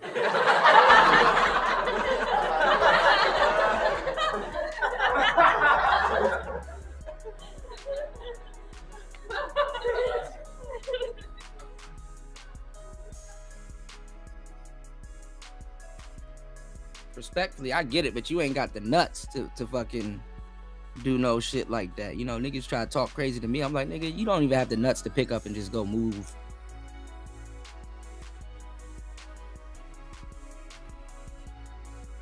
He didn't want to listen, so I said, okay, I'll hear from you in like a month or two when all of that shit is fucking gone. You know, you got to give yourself room to grow.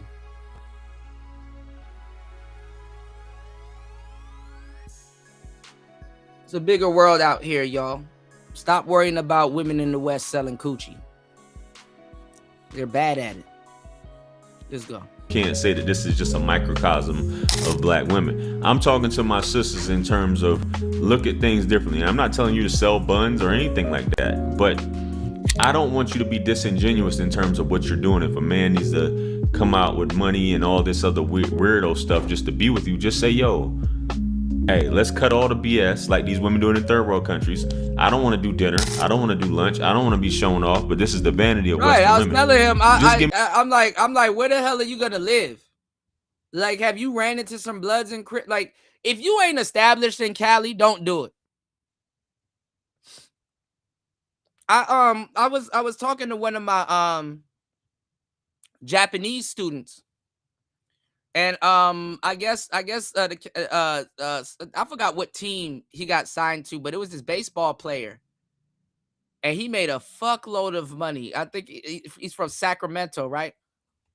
And he made a fuckload of money, but he got clipped, like he got taxed like a motherfucker by California. And it was like, damn, dog.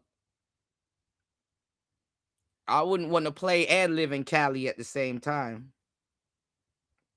But he got taxed. You know? That's what them ballers and all them people, man, that California lifestyle, you're going to pay for it. You know? You're going to pay for that California lifestyle. You know? Of course you can live authentic for a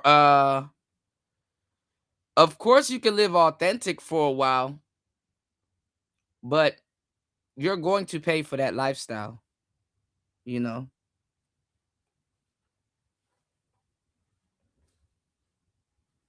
You're going to pay. All right. Y'all support the show. Hit the Cash App, hit the PayPal. Please support the show.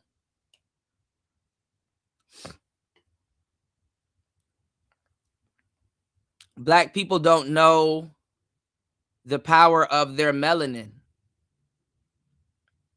And niggas don't even care. You know, you get cursed out by a nigga trying to show them. You know? And it's like power. What power?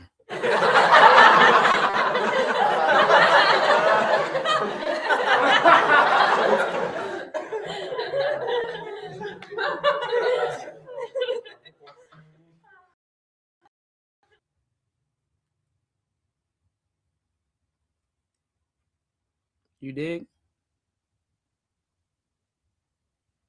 Niggas are cooked. And then people are fucking up Thailand. They're fucking up all these Asian countries, all fucking it up. I told y'all all of this shit was going. I predicted all of this shit.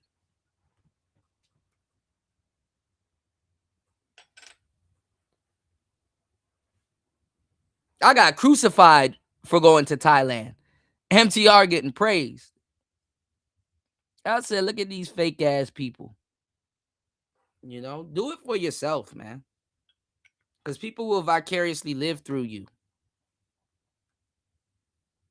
People will see you on a one wheel and then have negative things to say. And it's like, but you don't have the balls to do it for yourself because they would want to do it too. People will see you. Shout outs to LT, man. Will go and buy yourself a fucking motorcycle. Yeah, I don't know why he buy that motorcycle. He ain't going. I don't know why he. They'll impose their thoughts on you. So most people, they won't pull the trigger. But there's people that will pull the trigger. You know? Shout outs to LT, man. Buying himself something that makes him happy. Shout outs to War Master. Certain little things that you do, and you really don't notice until you look in hindsight, it take balls.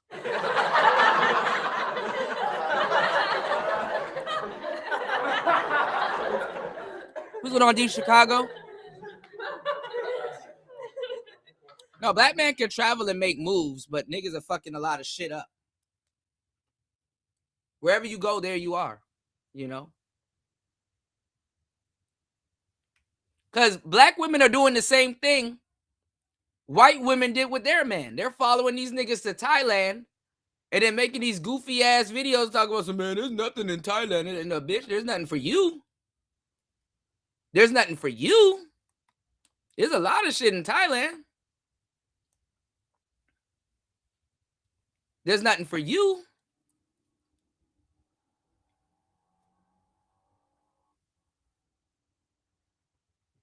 But a lot of the stuff that we do, and we don't realize it because we're go-getters. You got to have balls. You know, sometimes I got to remind a nigga, I'm like, bro, I just can't tell a nigga to up and come to Asia. He don't know.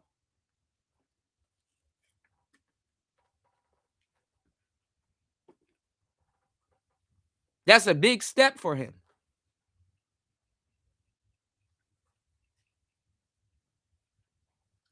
What am I gonna do? Who am I gonna see? Why am I gonna be out there? Like niggas don't all niggas domestic skills go out of they fucking out of they out the window. You don't know how to have fun. You don't know what to do. You don't know you don't go talk to women. You know, you don't nigga go to a zoo. Go get a hotel or somewhere and then go outside and go for a nice walk on the side of the coastline. Go outside. Find something to do. You know, niggas ain't the type of niggas, oh, when I get there on the ground floor, I'll figure that shit out. But let me go ahead and go. And it's sad because a lot of people they watch people on YouTube and try to live vicariously through them. You know, niggas kept asking me and irritating me, Kuda, what travel vlogger do you watch? I would say myself, but I'm too busy producing. I'm too busy having fun. Like, why do I need to watch 4, 5, 6, 7, 8 travel vloggers? Respectfully, why would I watch people do what I'm doing? Respectfully, I get it. If you're an audience member, that's what you like. That's cool. But like, just think about it. What's the point of me watching them? Especially long term.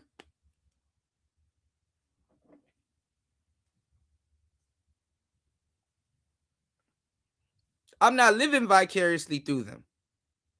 I go outside and I do it. And I show people how to do it, or I'm just in my own world. I don't need to watch niggas in Thailand. What the fuck I need to watch niggas in Thailand? You mean you watch somebody that's outside? I just go outside.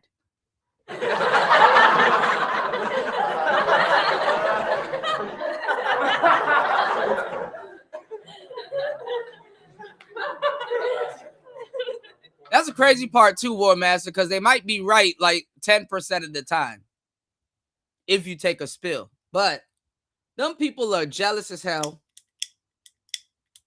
And a lot of them are mad because they can't do what you're doing. Well, you got an electric skateboard and having fun. And girls want to ride it and blah blah blah and why is it so convenient for you? Like they can't imagine how much fucking fun and freedom you have on a damn board.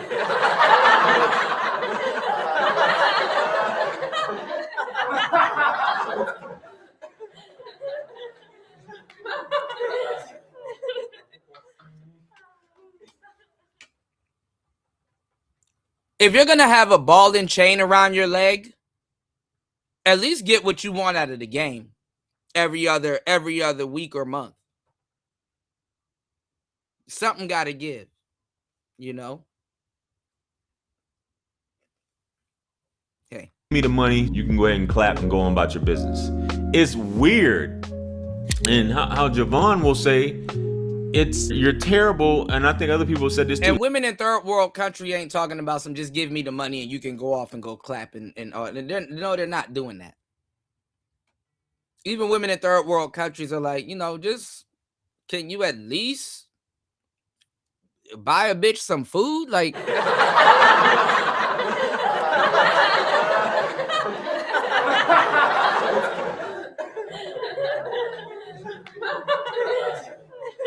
Crash Man Kuda is crazy. Crash Man Kuda is wild.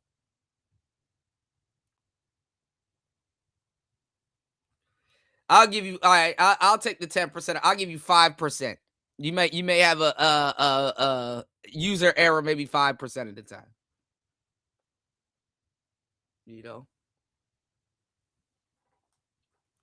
But no, they hating on you.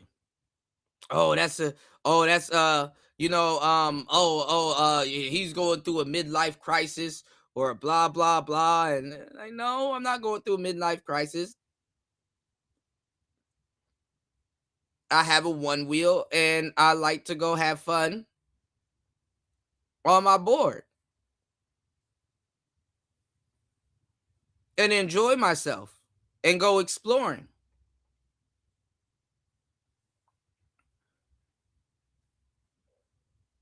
Niggas be mad at you because you having fun.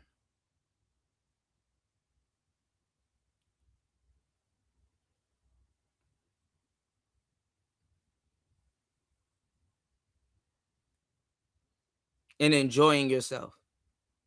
You're terrible prostitutes. You're terrible. You know what I'm saying? You try to work it one way and try to name it something else. Man, come on, man. Just get straight to the point. If that's what a man has to do and you really have no interest in marriage, you really have no interest in having children, you just want to look pretty and show off for other women, then just say that. Cut out the foolishness, man. Cut out the foolishness. So I'm going to go ahead and play Javon's clip, and I'll probably play the rest of hers. I'm at 1 minute and 30 seconds. She's got a minute left. But I just want to make sure Javon gets his piece off. Pause. So let's go ahead and play his. Y'all, please worship, honor, and protect this woman like the Virgin Mary. She said the realest ever. It's that's getting the money is getting the. That's why they're not complaining that we asking for the money, because they got the money to get the. It's the niggas that don't got the money. There'll always be some potato head broad talking shit.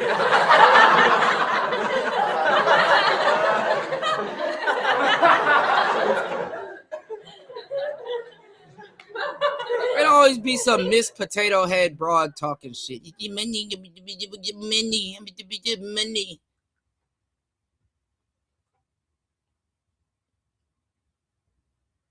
You just made yourself an average broad. Well, a lot of the stuff that I rode skateboard wise, War Master, I had to unlearn that shit. You from Cali. I'm preaching to the choir. I had to unlearn that shit with a one wheel. You keep that front foot on them sensors for a long time, oh man, you're gonna do an involuntary split.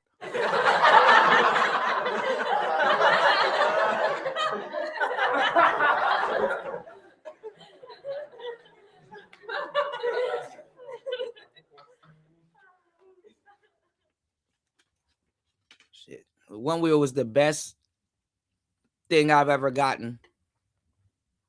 Honestly, ever. Within the last decade. Them niggas complain because they not getting no. She is 100% correct. Men that's getting money, that's buying. I saw this guy get cursed out on Fatty's panel, which is kind of hilarious. Have no problem with it. The only problem men have is this. Too many regular women trying to sell, acting like they ain't trying to sell.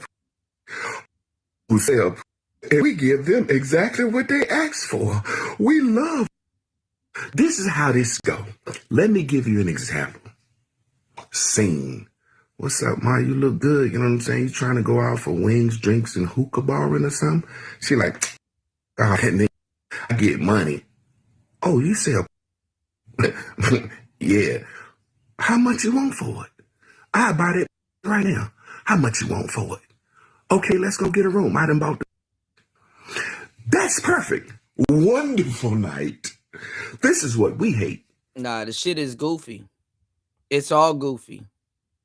And you got to see what they're using the dinners and all that other stuff for. The dinners and all that other stuff for is a trial run.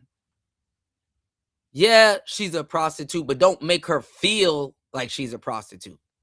A lot of women, they love to be hoes until it's time to be a hoe.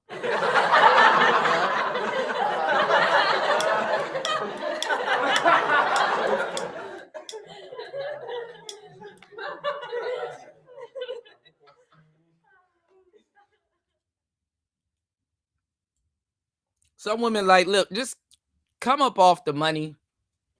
I'm really not trying to be seen outside with you. I'm not trying to be running around town with you. I'm not trying to be, you know what I'm saying? But at least buy a bottle or buy some type of elixir so a bitch could feel like what she's doing is not what she's doing. Give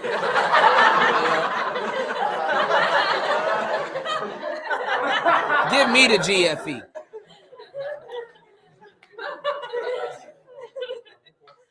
Give me the GFE or the BFE. Boyfriend experience. Buy a bitch some barefoot wine or some shit so to make it feel like I'm not doing what I'm finna do.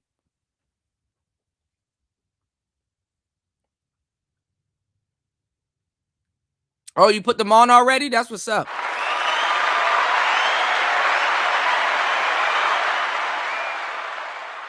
Yeah, it's goofed out. Dollar Washington said he's 6'6", talking about tricking. But see, it got us talking about some stupid shit because a lot of the dudes that's like that people be like, oh, well, you're handsome. Why are you doing this? Or you're tall. Why are you doing this? Or you're blah, blah, blah. Why are you doing that? There really shouldn't be no correlation between being 6 feet, 6 foot 6 feet, 6'6". There really shouldn't be no correlation being 6 foot 6 feet. 6 feet, god damn it, 6 inches. I'm up here doing something. But anyway, you shouldn't be 6 inches, 6 feet in the street for the dirty meat, you know? That makes no sense. No sense. It's nonsense. But people think, oh, well, if he's taller, he does better with women. Actually, no. No.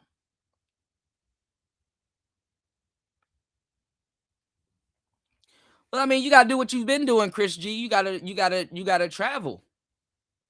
You gotta go places where women give a fuck about you, whether it's your skin tone or it's just because you're a male and you're there.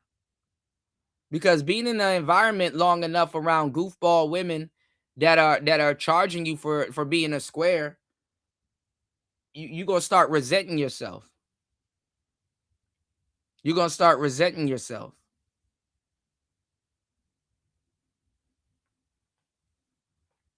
Y'all take the opinion of hoes way too seriously. And she don't know shit. I swear to God, if y'all see the type of men these women sleep with, boy, you will treat them like shit.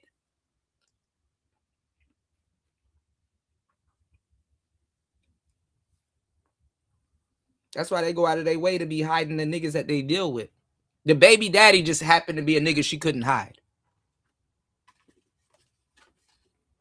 Check their social media periodically. You'll see some of the stupid dudes they deal with. Like, it don't strike y'all that bitches are losers and goofballs until you in position and you're like, oh, you a loser for real. Oh, you ever had a girl try to make a joke on you? Like, you whack. You whack. I flame your ass up. I literally flame your ass. I can flame, because I've done it before personally. I can flame myself into some coochie. You can flame a bitch into wanting to jump your bones. Oh, this nigga actually funny for real. A lot of women are fucking whack.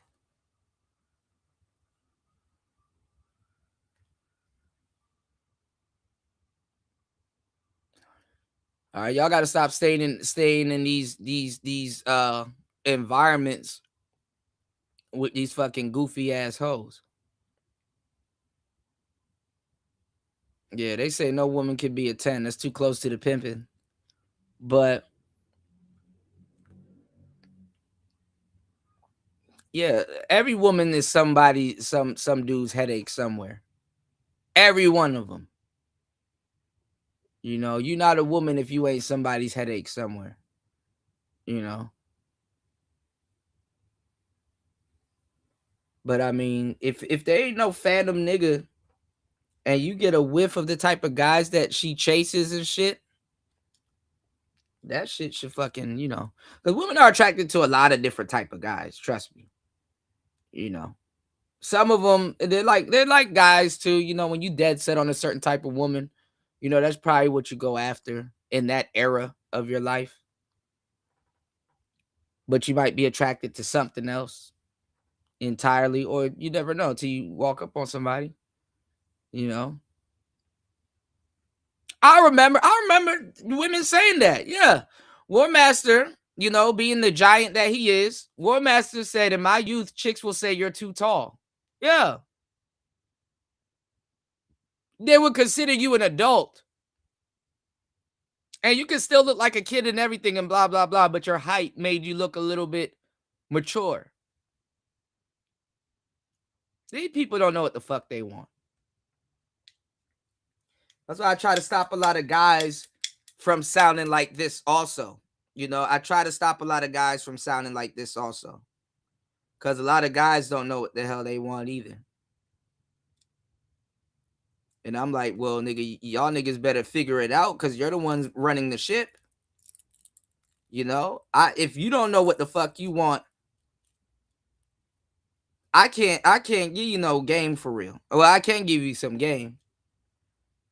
First things first, find out what the fuck you want. That's number one.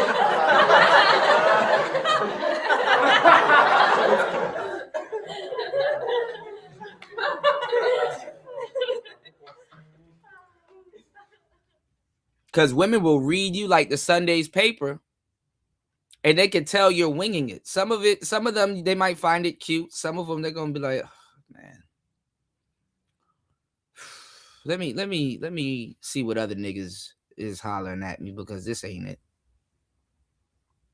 This nigga is aloof.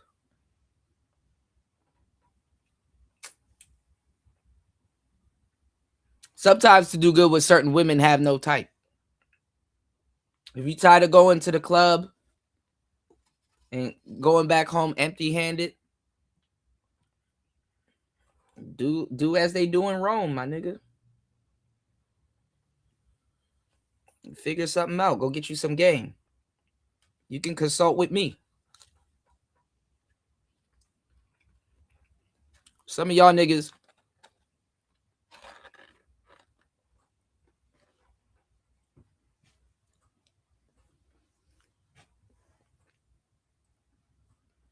I'm just gonna tell you, man. Look, just beat off before you go to the club. Pause.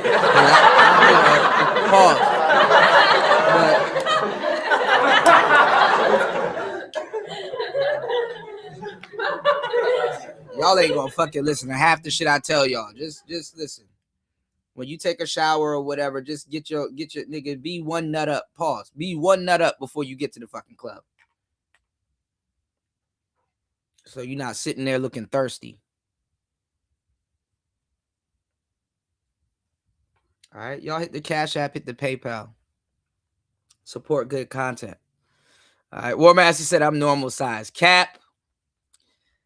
War Master Shadow got a breeze. Cap.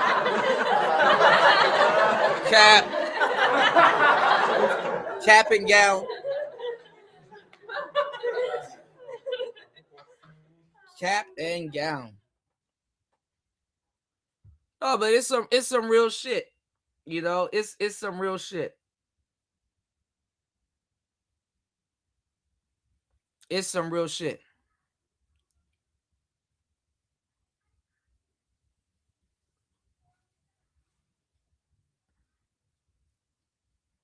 All right, y'all hit the like button, support the show. Hit the Cash App, hit the PayPal. You know, and dudes gonna justify their reasons for tricking and shit like that. And the thing is, too, what's also being left out, which gets muddied up, is that you're buying coochie from women selling it. So you're paying to sleep with a lesser grade woman.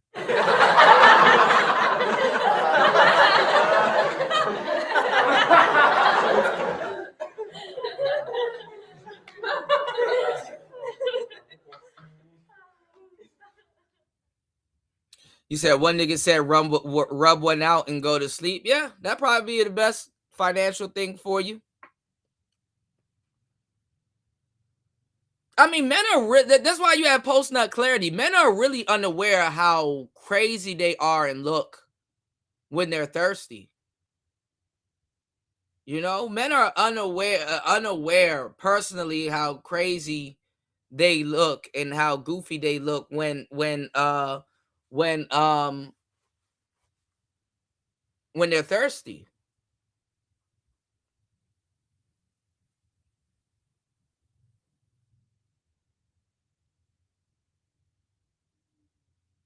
You know? That's why that post nut clarity and shit to be you know. Y'all ever go look for something and it's like, and then after you get one off, it's like, ugh, this disgusts me. Backyard midgets.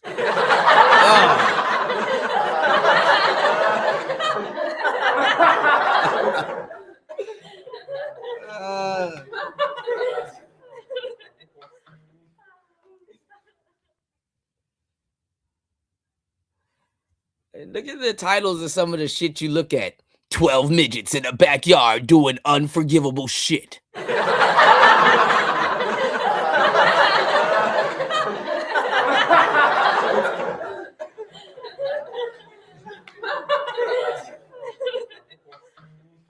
Mia Khalifa takes it in the poop shoot. Let me stop. Bust all in there. Mia Khalifa takes it in the poop shoot. Bust all in there.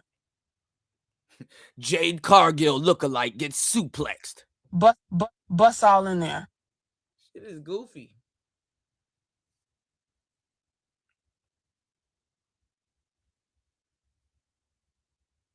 What a world we live in, don't it?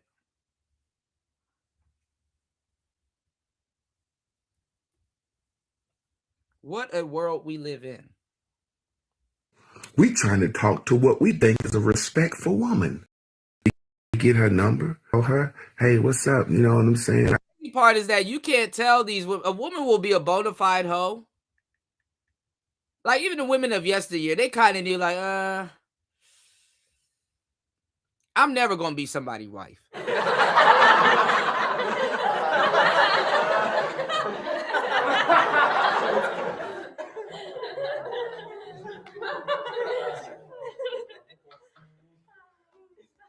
I'm never gonna be somebody's wife.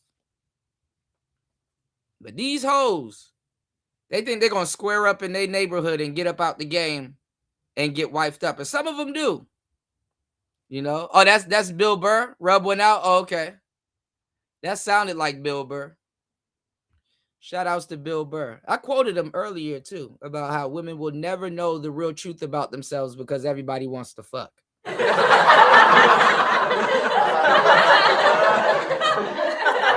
Brilliant.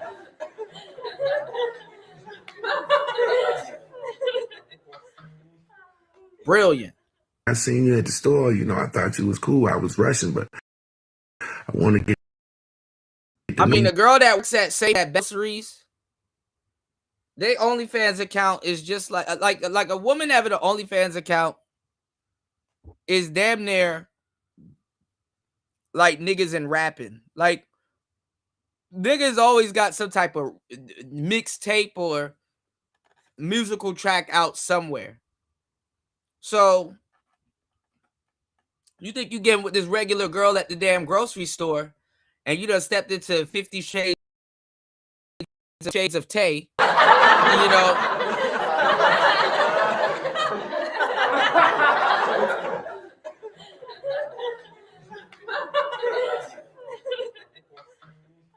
Like, damn, dog, I just thought I was hitting on somebody from the Starbucks bitch got an OnlyFans.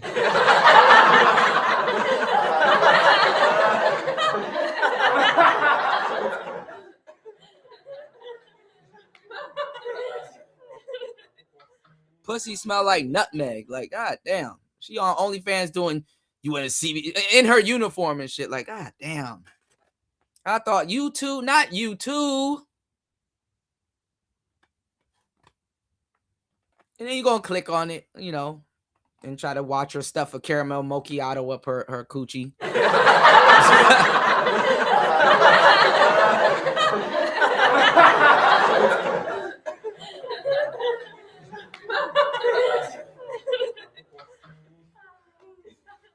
You thought it was a tampon. She got a straw hanging out her coochie because there's a caramel macchiato somewhere in there. Oh, and don't let your square ass find out because then she gonna give you the Megan Thee Stallion Klay Thompson treatment. That's really what's gonna happen.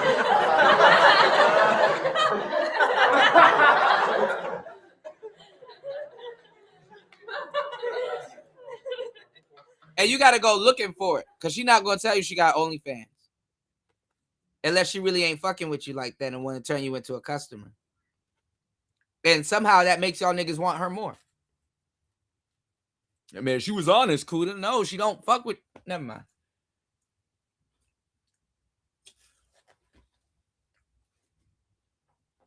Niggas wasn't gonna listen to me anyway. I will ask a nigga to support the show.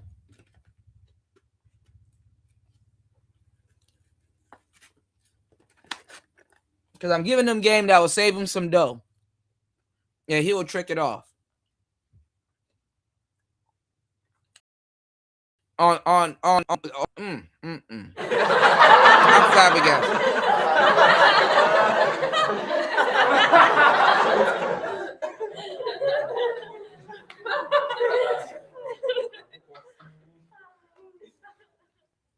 Niggas be 50K in a hole on a broad.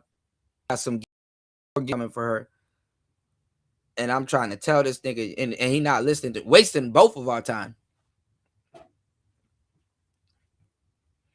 Yeah, I hear what you said, Kuda, but I'm still gonna buy her a Benz. What's the matter, Daddy? All right, well, least you can do is support the show.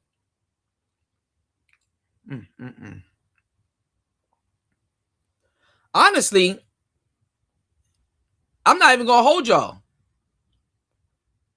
Y'all don't want no square woman. Y'all go after the hoes. Y'all chase after the hoes. And forget that you have no game. Because these hoes, they look like low-hanging fruit. That's what gets you. They look attainable. So do sirens till you realize you can't swim.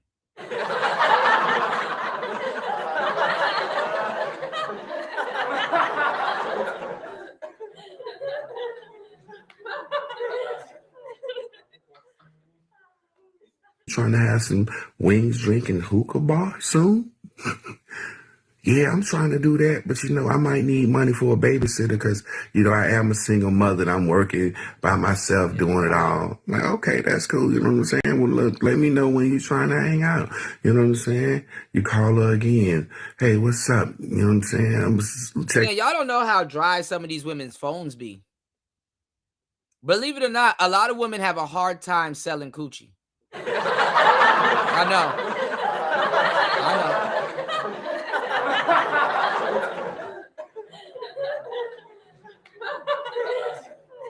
They have a hard time selling coochie.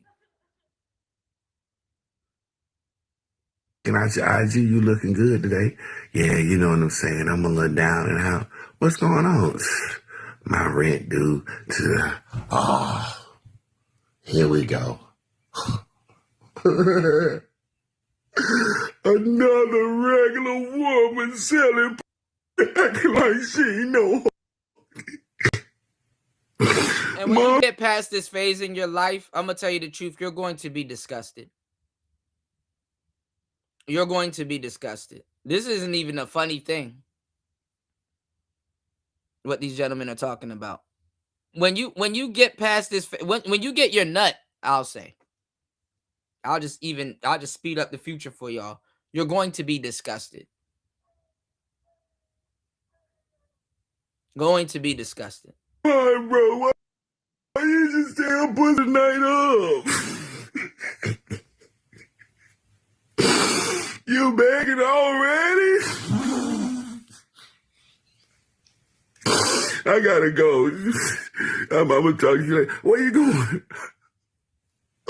I'm going to find some that just openly sell. Y'all be begging. Yo, shout out to Javon. Y'all know Javon's my guy, man. That's my bro, the master teacher. Y'all make sure y'all go follow him at Grub's Kitchen. Y'all see the name right there. But it's a fact, man. I think we've been talking about this for years. Respectfully, I wouldn't call myself teacher and then default to tricking. There's nothing to teach.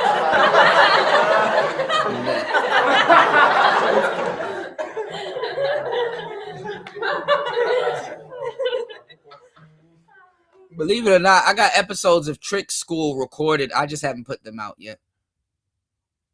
Gave y'all so much game anyway. But yeah, like niggas want to hear all of this game and then default to tricking. That's what Coach Greg Adams did. But let's go. I feel like, and this is good news for the fellas, and again, shout out to Marcus Brown. You know what I'm saying? Shout out to Marcus Brown. I know he shouted me out after I shouted him out about the playing field being leveled if it were to ever be legalized in this way. And women, the behavior of women would drastically change if it came down to this. No, it won't. And America No, it won't. No, it won't. And the playing field won't be leveled.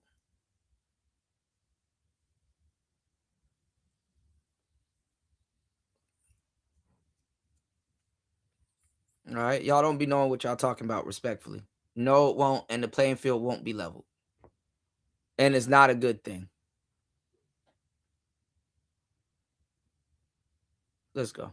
Knows what they're doing. At the end of the day, they know what they're doing. So I say that to say, I think men are really just like, this is not a good deal. Marriage isn't a good deal. Dating isn't a good deal. And if this is what it is, really, you're not trying to help me in any way. Everything is basically put on me. Like, there is no working together on this whole thing. There is no collaborating. There is no betterment in terms of this relationship. Everything is about what I can do for you. Not coming over, hey, I got it. You can do this, probably. Here's some ideas. Baby, you're incredible. You got this. Let me tighten this. Let me straighten this up here. Because a woman, her value isn't in her strength. It's in how she's able to manipulate a man and make him feel. Now, you guys don't like me saying the manipulation thing, but manipulation isn't always a negative thing. You can manipulate materials to change them into different things, or move them into different things, or shape them into different things, right? The woman has this ability to do this to a man's mind, and we all know this. Not that men don't. You got P's, which is top level, allegedly, and then you have other guys. But yo, just to be honest, like a woman has that ability. She can see things that you can't. She can straighten things up. She can clean things. She can cook. She can make a home.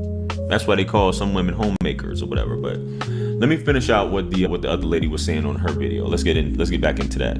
In 2026, in the real world, with average everyday people, why do you even think in this economy, where most households need more than one income just to be able to... But know your place, really. At the end of the day, let's just keep it that way. So, I know this video is going on long enough. Let me know what you guys think. Comment below, like, share, comment, and subscribe. Blessings and abundance. Stick around for the next videos. It's going to pop up on the screen below. That's where I'm going to see you guys at. It's your favorite everything. This is Wisdom. I'm the best. Let's run it up to 1 million. Quit playing. All right. He said he going to take a break too. Just please don't pop up in Thailand, bro. Please don't pop up in Thailand.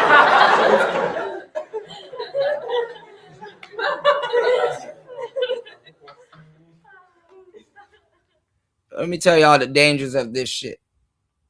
Speaking of Coach Greg Adams, right? I saw this last couple weeks ago. Look at this title. And they were cooking them in the comments. Let's see some of these comments real quick. But the title is The Dark Truth About Pimps They Don't Tell You Enough About. Because they were talking about, you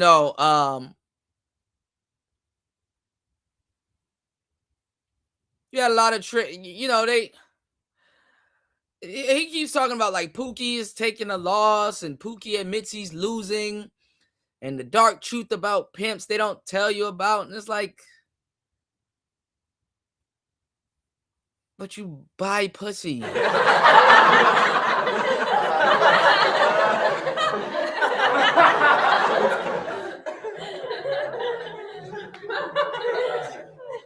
And I want to see these comments because this is actually funny because there's a lot of dudes that were cooking them in the comments.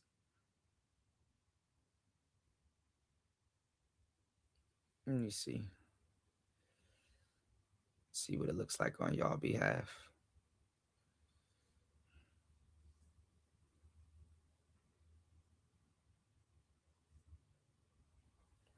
This guy was talking some real shit. He got way more comments now, so I want to take a look at these comments. Family court is the real pimp. Real talk. This guy summed it all up. I saw this when I first saw it. If you take advice from a trick over any pimp, you are a fool.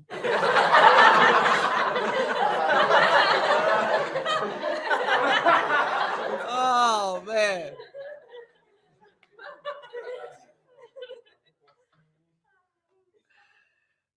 This guy says, if you take advice from a trick over any pimp, you are a fool. Hit the like button on that. JBZ or JBZ, or I don't know, says exactly, and CGA is a self-proclaimed trick. So there you go. Real talk. He is. Now look at this person, Dipset.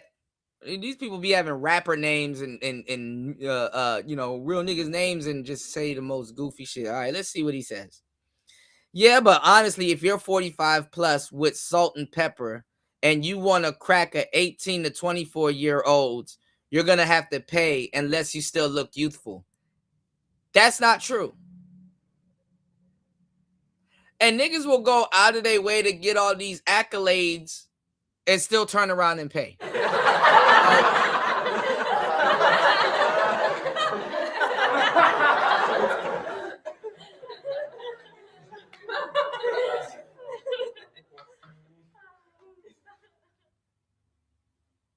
Women will be attracted to you and will sleep with you, and you wouldn't have to break any bread.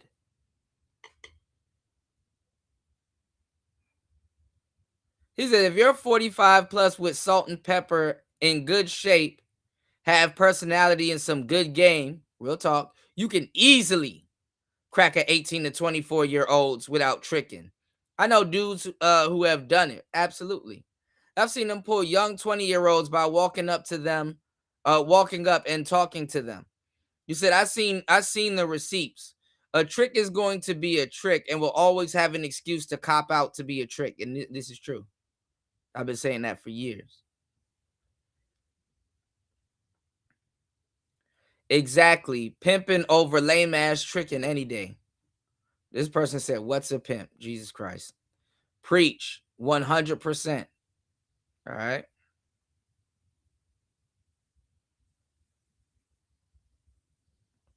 Said, I remember when HBO did a series documenting the street life of sex workers and pimps. Back then, what they showed wasn't pretty, and I realized I didn't have the stomach. Well, if you a trick, you love the product. You participate in the sex trade and trafficking. Didn't think about that, huh? Now all of a sudden, little pussy binge kind of. Anyway. He said, but now you do have the stomach. Thought you may not drive a great big Cadillac. Diamond in the back, whatever. Niggas just be commenting nothing, man. Niggas be commenting nothing. All right. HBO was no real depiction. You gotta read a book to get some sense of real pimping. Real pimping is dead. A lot of it is. CGA is right. If you have feelings, pimping ain't for you. It is, but mostly it ain't. Because you ain't gonna have the heart to do what you need to do. Or what's required of you. For both of y'all. You know. If you're a square, embrace it. Real talk. And never dream about a life you ain't built for. You said read Pimp, the story of my life. Yeah, don't read Pimp by Iceberg Slim because y'all gonna be inspired. Go read Trick Baby. That's the one you need to read. Trick Baby.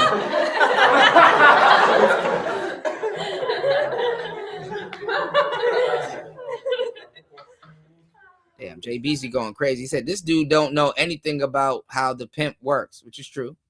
This is the first time I would say that CGA's a square who needs to quit talking.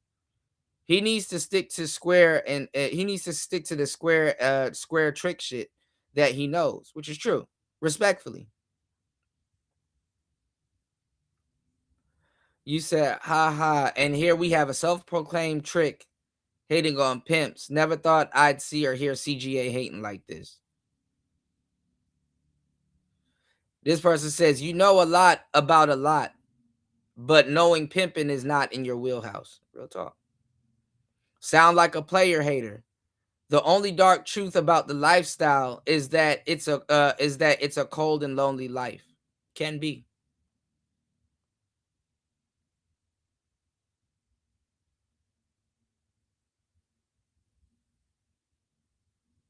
Dark truth. What the fuck is the light truth then? That's funny. This was funny too. This guy loves being a John. Hey yo.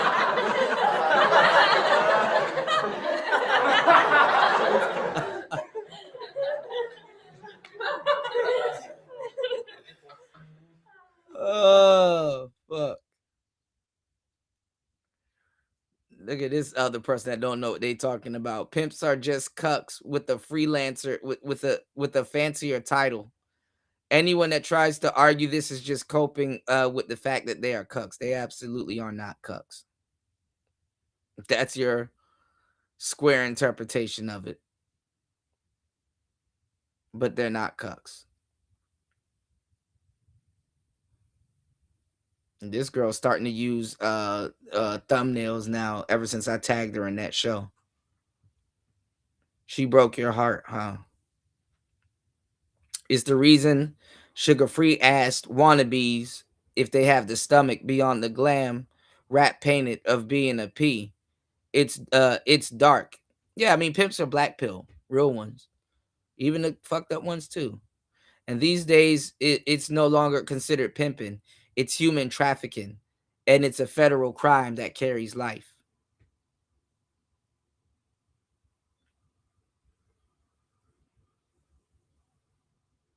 He said, CGA be paying me. Ninjas value kitty. That's hilarious.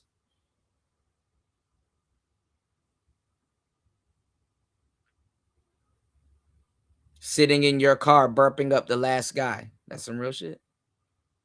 And y'all be kissing hoes, too. You trying that, you know.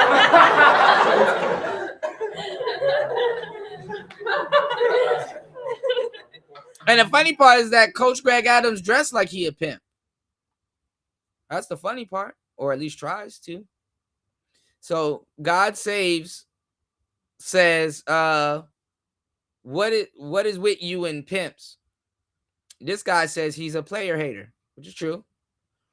JB said he's a trick, and tricks hate players, Max, and pimps, which is true. I knew that about him years ago, but I thought he changed, but he didn't. Another guy, I'm glad some of these players coming out the cut. He said, this is not what the pimping do. You a trick, accept that and let everybody else be. Red Pill Rangers in the building. I guess you could say.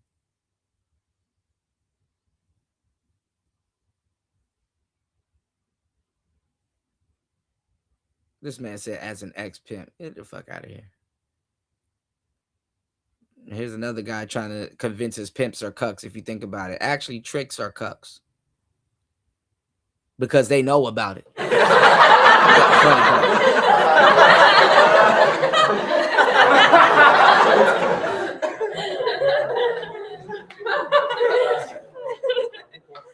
Niggas can't wait to be a cuck.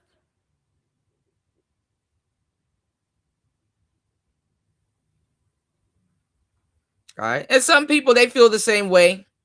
So they'll agree with this. Be like, I don't be housing these. Hey, guess what? You be dropping girls off to get in the comments. War Master said, yeah, real sex on HBO. Like, come on now. You looking up real life shit on Cinemax and shit?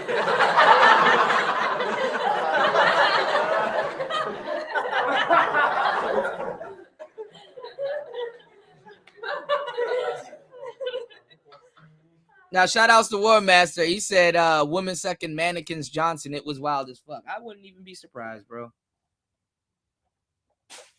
I wouldn't even be surprised.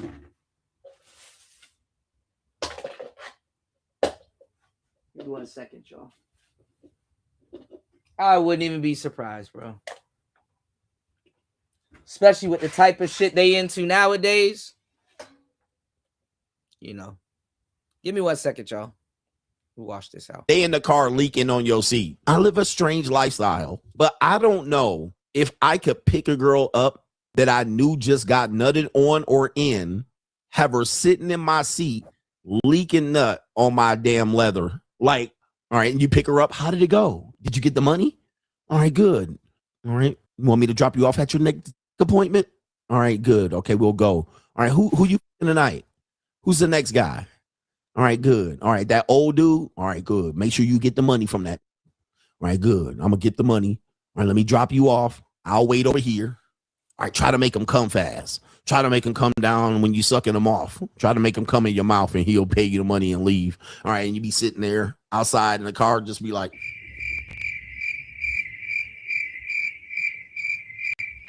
you see her coming out the house. All right, she hit you with the ping, ping. I'm done. All right, good. She get in the car. Did you wash out? Did you gargle your mouth out with mouthwash? Oh, he didn't have no mouthwash. Oh, okay, don't worry about it. All right, let's take you on home. Oh no. I mean, if anybody knew what they were talking about, whatever you could say here about a pimp, you could say 10 times worse for a trick because you paid for it. You don't know if that woman took a bath before gargling you and the last person. Like, you're knowingly fucking behind another guy. And you're not a side dude.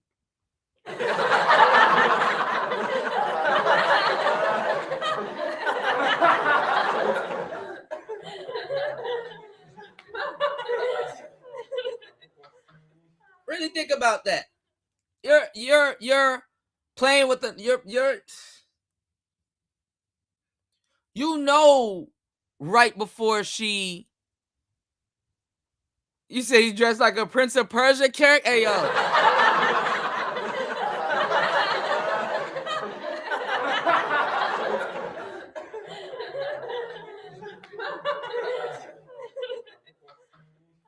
I mean, a woman would think he's a pimp to a certain degree, a flashy pimp. It is crazy that y'all talk crazy about the pimping, but you try to dress like one, and you like the product that one produces. Pimps, to a certain degree, make sure these hoes are available to guys like Coach Greg Adams. And as much times as this man calls himself a trick, you know, if you were to say this to him, he'd get mad. And it's like, well, why would you get mad? You know, a lot of tricks aren't happy that they're tricks. You know, they need other people to agree with them because it's not fun being a trick. That shit.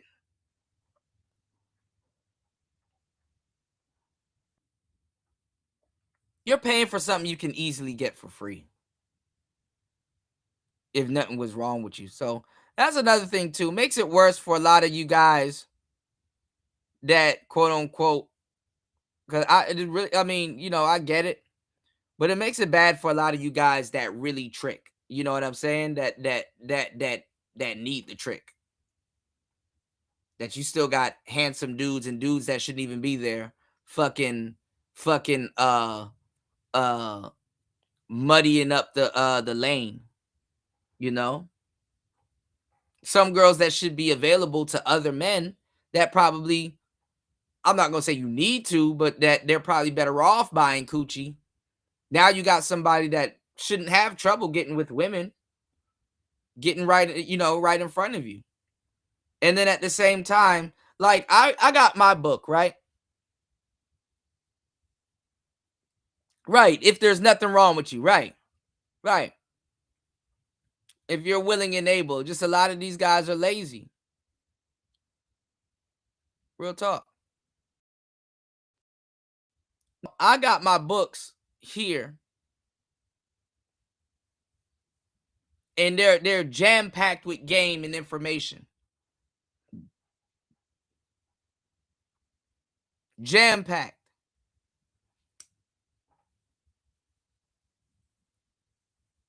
I'm not going to have you read all this literature, and then at the end of the day, I could have just told you to go buy some pussy.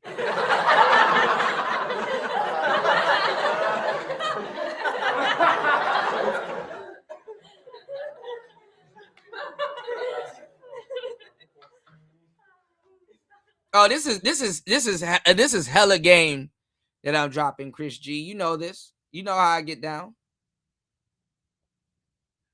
You said, right, if there's nothing wrong with you. You said, glad you're pointing these things out. Should I should clip this? Absolutely. Definitely. You know? Let the brothers know to support the show. You know, I'm not, you know, you're not going to hear nobody else chopping it up and giving it up like this. All right. Y'all hit the Cash App, hit the PayPal.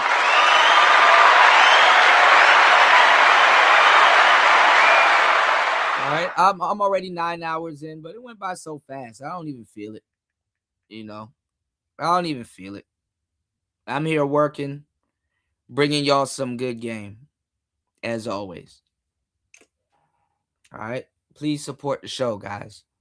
I should have one of the most supported shows on the platform. I appreciate everybody that hit the like button, that hype the show and support the show. Okay.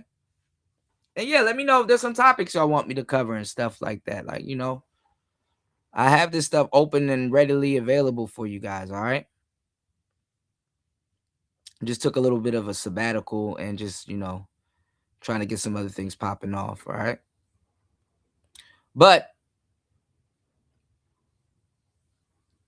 they muddy up the waters for, you know, quote unquote, the real tricks or the guys that may need assistance, you know, with certain women, you know. There be guys with nothing wrong with them, but this is just what they want to do, and then they have the same goofy excuse. Oh, well, it's my money, my choice, which is true. But I don't got time to. Yes, you do. You got time to do a bunch of shit. Americans are the only people on the planet that are in a rush and in a hurry to go waste time.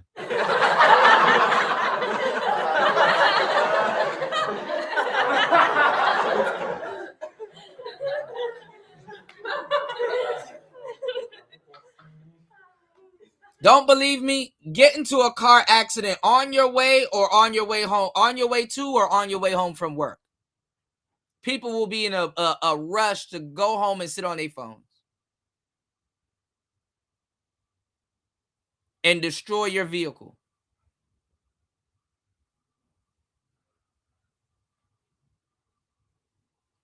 People make time for the shit that they want.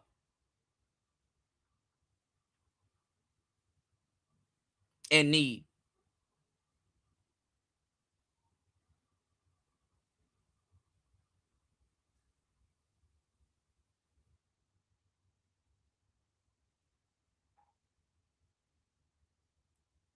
I remember there was this one girl, rest in peace to her. And I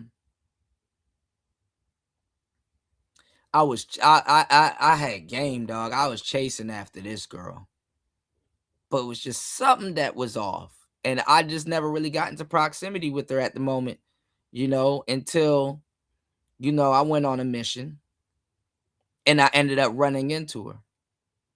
I knew I was going to run into her at some point. We in the same area and stuff, the DMV area. I'm like, I'm going to run into this girl. I be in the same circles. Her friends bad as fuck, but I wanted her ass.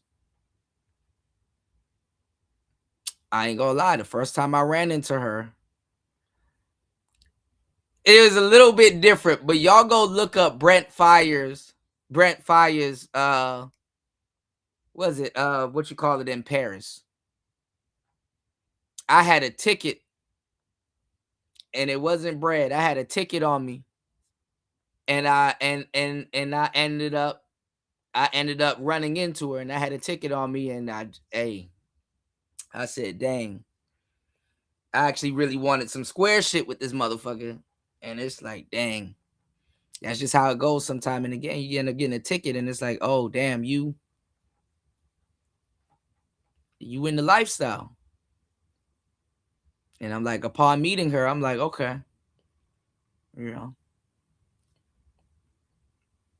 Now, the second and third time, because I only dealt with this girl like 3 times, you know, it was already understood. I didn't have to spend no money or nothing like that. She liked my vibe.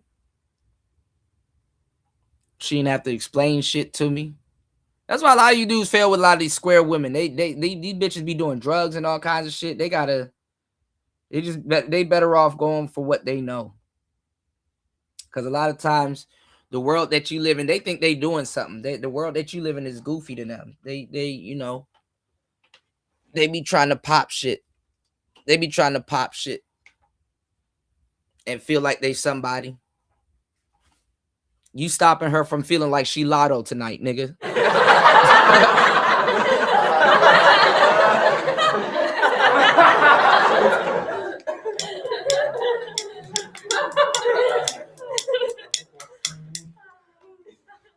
You don't make her feel like she's Lotto. Man, I've been seeing a lot of shit going on, bro. I've been crapping my pants over fucking Persona 6. I saw a little bit of the new Halo. My phone is broken, by the way, y'all. You know, so if y'all can please hit the Cash App, hit the PayPal. I need to get my screen fixed. There's so much stuff I wanted to tag you in, War Master. It's ridiculous. You know. Then the Xbox money that I saved this month, that shit got to go back into fixing my screen and covering bills. That's it. Fuck. But I'm almost close, you know. I'm almost close. I can either wait till I get to another destination or go grab it, or grab it and then go to another destination. So I just got to figure this shit out, you know. You said, Chris G said, if I could talk women out their clothes, ain't no way I would. Yeah, I talk the drawers off a bitch and then talk it right back on. You know? Yeah, you can. You know? The funny thing is that when I was a natural, I've always wanted to be that guy. And I thought it was some magical words niggas say to women and shit like that until I reached my early 20s. When I reached my early 20s and you know, doing pickup, I realized that, you know what I'm saying, that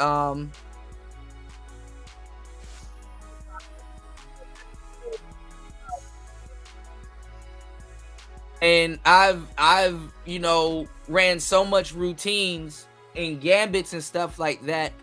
I ended up being that guy anyway, you know, to a certain degree. You know, I ended up being that guy anyway. It just didn't look like what I thought it would look like as a natural. You know, and then truth be told, as a natural, I wouldn't say you are that guy, but you're closer, you know, to that guy, sort of, in your own little way, however you carry it. But a lot of naturals are squares. A lot of naturals are blue pilled. And a lot of naturals, guys, that attract women, yeah, that's cool. But they only probably attract a certain archetype. They only probably attract, you know, a certain type of women, probably like them specifically. You know, I talked about this with Marco.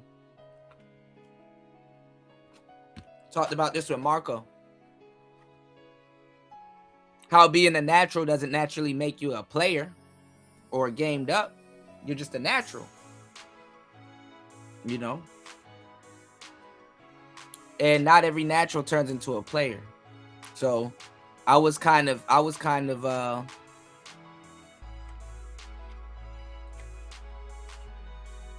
shouldn't have been a player. You know, what's going on, Cope? Yeah, it's Player Talk Radio. What's up?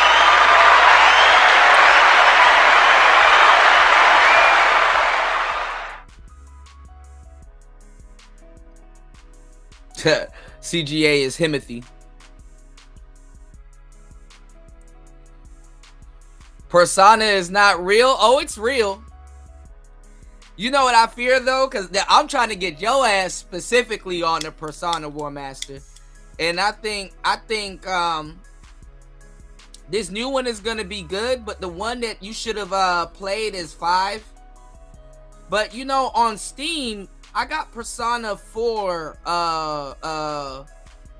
Golden, and it's pretty good. I really wanted to get into it, but I don't have a Windows to play Steam, and I don't have a Steam player. Cause there's another funny game I want y'all to that I wanted y'all to play. Let me see if I can go find it, cause I talk about it, and there's these dudes on here that got these funny voiceovers for the game, and I'm not gonna lie, that shit was fucking funny. I did a spin-off on it. It's the funny part, talking about some pimps and prostitutes, and that was the video that I did about that guy that was a John, and Chris G said, Kuda, you ain't shit for them saxophones.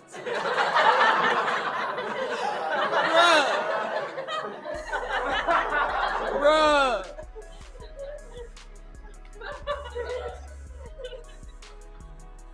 That's funny how everything I'm telling y'all right now is all interclicked with each other. And it's funny too now that like when some shit happens, they play the saxophones loud in the background, you know. Let me show y'all something right quick. Cause this came up. This is what I need y'all to do when this show goes off air.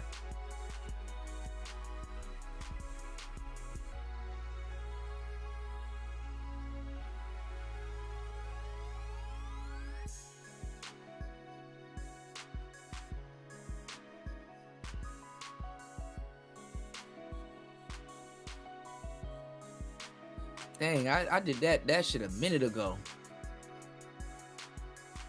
I'm gonna bring out some more. Now here's a show right here.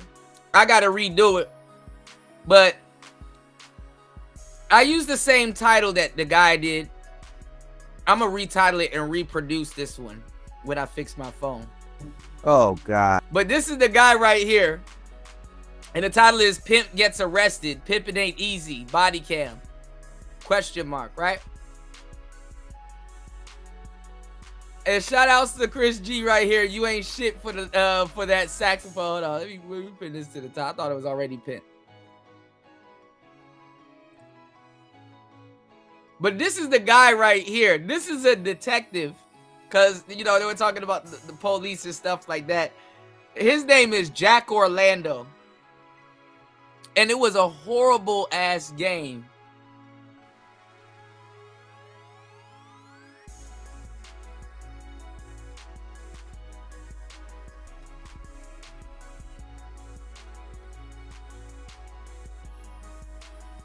And this is the game right here. I used to play it on my computer.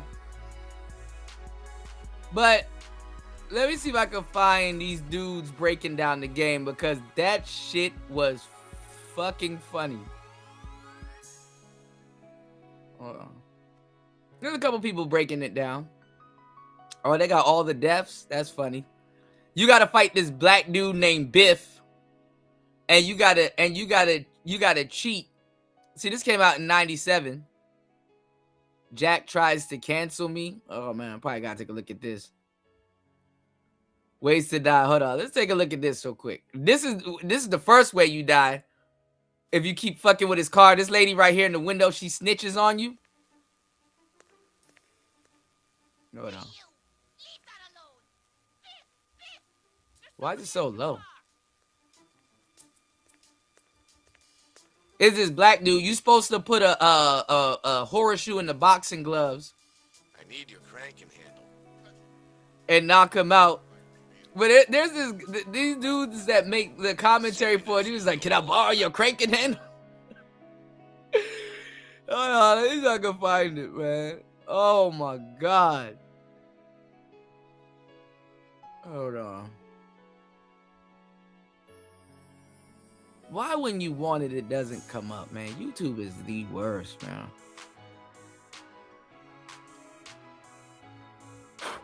Hold on.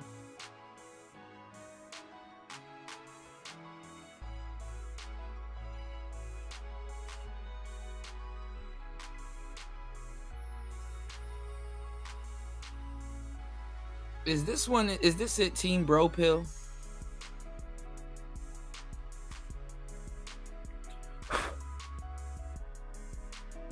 Hold on, y'all.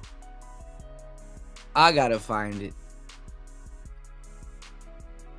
I don't think I could find it. But there's these people breaking down this game. This is a funny game, and it was one of those games where I'm not even gonna hold you. I got stuck because there's certain things you don't know as a kid.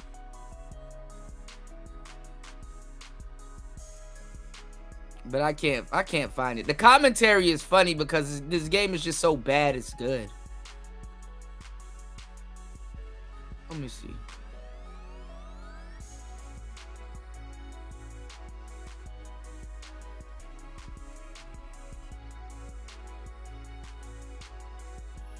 That's not it.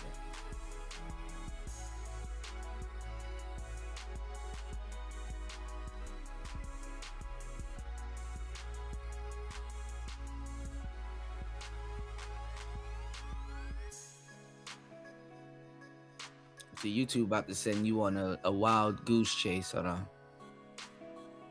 Really, if I do this, if I go to my history, it should come up.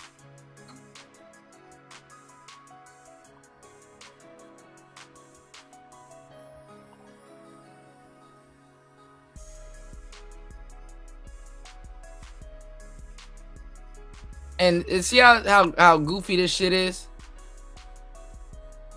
How fake this is? What the hell, man? I type in Jack Orlando in my history box.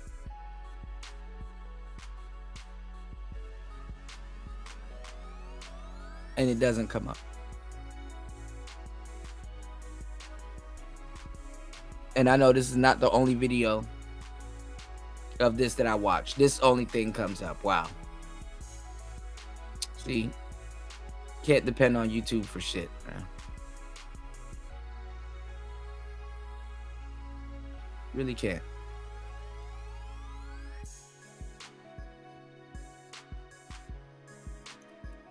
But anyway, I wanted to show you that in the gameplay.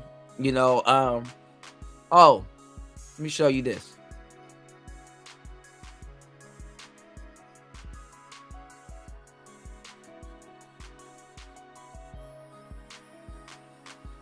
And now my chat box is acting stupid. As soon as I went here, we were just talking about it, War Master. Look what's on my homepage. So I might as well take a look at it with you. People are reacting to it. Oh, this is 4 Revival.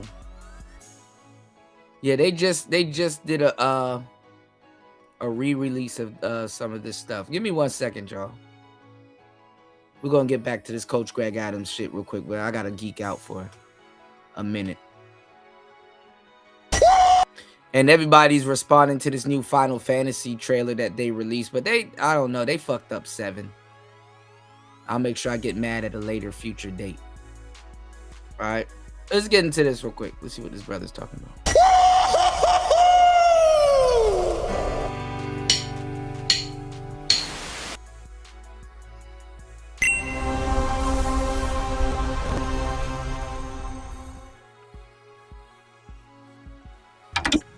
Oh shit! Yeah, you know what type of time we on. Whoa. That shot looked really good. She died too. I need to get into Persona 4 though. The one that I got is different. Yo.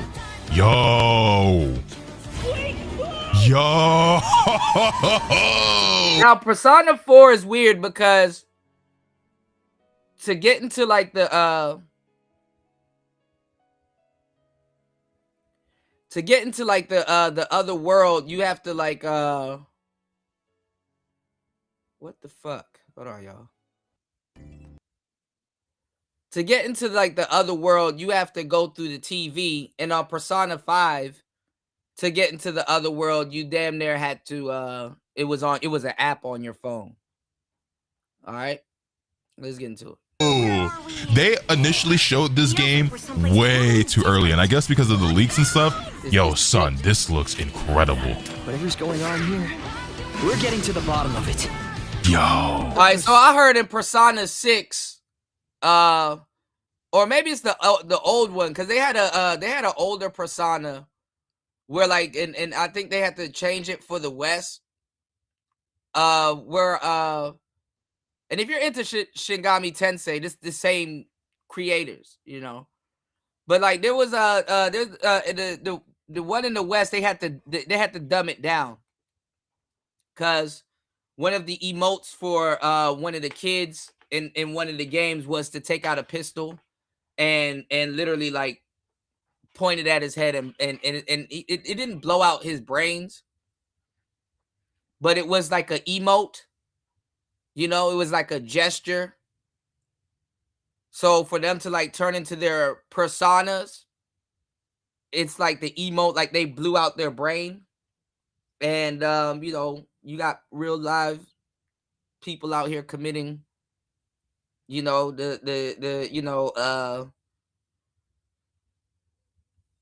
unsubscribing themselves from life. So that's kind of not a good emote to kind of play around with, even though people do the hand gestures all the time.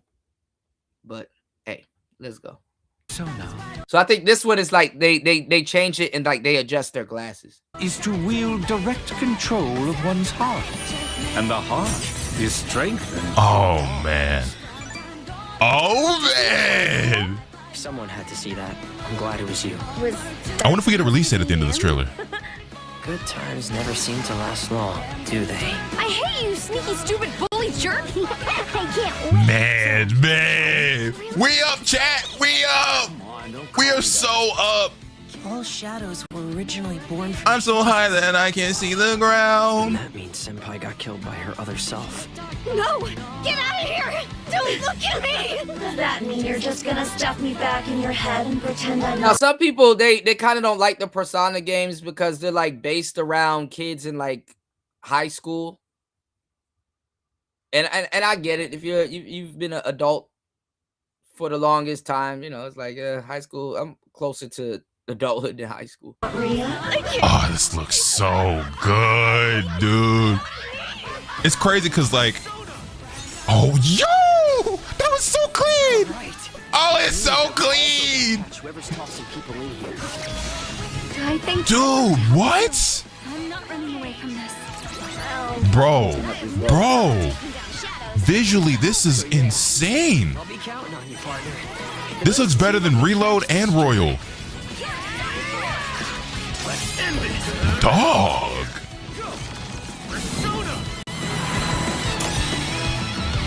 Bro. Hey, we get it in February. Release date, all right. Oh, that's too fucking far.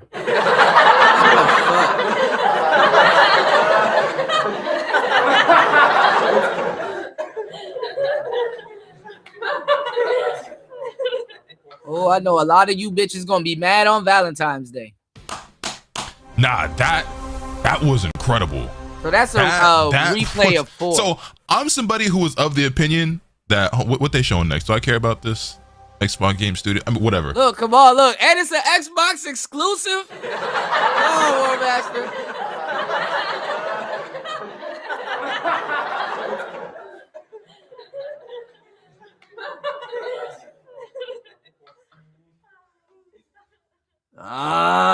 Here we go.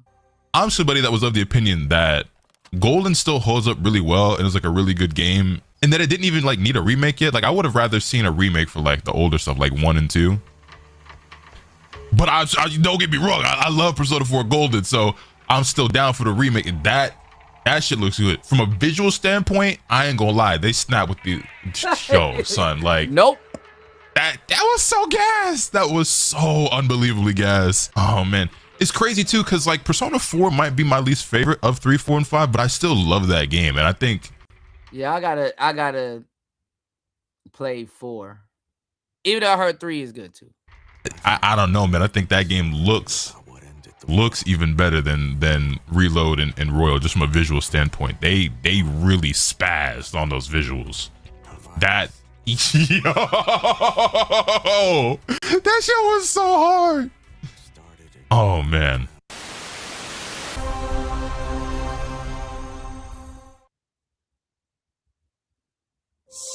World premiere.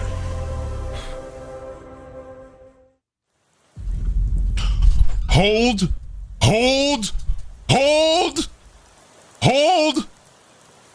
If we get Persona 6 before no way. The remake of no way. It would be crazy.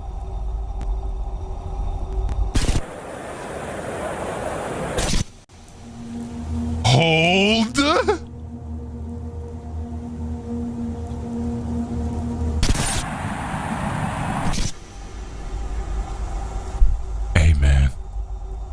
Hey man, talk to me. It's no way, right? It's no way, right?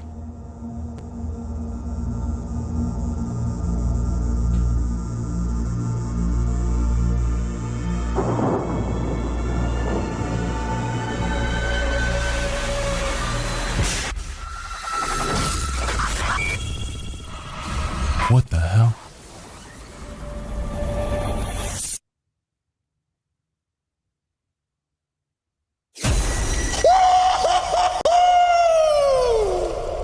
Talk to me!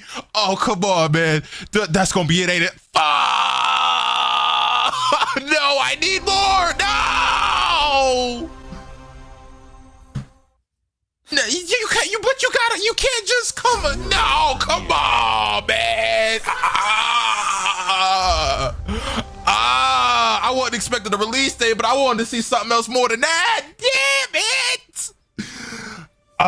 We actually got both of them though. Persona 4 Revival looks incredible, and we finally got the official reveal of Persona 6. Oh, we're up so good! Persona 6 is real, chat. Hold up. You know what? We gotta hold up. We gotta pay our respects. Damn near 10 years. You know, it's only right. I should have had it like this in the first place. We officially green for the rest of the day. It's officially green gang. Spyro. You know, I wasn't sure, because the thing is, I was obviously hoping it was going to be Persona 6, but when I saw just like how dark and brooding and edgy and mysterious it was, I was like, damn, this might actually be SMT, which is cool. That's dope. But obviously I'm a Persona guy first. So I was starting to think, like, damn, is this going to be like Shin Megami Tensei or like a remake of like an older game or something? That's just the direction they're going in with P6 apparently. So, you know what I'm saying? Okay, now we have to watch this trailer again, because you know what? Let me also get the original Persona 3 Reload trailer pulled up as well, because we got to compare these. Because, you know, I feel like this trailer for P4 was better than that Reload one, even though the Reload one was good. But anyway, let's take a look back at this Persona 4 Revival trailer, because this shit was incredible. You ever heard? Still not Out real. the gate, you're right. Come on. The Midnight Channel. I ain't gonna lie, they've been Atlas been pushing it heavy on the Xbox.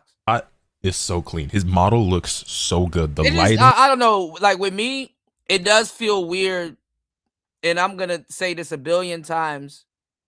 Again, when I get the Xbox soon, it does feel weird playing RPGs on the Xbox, because I came up playing this shit on the PlayStation. But I don't know. I've played a couple of RPGs on Xbox, and it was pretty cool. Like, it was pretty comfortable. You know, I would like to play like Nino Kuni or something like that on Xbox. Atlas games on Xbox, a whole different feel. That's not bad, you know. Everything is flawless. Playing Persona Royale on Xbox felt crazy though, because I play that shit on the PlayStation, but whoops. Domino might have been on that Midnight Channel before she died too. Like, dog, look at Dojima. Look at this fuckface. UI clean as always. Everything is so crisp. It's so clean. Yeah, no, the models look fucking incredible. You know, the only thing that sucks about this though is that I think Persona 4 in particular is one of those games where enjoyable game regardless of what you know about it, you know what I mean? Like, how do I explain what I'm trying to say? I think Persona 4 more than Persona 5 for sure, and arguably as much, maybe more than Persona 3, is a game where the story matters the most. Like, obviously there's so many great elements about the Persona games, right? When it comes to just the overall visuals and the aesthetic, the music, the characters, the story, the actual gameplay itself. Like, I love every aspect of the Persona games, right? But Persona 4 in particular, the story is a lot more important to the game, I would say, than Persona 5 and arguably 3. Not that 3 story is like bad or doesn't matter, but like obviously there's a big twist. There's a really big twist in Persona 4 Well, that is very relevant to the plot. I have 4 on Steam. But like, it's one of those games that like I feel like even if you've never played it, you probably know what the twist is, and so it kind of like ruins that for you. You know what I'm saying? If you're the type of person that cares about spoilers and shit, even if you've never played Persona 4, you probably know about the twist, which I'm not even gonna bother saying right now. But if you know, you know. So that's the only thing that like kind of sucks, is where you just really don't get that. And it's not like it's the most like, oh my god, I never saw that shit coming kind of thing, but it's still like, you know what I mean? It's just you just lose a little bit. Yeah, no, wow, this. Bro, and some of these like animations like during the combat are fucking ridiculous. The models look Feels so like we're good. someplace totally different. Watch out! Like, dude, look at this UI, bro. Whatever's going on here, we're getting to the OST for these Stupid shit clean. was crazy. Yeah, the voice actors also are knocking it out of the park. They all sound great. Is to wield Shout out my nigga Big Nose. direct control of one's heart, and the heart is strengthened. The animation, like the fucking animated cutscenes. Like, dude, look at how clean this is. Come on, man. Doesn't it sound Yukiko looks, oh my god, she's gorgeous. Wow, this cool? And then you get like girlfriends in this game. They call them waifus, right? Just the same thing like the dolls, you know, waifus. But what was I about to say? It's funny because people got like these they got like they got like these things where it's like whatever girl you choose in the game to go after, it quote unquote says a lot about you. You know, I know Persona 5, a lot of people didn't like it because literally you were a kid and it comes a point where you can date your teacher or date you. Literally you can date adults. Like I ain't gonna lie, I didn't date Futaba. I love Futaba, but like her music, if you know, and you know, y'all hear me play it all the time on the show. But I dated the doctor girl, that other weird exchange student, and another girl. I had 3 girlfriends in Persona 5. I had 3 girlfriends, you know. Futaba seemed cool, but I kind of didn't. I kept it P with Futaba, like, you know, that, you know, I'm staying at what you call it place, and I already got 3 girls, so I'm like, I'm good. But Futaba's story ended up being pretty interesting. I had to see that. I'm glad it was you.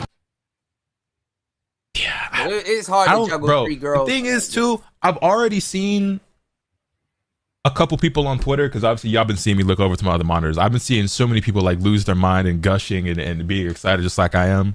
But of course, inevitably, there's a few dickheads out there be like, oh my god, it's soulless. Oh my god, what a downgrade, blah, blah, blah. Like, I'm sorry, dude.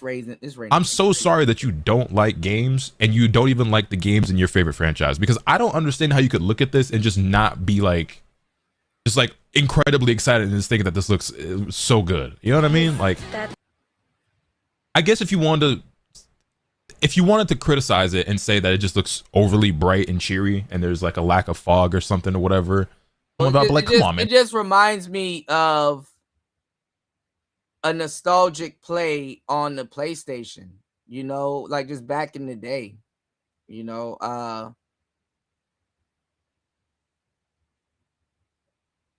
games nowadays, you got to be like realistic and all this other stuff. It's like sometimes you know it's still got to be a game.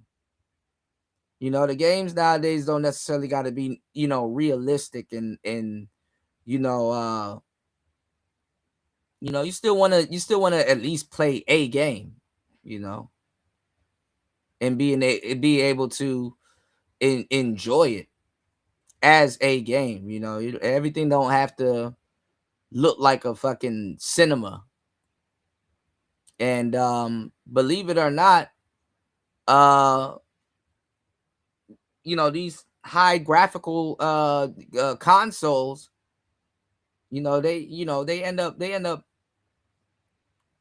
pushing these games good anyway. You know, I mean, these games are drawn, you know, even though they're 3D and stuff, but they're drawn, you know. But this shit looks incredible. I hate people do that shit. Yeah, it's just like you're just looking for something to be upset about. Supposed to be him? Realistically, a lot of people don't play good games. That's the thing too. Like, you know, a lot of people strictly stick to sports and stuff. And I even heard recently, remember I was telling y'all, damn, I haven't seen a new Madden or a new 2K in a while. Well, I heard about a new Madden, and I heard that little Boosie is going off on it because apparently, I don't know if it's for breast cancer month or whatever, but apparently there's some nigga on the fucking cover of the new Madden with pink fingernails. You know, it's some dude on the cover of Madden with some pink fingernails. And Boosie going crazy, you know, saying like that's not a good example to set for the kids. And the fucked up part is that no matter how right Boosie is, it's not like he gave kids a better option either. You know? You know? Like, yeah, Boosie, but I could kind of say the same shit for you, you know? Now, granted, I was sipping codeine before I listened to, well, I wasn't sipping it like that, but I sipped codeine before I listened to Boosie. Boosie did make me sip more for a while, though. I'm not even gonna hold you,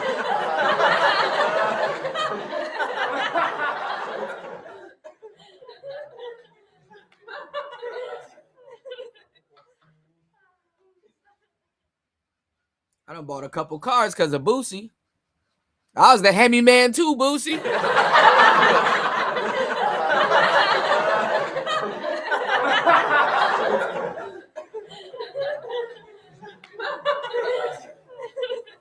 You ain't never had shit. Yeah, swerve on him for your daddy in the pen. Yeah, swerve on him. Hit his block and swerve again. Fuck it, nigga, swerve on him.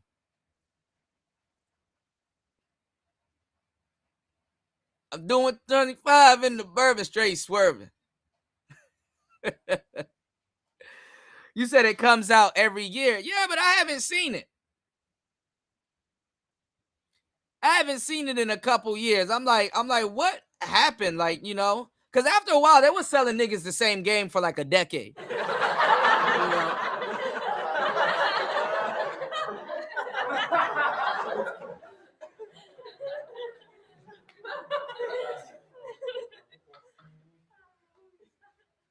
Yeah, War Master said I ain't buying gay-ish. Yeah. I mean, they've always done something in the Madden games for like breast cancer awareness. Like, you know, I've had a pinked out squad. You know, I had a pinked out squad for breast cancer awareness, but you know, I don't know about the fingernails, my nigga, but okay. Good times never. I mean, you get the gloomy, dreary time with the. I would think and 1 Play 5 they had the gloves on. I had the pink gloves. I had the pink gloves with the stickum on it to catch the damn ball. But shit, you know. And shit, hold on. Go back real quick. That's supposed to be him. Like, it looks good to me, man. It looks great to me. Times never seem to last long, do they? I hate you, sneaky. I'm gonna be a damn monster playing. Marie. Stupid bully jerk. Protect Nanako at all costs. Can't wait. So, shall.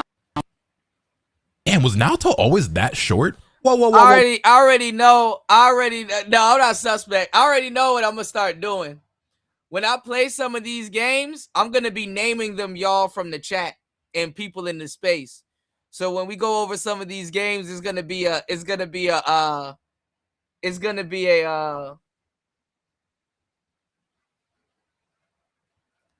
inside joke, you know.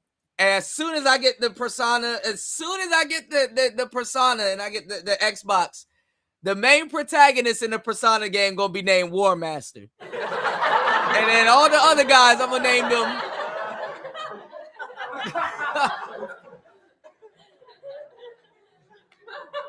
I name them other people, all right? All right, let's get it.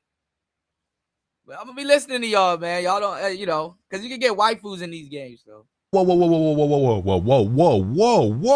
Was Naruto always that short? God, I don't remember her being that short. Really? Hey, Rise. Half the time, too, with these games, I don't even really be following the story. I just be kicking ass. Come on, don't call me that. All shadows were Some of these animation, yo, Teddy looks, bro, the models look so good. I love the portraits too. humans. Wait, what? Just wait on it, Senpai got killed by her other self. No! Get out of here! Bro, like this shit. Look at me! Does that mean Come you're on, just this gonna is stuff so me back in your clean, head and dude. Pretend I'm not Rhea? I can't.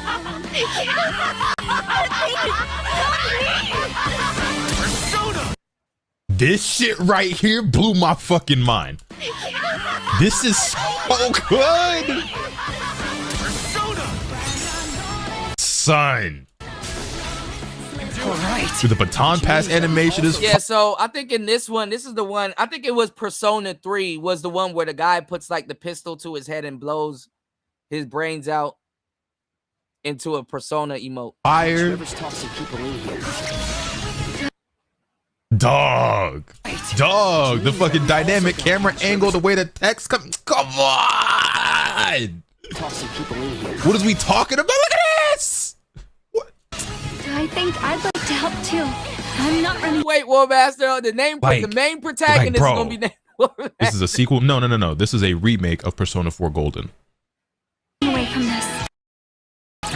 This is the Persona 3 equivalent for Persona 4. But I have no problem taking down. Come on, man. Come on, man. So yeah, y'all please hit the like button. Please support the show. Come on, man. Oh, run it back. So yeah, I'll be counting on you, partner. Then let's see if I can catch this jerk. Bro, like every fucking frame of this shit is gorgeous. Come on, the way the camera's spinning around. No, right. So this one they got glasses. Hey. Transition was fire. Beautiful. God, I love Persona. February 18th cannot come quickly enough. Can I just like, can somebody just put me in like cryo sleep until February? We will all be playing Persona 4 Revival. I will say now, and this might go without saying, don't expect a playthrough for me. Persona is for me. Like There's gonna be a whole I don't really be playing. There's gonna be a whole bunch of new people here once this shit goes back to a gaming channel. I play P5X on stream sometimes, but like, unless I get sponsored to play it on stream, and even then, it'll be like Persona 3 Reload, where I'll stream my, the start for the sponsor, and then the rest of that game is for me.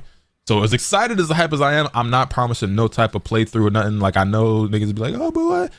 Look, some things just got to be for yourself, and Persona's a me thing. Like that's, you know what I'm saying. It's plenty of other streamers you can watch, and I'm sure we'll be doing playthroughs. I gotta enjoy that by myself. You feel me? But let's take a look back at like the P3R trailer for when that first came out, because nigga, new Persona drop. My girl ain't gonna see me for like two months.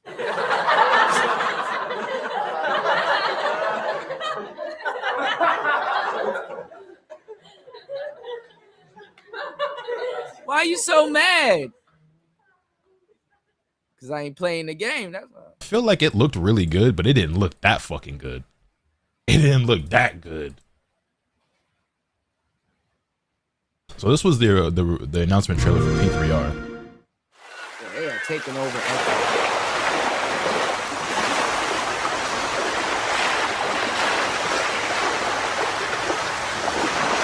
I mean, this is a great shot to open up the thing.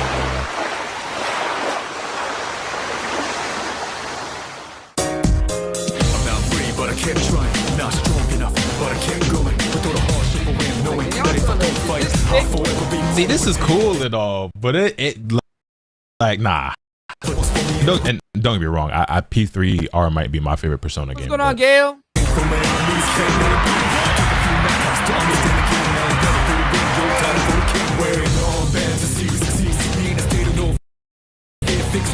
See, look, this great. It looks great. But Persona 4 is next level. Don't get me wrong. This does not look bad by any stretch of the imagination. This still looks really good. I fucking love this game. But I'm not gonna lie, P4 kind of shat all over this trailer. Even if we take a look at like, hold on, let me see if I can find like the launch trailer, which is a little bit more, you know, shows a little bit more. Here's the trailer. Time is right. Let them have it, fellas. Power that takes many forms. Might even prove to be your salvation, depending on where you end up. Shafts are getting even more powerful. It's great. To get stronger, too. Persona represents I don't know the if I have strength of my heart. From here on, my heart Really are like heroes of justice. The dark hour is horrifying to think about, isn't it? But our persona... I forgot just how much not bad. Your help. We'd like your strength. All right, let's head inside. Are you ready, leader?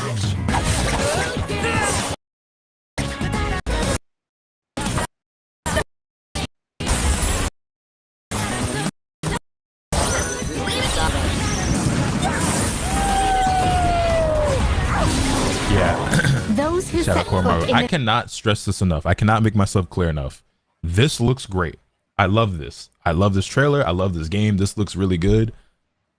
That P4 revival trailer, it's another level, man. It's levels, all man. destined to embark on a journey of self-discovery. And I like P3R more than I like Golden, but Justice wins again. Mission complete.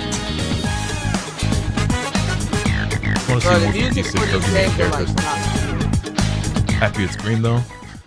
Yeah, let me get that P6 joint pulled up real quick. And it's the first thing on my homepage when I go to the homepage. They listen in chat. They listening.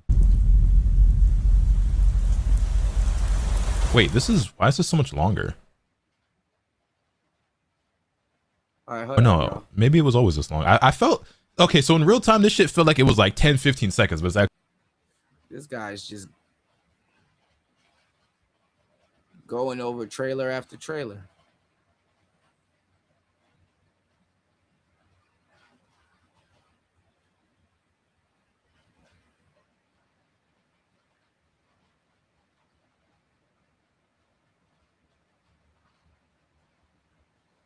Mind you, this dropped a day ago. Oh shit! This dropped for the PlayStation. Hold up.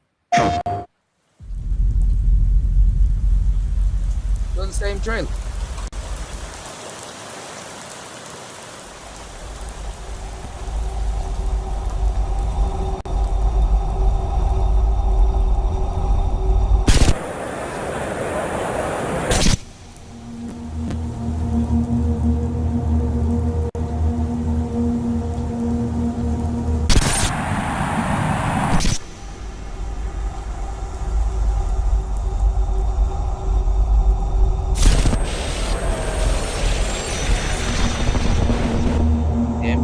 Okay, later, though.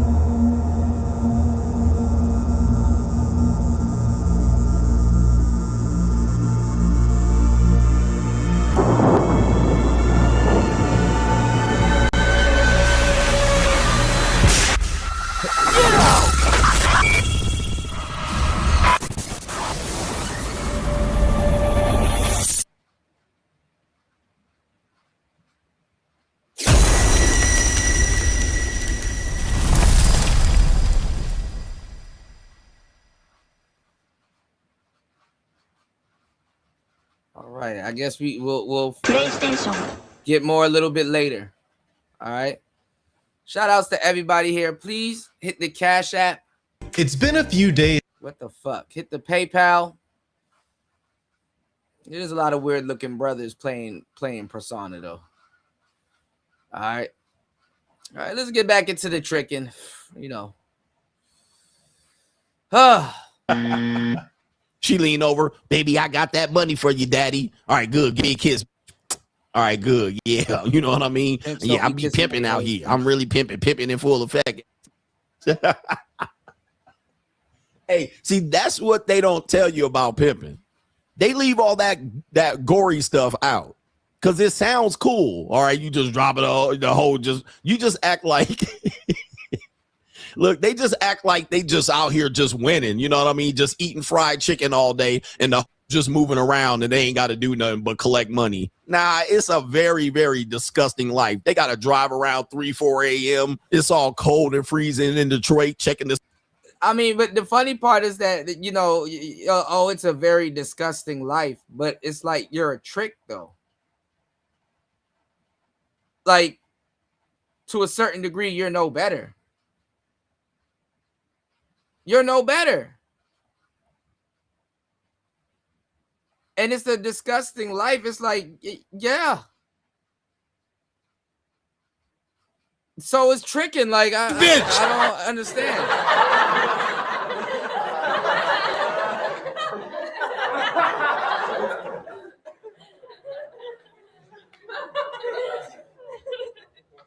How can you try to pretend one is better than the other when you're just on the other side? Pimp on the right side, pimp on the right side, trick on the left. If you don't get right, you will get left. See if they hoes still on the boulevard. All right, hoes, you still out here? All right, good. I'm gonna pick y'all up and take you to breakfast after y'all done, hoes. All right, let me check your trap. Toodaloo. Had to throw the money in there so they don't have money on them when they get arrested with the John. All right, they driving off, just chilling in the parking lot. All my getting tonight. All right, I'm winning in life. All I gotta do is sit here 3, 4 in the morning, wait for these. I mean, winning in life is not buying prostitutes.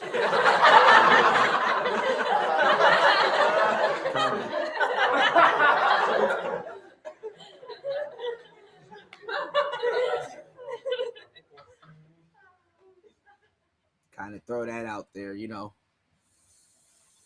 Winning in life is absolutely not buying prostitutes. Yeah. To get done, then they in Denny's and all right, with the whole money spending it. All right, hoes, y'all did good today. Get the grand slam on me. Get the moon over my hammy on me. I'll pay all y'all out. No, you the same way. The grand slam was on you.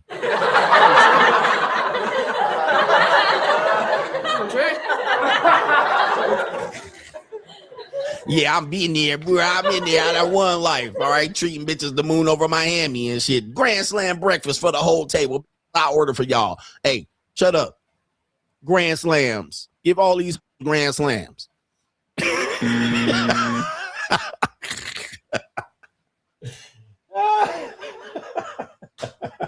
a nervous laugh, by the way, too. Yeah, bitch.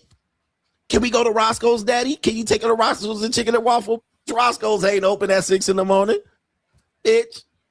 All right. Y'all sneaking. Y'all need to wash out y'all pussies in your mouth before we go to Roscoe's. All right, hoes. If y'all meet y'all quota this month, I'll take a bitch to Roscoe's.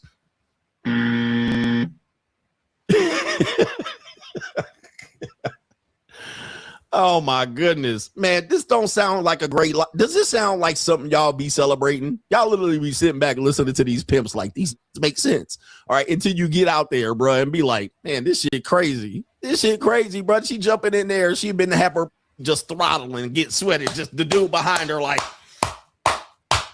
rah, nothing all on rah. And she get in the car. Daddy, I got the money. She's sitting in there putting her back all on your leather and shit. Nothing all on your back. Man, please.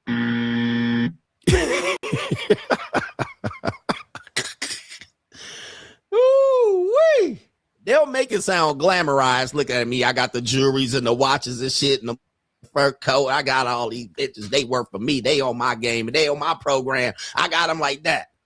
Then giving her a French kiss at the end of the night. I mean, if you listen to how these dudes in their mind like portray,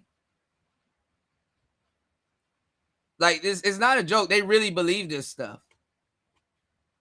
And you'd be like, oh, okay, I see why, you know, you got to pay for it. Respectfully, you know, I see why you player hating, because, you know, you have no earthly idea what goes on in the game. You know, I mean, you shouldn't. That's not something that I think guys should know. I mean, if they're not in the game, like what is it to you? But this ain't it. And that's not how it goes. And, you know, one would question what you know. And even if you look at the game like this,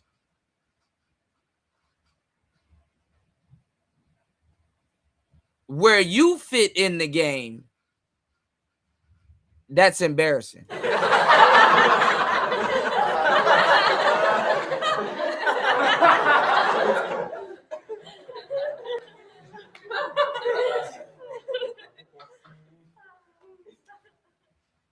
Niggas piss on your head and tell you it's rain. How are you talking about how a pimp got to deal with this dirty bitch?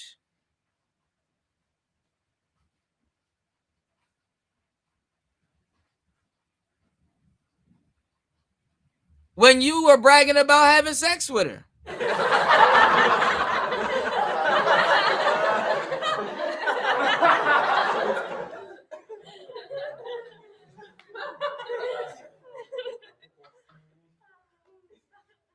Like, am I not missing something? And what you tricks don't know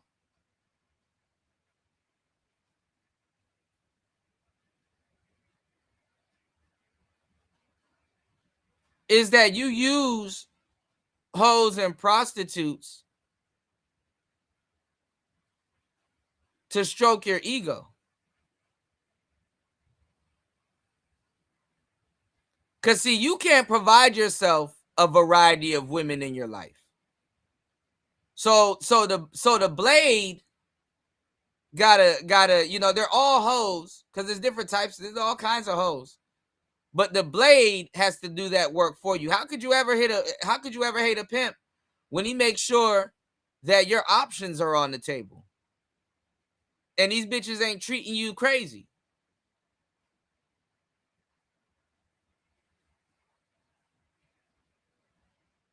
But then again, you buy hoes. So let me lick your face. Where any sane person be like, girl, I ain't gonna spend no money on you. And still get the coochie that you paid for. All right, anyway, this is absolute. I mean, it works like America. I just gave y'all the game prior to this.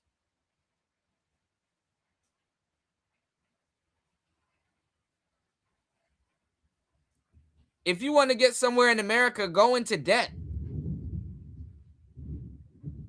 Go into perceived controlled debt. And you'll get very far in the United States. Debt in the United States is rewarded. Believe me when I tell you.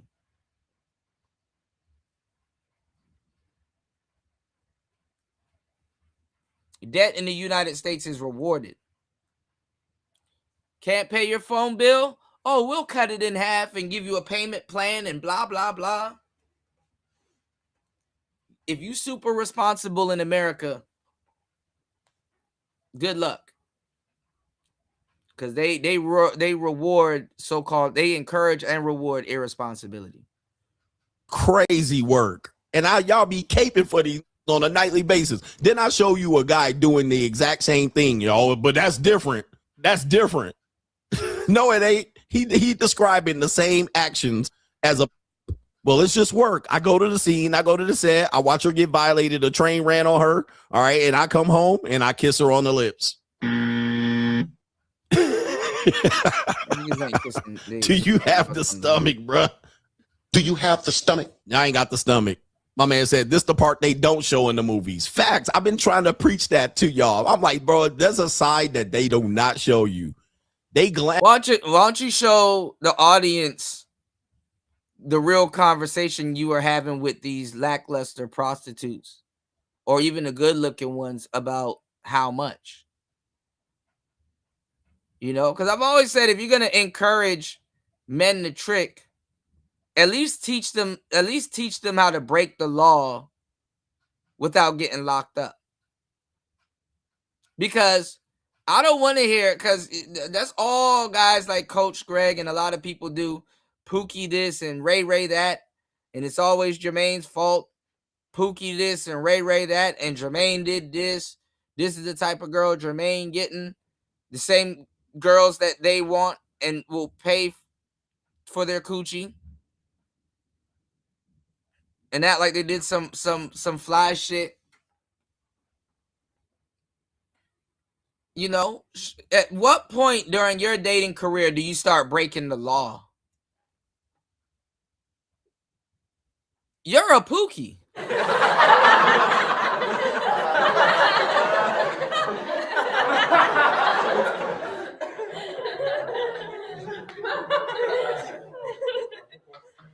If you got to look over your shoulders for some sex, it's crazy.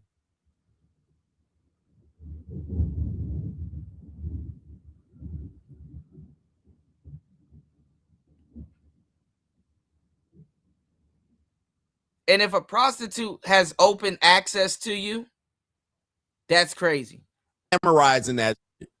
They don't show you the whole story. And then they deny. So you're supposed to be enjoying your success, not getting locked up, enjoying your little square life. Nothing wrong with that. That's what it's for. And you believe that your place is in a prostitute's face. Amazing.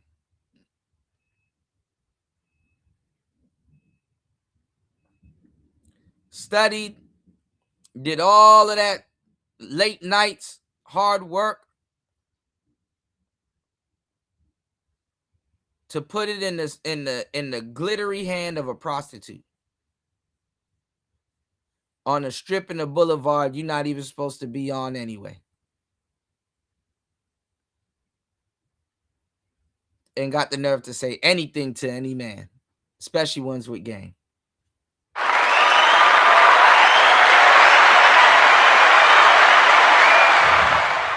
What a fucking world we live in, y'all. What a fucking world we live in.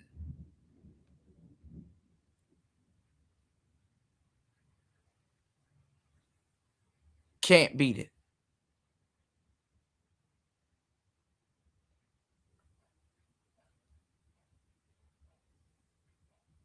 You can't even be pompous about the women that you get, because it's like, but bro, you paid for them.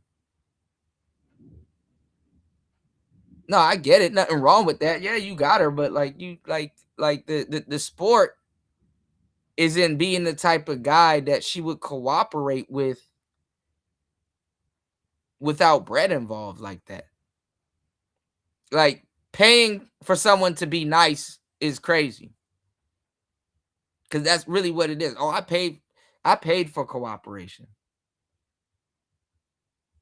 Would she had cooperate with you if you got to know her?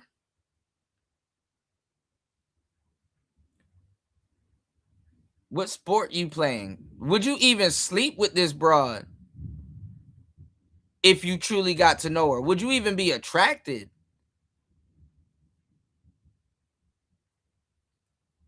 You know? This is the type of women you fuck with?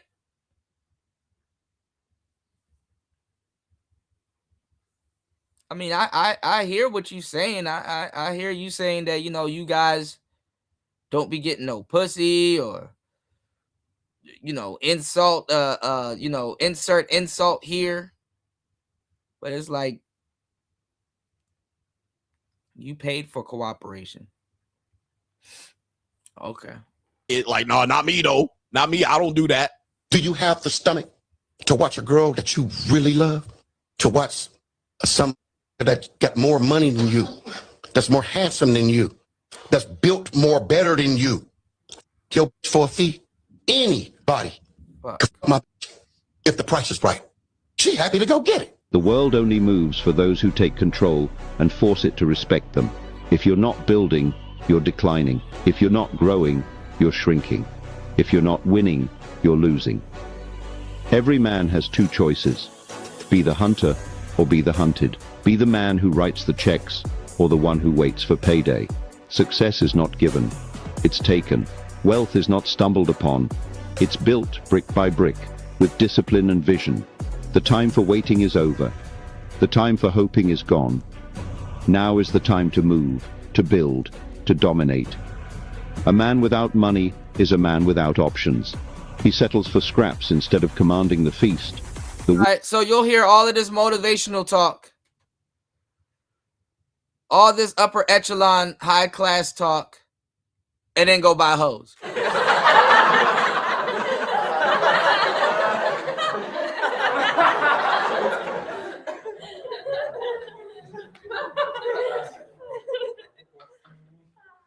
Believe it or not, some of the good girls that are selling pussy ain't selling pussy, if you get my drift. If you get my drift.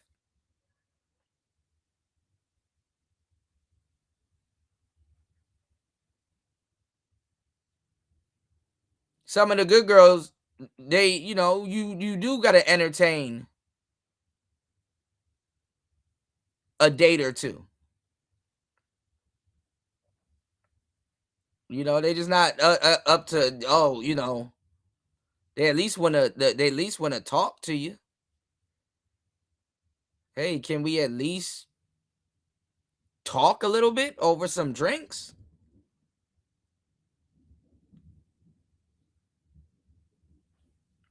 Like, fuck. Everything with y'all niggas. Sex, sex, sex, sex, sex, sex, sex, sex, sex, sex, sex. Like, damn, you know, you haven't paid enough to calm that shit down? That's some crazy shit. Paying your whole way through your whole phase.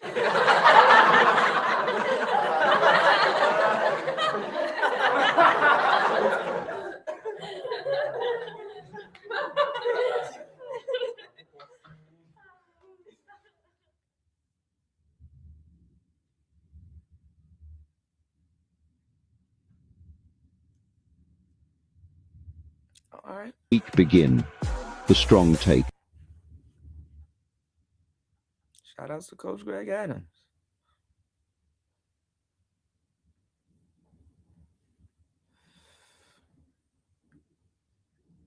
Make sure y'all be careful. These you know, these prostitutes be having STDs.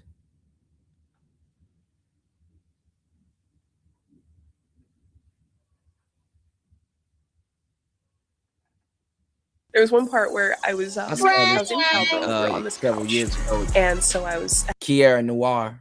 I had the guy that I was on Cowgirl with straddling in my. There was somebody behind me in my ass. I had a hand here and here on, and then the guy that I ended up dating was behind the couch in my face. And so because my hands are occupied and I can't really move too much, he was my face in a river of spit just from going down. I mean, Kira. All right, apparently she's a mattress actress. Kiera Noir. Y'all know who she is. You've been under a rock. And I mean, what's the point of listening to shit like this? It's like,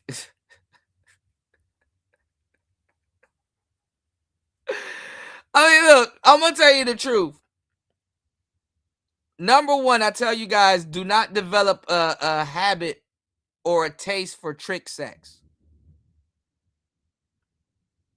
That is not a good taste or habit to develop.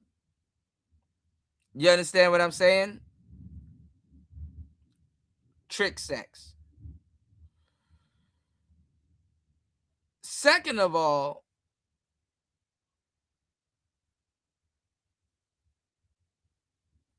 I get why these guys are into these promiscuous type women. There's nothing wrong with being into a quote unquote Kira Noir if you've seen her work, right?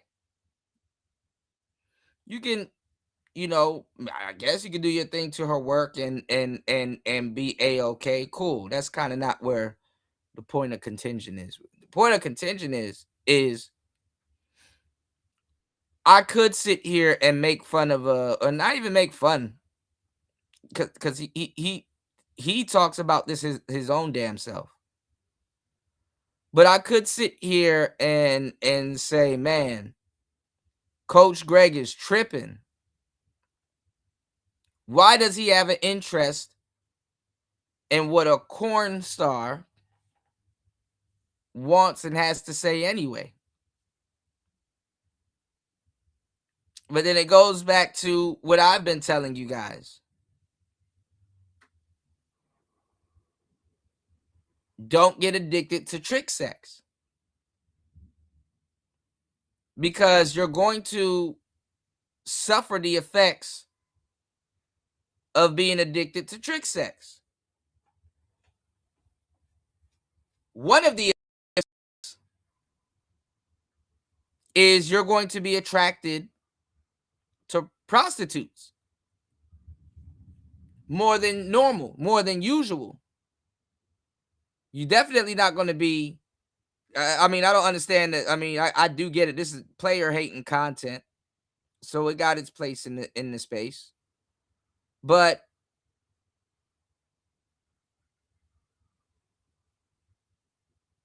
that's another residual of trick sex. You're going to be super attracted to prostitutes. Like, you'll know, you when you go to get your rocks off, you seek out prostitutes. And try to get a group of guys around you to agree with you like that shit is normal.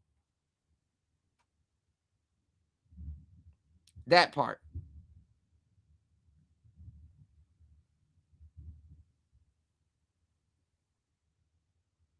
Yeah, you guys be on the blade. Don't y'all, you buy too, right? You buy.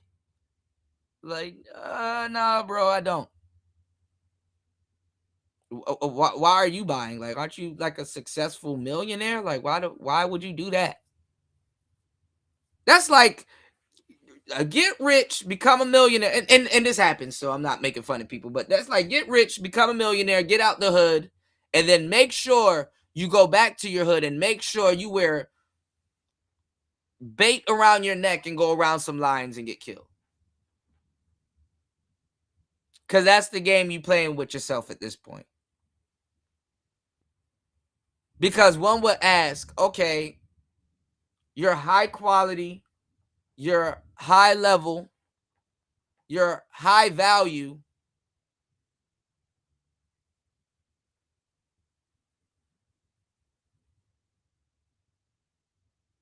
Why low level behavior? You can't say anything about Pookies and Ray Rays, but you have to break the law to get pussy.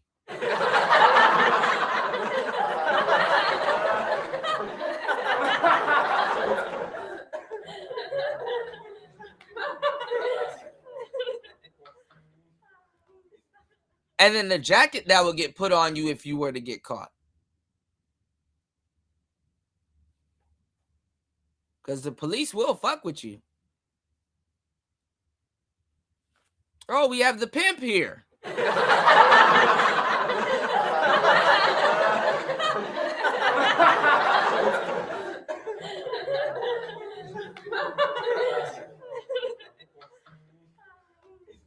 Oh no, Your Honor. I's the trickin'. I ain't the pimpin'.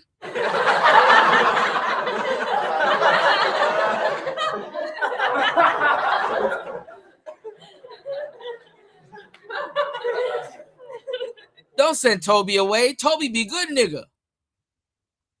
Toby be good nigga. Don't send Toby away.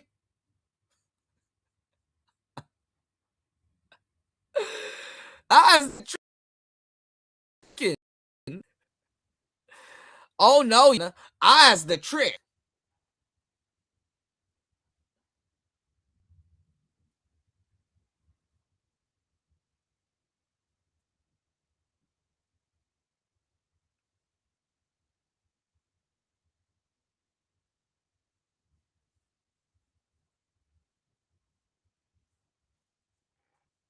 Shout outs to New in the building. Let's go.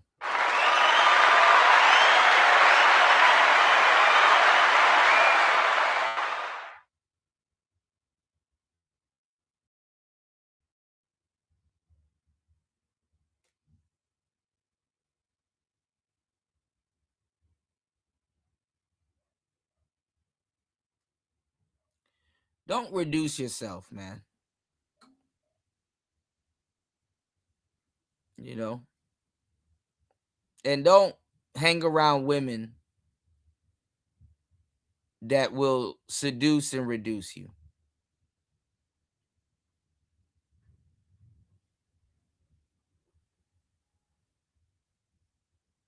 If a prostitute can seduce and reduce you, bro, that's kind of that's counterproductive. All right. And I said this yesterday because I think the guy Adam 22 and the woman Lena the Plug fell in love. You know, people kept wanting to use they fell in love. All right, well, okay, go for it. But this woman, they fell in love doing they broke up. If I'm not mistaken, there were two women and one man, and then they got into a relationship as subsequently, right? And a lot of guys are confused by that. Do you know Ball? Do you know Ball? Because basically, she was being a town bicycle, and one of the guys that was flipping her, basically trying to it's like, bro, what are you doing? You know, try to scoop her up at the end.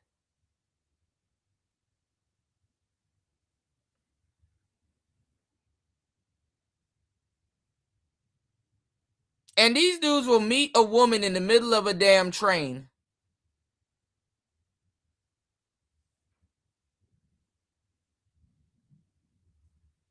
And be on some, you know, you deserve the world, baby. Don't let these men treat you like this. Why?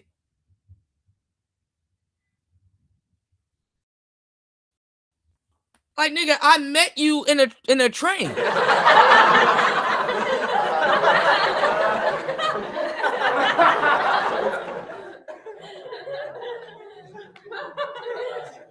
And granted, it's an old interview, but Kyra Noir is up there. Like, she's already a legend. So she might be in the market to square up and get up out the game. But my nigga, you met her in a train.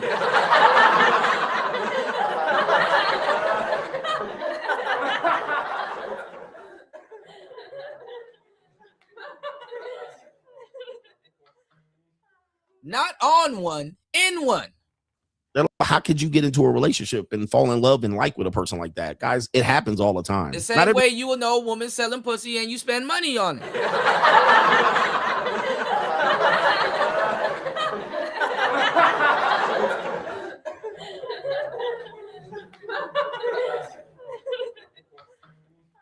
Everybody meets on a dating app and goes to dinner and falls in love. People fall in love crazy. Like, even people fall in love they met in a real way, and then they tell a lie on how they met. Press 1 in the chat if you've ever done that. You met a woman in a weird way, and then you make up a story how you met. So when people ask how you met, you don't tell the weird story. You tell the fake story. So you got to get your story straight. All right, we got to tell people how we met. Press 1 in the chat if that's happened. That's because a lot of people meet in weird ways. She was a sugar baby. She was a former. She worked at Hooters, and he was the trick that used to come in. And then she finally relented and was down bad. And they got the nerve to talk down on other tricks. This is crazy, bro. And they got in a relationship. How did we meet? We met at Starbucks. We bumped into each other. But they won't tell you they met at an orgy or she was getting a train ran on her, and then he looked into her eyes, and then she looked into his eyes, and they fell in love. Happens like that. Most people don't meet in the regular way. They meet in a very abnormal way. He was the boss, and she was the subordinate. Okay. She was a teacher, and he was the student. Look at the one guy, Macron from France. She was his kindergarten teacher. Then he grew up, came back, and started his kindergarten teacher. That's people meet in some mysterious, odd ways. They don't meet in normal ways. So this woman's going to talk about it here. She said she was getting a train ran on her and a gangbang ran on her, and she fell in love with the man she ended up being in a relationship with. Here we go. For 2 years. Partially because I met him during a gangbang, and he was so sweet, and the way he was communicating with other guys I thought was adorable. There was one part where I was in Cowgirl. We were on this couch, and so I had the guy that I was on Cowgirl straddling in my. There was somebody behind me in my ass. I had a hand here and here on, and the guy that ended up behind the couch my face. And so because my hands are occupied and I can't really move too much, he was my face in a river of spit just sort of going down. I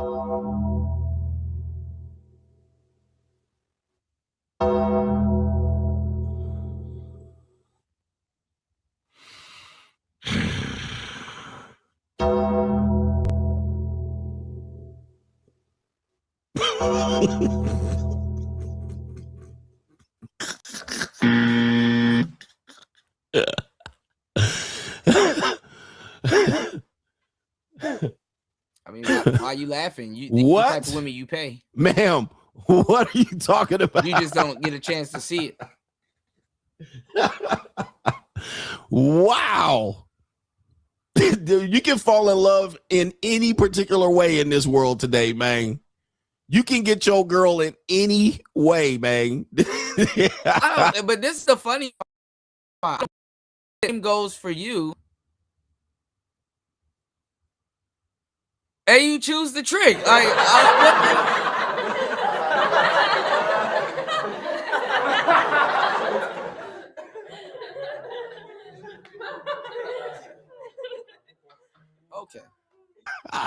And look how she's sitting there talking about it, man. Ain't no ring on her finger, but let's continue here. Goodness. And it started plopping down on the guy that was riding.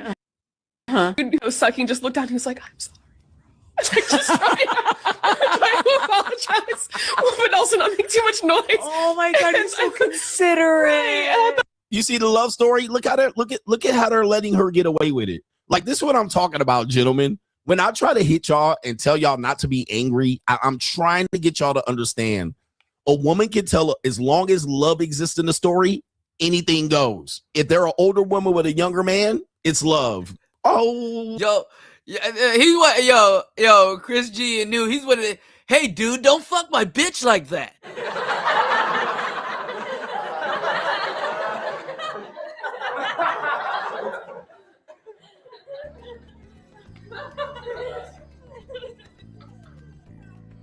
Why are you pumping her torso like that? Save some for me.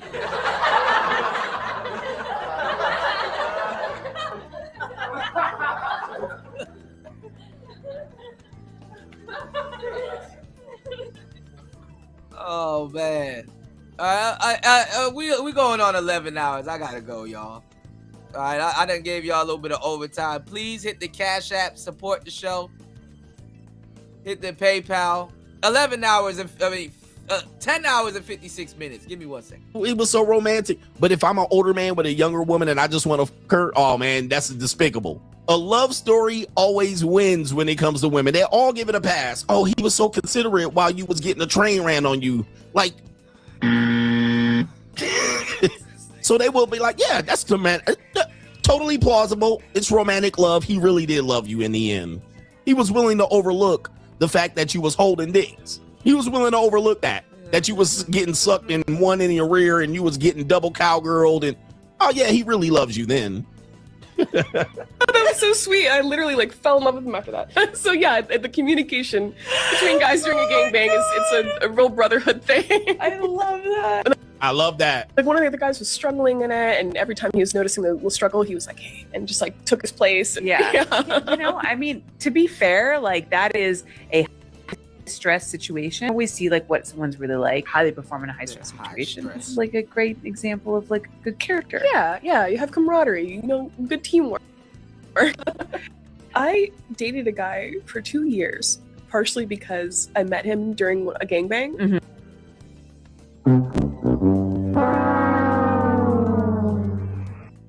But I'm the bad guy on the internet. I'm the bad guy of YouTube. I can't make my YouTube money. You guys realize every month I'm losing $100,000 a month on YouTube. As much times as I'm on YouTube, I'm losing $100,000 a month. I'm literally the slave, Hobie and Kuta Kenta YouTube. I'm the bad guy for some reason, but this is the world you're living, and I'm just reporting this world. This is an evil world. It's a sickness. It's an evil world we live in. I'm the bad guy of YouTube. For some reason, people want to crucify me like I'm Jesus. But y'all letting this shit slide and not calling it out. What? How am I the bad guy? I'm telling you to just live peacefully and fuck a lot of lings in between all that. How in the hell am I the bad guy of all of these situations here? Why do y'all criticize me? And I'm literally out here trying to just live freely and trying to invite y'all to the party. This is insane. This shit is insanity. What you want me to do with it? Yo, man, you pumping too hard as fuck.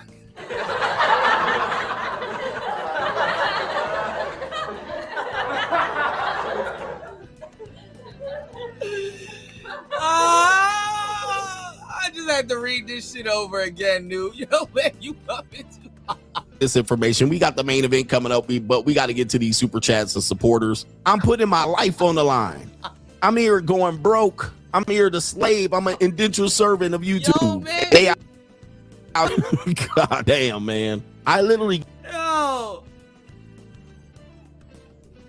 You gotta have like a no homo, a pause prayer before you do what you doing. But yo, man, like there should be no way in your life you should tell a man, yo, man, you pumping too hard. Like even at Starbucks, you know how they gotta pump the yo, man, you pumping too hard.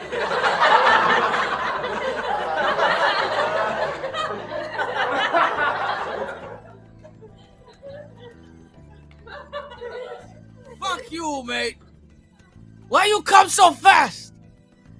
Why you come so fast? Bust all in, bust all in there. Bust all in there.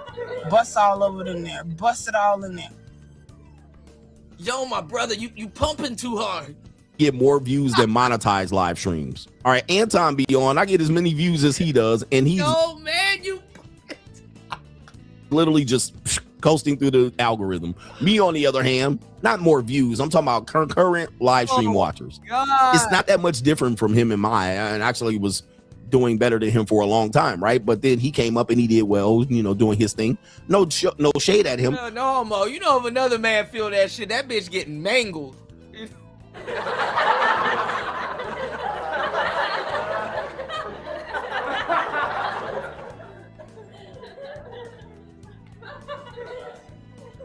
You having a discrepancy before she does is crazy.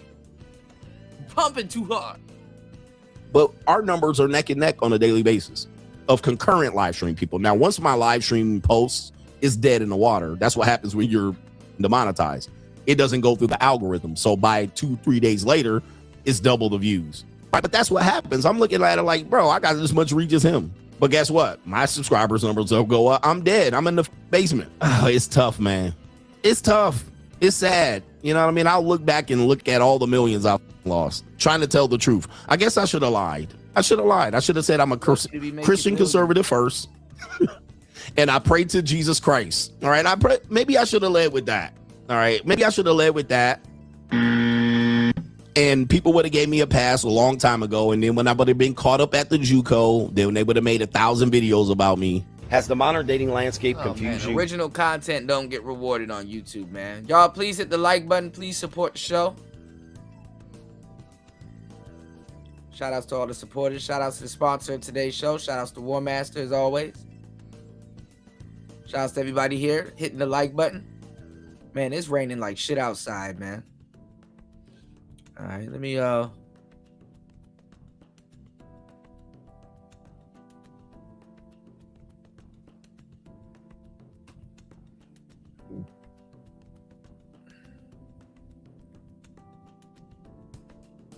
had something else lined up for y'all, and I fucking totally forgot.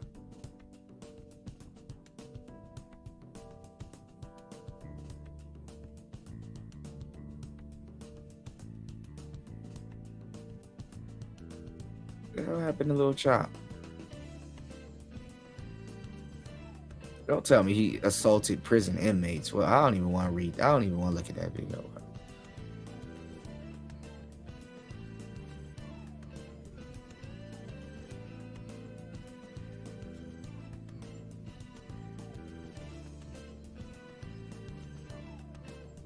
Now, this is kind of funny. If y'all haven't seen this Drewski skit, there's another one too. I heard he's pissing off Muslims.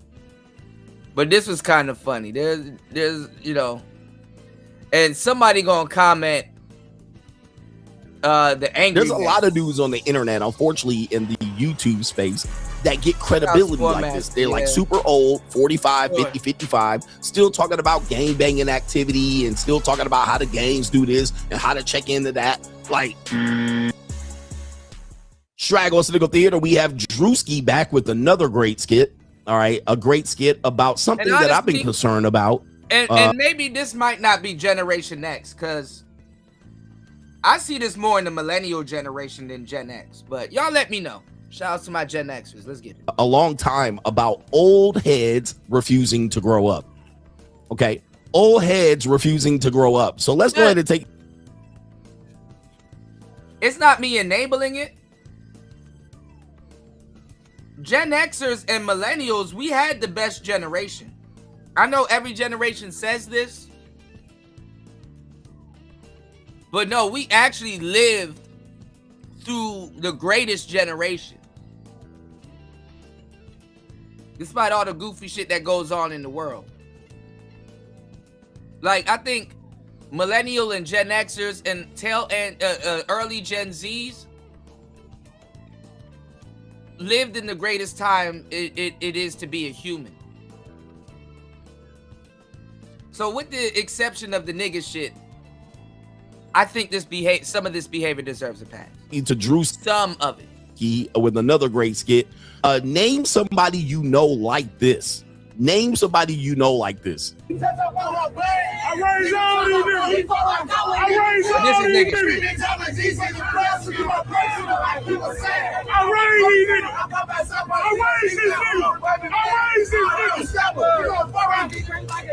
The young look up to me, man. Shin generation of the hood, man. Yeah, like we lived in the greatest generation of being human, you know, of being human beings. You're gonna revert back to your generation either way, or what you've done coming up. But you know, I mean, aside from the hood shit, which came and went real quick, I don't fault a younger, youthful Gen Xer or millennial. Show love to your hood, man. That's older. Y'all nigga come back and feed the streets. Be a big homie to your hood, man. You love me out here. All right, look at how there's the YN. I mean, y'all niggas be trying to be the greatest adult that ever lived. And it's like, bro, you might as well just enjoy your life. Go buy cars, soup them up, do what you want to do. Knock down a few pretty young things. And go sit down. You already survived hell and high water. Enjoy yourself, you know?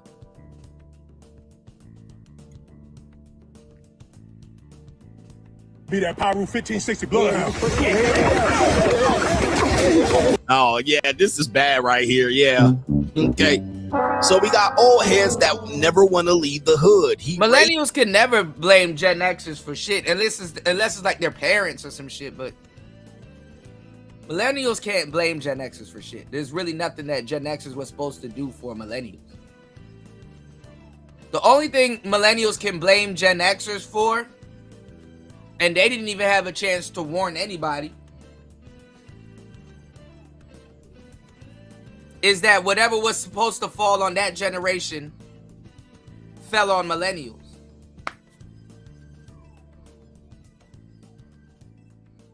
Cause Gen X, they were waiting to catch the bullshit. They're like, is the bullshit coming?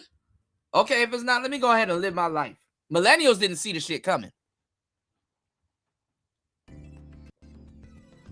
And there was really no way that a Gen Xer could tell that, hey, bro, what was supposed to happen to us is gonna fall on you, because them niggas were sitting there still waiting for it. It's just that millennials got the full ricochet, you know? These YNs, you know what I mean? Steven Jackson comes to mind. I'll go to O Block and I check in. You a millionaire. You a grown-ass man. Going to O Block and checking in is crazy to me. What about Jim Jones? Jim Jones on one of these sites caught a lot of wreck. All right, they said this was essentially Jim Jones. Okay. And shit, millennials couldn't really, Gen Xers couldn't really warn too many millennials anyway, because they were still getting lied to and gaslighted by the boomers. So what the hell was they supposed to tell millennials? They didn't know what was coming for them.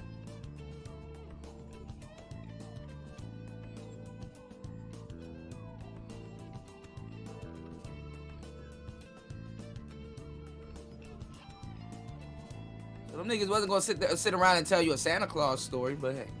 There's a lot of dudes on the internet, unfortunately, in the YouTube space that get credibility like this. They're like super old, 45, 50, 55, still talking about now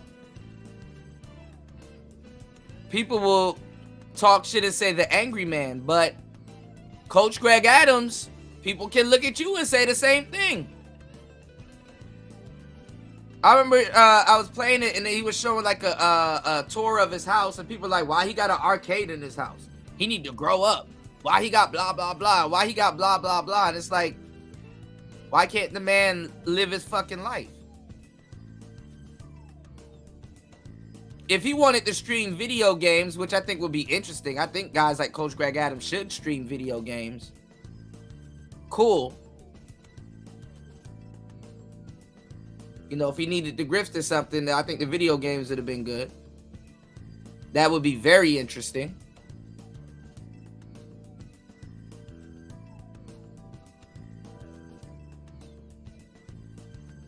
But people will say the same thing about him.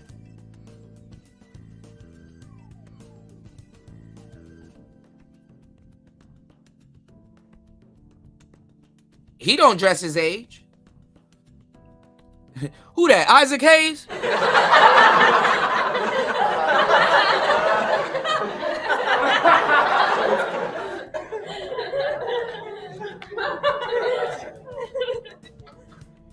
But then again, it's like, what is dressing your age? Because the 30s, 40s, and 50-year-olds, when you were a kid, look completely different now.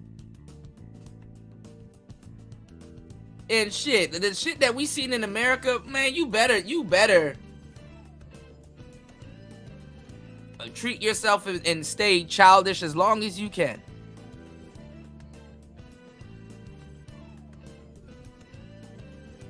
War Master said, I will never grow up. I know that's right, man.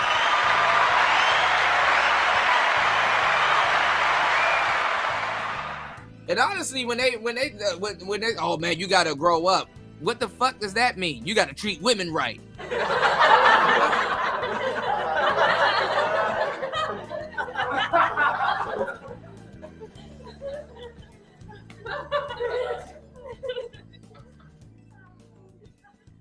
Nah, cool, stern, serious when they need to be. Childish fathers are the best. And half y'all ain't preparing your kids to be an astronaut anyway. Yeah, you dress comfortable. I think a lot of times too, the guys that I mean, I'm not gonna say like you need to, you need to be garbed out. But I think a lot of the guys that dress that age shit too, to a lot of degree, they didn't really have style anyway. Cause a man that got style, even when he is young, or even if he found it in his 30s, is always gonna keep some type of style on him. Like Coach Greg Adams, he got some style.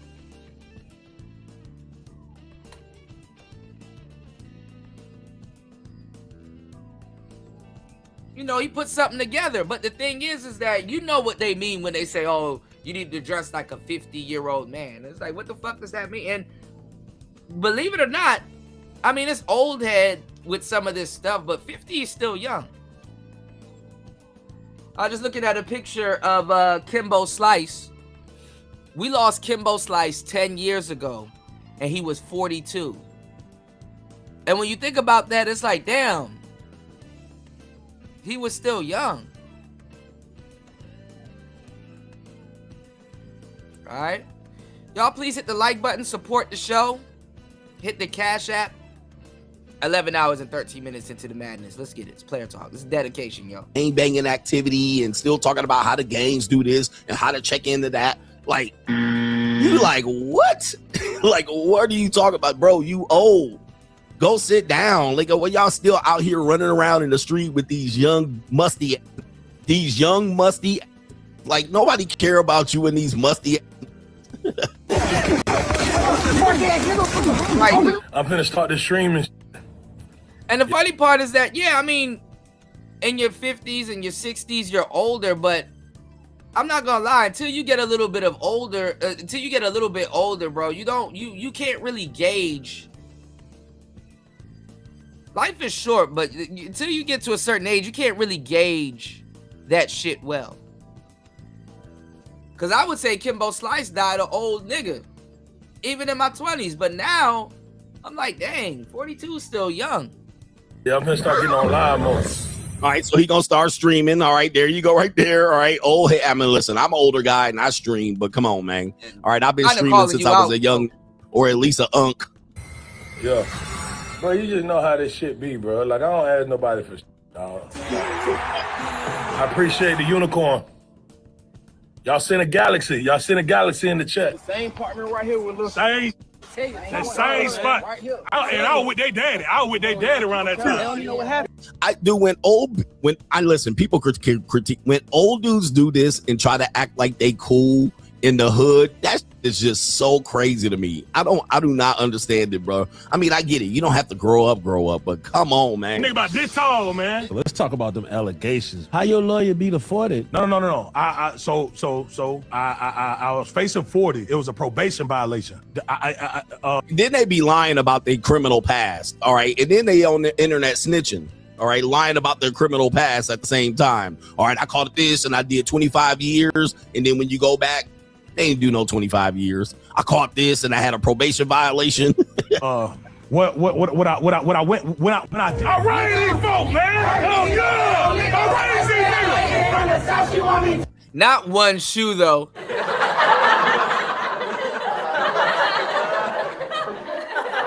One shoe? And oh man, not with the sagging pants. Let me find out you hitting the clutch with your bare feet. Raw dog in the clutch. The sagging pants too, guys. You're over 40 sagging your pants, like pathetic, man. This is crazy. And here's the funny thing about it. A lot of dudes in this generation, these are Gen Xers, right? So these are Gen X dudes that we kind of grew up with hip hop. Whereas the boomers, they didn't grow up with hip hop. Gen X grew up at the Gen X grew up with a different type of hip hop though. Origination of hip hop. Like we were kids. And the boomers were kind of like slightly older, like 18 or 19 or 20 and 21. They called it bebop. I have an aunt who's a boomer. She used to still call it bebop to this day. You listening to that bebop? Because they grew up on, you know what I mean? Like P-Funk was like the last, the disco, the P-Funk, the R&B, the Ohio players. And then hip hop just sampled all of that. You know, without James Brown and Ohio players, where would hip hop be, and Zapp and Roger? So we came up on hip hop. So we claim the culture. We claim the gear, like the dressing. Remember, there was a big thing about young dudes saying Gen Xers shouldn't be dressing like young dudes, and Gen X guys saying this is our clothes. I remember Mike Epps saying, "What this?" Well, I mean, and Mike Epps, he wears those too. I mean, the tracksuit.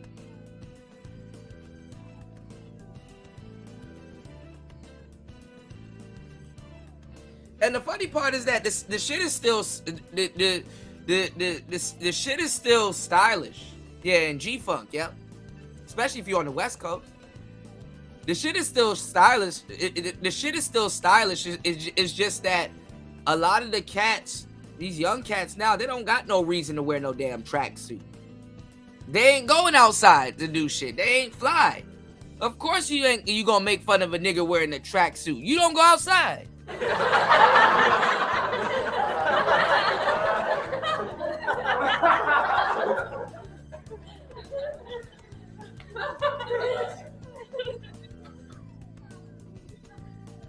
You ain't on nobody's blade neither. This is our clothes. So this is what tends to happen. And I think it's somewhat a mistake. I get it. But Gen X dudes don't want to grow up. Like, they still want to keep rocking their gear. But their gear looks like, yeah. I mean, he picked the funniest gear because it's kind of like neon colors. The throwback Actually, Charlotte Hornets gear. His gear is modern YN. But let's go.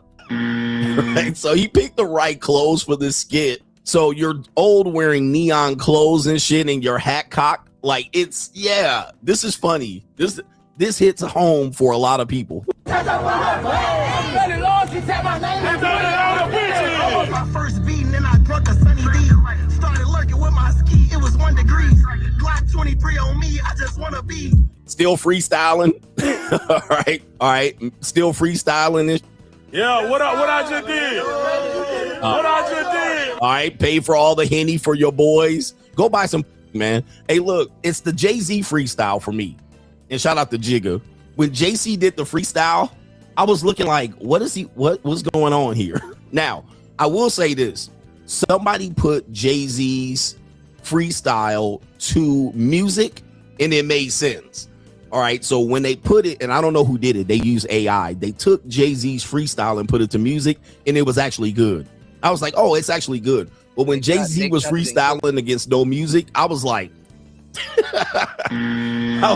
man, go sit down, bro. Go sit the down.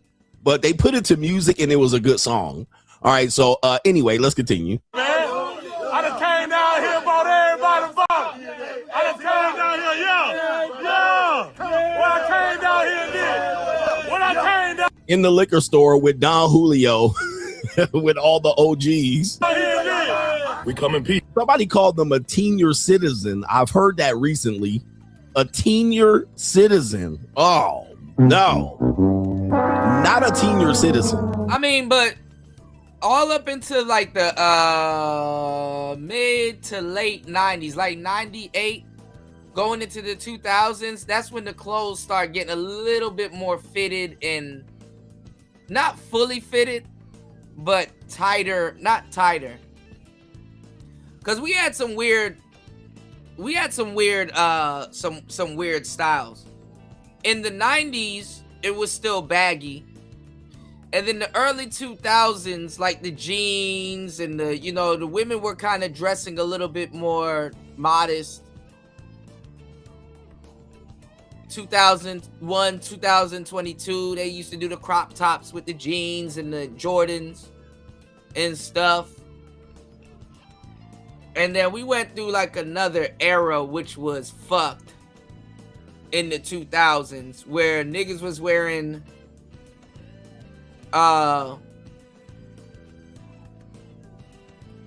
jeans with suits. Y'all remember that? Y'all can go find Jay-Z with the jeans and the suits. Not necessarily zoot suits, but the jeans and the suits. And T.I. with the jeans and the suits and stuff. And some of that stuff was kind of baggy. But then stuff started like towards 2008, 2007, stuff started getting real skinny. No, I mean, NWA, them niggas had some skinny ass jeans that just looked weird.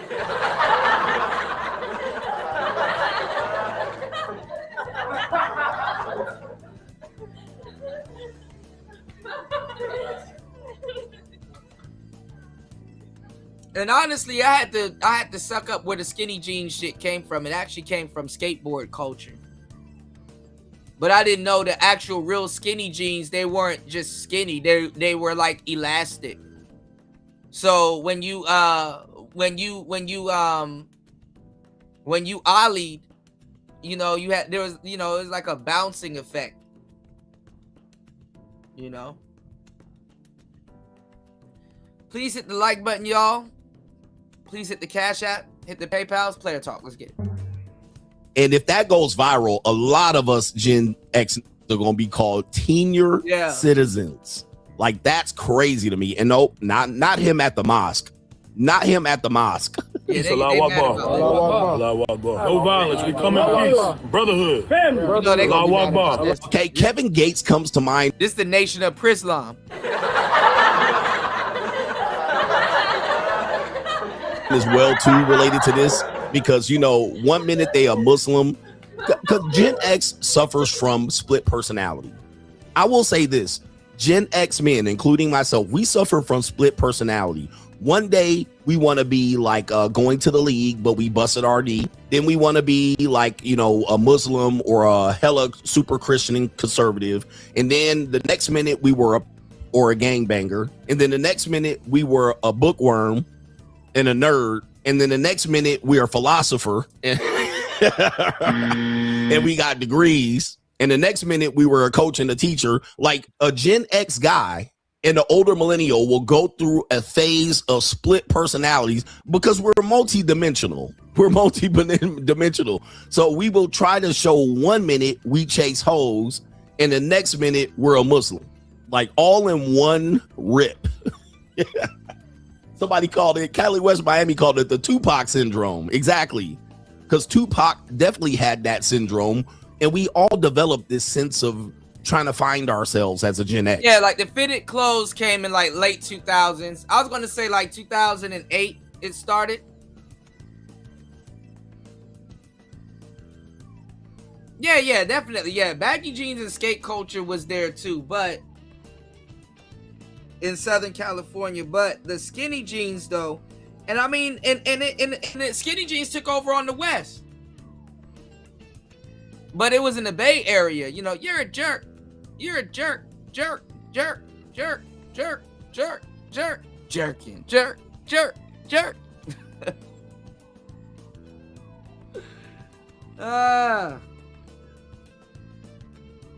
Lord have mercy. We all try to find ourselves. And in finding ourselves, we basically will find something we enjoy, but because everybody shoots it down and you're supposed to be one-dimensional, we hide this personality. So if we like toys and skateboards and BMX bikes, we got to hide this personality over here. We only reveal that. Y'all had a reason to love your toys and skateboards and BMX bike.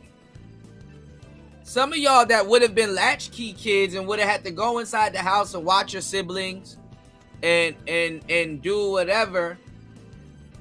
Instead of going in the house, y'all sat and played outside. Your parents got home and you came in before the lights came on, or when the lights came on and stuff. Y'all got a lot of chances to enjoy your bikes, your skateboards and stuff like that in the best era. Let's get it. That personality, we want fit. So you hide the fact that you're a skateboarder and you like the skateboard because the white boys do it. Shit. Michael Jackson and man, come on, man. You wasn't supposed to take advantage of the greatest era? Fuck out of here. But then when it's cool to be a skateboarder, you'd be like, hey, I used to skateboard. You just come out the closet.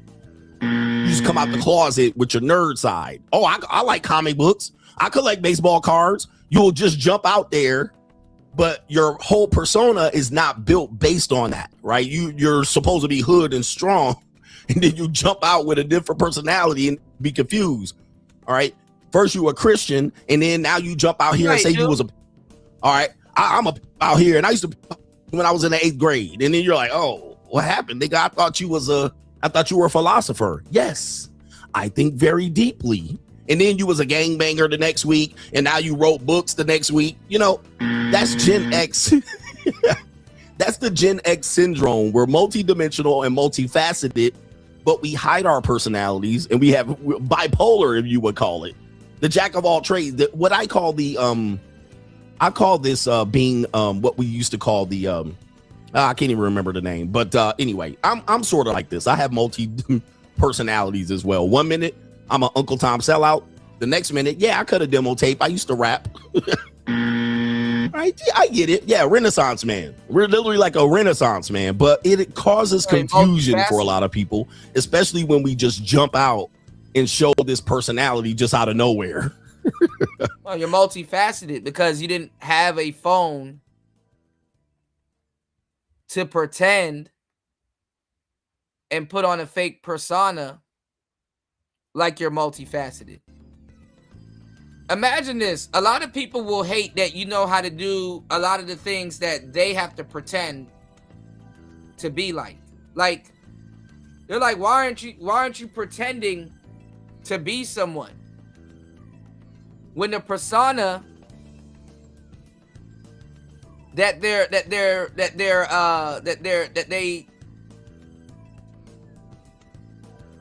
are putting on the internet is a multifaceted person. It's like, it's backwards. It's like your persona is me, but it's not me because it's a persona to you.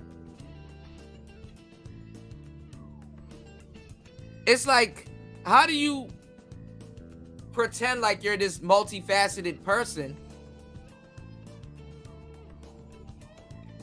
and then when you meet a multifaceted person, you're surprised? And it's like, why are you surprised? Shouldn't you be multifaceted?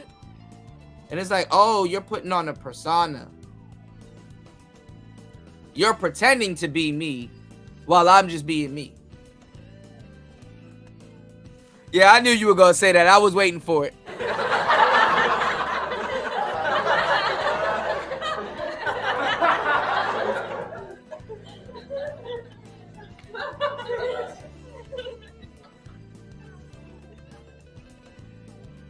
You said the Carl and Kenny with the juju beads and X hats all day.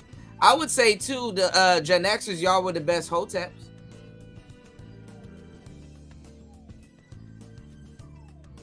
Original hotep generation.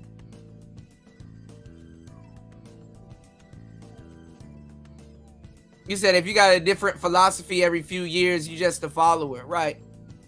Some of that's true. I mean, you give people leeway, you know what I'm saying, Larry? Like, if you get new information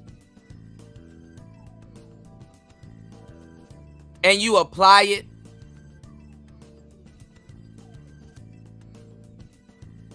yeah, you have the right to change.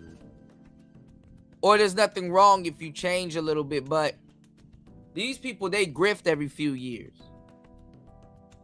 As a content creator, I can see why.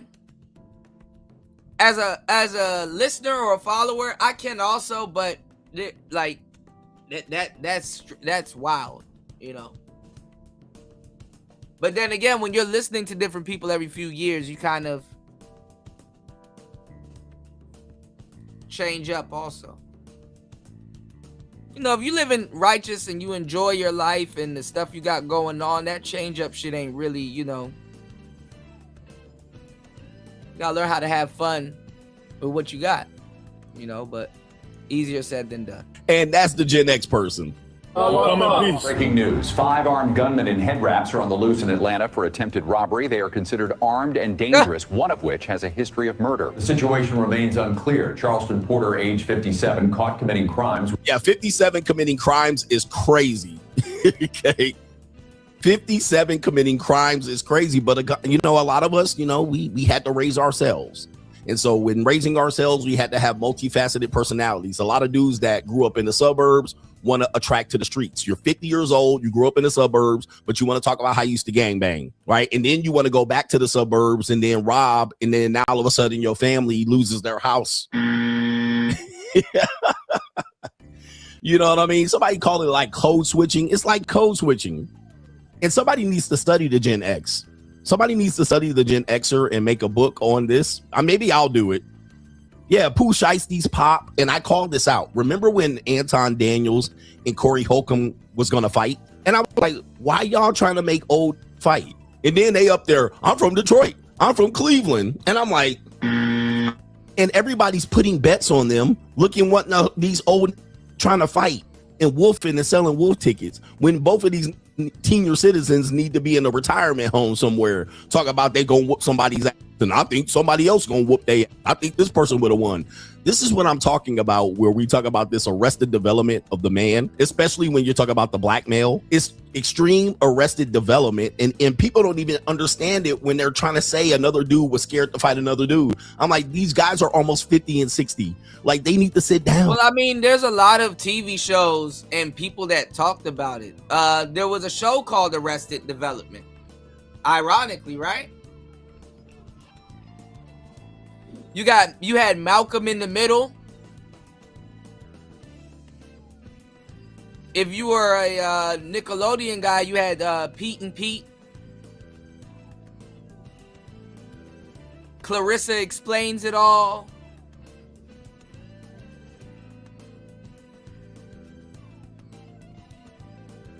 Even those witch shows were supposed to be about arrested development.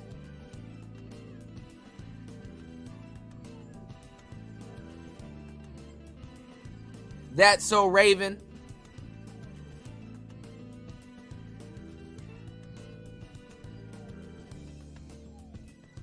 And I wouldn't even necessarily say like I Dream of Jeannie and stuff like that, but they were supposed to be gypsies and stuff like that. So they were supposed to not age anyway. Beats out the arrested development, thing. It's just, you can't have arrest. I mean, obviously not aging is the epitome of arrested development. If you think about it. Don't think too hard. But there was a lot of shows centered around that for Gen Xers to watch. They were around the age to understand that stuff. Yeah, early Nickelodeon was peak, where they were sliming everybody. You can't do shit like that now. That shit look like cum. Pause.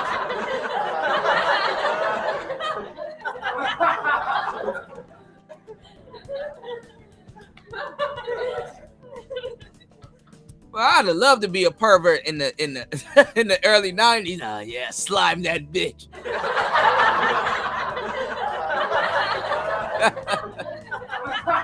Slime that bitch.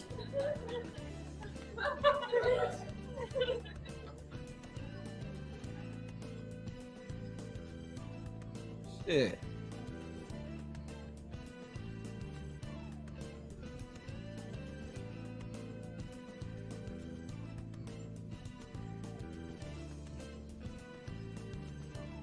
I was watching Tyler on Nickelodeon the other day getting slimed. I said, oh yeah. Oh yeah.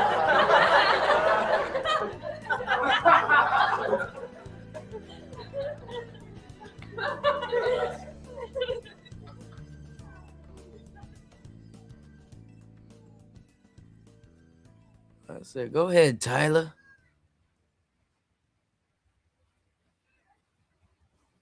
I'm gonna be an old, disgusting man. Let's go. They need to sit down, but of course, yeah, it's hard for people to understand this, and I get caught up in this as well. Country boys don't give a fuck. Them niggas fight animals. So I'm a Gen Xer too. I mean, I'm not immune from this particular activity at all, because that's just us. With underage teenagers now facing several pending charges.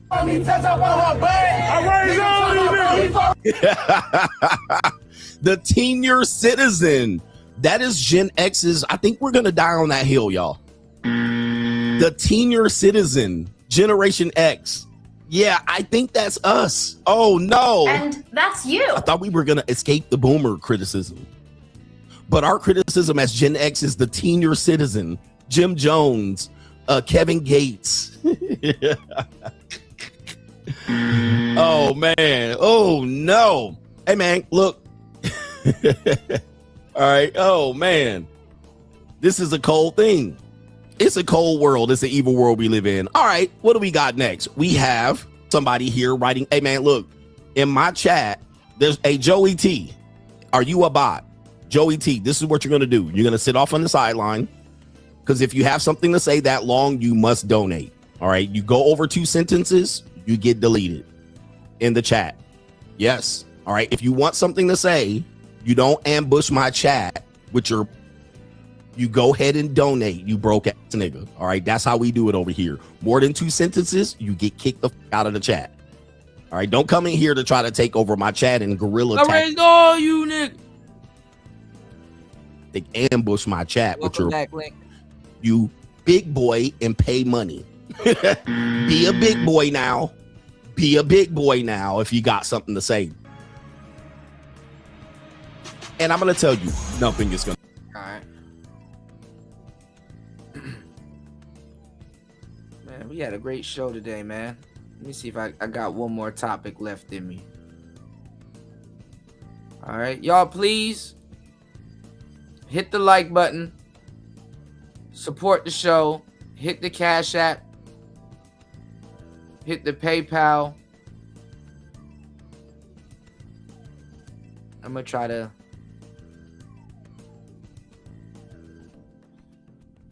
do this before the cutoff.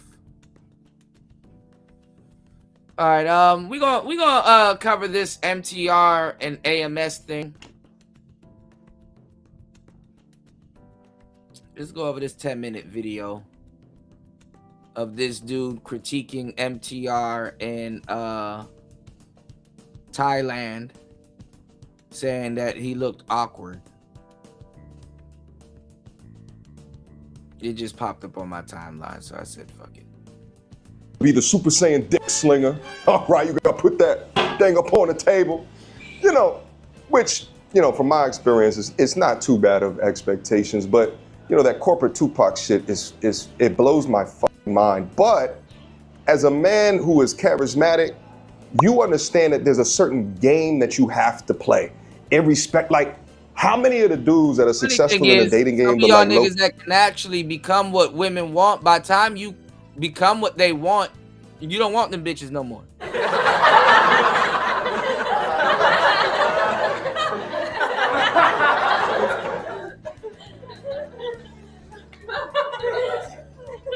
Tupac never wanted the hoes that wanted him. Ask Jada.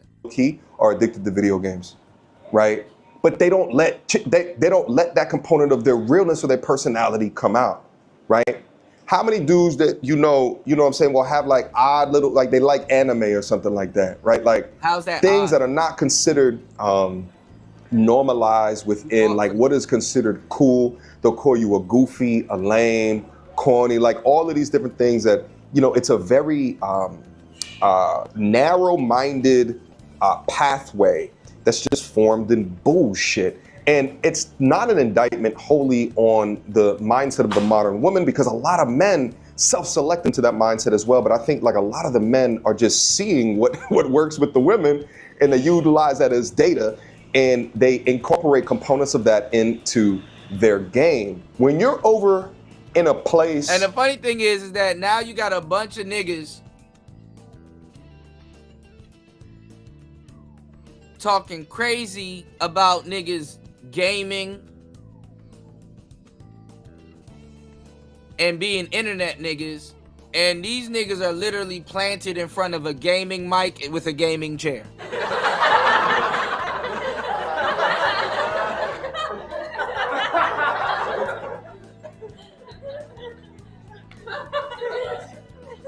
Talking about, I can't believe you niggas like anime. No, this ain't my shit. I'm in my son room.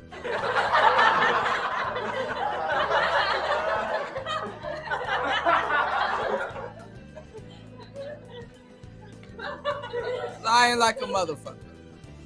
Nigga got a whole gaming mic, gaming chair, gaming computer, but I ain't no gaming internet nigga though. That doesn't have these different norms or like these established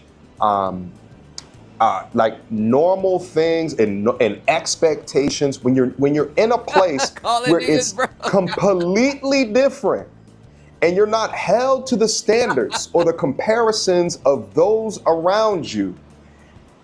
And also, there's not like this underlying money conversation, okay? On the channel, I'll let you guys know this. I probably said this in a live stream or two before, but when I do content and I find a topic that is about dating, relationships, all right, men, women, whatever, but then also it is a money topic, right? Like, you know, going off the Cheesecake Factory and she don't, you know, she don't want to bang with the Cheesecake Factory. It's too beneath her, okay? You know, she's going out with her homegirls, invites her guy that she's dating, and she expects the guy to pay for the table. Those topics get some of the highest views. And I understand why.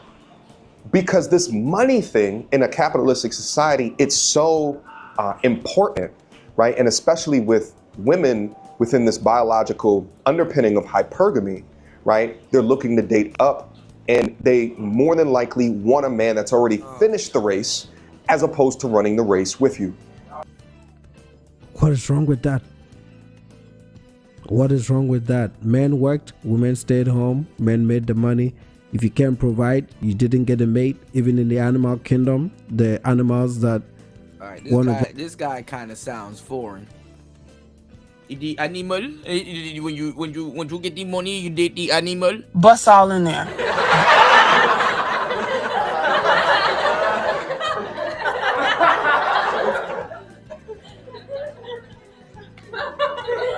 We're going in on MTR. You got big ass forehead. All right, let's get it. have sex, they had to fight the other males. Okay, his name is Nana Kawaku.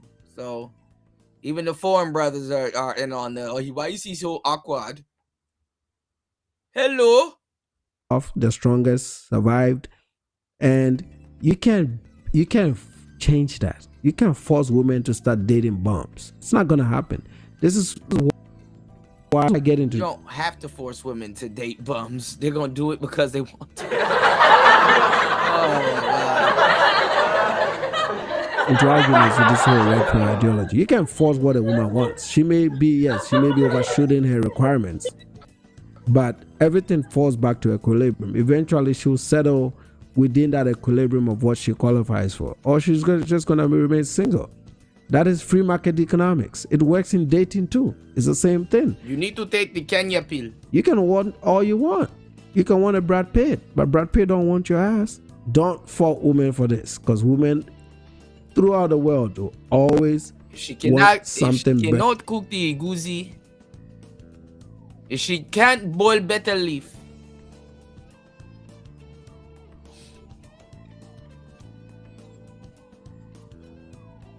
That nigga parents will reject you if you can't cook no damn jollof rice. They want to improve their situations. There's nothing wrong with that.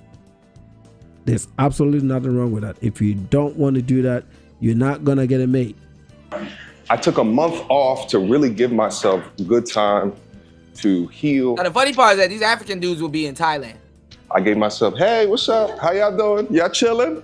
Hello, hello. You see what I'm saying? He's streaming. You guys can tell right there, right? This is exactly what I'm saying. Sometimes so people won't be offended, greet them into your stream. That's the awkward part. It's pretty awkward. Even those guys are freaking out like, what the heck? This is what I was saying. Like, you can tell for sure, woman, that it's giving Spectrum vibes. Okay, it's giving Spectrum vibes. That's what I was saying. Like, I don't know, man. I don't know. It's giving Spectrum vibes, but that was one of the parts. Oh, hello. But I gave my. That's just not normal, man. It's just absolutely not normal. A lot of y'all don't do it in real life. Here, I mean, like 100, 150 meters from. You see these chicks is. I'm gonna get into the girls here in a second. But you gotta adjust. It's about 150 meters from the beach, and it's just beautiful. It's gorgeous. You know what I'm saying? And it's funny because like down here, to them, this is a trash beach. But you gotta say, I'm from New York. Like I grew up on Jones Beach, baby. To Jones Beach, this shit is magical, okay? So, Coney Island. but anyway, to conclude the story, so it's a West problem. It's a US problem. You know, I think back to when I came down to Atlanta, okay, end of 2022. And I've never been a materialistic guy. I really don't give a F about brands at all. And I've never been clued in like It's that. coming up, fellas. It's coming up right now. You know, when I got down to Atlanta, like my car, for instance, two-door Ultima, 2011 two-door. Hello, how y'all doing? Y'all good? You see it? You see? This is not normal behavior. Like all of you travel overseas, right? Whoever goes overseas and just round them like, hello, you're good. Nobody does that, man. This motherfucker never traveled his entire life. Well, because you outside Has been dreaming. his whole YouTube career. Exactly. I think so. This is probably really got the whole sad. camera Like set this with is the really, gimbal. really spectrum shit. Look at this right there. I'm gonna replay it real quick so you see it. Awkward motherfucker. You know, when I got down to Atlanta, like my car, for instance, 2011 I know why. two-door Ultima, 2011 two-door. Hello, how y'all doing? Y'all good? Y'all good? Hello, say hi. Hello. Look at him. He's streaming. It's called IRL streaming. Look at him, man. No, I'm not saying you can't say hello, bro, but that's not how we say hello overseas. Come on, bro. Like, who does it? Travel Being Magic is polite. in the chat, man. Nobody does this, man. Nobody does. Look at his face. Look, just the freeze frame. Look at that freeze frame. Look at that dude's face, man. Enjoying himself. I'm not making this shit up. Yeah, it's giving. See, Thailand and all of that stuff is normal for African brothers and shit like that. They be having 3, 4, 5 Asian girlfriends. But look, thank you guys for hitting the like button. I'm gonna try to leave a little bit so this can stay up. But please support the show on air, off air. If you are catching this on the replay, be a part of the show by supporting the show. Shout outs to War Master. Shout outs to Antisocial Socialite Podcast. Shout outs to Red Lipstick Vibes. Shout outs to LA Divine.